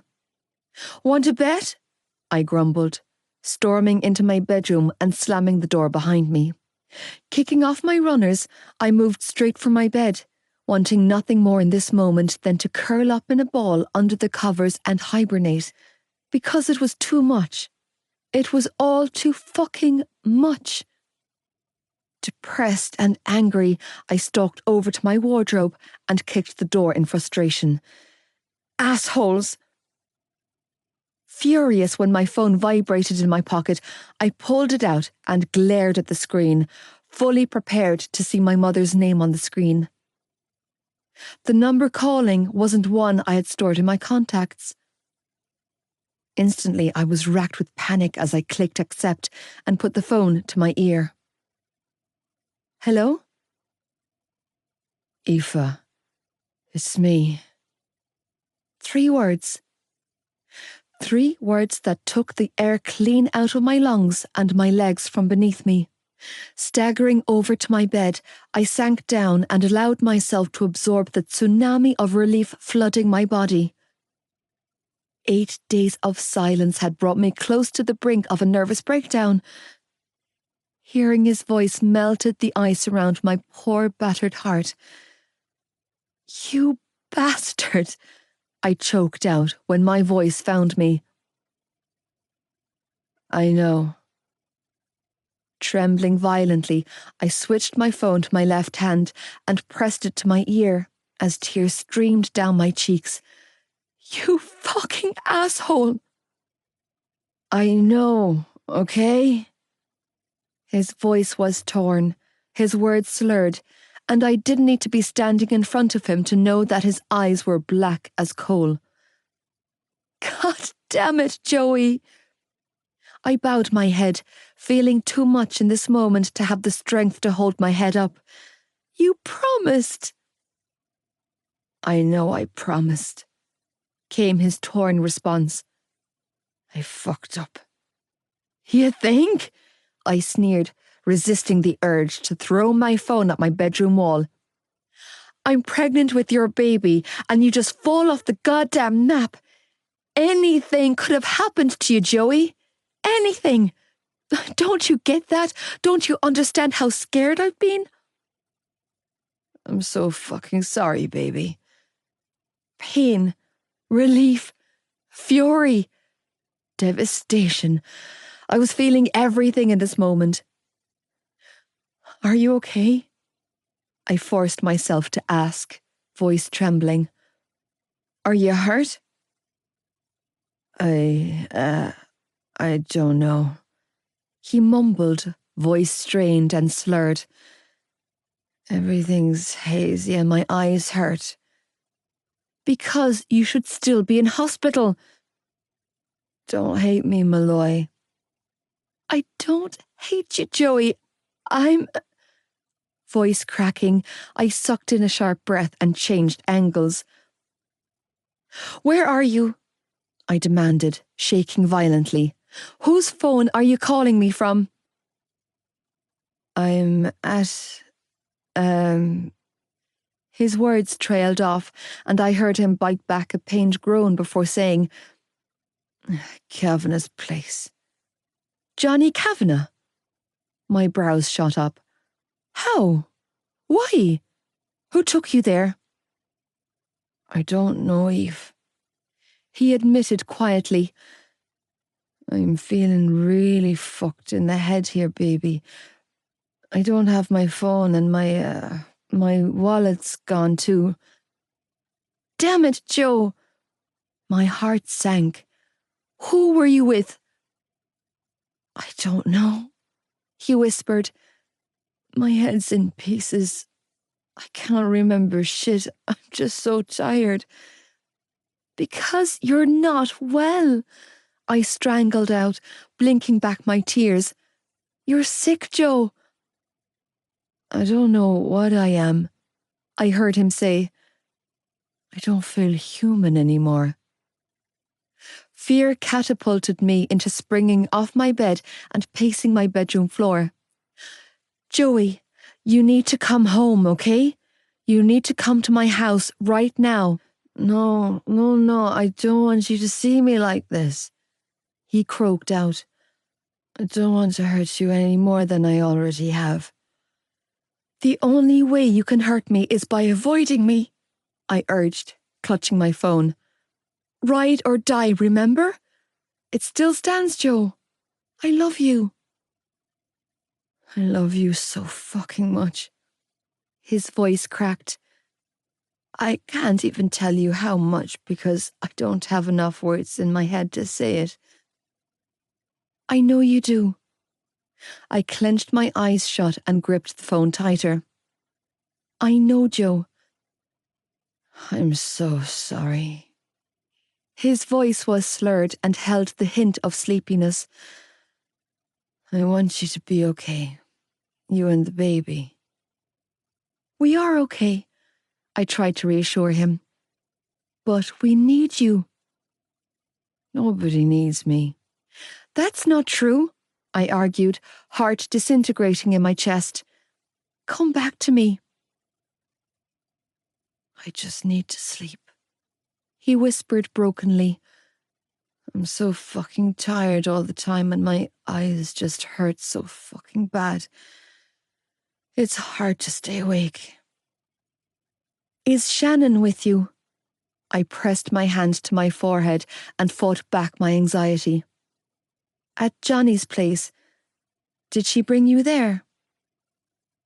I think so, he replied uncertainly. I'm so fucking sorry. Joey, listen.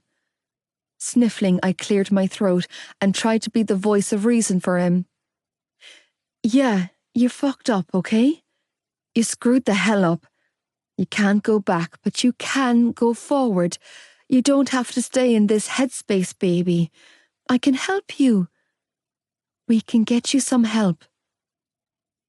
There was a long pause before his sleep-deprived voice slurred. What kind of help? The professional kind, I offered. They have rehabs for teens in your position. They have to. I'll find one for you, okay?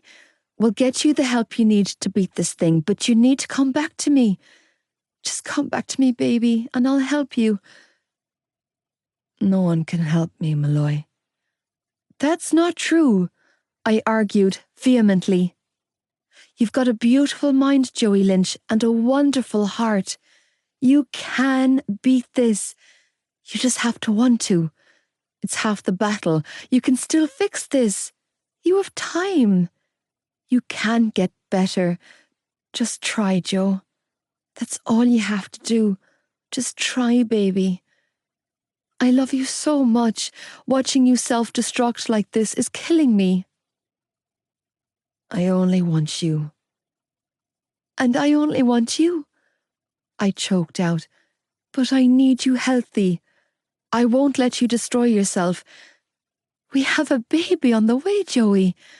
I won't let you throw in the towel now. It's too fucking late for me, Malloy. No, I shook my head. Don't say that. I'm fucked in the head. I'm coming to get you, I declared, searching my room for my car keys. Just wait there and I'll be over. No, fuck, don't come here, he groaned. I don't want you to see me like this. Joey, I'm coming. If you come here, I'm out. Joey! No, don't come here, okay? He groaned down the line before adding, just let me get straightened out and I'll come to you. Dragging my hands through my hair, I resisted the urge to pull on the ends and exhaled a strangled breath. I couldn't just leave him there. Not when I finally knew where he was. He had put me through hell the past 8 days. I knew he was high. I knew he was self-destructing. I knew I couldn't do a damn thing to stop him, but I still wanted to. I still wanted to dive headfirst into the world he was drowning in and pull him to safety. Or, at the very least, keep his head above water. Stay on the line, he whispered, voice drifting in and out. I love you. Promise me you'll stay at Johnny's house. I promise. And you'll come see me first thing tomorrow. First thing. Joe, I mean it. Promise me. I promise. I promise. I'm just so tired. Where are you now? His room. Big bed. Okay. Exhaling a ragged breath, I tried to wrangle my emotions into check while I listened to the sound of him breathing down the line, taking comfort in the knowledge that his heart was still beating. I want you to curl up on that big old bed and get some sleep. Can you do that for me, Joe? Hey, Joe? Can you roll on your side for me, so that I know you won't choke if you get sick? Good job, stud. Don't go, Queen. I won't. Stay with me. Always. With my heart thundering in my chest, I walked up the private driveway towards a familiar front door. Knowing that I was clutching at straws by coming here, but having little else to cling to, I pressed my finger against the fancy doorbell and held my breath. A few moments ticked by before the door swung inwards and I was greeted by a middle-aged woman in hospital scrubs. Can I help you? Hi. Yeah. Blowing out a breath, I offered her a small smile. So, I know he doesn't live here, but I'm looking for Gibbsy? Recognition immediately flickered in the woman's brown eyes, and she smiled warmly at me. Usually you would find Jared here, but for once he's raiding his own fridge. With her hand outstretched, she pointed to yet another impressive-looking 3-story house on the opposite side of the street. He lives at number 9, sweetheart. Thanks so much, I replied, feeling myself sag with relief as I quickly spun on my heels and moved across the quiet cul-de-sac road. If you happen to see his curly-haired sidekick in your travels, please tell her that her mother said she's grounded. Mrs. Biggs called after me. Yeah, sure, no problem. Too frazzled to take in a word of what she was saying, I hurried up to the front door and knocked repeatedly until the hall light came on. This time, when the door opened, I was greeted by a surprised-looking Gibbsy. Well, hey there, Mrs. Joy the Hurler. I need your help. Okay. Brows furrowing, he stepped aside for me, but I stayed where I was. But if it's advice you need help with, then I must warn you that I am a terrible choice of candidate. I don't want your advice, Gibbsy.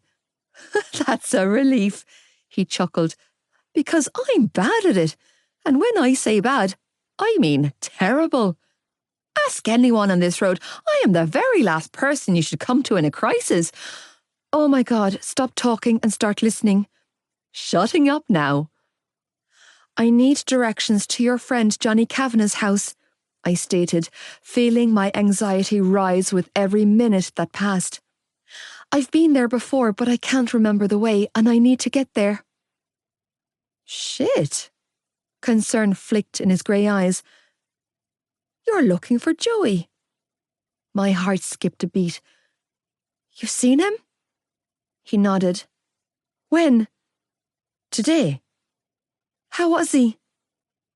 He winced, but didn't reply. That was enough to tell me what I already knew. Oh, Jesus. Feeling like my lungs had been severed, I pressed a hand to my chest and choked out a laboured breath.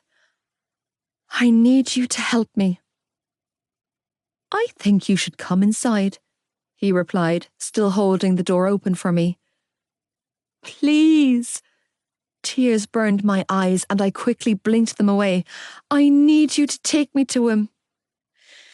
I don't know. Scratching his broad chest, Gibbsy looked around aimlessly. I don't think it's a good idea.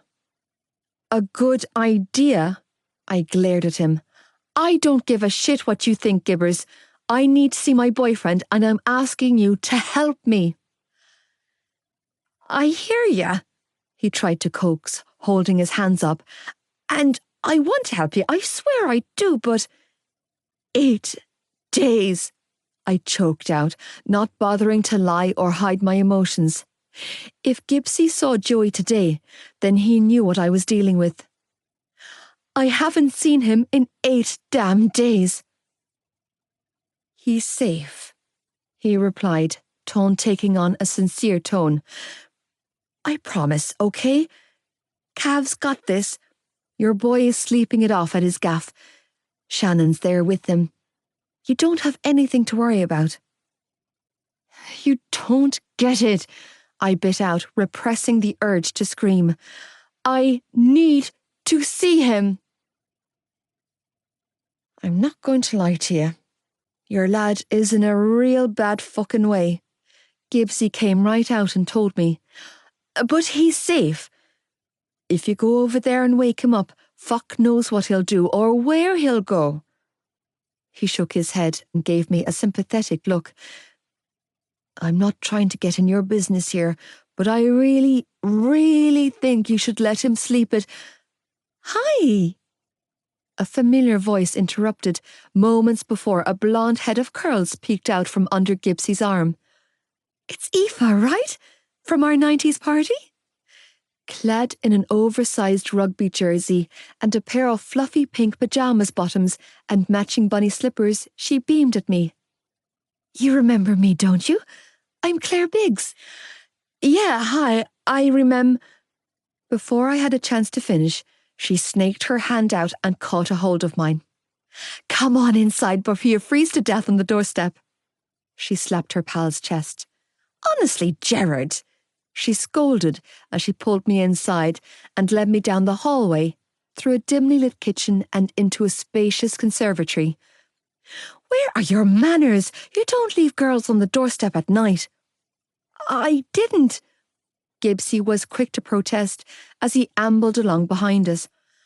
"I was holding the door for her like a gentleman." "Are you hungry?" Claire continued, leading me over to a cardboard box on the glass coffee table in the centre of the room. "Thirsty?" "No, I'm fine," I replied, prying my hand free. "I just really need to—" "What the hell is that?" My mouth fell open, and I watched as she dropped to her knees in front of the table, awing and cooing at the contents of the box. "Is that a rat?" "What? No," Claire replied, retrieving the gardening glove next to the box and pulling it on before reaching inside and retrieving the prickly creature. "We found him in the middle of the road on the way back from Johnny's place. He was all alone in the dark and we couldn't leave him there in case he got driven over, so we brought him home." Smiling dotingly at the thing in her hand, she cooed, "Isn't he the most adorable ball of cuteness you've ever seen?" Shaking my head, I tried to come up with something logical to say when it felt like I had entered the twilight zone. "Guys, that's a hedgehog. His name is Reginald Gibson Biggs," Gibbsy corrected, sitting cross-legged on the plush rug next to his gal pal. "Come on, Claire Bear, don't be greedy. It's my turn." Setting a pillow on his lap, he patted it and cooed, "Come to Daddy, Reggie." "Careful, Gerard, he's really skinny." "I know what I'm doing, Claire Bear." "I know you do, but he's just so itty-bitty." "That's because he's just come out of hibernation. Poor baby is starving." "Should we get him some worms?" "Do hedgehogs eat worms?" His brows furrowed. "I thought they ate grass." I think I remember learning about a hedgehog's diet in nature class. Oh, shit, I didn't take nature class. Everyone in Ireland takes nature class in primary school, Gerard. Well, I didn't. Yes, you did. When? Remember being taken out on long walks with your teacher in class? Yeah. Those were nature walks, she explained. For nature class. Well, shit, he chuckled. I thought they were movement breaks. Morbidly curious, I tilted my head to one side, watching as they took turns mothering a wild animal. Should you be touching that thing? Reggie, I corrected, shuddering when Gibbsy tickled its little underbelly. Animals in the wild can carry diseases, you know. Look at him, Claire cooed, holding the prickly creature up for me to pet. How can you even think that about something so precious? Yeah, so precious.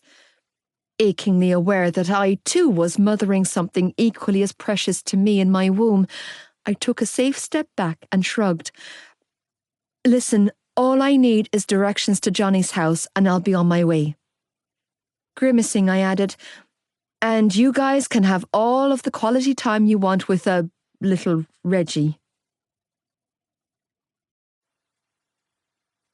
Flying high, falling low.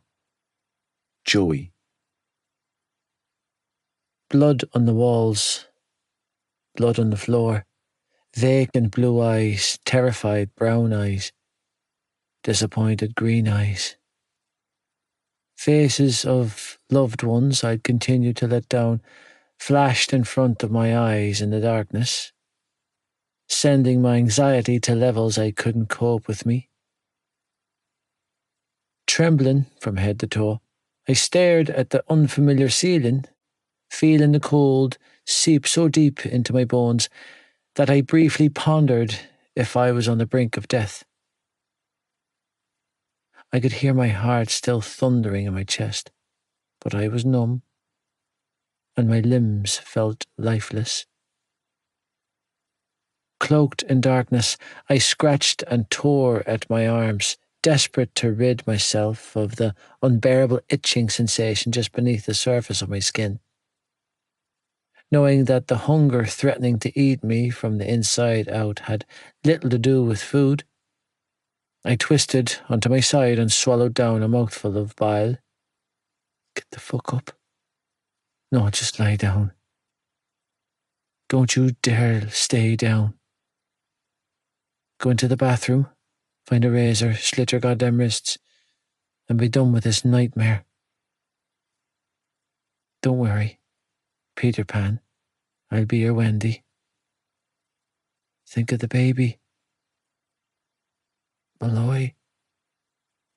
Licking my cracked lips, I forced myself to twist onto my side, and then, when the movement didn't cause me to spew my guts up, I pressed on and slowly pulled myself into a sitting position at the edge of the bed. Pain. It was everywhere. In my arms, in my eyes, in my ribs, in my heart. There wasn't an inch of me that didn't ache anymore.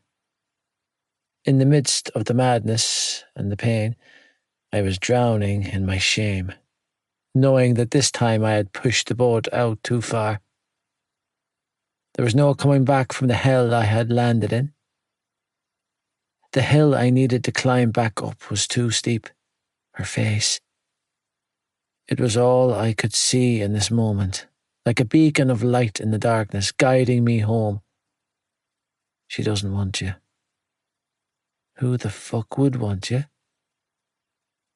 Just come back to me, Joe. On unsteady legs, I stood up and blindly felt my way around the room until my fingers landed on a light switch. The minute the room was bathed in light, I felt like passing out. The pain in my head was too fucking much to handle. Clutching onto a wooden dresser, I tried to steady my breathing and not pass out from the pain, while I squinted and slowly brought my vision into focus. I was still here, still in the manor, Mr. Rugby. Oh, fuck. Blowing out a pain breath, I forced myself to look at my reflection, staring back at me in the mirror over the dresser. With my face distorted from bruising and swelling, and a couple of weeks' worth of stubble to contend with, I struggled to recognize myself. I didn't look like me anymore. I didn't look like anyone I'd ever known. With one hand still clutching the dresser for balance, I reached up and trailed my fingers over the yellowish bruising swelling on my face. Leaning in closer to get a better look at the damage, I squinted to focus and studied my bloodshot eyes. I couldn't see the white of my eyes anymore. It had been replaced with burst blood vessels. Confused and panicked, I jerked away from the mirror, unable to look at myself a second longer, because I despised the person staring back at me. I fucking hated that piece of shit. It took me a ridiculous amount of time to locate my runners, and even longer to get them on my feet and tie my laces. But I did it. Grabbing a random hoodie off the back of a chair, I gingerly shrugged it on and pulled the hood up. Before moving for the door, somehow I managed to put one foot in front of the other and navigate my way out of the bedroom I unintentionally taken refuge in and find my way to the staircase.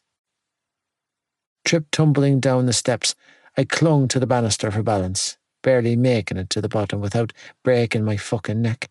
Shivering from the cold, I'd made my way to the front door and let myself out.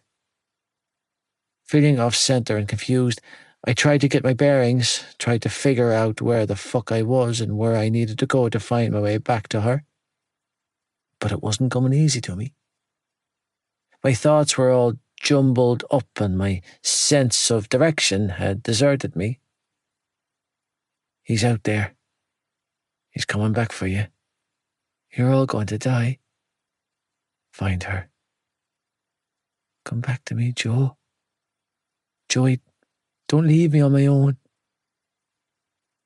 Shaking my head, I wobbled unsteadily on my feet as I followed the tree line down a long lane, letting my legs lead me when my brain wouldn't comply.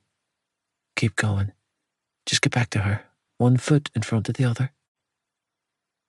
After what felt like forever, a set of headlights came into view and I clumsily raised my arm, trying to flag down a spin.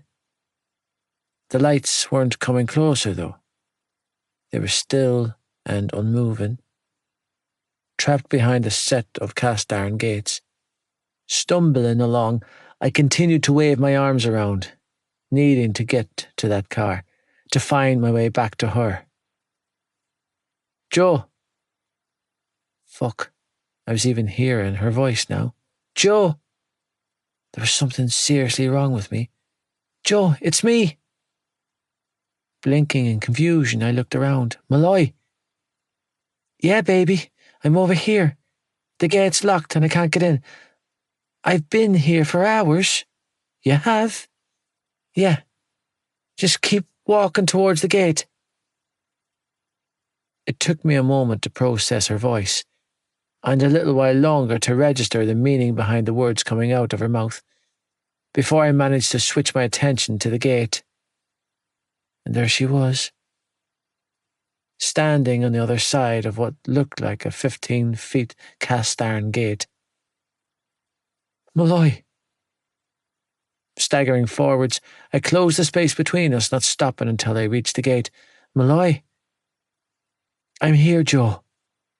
Snaking a hand between the metal bars, she reached up and cupped the back of my head and leaned in close.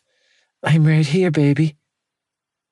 I'm sorry, Queen, I croaked out, resting my forehead against the bars she was resting hers against. I'm so fucking sorry. Shh. Both of her hands were on my face then, fingers tracing my cheeks and brushing back my hair, as she peppered kisses to the parts of my face she could reach. I've been so fucking scared for you. I'm a prick. You're a huge prick. She wholeheartedly agreed, still kissing and petting and nuzzling me. I'm so mad at you. Me too.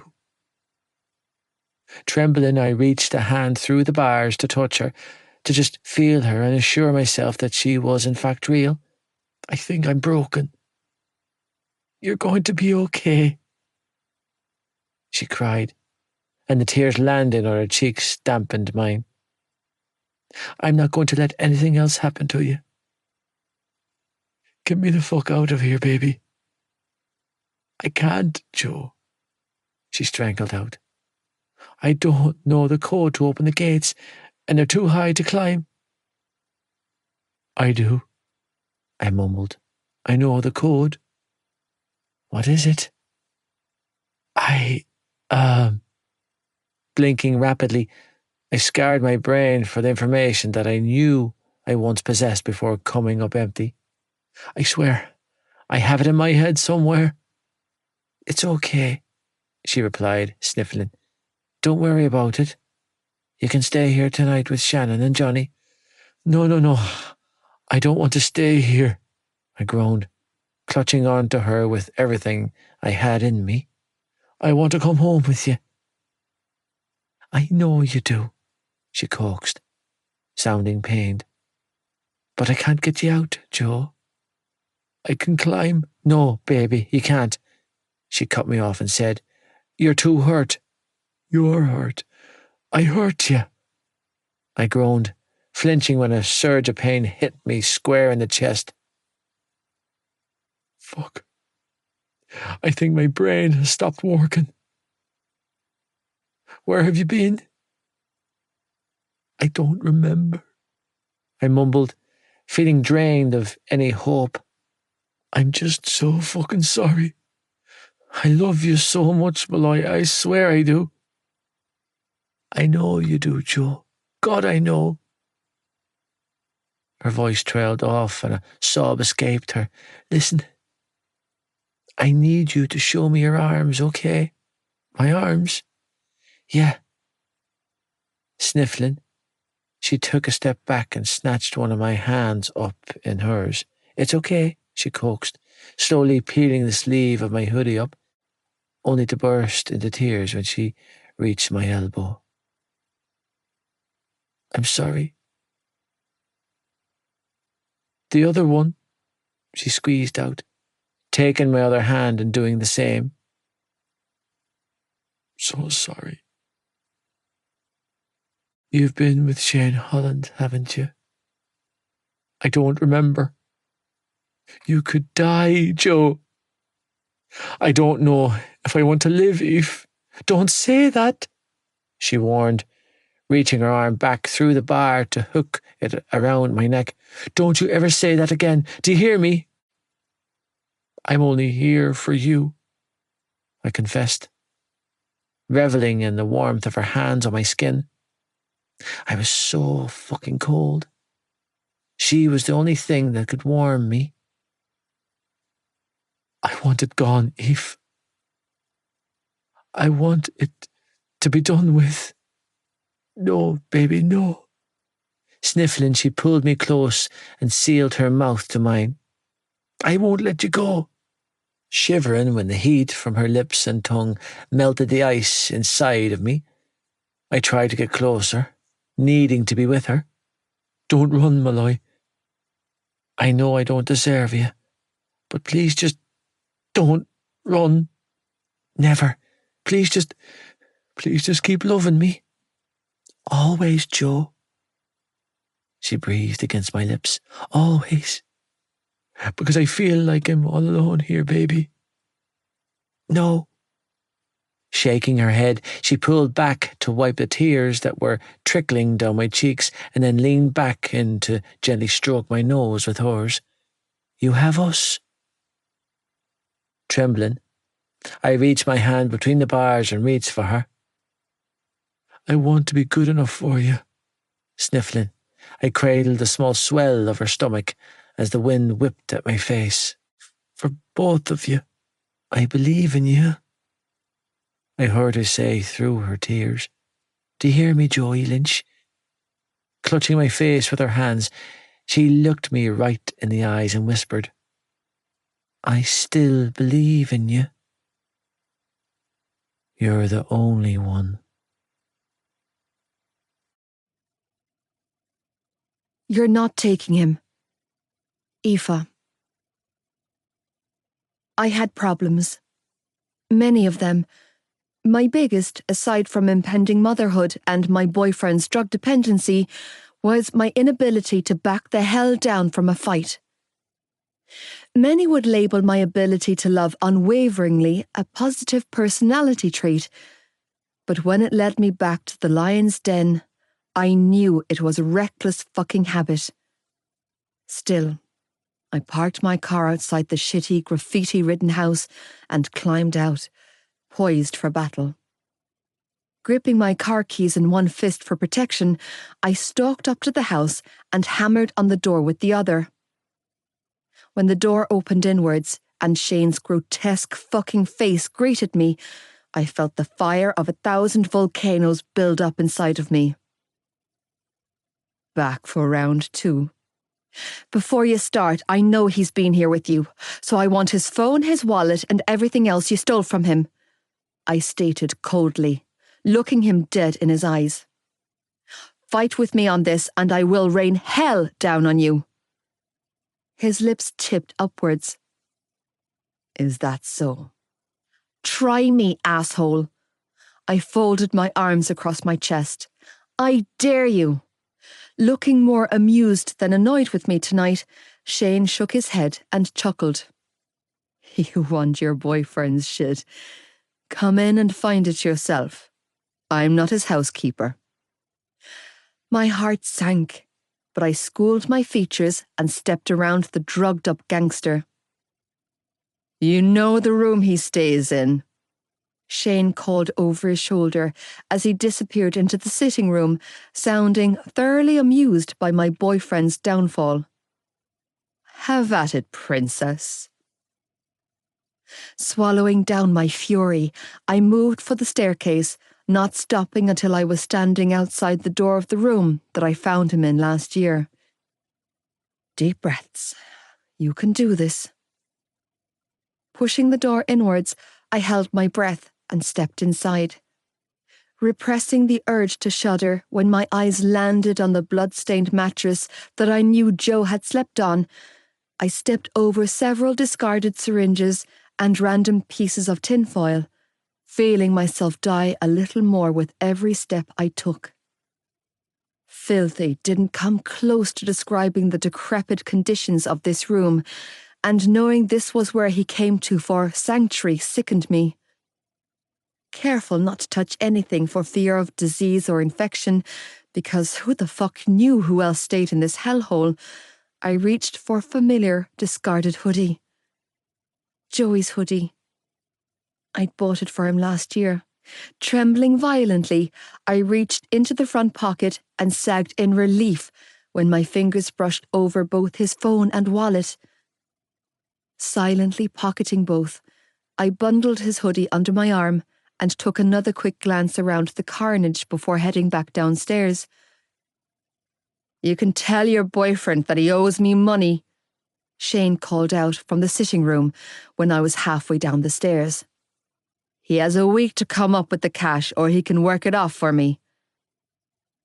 Unable to contain my emotions a second longer, I thundered down the staircase and stormed into the sitting room. "Stay the fuck away from him, Shane," I snarled, not caring about the 4 other men lounging around on couches in the shithole he called his home. "I mean it, asshole. Keep your filthy fucking habits away from my boyfriend." "My filthy habits." He laughed from his perch on the couch. "Don't you mean Lynchy's filthy habits?" "People like you make me sick," I hissed, glaring down at him. "Sinking your claws in vulnerable people. You're disgusting." "Words," he chuckled, mocking me with hand movements. "Get the fuck out of here, princess, and tell Loverboy that I've a job lined up for him." His gaze trailed over my body, and when he reached my middle, his brows shot up. "Or should I call him Baby Daddy?" "You're not having him," I seethed, standing my ground. "I won't let you take him from us." "He's already gone, kid," another man said. "Clear off before he takes you down with him." I couldn't. That was the problem. I couldn't leave him. "How much does he owe you?" I heard myself ask, keeping my eyes glued to Shane.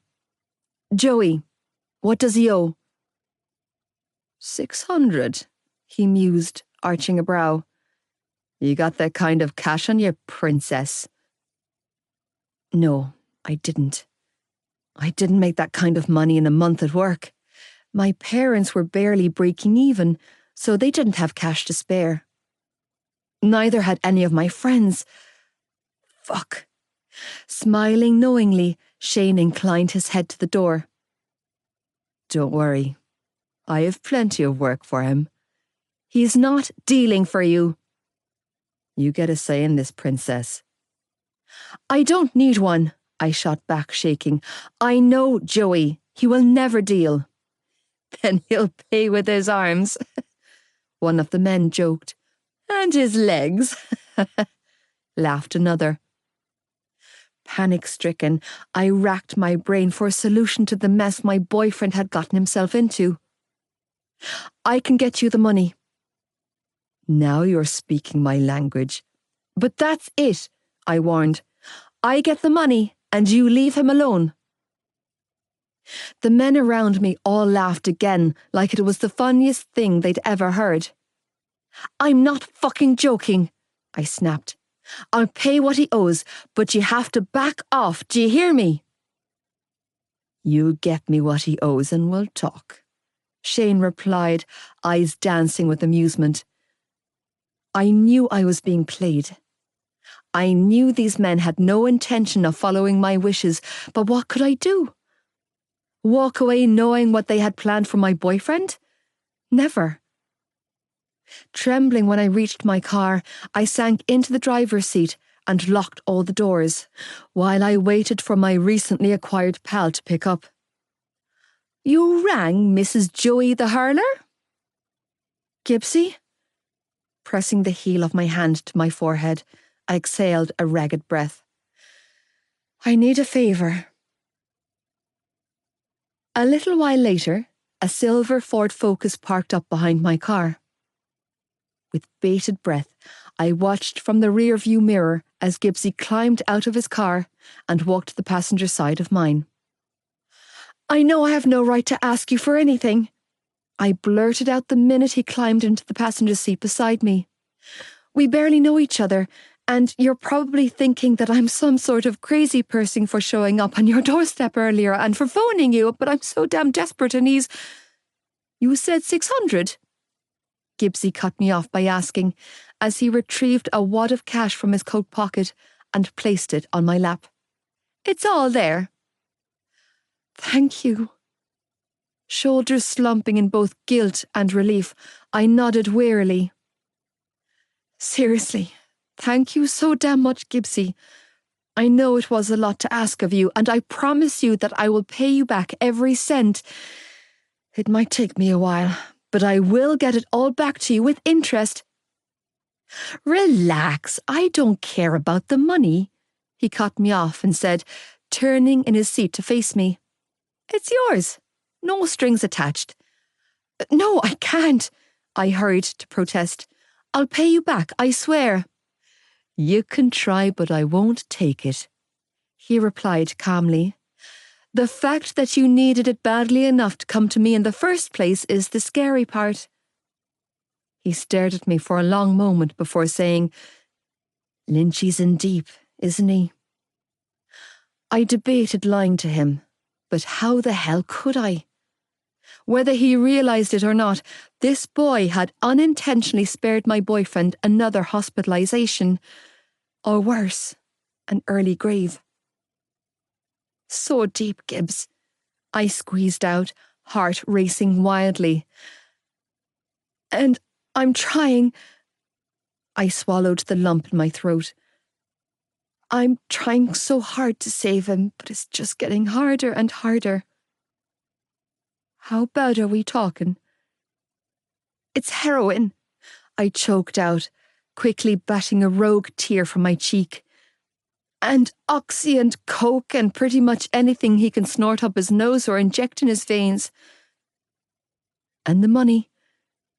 For his dealer, I admitted, pressing my temples. If I don't pay up, he'll make Joe work it off, or worse. Gibbsy blew out a harsh breath. Shit. Yeah, I agreed, demoralised and weary.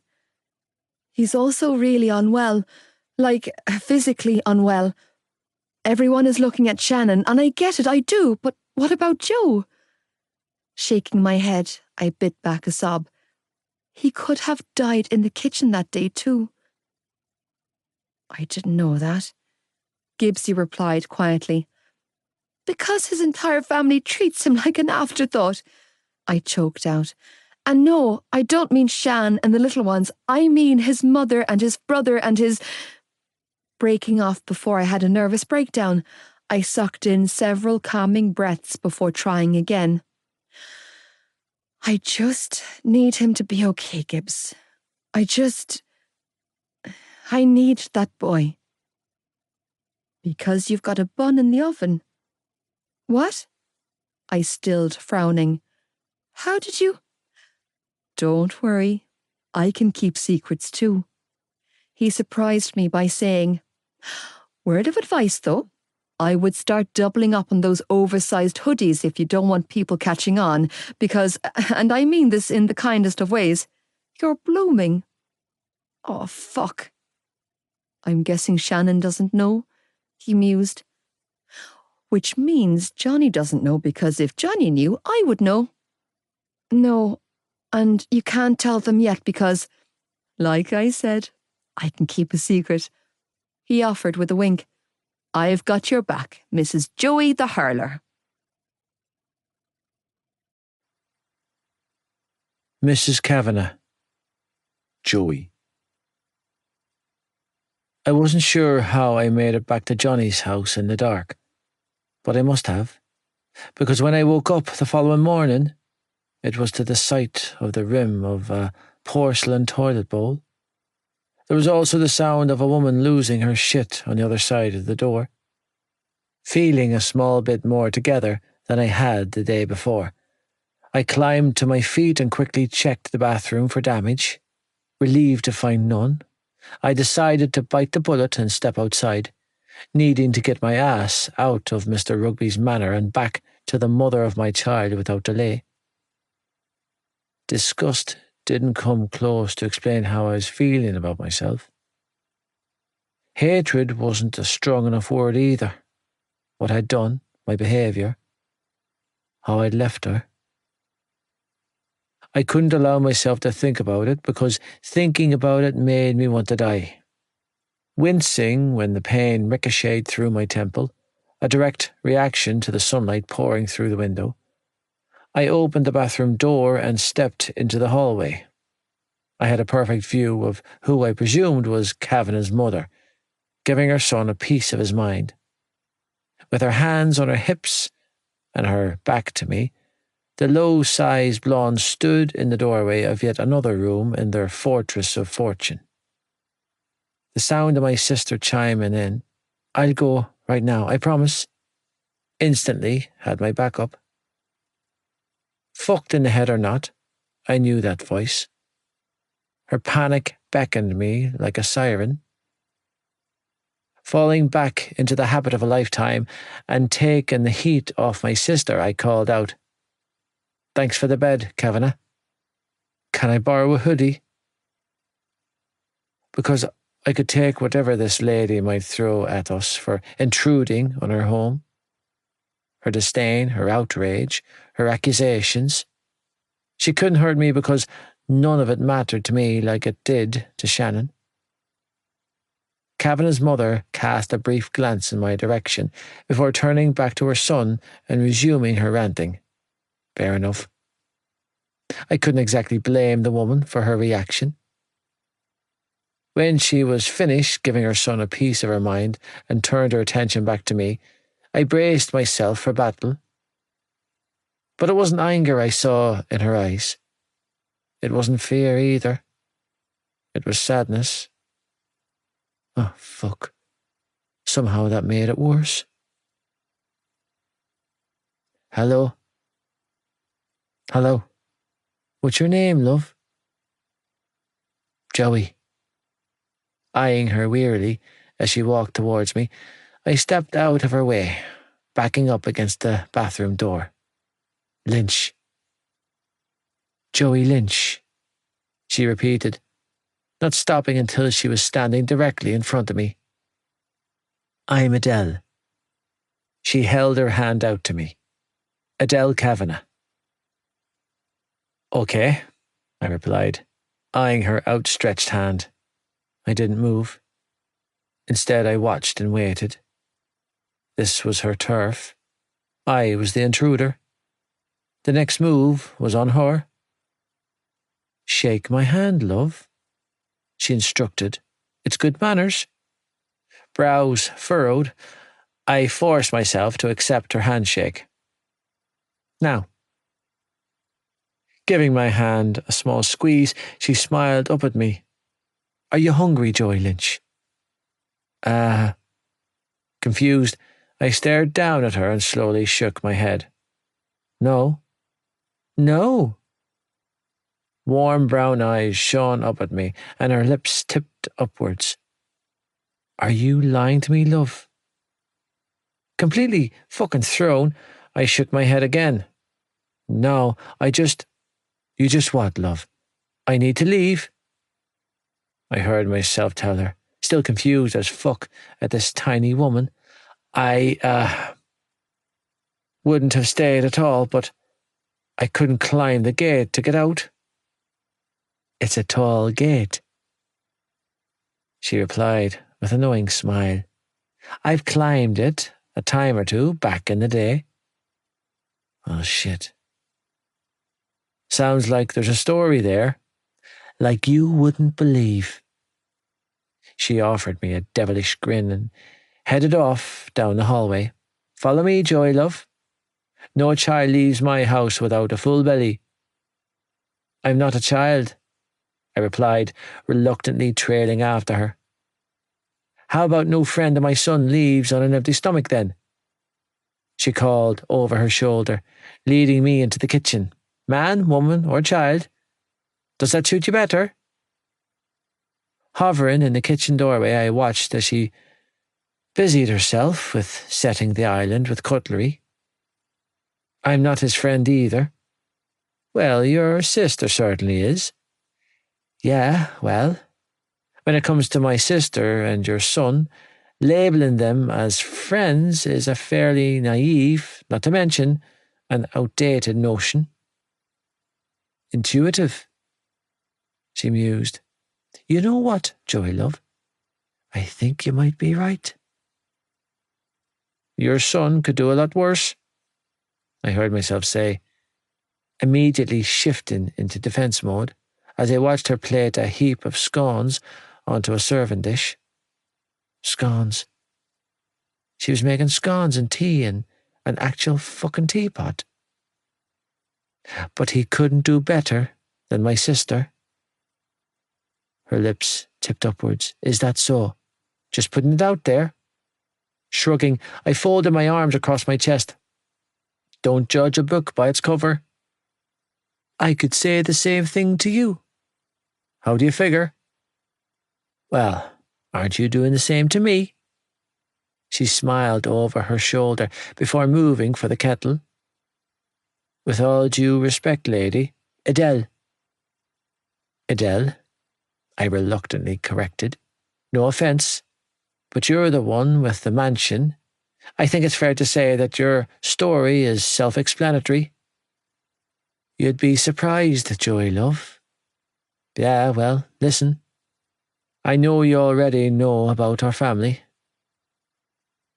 There was no point in denying our circumstances to this woman. Her son knew all about us. Besides, she had eyes in her head. She could see the marks on my sister. Either way, I was done with the pretenses. I was done with the bullshit. Your son's been sniffing around long enough to figure out we've got shit to deal with at home, which means you do too. I just don't want you to judge my sister based on bullshit that she can't control. She couldn't be more different from the rest of our family. You sound like you're including yourself in that statement, because I am. With my skin itching and my body cold to the bone, I forced a nod. Shannon's the best person I know. Oh, Joey, love. Sympathetic brown eyes locked on mine. Why do I get the feeling that Shannon would say the exact same thing about you? Unsettled by the way she looked at me, and with the mother of all headaches attacking my senses, I pinched the bridge of my nose and leaned against the doorframe. Are you all right, love? Concern flashed across her features. Do you need to sit down? No, I'm grand, I muttered, feeling like I needed to be anywhere but here. The woman was throwing me off kilter, which was an impressive feat considering my life was already on its axis. Listen, I appreciate the offer of breakfast, but I need to get going. Why don't you sit down, love, and have a cup of tea first? She coaxed, as she walked over to the marble island and pulled out a stool for me to sit on. I'll drop you back into town afterwards. I didn't move. I couldn't. I felt weary and on edge. This woman. I didn't know this woman. Couldn't figure out her angle. I have places to be. Not on an empty stomach. My girlfriend's waiting for me. I'm sure she wouldn't mind you having a bite to eat first. I'm not hungry. Humour me, love. Uncomfortable and on edge, I pulled at the sleeves of her son's hoodie that I was wearing and mentally tried to take her measure. Fine, I'll, have a cup of tea, please. Her eyes lit up. Good lad yourself. And if it's not too much trouble, could I, do you maybe... Blowing out a breath, I reached up and scratched my jaw before forcing out the words that made me hate myself worse than I already did. Have anything for pain? For your face, love? No, for my heart. Yeah, I nodded. I left my meds at home. I'll poke something out for you from the medicine cupboard, she replied, moving for a cupboard in the far corner of the kitchen. Are you allergic to anything? No, I replied, forcing myself not to move an inch. I can take anything. Let's see. There's some ibuprofen here. Fuck. Yeah. Shivering, I released a despondent sigh and nodded wearily. That'll be grand, thanks. Oh, hold the phone.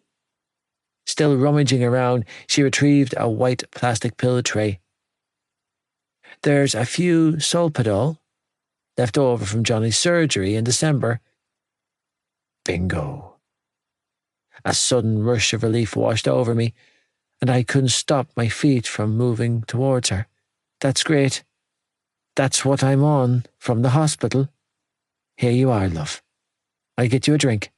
Thanks, I replied, gratefully accepting the pills she dropped into the palm of my hand before taking the glass of water she offered me. It wouldn't do much, but it would take the edge off until I could get sorted. Get sorted? What a fucking joke. You are a joke, asshole. You're no better than him. So, tell me about this girlfriend of yours. Your girlfriend? I narrowed my eyes, suspicious. Why? Would you prefer if we talked about how you got those bruises? Came her clipped response. Because we can go there if you prefer. Her name's Aoife. Draining the contents of my glass, I rinsed it out in the sink before placing the glass on the draining board and returning to my perch of hovering awkwardly near what I presumed the back door. I, work for her father. Oh, yeah, I nodded. He, runs a small mechanics garage in town. Which garage? The three-wheeler one at the end of Plunkett's Road, across the street from Marketplace. Is that how you met? No, we were in the same class at school. High school sweethearts. She smiled knowingly. Oh, to be young again. You could say that. Have you been together long? Yeah, I muttered, feeling completely off balance around this woman. We have. You don't give much away, do you, Joey, love? Why would I replied. I don't know you. She stared at me for a long moment before shaking her head and offering me another warm smile. You know, love, I'm sure I've heard about that garage. I'll bring the car down the next time it needs a service. Really? My brows furrowed, and the pain in my head slowly dulled. You don't have to. I'd like to, she smiled again. How long have you worked there? Since I was 12 or 13. Another shrug. Been on the books since third year. That young? Needed the money. And you like it? She pressed, still busying herself with prepping food and making tea. Mechanics? That's something you might be interested in, pursuing, after you done with school. Jesus. What was with this woman and all the questions? I hadn't endured this level of interrogation since my last trip to the back of the paddy wagon. Or maybe since the last time I'd come under fire from Malloy. Come to think about it, this little woman gave off a similar air of confidence to the one that wafted from my girlfriend in waves. It was confusing, and I didn't know if I liked it. Money's decent. Well, I think you're a credit to yourself, Joey Lynch. Somehow I earned myself another megawatt smile from Mr. Rugby's mother. Working all those hours after school, and in your leaving cert year. You should be so proud of yourself. If she knew me, really knew me, she would quickly change her opinion. I pinched my temple, fucking aching from head to toe, as I tried to clear my thoughts and focus on this woman. Why? Why what, love? Nothing. Fuck. I needed to stop letting her lure me into conversation and get out of there. Doesn't even matter. I think it does. Turning to face me, she gave me her full attention. It was a worrying fucking concept, considering I didn't know her.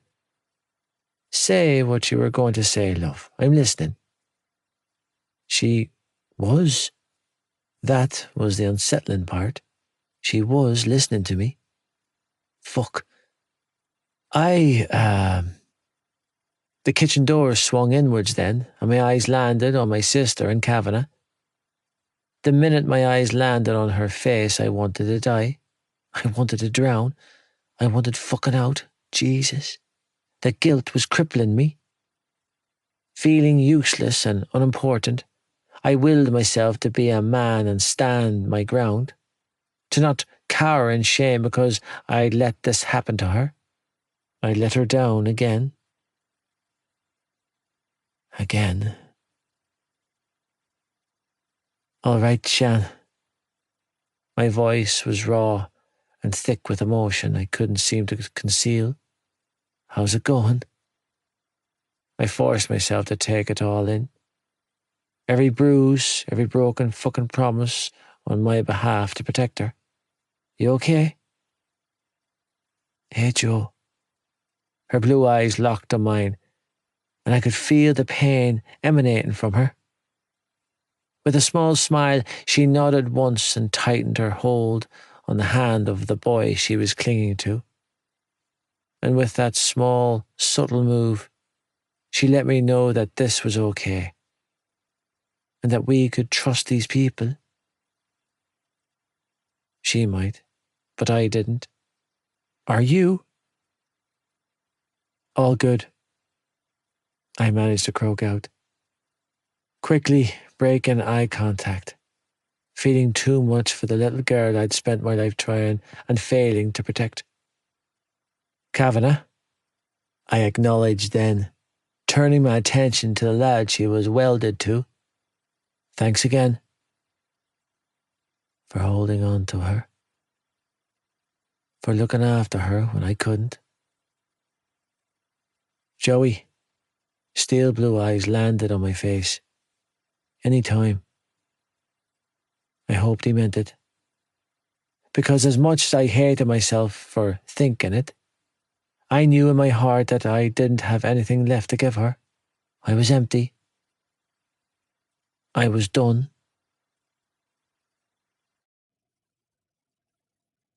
Don't give up on my brother. Aoife.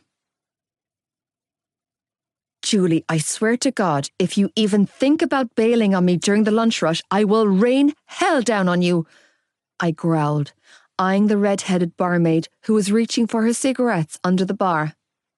Hell, I tell you. Oh, simmer down, princess, she grumbled as she snatched up the packet and moved for the opening at the other end of the bar. I haven't had a smoke all morning. I'll be 5 minutes. Bitch, I growled, and not quietly, as once again I picked up the slack from my co-worker. Once I had taken and fulfilled all the drink orders on my section of the bar, I reluctantly moved to Julie's section and started pulling pints and quenching thirsts. It wasn't until I reached the end of the bar that I recognised a pair of familiar brown eyes staring back at me. Tig! My heart leapt in my chest. What are you doing here? I need to talk to you, he replied, tone hard, as he sat on a towering bar stool and stared back at me, unyielding. It's important. Yeah, I figured it had to be if he had traipsed across town to track me down. Tig, you know you're not allowed in the bar without an adult here with you. I have you, don't I? Yeah. Emotion racked through me, and I nodded. I guess you do. He's back. My heart jackknifed in my chest. Joe? The younger Lynch offered me a stiff nod, and I choked out a huge sigh of relief. Leaving Joey at those gates last night was about the hardest thing I'd ever done in my life, but I did it with the knowledge that if I couldn't get to him, then neither could Shane Holland. Temporarily appeased with the wad of cash I'd borrowed from a boy I barely knew, I wasn't foolish enough to believe that Shane was gone forever. But right now, temporary was all I could hope for. Is he okay? No. My heart cracked in my chest. No. There was a big fight between Mam and that blonde lady with the posh car who brought Joey and Shannon home. The little alpha came right out and told me, blunt as always. Shannon was crying over the posh lady's son, Mam was going mental, and Darren stormed off. What about Joe? After he put Mam to bed and fed the boys, he locked himself in his room. Jesus.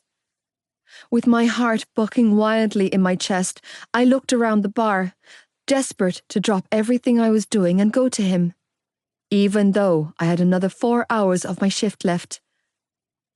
But then I thought about the lack of funds in my bank account and the growing intruder in my womb, and I paused. I couldn't afford to lose this job. If I walked off, they would fire me, and nobody was going to hire me in my condition. I needed the money, damn it. By the way, I know about the baby. Tig blew my mind by saying, My brother got you pregnant. My blood ran cold. Who told you? Nobody, he replied flatly. I overheard Mam and Darren talking about it. Okay. Clearing my throat, I quickly popped the cap on a bottle of Coke and set it down in front of him, along with a couple of bags of cheese and onion flavoured crisps. Listen, I'm due a break in 20 minutes. Can you wait here for me until then? Don't worry.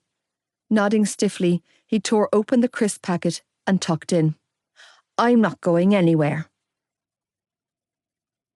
So, does your mam know you're here? I asked, sitting down on an old barrel in the smoking area. Because I have to say, Tig, your mother isn't exactly my #1 fan. I don't think she'd be too happy to know that you're here with me. Do I look like I give a shit about what she thinks? Besides, I already told you she took to the bed again. He responded harshly as he sat on the empty beer barrel opposite me and polished off his 4th bag of crisps. I'm here for my brother. I sighed heavily. Come on, Tig. We both know Joe didn't send you here. Never said he did, he replied, scrunching the empty crisp bag up and stuffing it into the pocket of his navy tracksuit. Listen, I'm not thick. Everyone treats me like I'm the same as Ollie and Sean when I'm not. I'm not a baby, Eve. I know things too, you know. Yeah, he knew things all right. Things no boy of his age should know or be subjected to. I'm here for Joe because I know he's fucked in the head right now, Tig continued, taking another swig from his bottle of Coke. I saw it in his eyes that day in the kitchen. I saw him check out. I know he's not here anymore. Dad broke Shannon's lungs, but he broke Joey's mind, and Mam helped him do it. He's still here, Tig, I croaked out, repressing a shiver from how accurate this boy had taken his brother's measure. No, he's not, the little guy challenged. He's gone, and you know it too. He gave me a hard stare when he said, "But my brother can get better. I know he can, and you need to not give up on him." Tig. My breath caught in my throat, and I sucked in a shaky breath, wondering just how much he knew. He was turning 12 in a couple of days, and knowing that he had this level of intuition and awareness about his family was heartbreaking. "I'm not giving up on your brother." Swallowing deeply, I offered him what I hoped was a reassuring smile. "I never will." "He's going to make it hard. Nothing worth having comes easy. And it's going to get worse before it gets better." I'm well aware. He watched me for a long beat, clearly taking my measure, before nodding his blonde head. "Good, because you won't get better than him." "I know. I mean it." He pushed, tone defensive. "Joe's the only parent I remember having, so trust me when I tell you that your kid—" He paused to gesture to my stomach before adding, "is going to have one hell of a father." I absorbed his words like an addict would crack cocaine, because in this moment, whether he meant it or not, Tig Lynch was giving me everything I needed. He believed in his brother in the same way I did.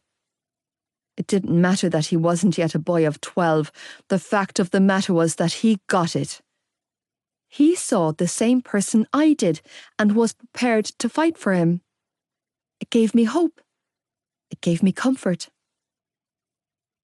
"I'm going to come over as soon as my shift is over," I told him, unable to disguise the emotion in my voice. "They're going to try to force you out," Tyke said, standing up, seemingly done with our conversation. "Mam and Darren." He gave me another hard look before saying, "Don't let them. Don't give up on my brother." "Don't worry," I replied. "I won't." "Good." "Do you want to hang out here until I'm finished work?" I asked, watching as he moved for the wall of the smoking area. "I'll drive you home." "That's what I've got legs for." "But your dad's still out there." "My dad can go fuck himself," the little alpha called over his shoulder as he climbed onto a wheelie bin and vaulted effortlessly onto the stone wall enclosing the smoking area. "If anything, he needs to hope he doesn't run into me." "Tig, hold up. I'll be seeing ya," he called out, offering me a half-assed sailor salute before disappearing over the wall. The Family Line. Joey. Our life was a train wreck.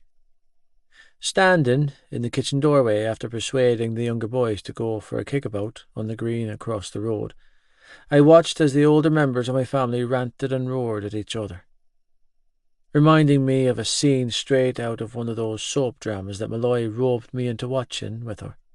I was glad of that, for once. I wasn't the instigator of the drama. No, that title had undisputedly fallen to our mother, who had made the fatal error of accusing some rich lady's son of statutory rape. I mean, really? It was fucking embarrassing. There was only one rapist in our midst, statutory or otherwise, and it was the man she had nestled down in bed with every night for the past 24+ years. Fucking hypocrite. Watching Kavanagh's mother go for mine in my front garden earlier was a foreign sight to me. I'd never seen a mother throw down like that for her kid. But Adele Kavanagh had, and somewhere in the back of my mind, I got the distinct feeling that Malloy would do the exact same for our kid. Jesus. Wishing I was anywhere but back in this house, I looked on as Shannon and Mam battled it out for the title of Ballylagan's loudest screamer, while Darren, the dildo, tried to wave a white flag between them. Fucking idiot. Having Mam's back in it was not going to win him any favours. He was going to bat for the wrong female. Christ, even Shaney Boo, who was only 3, knew that Darren was flogging a dead horse with our mother. I might be fucked in the head, but I'd meant it when I said that I was done with her. I didn't have it in me to forgive her again. Not after that evening in the kitchen. Not with the memory of my sister's almost lifeless body still haunting me. Him or us, Ma'am. Joey was right, Shannon cried out, dragging my scattered attention back to the argument ensuing a few feet away from me. You're not good for us. I felt like slow clapping, grateful that someone else could see what I did. Come on, Shannon. Darren, the expert at running out on his family, threw his 2 cents into the mix. Screaming and name-coiling isn't helping anyone. Then stop sitting there and do something, my baby's sister spat back, fighting and willing our oldest brother to do something he would never be capable of doing for her, helping her. You know this is wrong. You know what she did was awful, and you're just letting her get away with it. Shannon was spot on. The shit Mam had spurted to Kavanagh's was horrendous, and he was feeding into her bullshit by pandering to her mental breakdown. I might need locking up, but she sure as shit needed to reserve the padded cell next to mine. No, I'm not, Darren tried to placate. She knows she was wrong, don't you, Ma'am? If he was expecting a coherent answer from the woman that birthed us, then he was about to be sorely disappointed. She didn't have it in her. She was incapable of thinking beyond the 14-year-old version of herself that had been thrust into motherhood. Her brain had stopped growing at that age. The woman was broken in the head. Same as me. Ma'am, tell Shannon that you know you were wrong. If I was a better person, I would have felt sympathy for the man. He still thought the mother he left behind more than half a decade ago was still inside the shell sitting at the kitchen table. Ma'am, answer us. Looking weary, Shannon shook her head and turned away from Ma'am. Darren, though, he continued to watch our mother like he was waiting for some divine intervention. Don't bother, I heard myself tell her golden boy. Because she's broken. You'll figure that out soon enough. Joe, bolting towards me like a wobbly foal, our sister threw her arms around my neck and clung to me. Make this stop. I wanted to.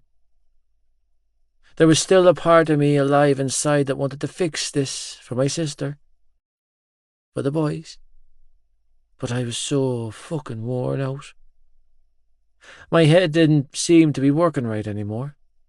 Whatever the old man had done to me in the kitchen that evening had broken me. The cord that attached my heart to my head had been severed. It had been beaten out of me. This is what you wanted, Darren. You wanted her home with us, I told our brother. One big, happy family. Hooking an arm around the trembling girl in my arms, I glared at the man who considered himself to be wiser than us. I hope we have met your expectations. He didn't respond. Instead, he pushed his chair back and stood. Taking one final look at our mother, he turned on his heels and walked away. I don't know why I'm surprised any more, Shannon mumbled. The sound of the front door closing behind him was the only confirmation I needed to that I was right. His return was temporary. He wouldn't stick this out. He couldn't the first time. This time would be no different. With the mother of all headaches and my body in withdrawal, I stepped around Shannon and moved for the cooker. Mom could check out and Darren could run, but there were still 4 mouths to feed in the house. Battling the tremors in my hands, I prepped a saucepan of pasta and set it on the hob to boil, before turning my attention to the woman in the corner. Get up and take a shower. I need to feed the boys, and they don't need to see you like this. She didn't budge. It didn't surprise me. It didn't do anything to me. I felt completely dead inside as I walked over to where she was sitting and snatched the cigarette out of her lips and stubbed it out in the already overflowing ashtray. Get up. You stink of smoke and booze. Nothing.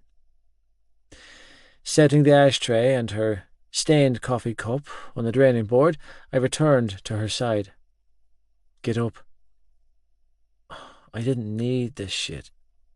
I had enough in my plate. I had Malloy, damn it. Joey. It was the first sign of life in her, and it caused something to die inside of me. Joey. Reaching up, she snatched up my hand in both of hers and sobbed. Joey. I could smell the drink wafting off her in waves.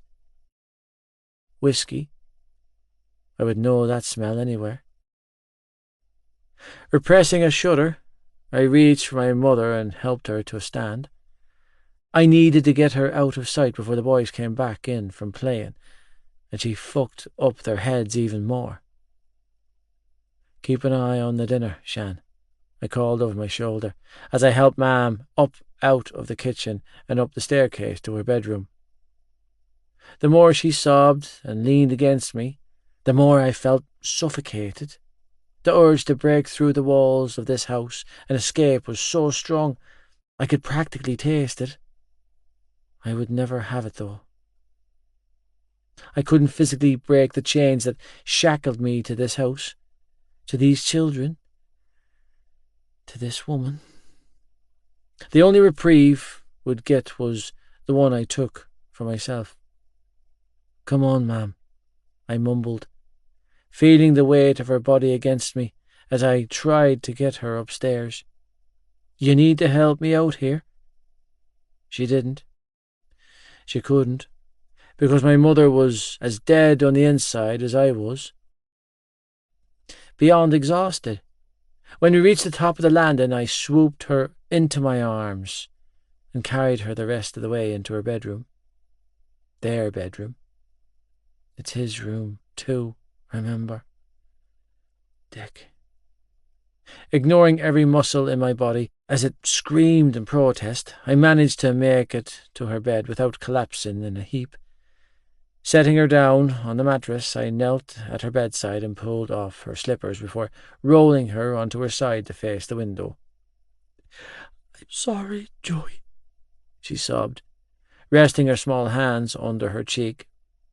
So sorry. I heard the word, had a feeling she might mean it this time, but I felt nothing. You need to keep your shit together, I replied in a flat tone, as I sank down on the edge of the bed beside her and rummaged around in her nightstand drawer. You might be all fucked up in the head, but those boys don't need to see it.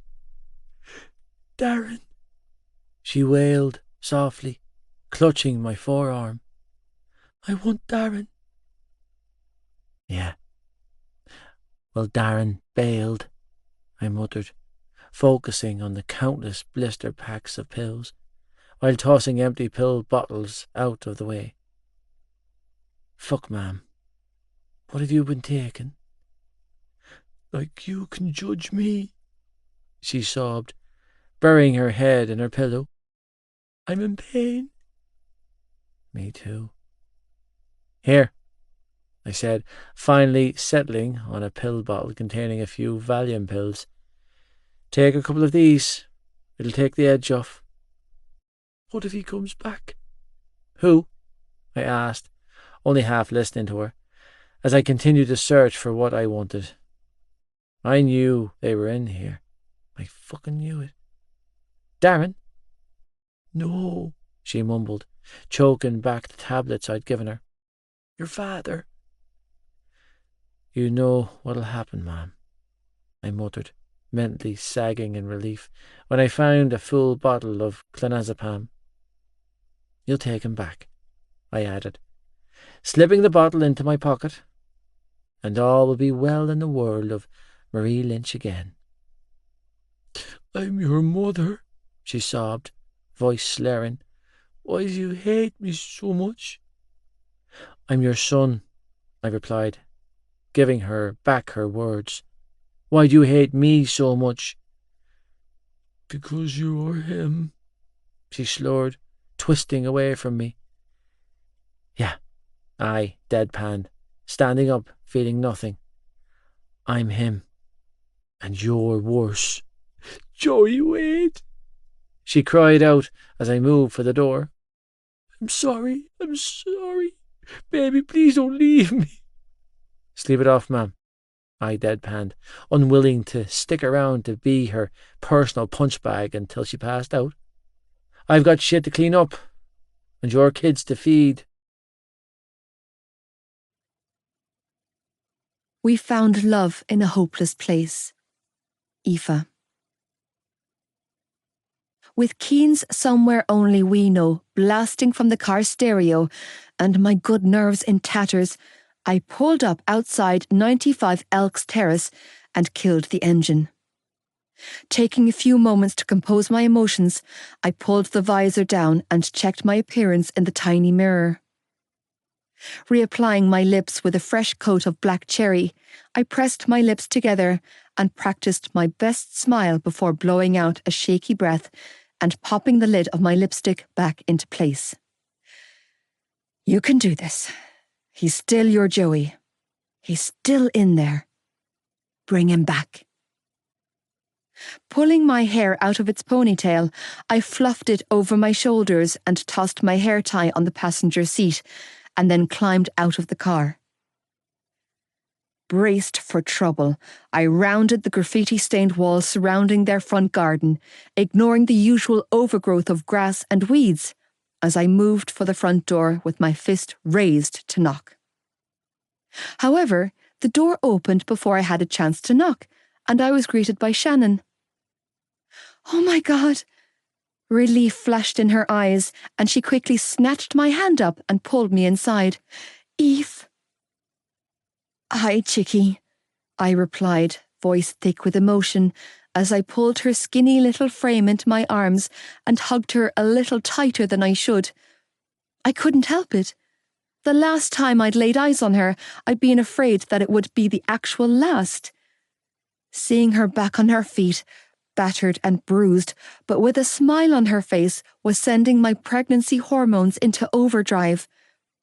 I was so bloody worried about you. Thank you so much for what you did for me, she squeezed out, hugging me back. Getting me to the hospital so fast? The doctors told me that you guys saved my life. I wouldn't have made it if I had gotten there any later. That was all your brother, I was quick to explain. Joe was the one who made the call. He's always saving me, she whispered, releasing her hold on me. I wish I could do the same for him. Yeah, me too. Where are the boys? In their room playing, she was quick to explain. Mam's in bed. And Darren? Her expression turned stormy. Don't know. Don't care. And Joe? He's upstairs. Offering me a sad smile, she gestured to the staircase behind her. After he put Mam to bed and sorted the boys out, he went into his room and hasn't come out since. Thank God. He's still here. He's still safe. So how was he? I asked, following her into the thankfully empty kitchen. When you brought him to Johnny's place. She chewed on her lip nervously, clearly unwilling to betray her brother's trust. Shan, come on, I said in a wary tone. We were way past the pretenses. It's me. I think he's back on the You know, drugs. She meant drugs. When I found him, he had stumbled out of Shane Holland's car and was sprawled out on the road, she added, moving for the kettle. He wasn't himself. No shit. Because that bastard sunk his claws into a vulnerable lad with a grade 3 concussion, 3 cracks in his skull, and a lifetime of abuse under his belt. How bad was he? I forced myself to ask her. Tea? No thanks. Back to Joe. How bad was he? Not that... Don't lie to me, Shan. Not about him. After a long pause, Shannon tossed her soggy tea bag in the sink and blew out a strange breath. He was the worst I've ever seen him. I already knew it, but somehow hearing her admit it made it all a million times worse. Because Joey was the master of concealment. He buried everything from his siblings, the fear, the ache and pain, desperate to protect them. If Shannon and Tig were both seeing the cracks in Joey's meticulously masked world, though, then they were as wide as the Grand Canyon. Fuck. Okay. As a tsunami of concern and fear crashed over me, I abruptly turned on my heels and moved for the door. I'm going up there. Wait! Hurrying towards me with what looked like a ham sandwich on a small plate, Shannon thrust it into my hands. Can you give this to him? With her eyes full of unrestrained panic, she shrugged helplessly. He had a little dinner earlier, but he just looked so... gaunt. I didn't have the words to make her feel better. Joe was the only one I'd ever seen manage his sister's anxiety, so I offered her a half-hearted smile and moved for the staircase. Ignoring my pulse thundering in my ears, I climbed the stairs and walked to his door. Joe? I knocked lightly before pushing the door inwards and stepping inside. His room was in darkness, with his curtains closed, and clothes strewn everywhere, which wasn't like him. The boy kept his room remarkably spotless given the circumstances, but right now it looked like a pigsty. Joe? I croaked out, feeling my heart rate spike when my gaze landed on him, face down on the bottom bunk of his bed. Wearing only a pair of black boxer shorts, every bruise, scar and blemish on his body was on full display. Joe. I wasn't naive enough to believe that it was exhaustion that had plummeted him into a deep slumber. With my heart in tatters and my hope hanging by a thread, I closed the door behind me, set the plate down on the dresser and removed his phone and wallet from my handbag. Setting it and his wallet on the dresser, I attached his phone to its charger before moving for the bed. Kicking off my heels, I removed my coat and apron, letting them fall to the floor before clambering onto the bed. Repressing a shiver when the distinct stench of vinegar and weed filled my senses, I settled down on my side, facing him. Come back to me, Joe, I whispered, reaching out to stroke his bruised cheek. I know you're still in there. Stiffening when my hand made contact with his skin, I watched as a full body shudder rolled through him. A god-awful pained cry escaped his parted swollen lips, and he moaned drowsily into the mattress as his body stiffened and flinched with every gentle stroke of my thumb on his cheek. Fucking monsters, the both of them. We were so far away from each other, even though we were laying side by side, with a baby we'd made together growing in my belly. He had never felt more detached from me. I knew he was still in there, though. My Joey was still inside the person strung out next to me. And I loved him enough to keep fighting for him, even when he'd given up on himself. It's okay. Sniffling, I didn't bother to fight the tears that were trickling down my cheeks as my eyes took in the carnage. knowing in my heart that the damage to his face paled in comparison to the damage to his heart. Nothing's going to hurt you, baby. Mull. With a great deal of effort, he shifted onto his side to face me and blinked an eye open. Loy. I smiled sadly. Hey, stud. I'm sorry. His words were slurred, his eyes bloodshot, his pupils dilated. So sorry. I know, Joe. Moving closer, I cupped his damaged cheek with the palm of my hand and leaned in close. I know. The baby. Still cooking. I pressed a feather-like kiss to the tip of his nose. What have you done to yourself, huh? He groaned in response. I was coming to find you, I swear. I just got sidetracked. I answered for him, breaking my own heart in the process.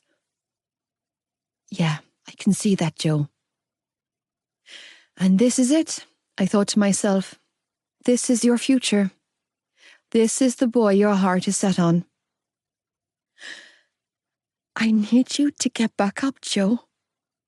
Crying quietly, I pushed his hair off his face and pressed a kiss to his forehead.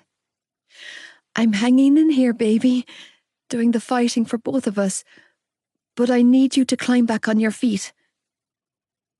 I'm just so tired. I know you are, I agreed, feeling my soul crack. But I need you to keep fighting. I'm no good for you. That's not true. I don't have feelings anymore.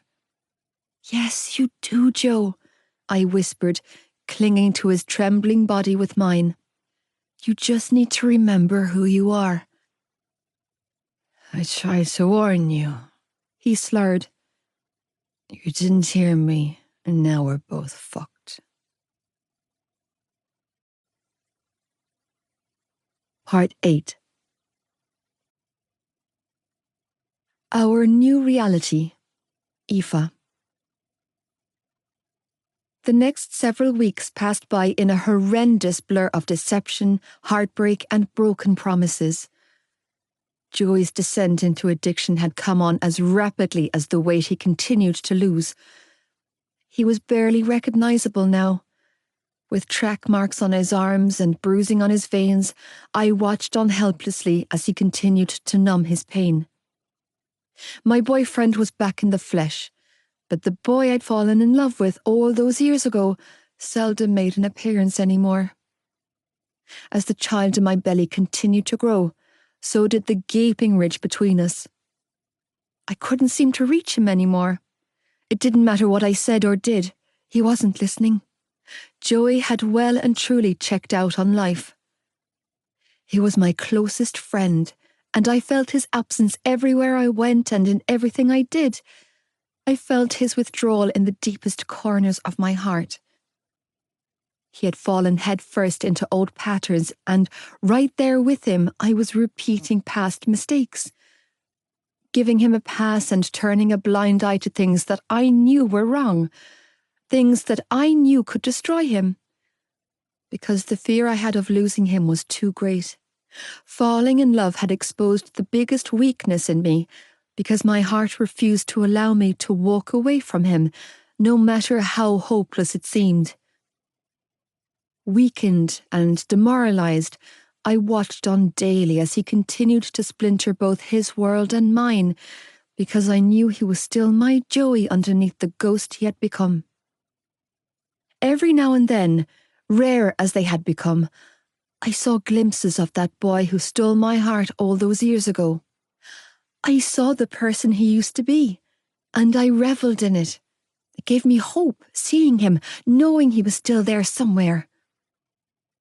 With his father hiding from the law in rehab, his mother falling apart at home, and his brother's sudden reappearance, I knew the pressure my boyfriend was under was insurmountable. It didn't take away the fact, though, that time was ticking and we had a baby on the way. It didn't take away the fact that in a few short months, I would have a choice to make. If Joey didn't get a handle on things, he was going to end up forcing my hand. The thought of what might happen when that day came caused my heart to shrivel up and die. Because I couldn't do this without him, but I refused to repeat past mistakes. I refused to subject our baby to the same ordeal their father had been exposed to. I wouldn't be Marie Lynch. My baby would come first. Remember my face. Joey. Malloy, wait up. Pushing off the wall outside the GP surgery, the one I'd been waiting against for the past 20 minutes, I hurried after her. Wait up, will ya?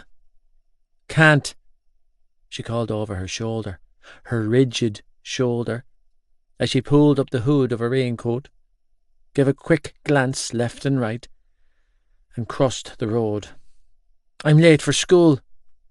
Yeah, we were both late for school, but I was the asshole late for her appointment. Swallowing down my self-loathing, I clenched my jaw and jogged after her.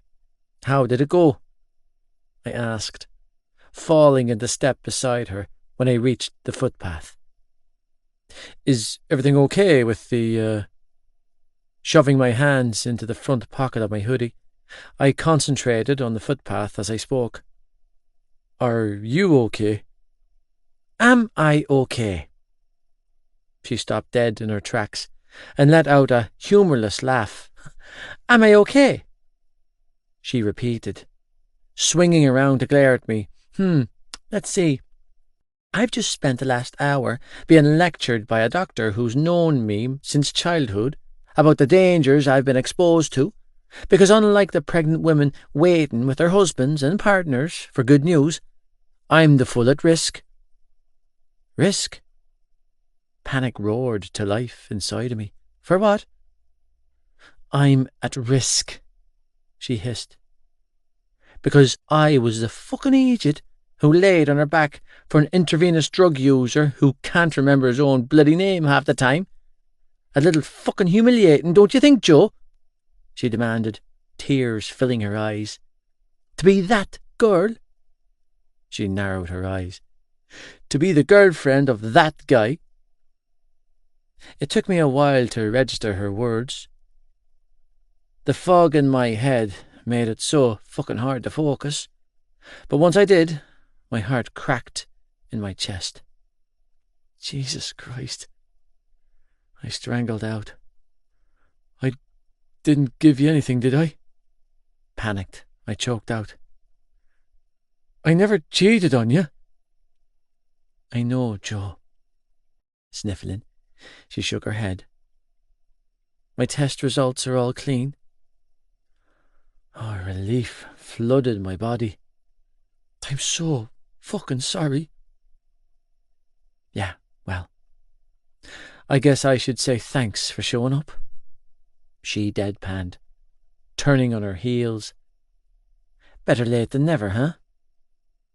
I overslept. Uh-huh. I bet whatever you took knocked you out hard. Eva, I'm sorry. I called after when she stormed off. I can do this. I can take care of you and the baby. You can't even take care of yourself.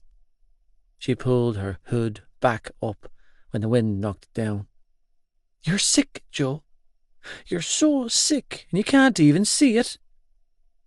I'm not sick, I argued, hurrying after her. I'm just going through some shit right now. You are a drug addict, she cried out harshly, as she swung around to glare at me. You are killing yourself, and you're killing me. No. I shook my head, desperately refuting her words. It's going to be okay. Look at what's happening to your life. She all but screamed. You've been kicked off the hurling team. You're failing at school. You're constantly off your head. You've lost yourself, Joe. You promised me that you'd stay, but you're not here anymore. I bet you don't even know what day it is." "It's Thursday," I choked out, trembling. "And I don't give a fuck about school or the hurling team." "What about me?" she sobbed. "What about our baby? Do you care about us?" "You're all I care about," I snapped, pushing my hair back. "Fuck. You're all I've ever cared about, Malloy. You know that." "Then fight, Joy Lynch," she begged, fisting her hand in the front of my school jumper. "Fight this." "I am." "Liar," she accused, tears spilling down her cheeks. "You've thrown in the towel. You've given the hell up, and we both know it." "What do you want me to do?" I shot back, struggling to rein in my temper. "Jesus fucking Christ, Malloy. I'm doing everything that's been asked of me. Fucking everything. The only thing I'm asking you to do is the one thing you point blank refuse to do," she argued hotly. "Get clean." "Aoife, you don't get it," she screamed. "You can't see how far you've fallen, Joey. I've had to beg and borrow to get you out of trouble with Shane Holland and those monsters. And you keep going back to them. I owe Gibbsy money. I owe Podge money. I owe Casey money. And she doesn't even have it to spare. I'm doing everything I can to keep you alive. But you just won't help yourself." "I'm fine," I bit out. "It's all good." When she didn't respond, I gently tipped her chin upwards, forcing her to look at me. "I love you." "I used to think that was true," she breathed, tears flowing freely down her cheeks. "But I'm beginning to think that you don't know what love means. Malloy, look at my face, Joe," she told me, and I did. Fuck, I did. "This is what hurting the person who loves you most in the world looks like," she sniffled, tears dripping down her face, mirroring mine. "Remember this moment," she added quietly. "Remember what I looked like the day you broke my heart." One song at a time. Joey. My mind was playing tricks on me. Or maybe my body was the one playing tricks on my mind. Either way, I couldn't figure anything out anymore. Confusion had settled deep in my bloodstream, and I was lost. I knew that I was physically present, back in the house I hated, surrounded by people I couldn't look in the eye. Yet it felt like I was looking down on myself from above, like I was a spectator, seeing all the bullshit unfold around me while I was powerless to stop it. I'd gone too far, I realised. The hunger eating away at me, the aching in my veins, it was too necessary now. Too fucking deeply embedded in me to try and fight it. I didn't want to fight it. I was tired. When the chips were down and the cards had folded, Malloy was the only reprieve from the pain. I wanted to reach for her. I wanted so fucking badly to grab the hand she was holding out for me. But catching hold of her hand meant that she could be dragged down with me, and I couldn't fucking risk it. Ignoring the noise around me, focusing on putting one foot in front of the other, I walked into class. Which class? I had no fucking clue. But I could see her face, standing out to me like a beacon of light in the darkness. Hating myself with every fibre of my being, I let the beating heart in my chest lead me back to her. Back home. I could hear my name being spoken around me, but I couldn't get my brain to focus on anything but her. Slumping down in the chair beside her, I let the familiar scent of her perfume fill my nostrils and shivered. Malloy. Joe. She needs you. Something deep down inside of me screamed, "Wake the fuck up." I could see the swell of her stomach, the baby I'd put inside of her body. It couldn't be hidden anymore. Knees bopping restlessly, I tried to grapple with the tremors racking through my frame, but it wasn't coming easy. Only when she reached under the desk and took my hand in hers did I find the ability to steady myself. Nice legs. Tears filled her eyes and she quickly looked away, but she didn't stop holding my hand. Instead, she squeezed it tighter, warming my coldness with her warmth. Wordlessly, she shifted her chair closer to mine and gently popped one earphone in my ear. It was something she had done every day since Easter break. We had settled into a strange routine where every morning at school, Malloy would hand me an earphone, giving me a glimpse into how she felt that morning. One song at a time, one day at a time. That's all she gave me. And it became the song I got up for in the morning. It became the best part of my day. The part before everything got too heavy and the urge to shoot up got the better of me. For weeks it continued. Keen's Somewhere Only We Know. Maisie Starr's Fade Into You. Matchbox 20's Unwell. Shell Crow and Kid Rock's Picture. Dido's White Flag. Shakira's Underneath Your Clothes. Avril Lavigne's I'm With You. The Beatles' Don't Let Me Down. The Verve's The Drugs Don't Work. The Callings' Wherever You Will Go. Every day I walked into class right before my will buckled and I freewheeled into hell. I sought her out, still chasing after the girl from the wall, still wanting her more than I wanted to live. It was the small things she did, like continuing to wear the necklace I bought her. Or some days she'd be eating in class and then place her last Rolo on the desk in front of me.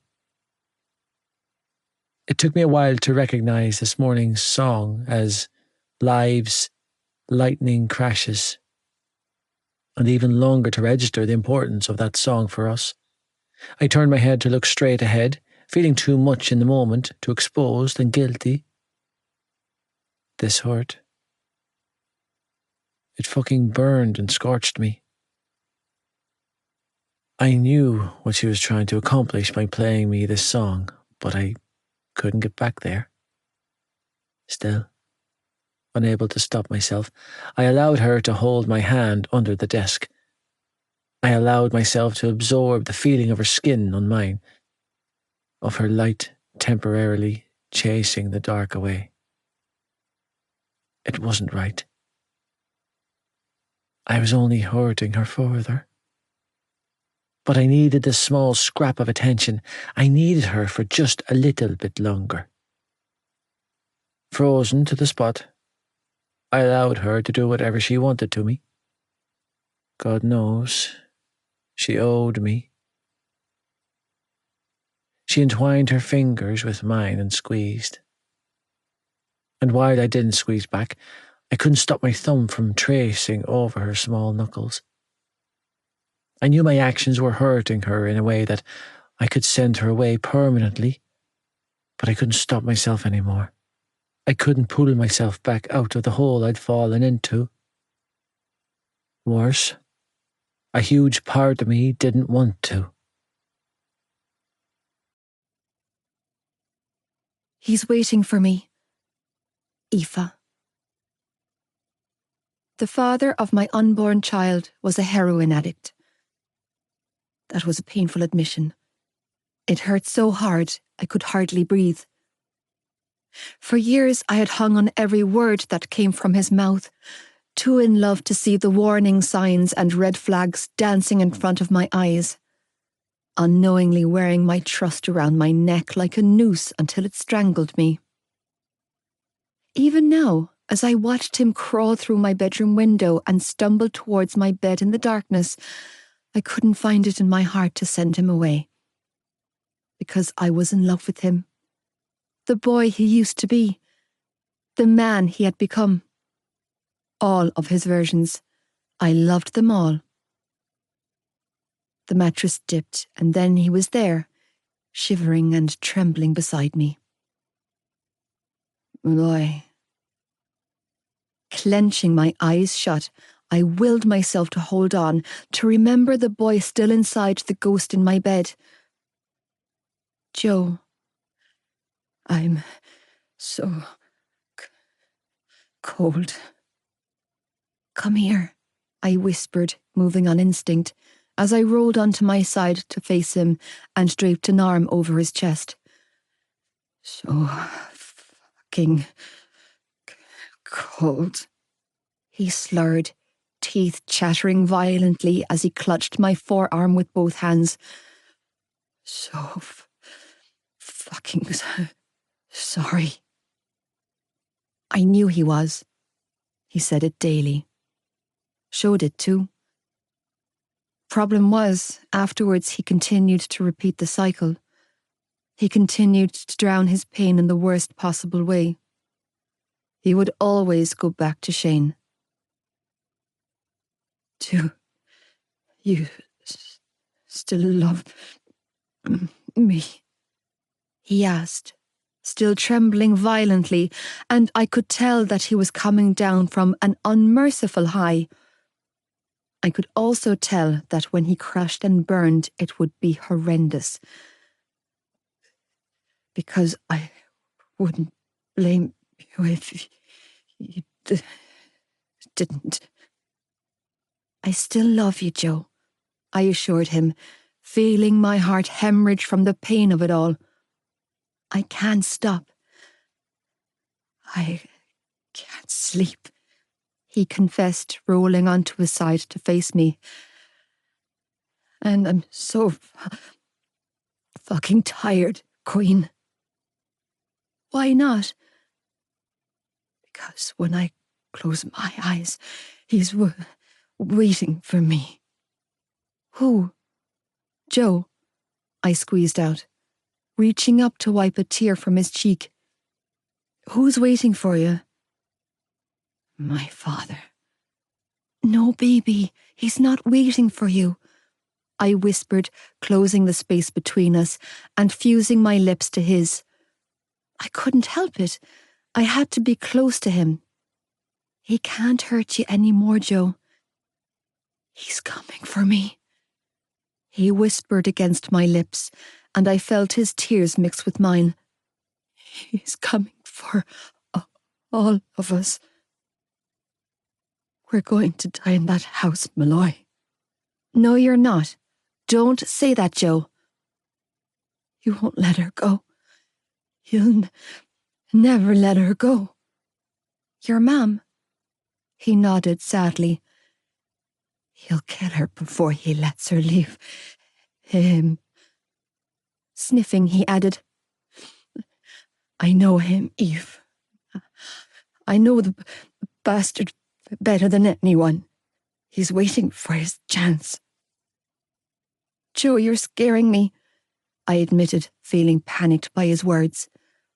Nothing's going to happen, okay? It's just the drugs, baby. They're messing with your mind. It's true. I can feel it, he choked out. But I don't want to go out that way, he argued weakly, shifting closer to nuzzle me. If I'm going to die, I want it to be on my terms, not his. You're not dying, Joe, I warned, tightening my hold on him. Because you promised that you wouldn't leave me alone in this. No one sees me, he whispered. No one hears me. No one listens. But I'm right. It's coming. I can feel it in my bones. Joey, please, you're scaring me. If anything happens to me, I want you to move on, he mumbled, pressing a kiss to the curve of my neck. I want you to be strong for our son. Joe, nothing's going to happen to you. I took a breath, hating every second of this morbid conversation. And we don't know if we're having a boy. We are. He reached a hand between us and cradled the swell of my stomach in his trembling hand. You're growing my son. You know, if you're right about this baby's gender, then I'm taking you to a circus. I tried to joke, desperate to lighten the atmosphere as I pushed him onto his back and straddled his lap. Because you are freakishly intuitive, and we could make a killing off your predictions. I want the baby, Malloy, he slurred, hands moving to my hips as he looked up at me through hooded eyes. I know I'm all fucked up in the head, but I swear it's true. I want this baby with you. And there he was, my Joey. He was still in there. His heart was still beating inside that shell. We're going to make it, Joe, I whispered, leaning down to press my lips to his. You're going to get better and we're going to have a long and happy life together. I refuse to accept anything less. I hope you're right, he replied sadly, because I've got this awful feeling that it's too late for me. You're late. Again. Joey. Late. I was late again. And it wasn't fucking good enough. I was a disgrace. I knew it when I woke up this morning on the mattress in a pool of my own vomit, and I knew it now as I tried to find my way through the maze of corridors at the maternity hospital. Going through the horrors of a particularly rough come-down, I used my sleeve to wipe the cold sweat beading my brow as I waited my turn at the receptionist's desk. Yes? I'm looking for the ultrasound department, I mumbled, trying my hardest to keep my shit in order and look somewhat presentable. My girlfriend has an appointment. Name? Joy Lynch. No, love. I need your partner's name. Oh, shit, yeah. Swallowing deeply, I shook my head and said, Aoife Malloy. The woman behind the desk clicked a few buttons on her computer before saying, She's already had her anomaly scan. She's waiting for the consultant now. Straight down the corridor, last door on the left. Thanks. Repressing a full-body shudder when a wave of nausea attacked me, I pushed it down and hurried off in the direction the lady had sent me. After fumbling with a few doors, I finally located the right room and slipped inside, and there she was, sitting all alone in the consultant's waiting room. The moment the door closed behind me, Malloy's attention snapped my way. You're late, she accused, tears filling her blazing eyes. I know. Guilt churned inside of me. Can I come in? What's the point?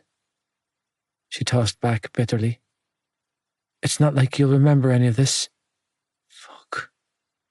Shoving my hands through my hair, I closed the space between us and leaned in to kiss her. Don't. She turned away, and my heart cracked clean open in my chest. You're high and you stink. I'm not high. I tried to persuade her. I'm not, I swear. Don't, Joe, she choked out, holding a hand up to warn me off. Just don't. How was the scan? I asked, sinking down on the chair next to hers. Is the baby okay? I swallowed down another surge of bile and forced myself to look her in the eyes. Are you? The baby's fine, she replied, voice thick with emotion. Where were you? This was an important scan, Joey. I know, I groaned, feeling like a piece of shit as I pressed the heel of my hand against my forehead. I overslept. You mean you got high with Shane and your boys last night and forgot about us? She snapped back, resting a hand on her bump. My heart cracked in my chest. When the doctors come in, I don't want you to say a word, she instructed in a strained voice. Just stay quiet and let me handle everything, okay? I don't need another report going in against me. Aoife, I'm so fucking sorry. No, she warned when I reached for her hand. Not here, Joe, she bit out, blinking her tears away. I can't do this here. Swallowing deeply, I shoved my hands into the front pocket of my hoodie and attempted to sit straight and not sway. Look at you, she said, as tears trickled freely down her cheeks. Wake the hell up and look at yourself, will you? Stiffening in my chair, I tried not to let her words wholeheartedly consume me. I love you. Panicking when she didn't respond, I reached for her again. Aoife, did you hear me? Yeah. And you love that shit you inject into your veins more? She batted my hand away. I don't want anything to do with that kind of love. Keep your love for the drugs. What do you want me to say? I demanded, feeling lost and fucking broken. You asked me to come and I'm here. I don't want your words, Joey, she cried. I want action. I'm here, aren't I? She shook her head. I'm not the rest of them, you know. I'm not ever going to give up on you. Sniffling, she added. Remember that, Joe? Why tell me that? I asked, thoroughly fucking rattled by her words. She looked me dead in the eyes when she said, So you can stop disappointing me. Teardrops and text messages. Aoife. Are you feeling okay? Casey asked on the first Saturday in May. We were sitting on the footpath outside my house, watching as Podge, Alec and several other lads kick a ball around on the green across the road from my house. No, I replied, not bothering to lie. The blasé facade I used for the rest of the world was exhausting, and after a long week of bullshit smiling at school, I was running on empty. I'm tired, I'm fat, and I'm going out of my mind with worry. Casey didn't ask me why. She was all too aware of Joey's behaviour these past few months. Where is he now? At work, supposedly. You don't believe him? I don't believe anything he says anymore, Case. I can't afford to. That was the sad truth. Keeping my eyes trained on the football match unfolding on the green, I shook my head and shrugged. Dad says he's been showing up for his shifts, but I don't know. Oh, babe. Don't say oh, babe like that, I begged, repressing a shudder. I'll cry, and I really need not to cry anymore, okay? He'll come right, Eve, she said. He will. Maybe, I whispered, chewing on my lip, as my gaze flicked to my stomach. But I need him to do it now. When's your next scan? She asked, reaching a hand over to rub my bump that was discreetly hidden beneath an oversized hoodie. The anomaly one is coming up soon, isn't it? No, that's the one I had last week.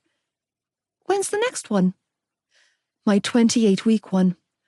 Shit, Eve, I can't believe you're already halfway there. Yeah, I sighed heavily. Me either. Listen. Twisting sideways to face me, my best friend took my hand in hers and squeezed. I know you don't want to talk about Joe, but I just need to make sure you know that none of his behaviour has a thing to do with his feelings for you and the baby. She gave me a sad smile. He's messed up in the head, babe. He's dealing with a lot of unresolved trauma. I mean, the shit with his father is enough to give me PTSD, let alone Joey. But none of that means that he doesn't love you and baby Bear. I know he loves us, I whispered, gaze flicking to my lap as a tear threatened to spill. But he just loves that poison he injects in his veins more. We both know that's not true. She was quick to soothe, but we also both know that he's not getting better without professional help. It's gone too far, Eve, and lying and covering for him isn't going to help him in the long run. What am I supposed to do, Case? I choked out, swinging my attention back to her. I can't force him into a rehab program, and even if I could, how am I supposed to pay for it? His mother doesn't give a damn, and every penny I'm earning at the pub, I'm either using it to pay off his debts or trying to save up for the baby. Because that's another thing I have to worry about. What if he's not there when the time comes? Don't think like that, she argued, flinching. He'll be there, Eve. But if he's not? I pushed, forcing myself to admit my greatest fear aloud. What if he slips so far off the map that I can't reach him?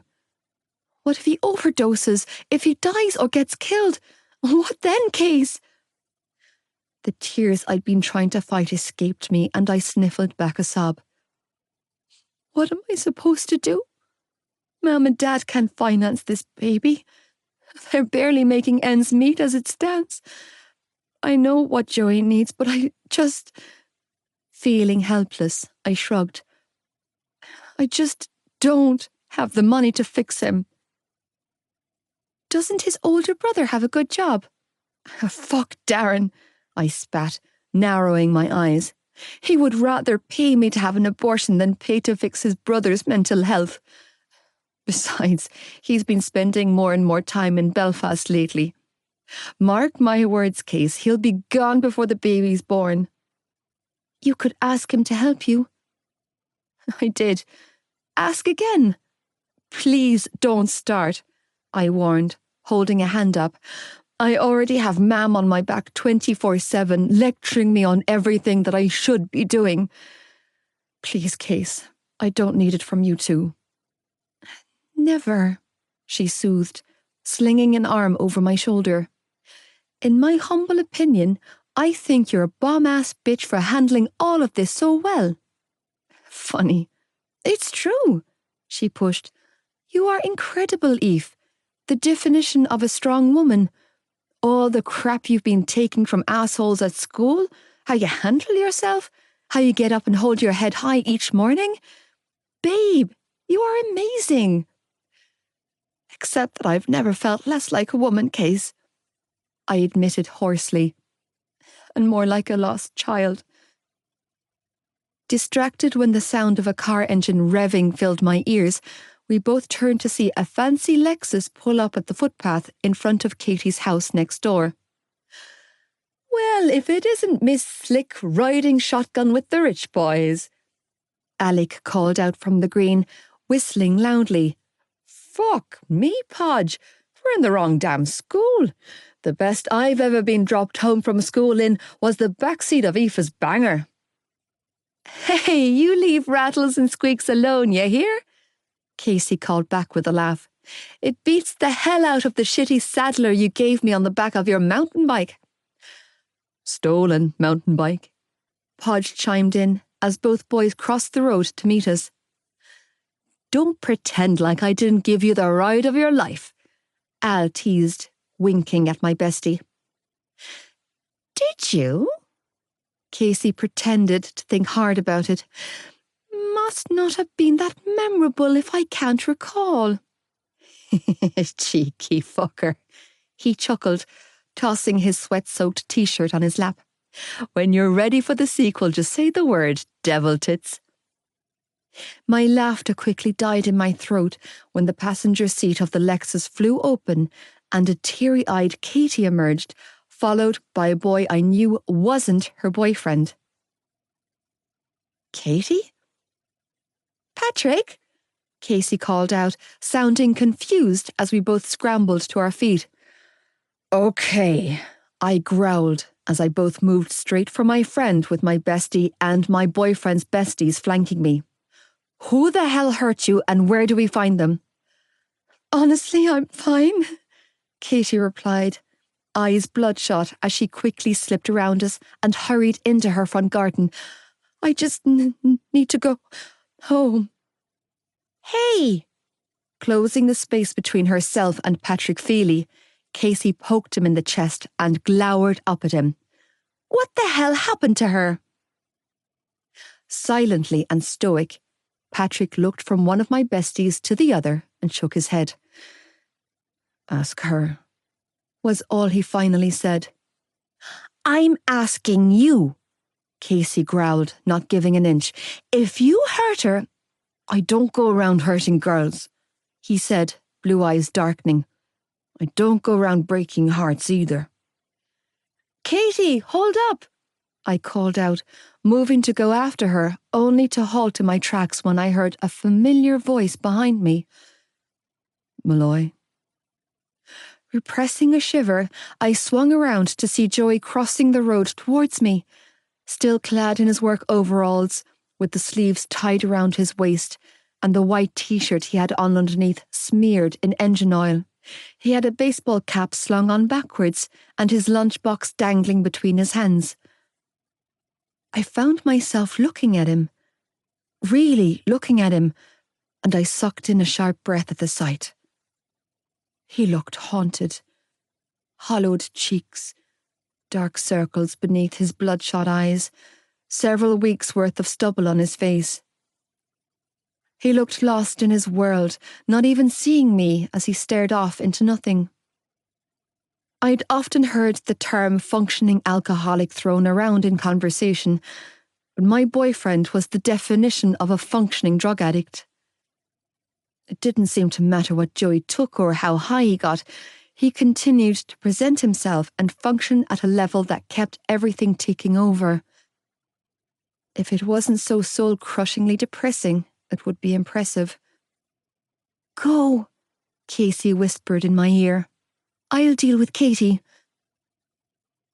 What are you doing here? I asked, meeting him halfway so that our friends were out of earshot.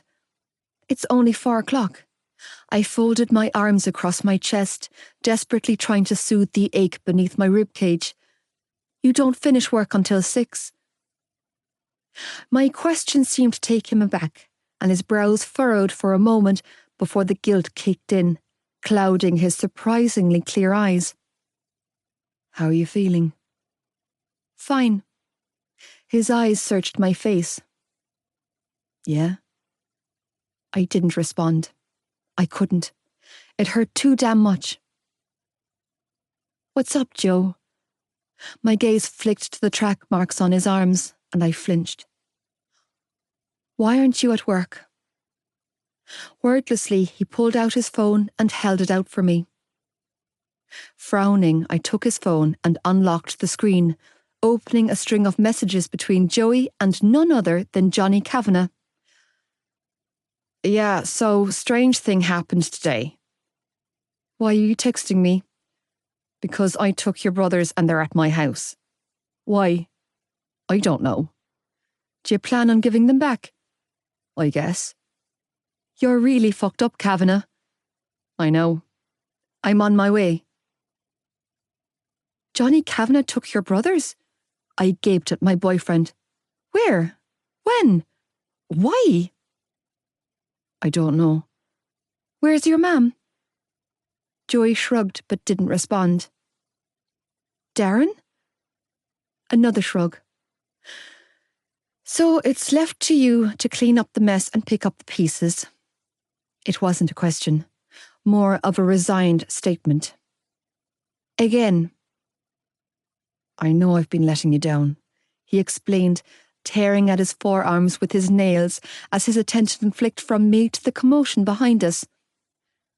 And you're pissed with me, but I was sort of hoping you might give me a spin over there to collect them. Shrugging helplessly, he added, I don't have anyone else to ask. My heart cracked in my chest. Yeah, I'll take you, I replied, repressing the very strong urge I had to close the space between us and take him in my arms. Because I loved this boy so fucking much that it almost killed me to stand here and not throw my arms around him. But I couldn't. Because it wouldn't change anything. Because in the end, I would end up as the injured party. That wasn't to say that I'd given up on him. It simply meant that I had boundaries now.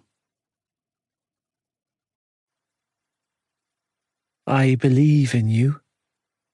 Joey. Malloy turned the heater on full blast in her car on the way to the Kavanagh's house, and I was glad. I was so fucking cold. I couldn't get warm. It was in my bones. When she retrieved a hoodie from the back seat and instructed me to put it on, I did as she asked without argument. Malloy's favourite band, the Cranberries' song, When You're Gone, was drifting from the car stereo, but I couldn't focus on the lyrics because I wanted to talk to her. I wanted to find the words she needed from me, but they didn't exist in my brain anymore. I felt very little these days, but every single emotion I did feel was evoked from, directed at, and aimed towards her. I loved her, and no number of drugs could change that. Neither could the depression that was eating me from the inside out. Because it had to be depression, right? Wanting to die wasn't something an 18-year-old fantasized about. You're thinking about it, aren't you? Malloy asked, breaking the silence that had built up between us. My brain was too hazy, my heart too checked out, to understand or interpret her words. Instead, I reached into the pocket of my overalls and extracted my wallet. I have your money, I told her, splitting my wage packet in half. Here. That's not my money, Joe. She replied sadly, refusing to take the cash just like last week. That's your money. No, I muttered, tossing the cash into the glove compartment of her car before I could do something reckless with it. It's the baby's money. Because we both knew that I would. If I didn't get it away from me, I wouldn't have it to give to her. I couldn't trust myself anymore. I wasn't safe or reliable. I'm not your mother, she told me, keeping her attention trained on the road ahead of us as she drove down a narrow country lane. I don't want you for your money. I'm sorry about missing the scan, I heard myself tell her for what had to be the 100th time. I'm sorry for all of it. I know, Joe, she replied with a small sniffle, still avoiding looking at me. I know. I love you, I added, knees bopping restlessly as I chewed on my nails. More than life. Yeah, she replied, voice thick with emotion. I love you too. How could she say that and mean it was something I'd never understand? How she could continue to love me? I wasn't worthy.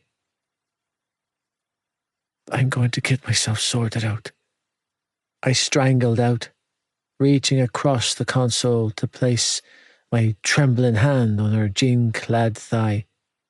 "I'll fix this, Malloy. Soon. I promise." "Okay, Joe," she replied, tone laced with sorrow, as she covered my hand with hers. "Whatever you say."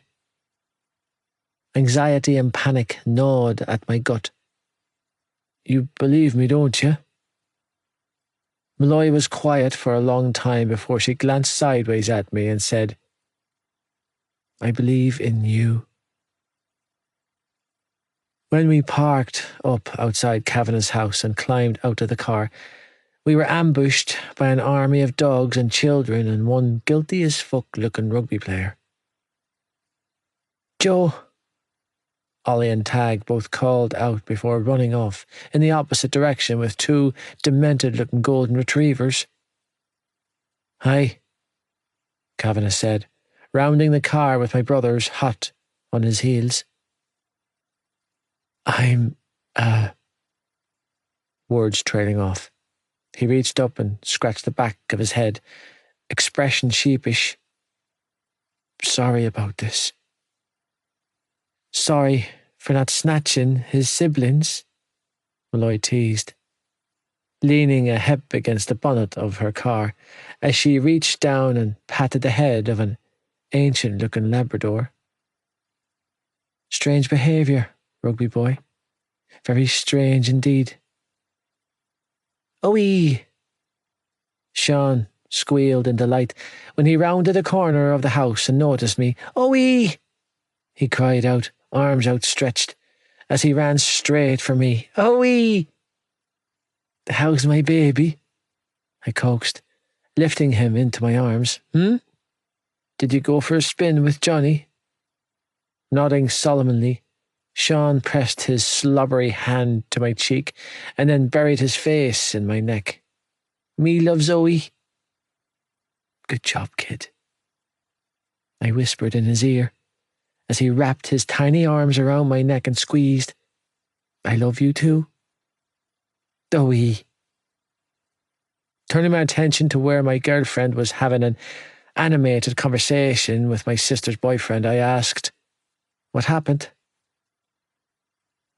"They were alone," he replied, gaze flicking from Sean to me. "He was alone." "She wasn't there?" Malloy asked him before I could. "In bed, apparently," Kavanagh told her, and I watched as something passed between them, an understanding of sorts. "Fuck," I muttered, feeling my anxiety rise, right along with the aching in my stomach. "Jesus fucking Christ." "It's all good, Joe." My girlfriend was quick to soothe, coming to stand beside me. "Looks like the boys had a ball at the manor." "Joey Lynch," a woman called out, and it took me a minute to register the voice as Kavanagh's mother. Moments later, she appeared at the front door with a towering man flanking her. "We meet again." "So we do," I replied, eyeing her wearily as she approached. "You have 3 little reincarnations of you," she mused, not stopping until she was once again all up in my personal space. "What a beautiful family." I didn't know what to say to that, so I remained silent, eyes trained on the man by her side. I could smell the law a mile away as this fucker, while too well dressed to be a Garda, reeked of authority, and money, and power. "John Kavanagh," he said, introducing himself with a warm smile and an outstretched hand. "Johnny's dad." I didn't take the bait, but my girlfriend did.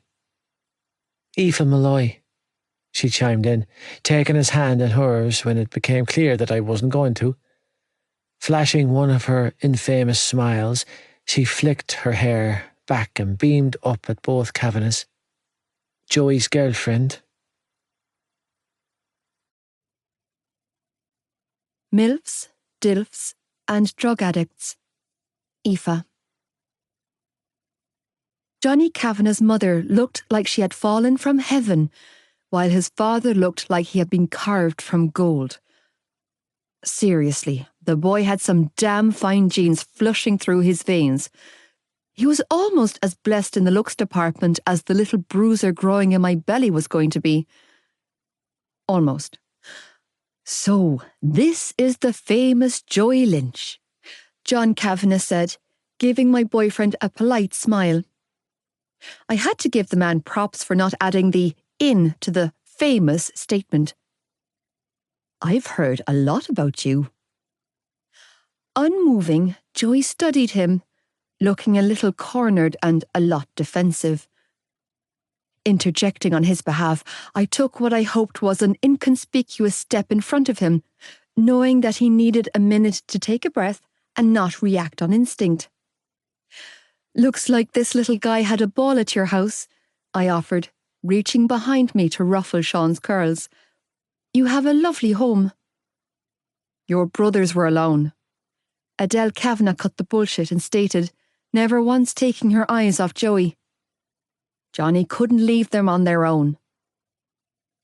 I could read Joey like a book, and it broke my heart knowing that every instinct inside of his body was screaming danger. Knowing that he wasn't in his right frame of mind right now made him even more unpredictable. My gaze flicked to Johnny, who seemed to be thinking the same thing and had taken a step towards his mother. I narrowed my eyes and gave him a look that said, as if. He shrugged unapologetically. I'm sorry. Joey surprised me by responding, giving the woman his full attention. I was at work. The lack of bite or fire in his response gutted me because it just clarified what I already knew to be true. He had checked out. Pain flickered in her brown eyes, and she cast a worried glance to her husband before shaking her head.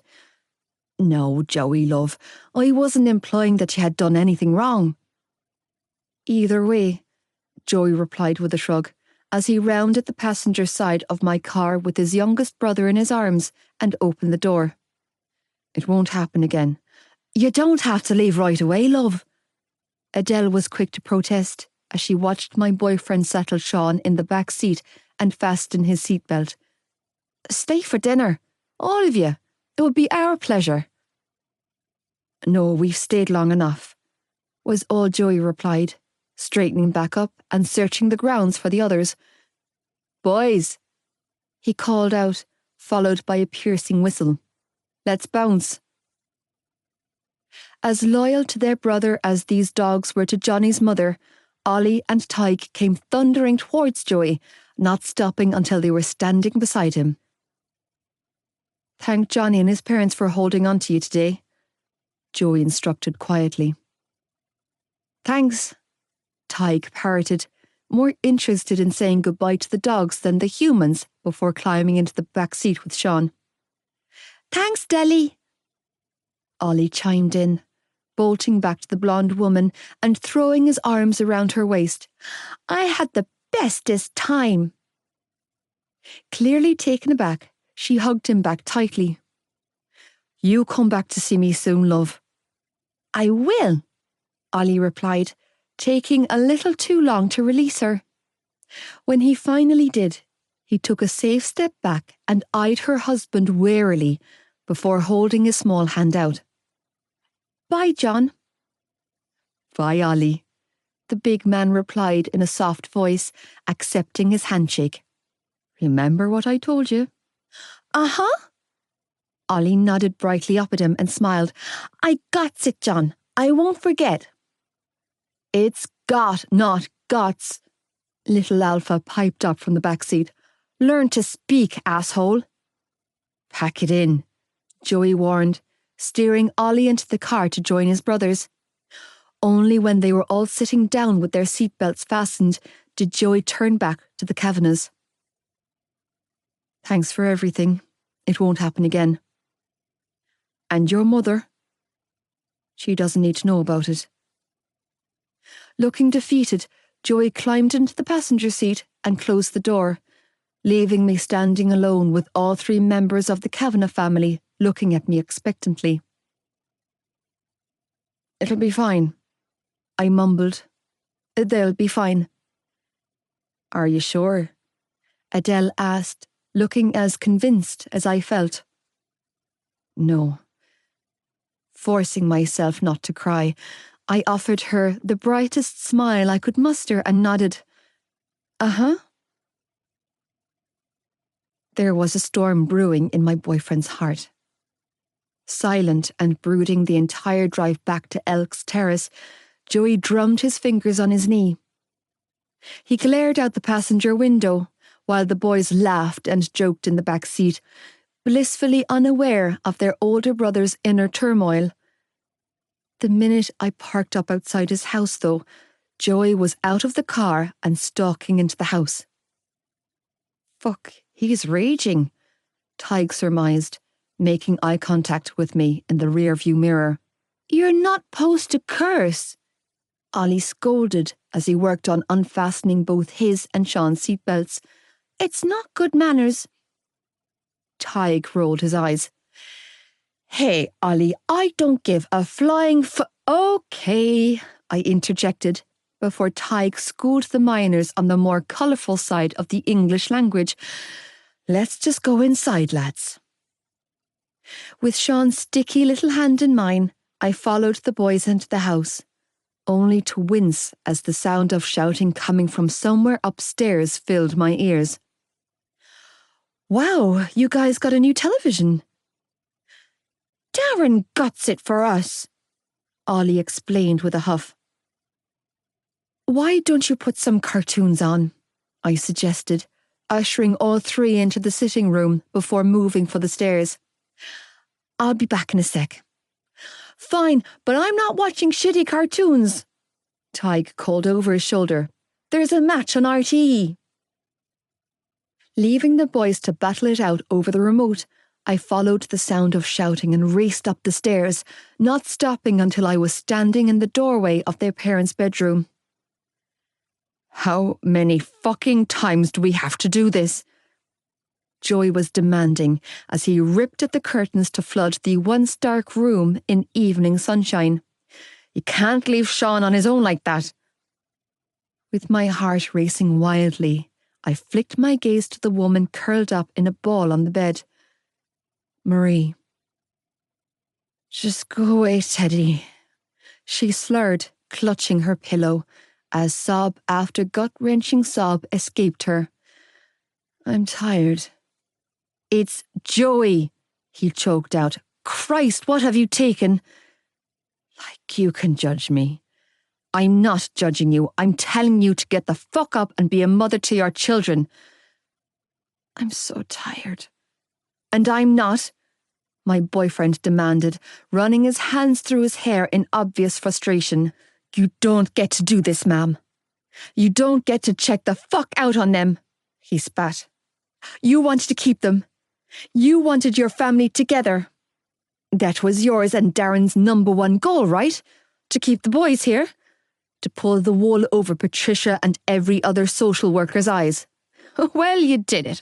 Congratulations, because those boys are downstairs. But they're on their own, ma'am, without a mother or father to look out for them. So stop feeling sorry for yourself and take some goddamn responsibility." "I said go away," she screamed, throwing her pillow at him. "I don't want you here." "You don't want me here," Joey roared, throwing his hands up. "Well, we have something in common because I don't want to be here either." "Joe."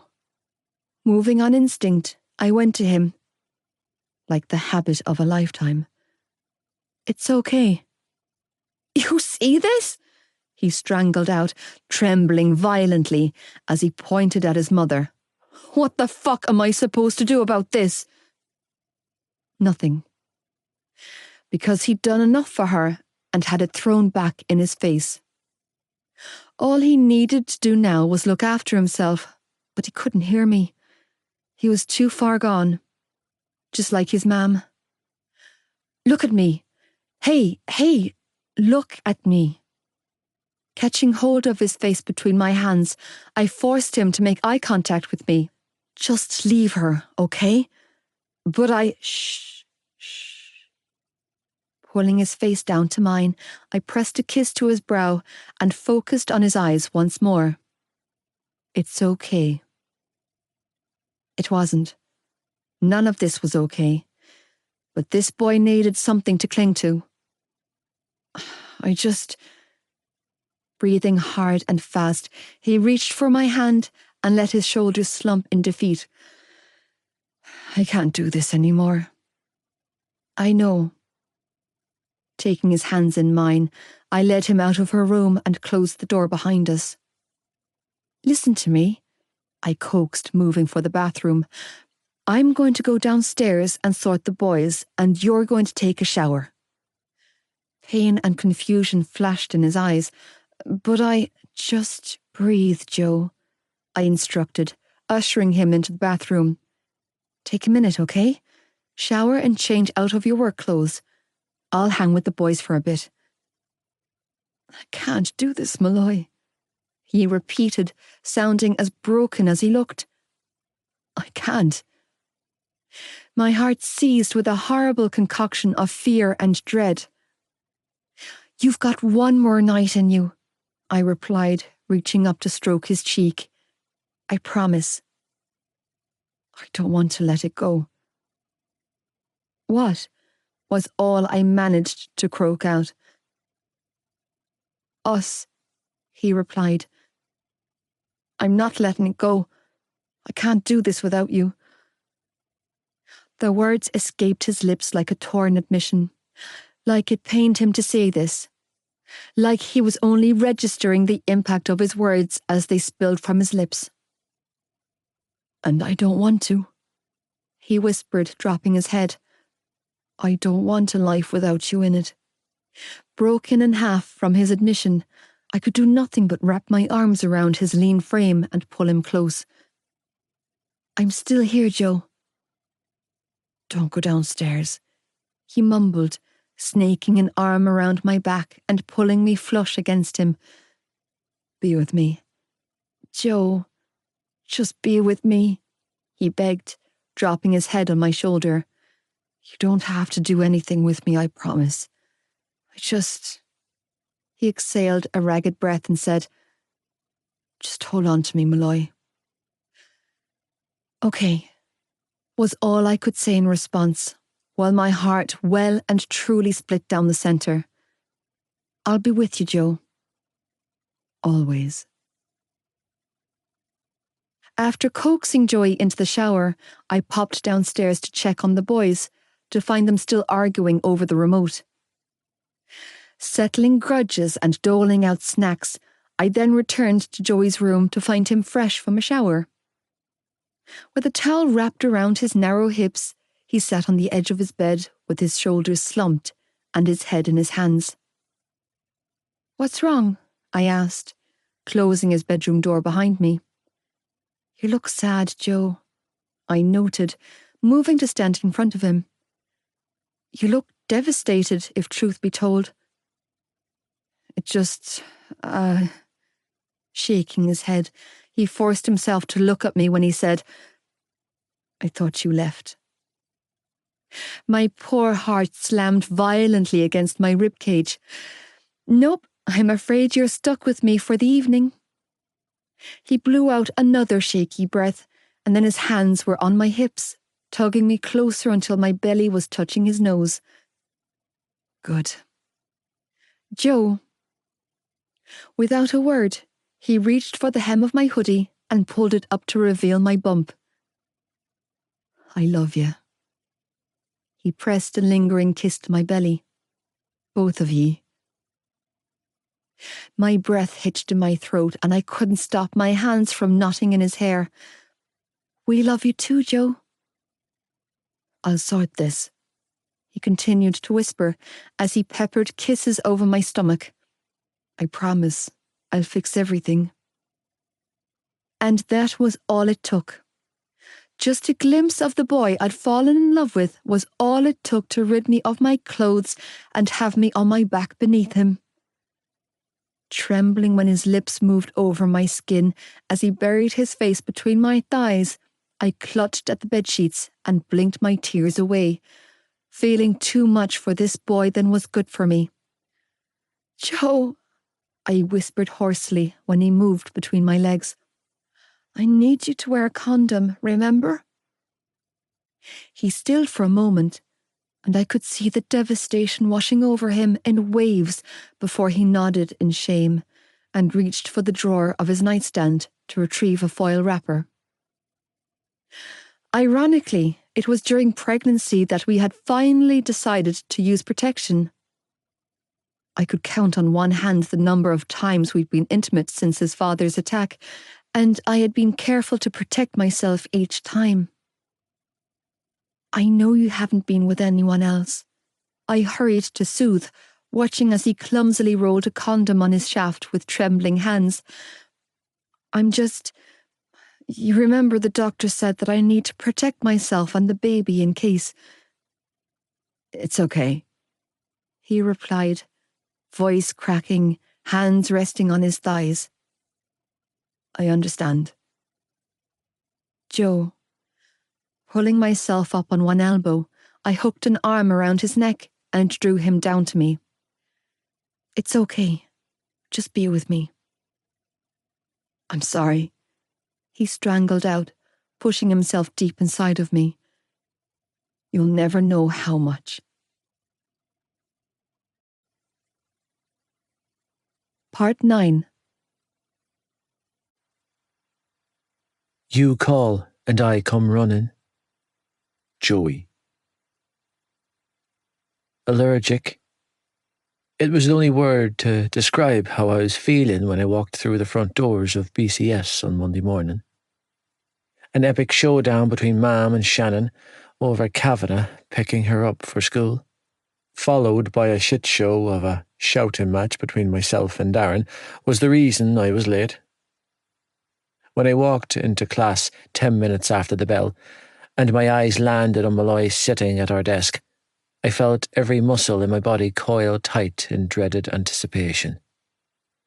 Would today be the day she had enough? Would today be the day she finally told me to go fuck myself? Because let's face it, we both knew I was on borrowed time with her. Being with her on Saturday night had done something to me, though. It had sparked a fire inside of me that resulted in my holding out yesterday. Somehow, and I wasn't too fucking sure how, I had managed to steer clear of Shane and survive on a couple of joints. My head was in bits and my body was in worse shape, but I could see clearly and I was thinking a little more rationally. It was nothing to sing home about, but it was a start. I had to start somewhere. That girl was my everywhere. "Time management, Joseph," Mrs. Lane snapped, giving me the evil-eyed glare that she reserved especially for me, as I waited for her to fill in my red book. "Last warning." Like I give a fuck. I was here for 2 reasons. The blonde at my desk and the baby in her belly. Ignoring Podge and Alec, who were trying to grab my attention, I moved straight for my desk, not stopping until I was in the seat next to hers, with her knees brushing mine. "Malloy?" "Joe?"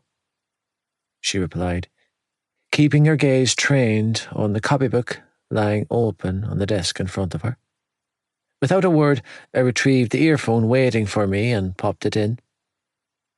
Tracy Chapman's Fast Car filled my ears, and fuck if it didn't pour salt in my already gaping wounds.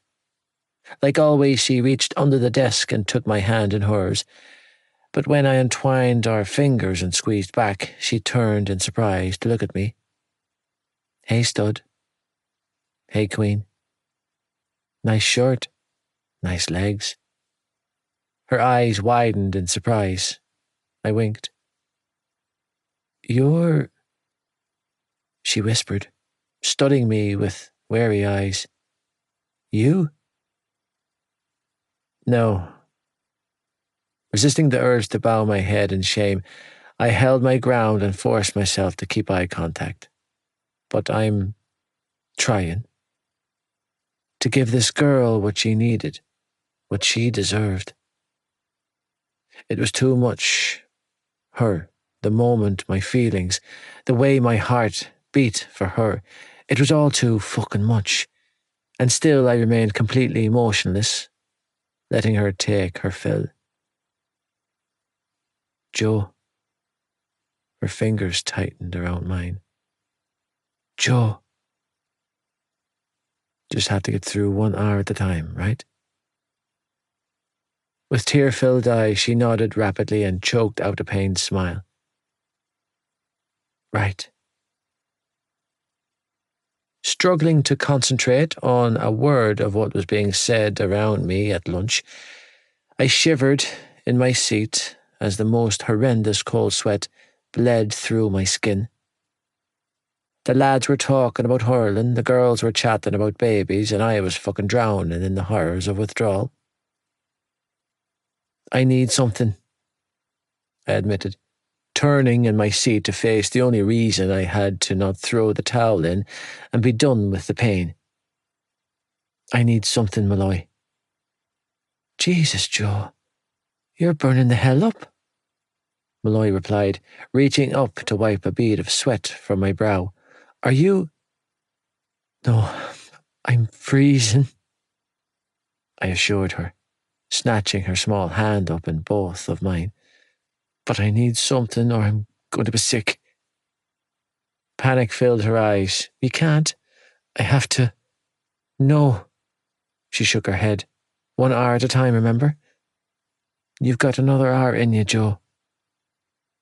I'm dying here, I admitted, shifting closer so that only she could hear me. Help me. I can't, she choked out, tightening her hold on my hand. You can do this, Joe. I know you can. You've done it before. Just let the poison seep out of your system, baby, and you'll feel so much better. I'm telling you that I'm going to fucking die if I don't get something, I strangled out. I can feel it. I blew out a strained breath. My heart's going to burst in my chest. Then we'll leave, she tried to soothe. We'll go home. If I get off this chair, it's not home I'm heading to. I forced myself to be honest and tell her, I'm so fucking sorry. No, she replied. Don't be sorry because you're still hanging in there. I wasn't. I was seconds away from peeling the skin off my bones. The urge was too fierce. The need was too strong. The hunger was too consuming.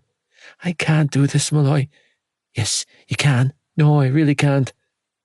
A smoke will take the edge off, lad, Alec interjected in a rarely tender tone of voice as he placed a hand on my shoulder. Say the word, and I'll get you sorted. Malloy's eyes flicked to me, and after a moment of hesitation, she reluctantly nodded. Help him. I was out of my chair and moving in an instant, unravelling faster than I ever had before, as the cravings tormenting my body caused my stomach to roll and protest.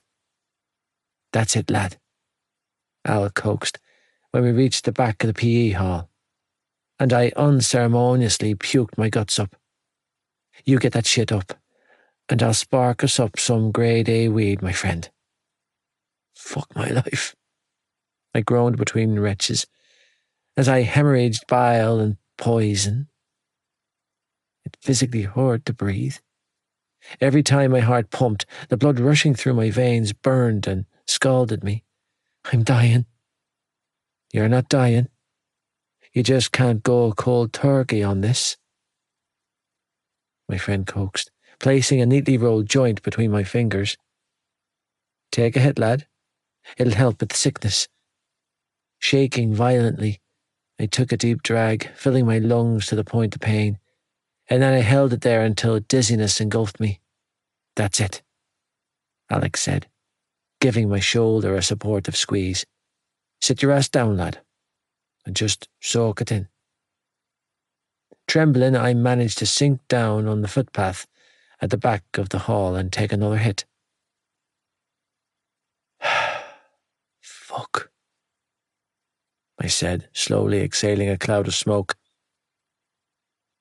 You know I'm the last person to judge you, because God knows I'm a fair bit of a fuck-up in my own right, he said, lowering himself down to sit beside me.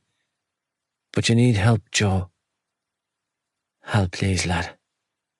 I can't hear this right now. You're going to have to, Joe. You've got a girl in there and a baby on the way, and I'd be a piss-poor friend if I didn't step in and at least try to talk some sense into you, he continued. The shit you've been messing around with, heroin, people don't just stop cold turkey. If they could, then there wouldn't be any need for methadone clinics and rehabilitation facilities. It's serious, lad. And you don't just walk away from people like Holland either. You know this. I don't know what to do, I admitted, feeling broken. I know she needs me. She's still here, man, he offered, nudging my shoulder with his. She's still holding out for you, which means there's still hope. You've got a little family waiting on you to get better. You can get better, Joe. But you need to want it, lad. You need to fight. I don't know if I have another fight in me, I admitted quietly. I'm so tired, Al. In my head. My mind is fucking weary. Hey, stud. Malloy's familiar voice drifted through the air, causing everything inside of me to spring to attention. Appearing from the side of the PE hall, she sat on the wall opposite me, keeping her distance from the smoke. Feeling better? Disgusted with myself for becoming this decrepit creature, I forced a small nod while buckling under the weight of my shame. He'll be grand. Al was quick to interject in his usual jokester tone. Lynchy here just needs to get back to basics. My phone decided to torment me in this moment by ringing loudly in my pocket. Taking another deep drag of my smoke, I passed it to Alec and reached for my phone. Concern roared to life inside of me when I saw my sister's name flashing on the screen. Her calls had come less frequent since the arrival of Mr. Rugby, and she never called during school hours anymore. The fact that she was calling me now assured me that something was very wrong. Shan, I demanded, putting the phone to my ear. What's going on? Joey, she cried down the line. I could hardly make out her voice from the sheer height of crying. Instantly my back was up and the blood in my veins had turned to lava. I need you to get me. Boyfriends, brothers, and battle-axe bitches. Aoife. 1 minute, Joey was thrown down on the footpath, looking like death warmed up, and the next, he was on his feet. Whatever his sister had said on the other line of the phone had caused a switch to flip in his brain. With his inner turmoil momentarily forgotten and fury coming off him in waves, he threw his head back and roared, sounding genuinely feral, as he stormed off in the direction of the car park, demanding my car keys. Joe, just hold up a second, will you? I called out, struggling to keep up with his feet and his mood swings. Talk to me, will you? She was attacked, he roared over his shoulder. My sister was motherfucking attacked, Malloy. His voice louder with every word that tore from his lips. Again! My heart plummeted into my ass. No. Keys, he demanded when we reached my car, holding his hand out. She needs me to come get her. You're not driving to Tommen in your condition, I flat out told him. Put that notion out of your head. Fine, then you drive, he conceded, stalking around to the passenger side of the car. I don't care how I get there as long as I get there. Okay, but please, Malloy, he choked out. We can talk on the way. Just drive, baby. Drive! Knowing this was a terrible idea, but unwilling to leave Shannon at Tommen after being attacked, I unlocked the car and climbed into the driver's seat. Promise me, Joe. Cranking the engine, I chugged out of my parking spot, slipping gears before finding my groove. Promise me that you'll ask questions first. What's to ask? He spat, knees bopping restlessly as he gnawed on his knuckles anxiously. My sister was attacked. I'm going to make it right. Jesus. Just keep the head, I instructed, pulling onto the main road in the direction of Tommen College. No fighting, Joe. Yeah, fuck that. No, I argued. No, not fuck that. You need to not go in there all guns blazing, baby. My sister phones me up hysterical, saying someone attacked her at school after all the shit she's been through this year, and you expect me not to retaliate? He demanded, and then shook his head in blatant frustration. It's not happening, Malloy. It's not fucking happening, you hear? I'm done with this shit. I'm through with letting people stomp all over my siblings. Meaning his father. He wasn't thinking logically. This was more about his father than anything else. He was looking for redemption for something he didn't need to feel guilt for. Joey, this isn't the same thing, I tried to placate. What happened to Shannon in the kitchen that day? I couldn't stop it. He filled in for me, but I can stop this, Malloy, and I will.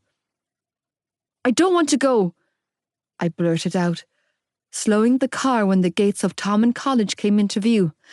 This is a bad idea. Malloy, drive the car. No.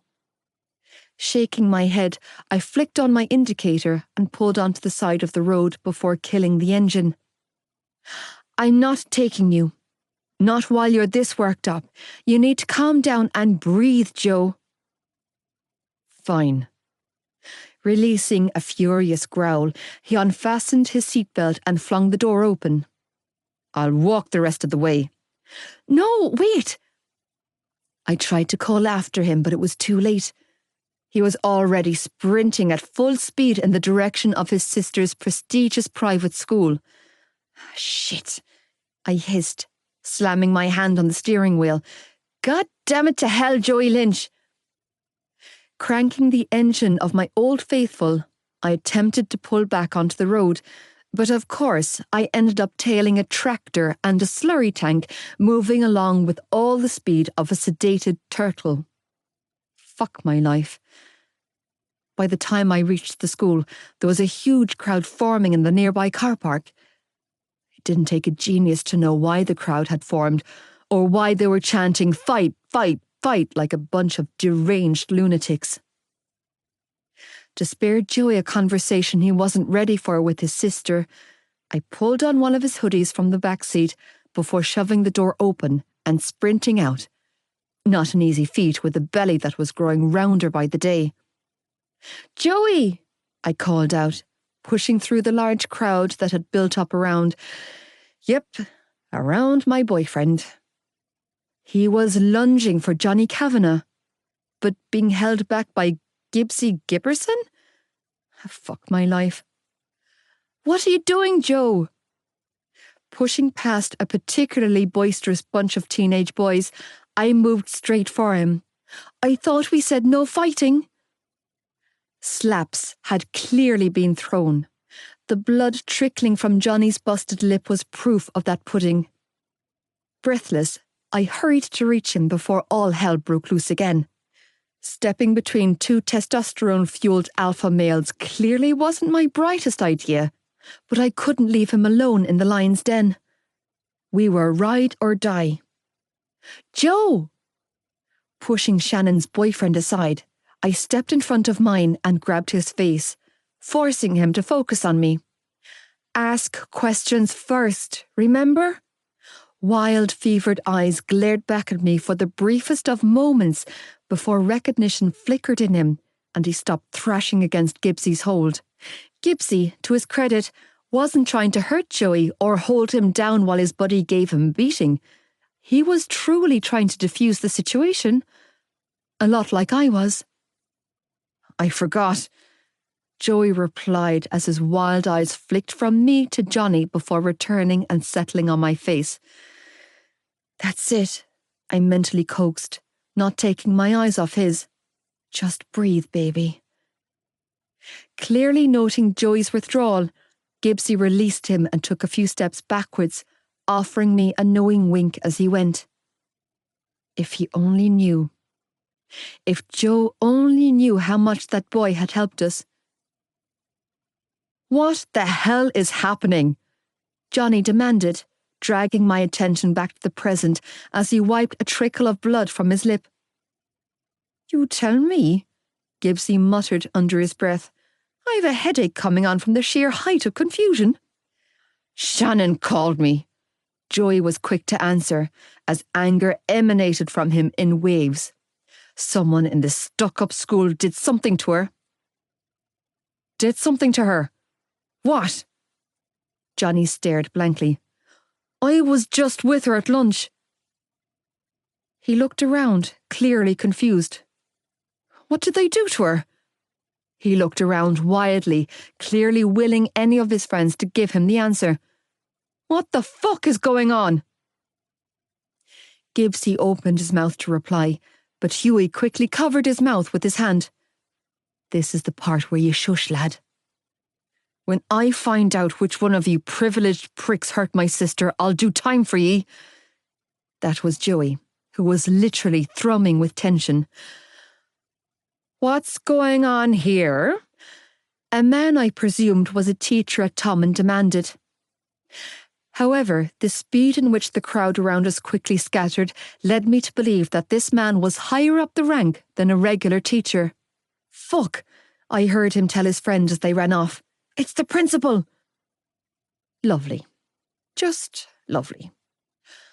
Alone with 3 Tommen rugby players, their patriarch, and a BCS hurler suffering a horrendous case of delirium tremors, I watched on helplessly as their principal gave Johnny a resigned look before turning his attention to us. Are you two aware that you are not permitted on school property if you are not enrolled here? Fuck you. Of course, that was Joey. Joe, I groaned, trying to rein in his reckless temper. He's their principal. So, he's not mine. He shot back, well and truly on the edge now. I'm here to pick up my sister since your piece of shit school can't control its students and keep her safe. And your sister is? Shannon Lynch. The man visibly paled. Yeah, that's right, Joey sneered, focusing every ounce of fury on the older man. You know who I'm talking about. You made all sorts of promises to her, didn't you? About keeping your students safe? What a fucking joke you are. I beg your pardon. The older man looked genuinely affronted. I have no idea what you're talking. Hi, Joe. Every head turned in the direction Shannon was coming from, soaked to the skin, and looking like she went 10 rounds with Rocky. Oh, sweet mother of mercy, I mumbled to myself, forcing back the urge to hurl when the smell of sour milk wafted towards me, wreaking havoc on my poor pregnancy-enhanced sense of smell. Clearly, whoever had dunked her in sour milk had rubbed salt in the wound by scribbling something derogatory about blowjobs on her face. Even though she'd clearly tried to wash it off, it was still there for the world to see. Sniffling, she looked to her giant of a boyfriend, and only then did the tears she'd clearly been holding back spill over. Hi, Johnny. What the actual fuck? Johnny roared, first to react, as he closed the space between them and caught a hold of his girlfriend before she hit the ground. "What happened to your face, Shannon?" "I want to go home." I watched with my heart in my mouth as she fell against his big frame and clutched him tightly. "I just want to go." "It's okay." Inspecting every inch of her like she was the greatest of importance to him, I watched as the big lad was overcome with emotion. "Shh, baby, shh." Seeing her hurt affected him.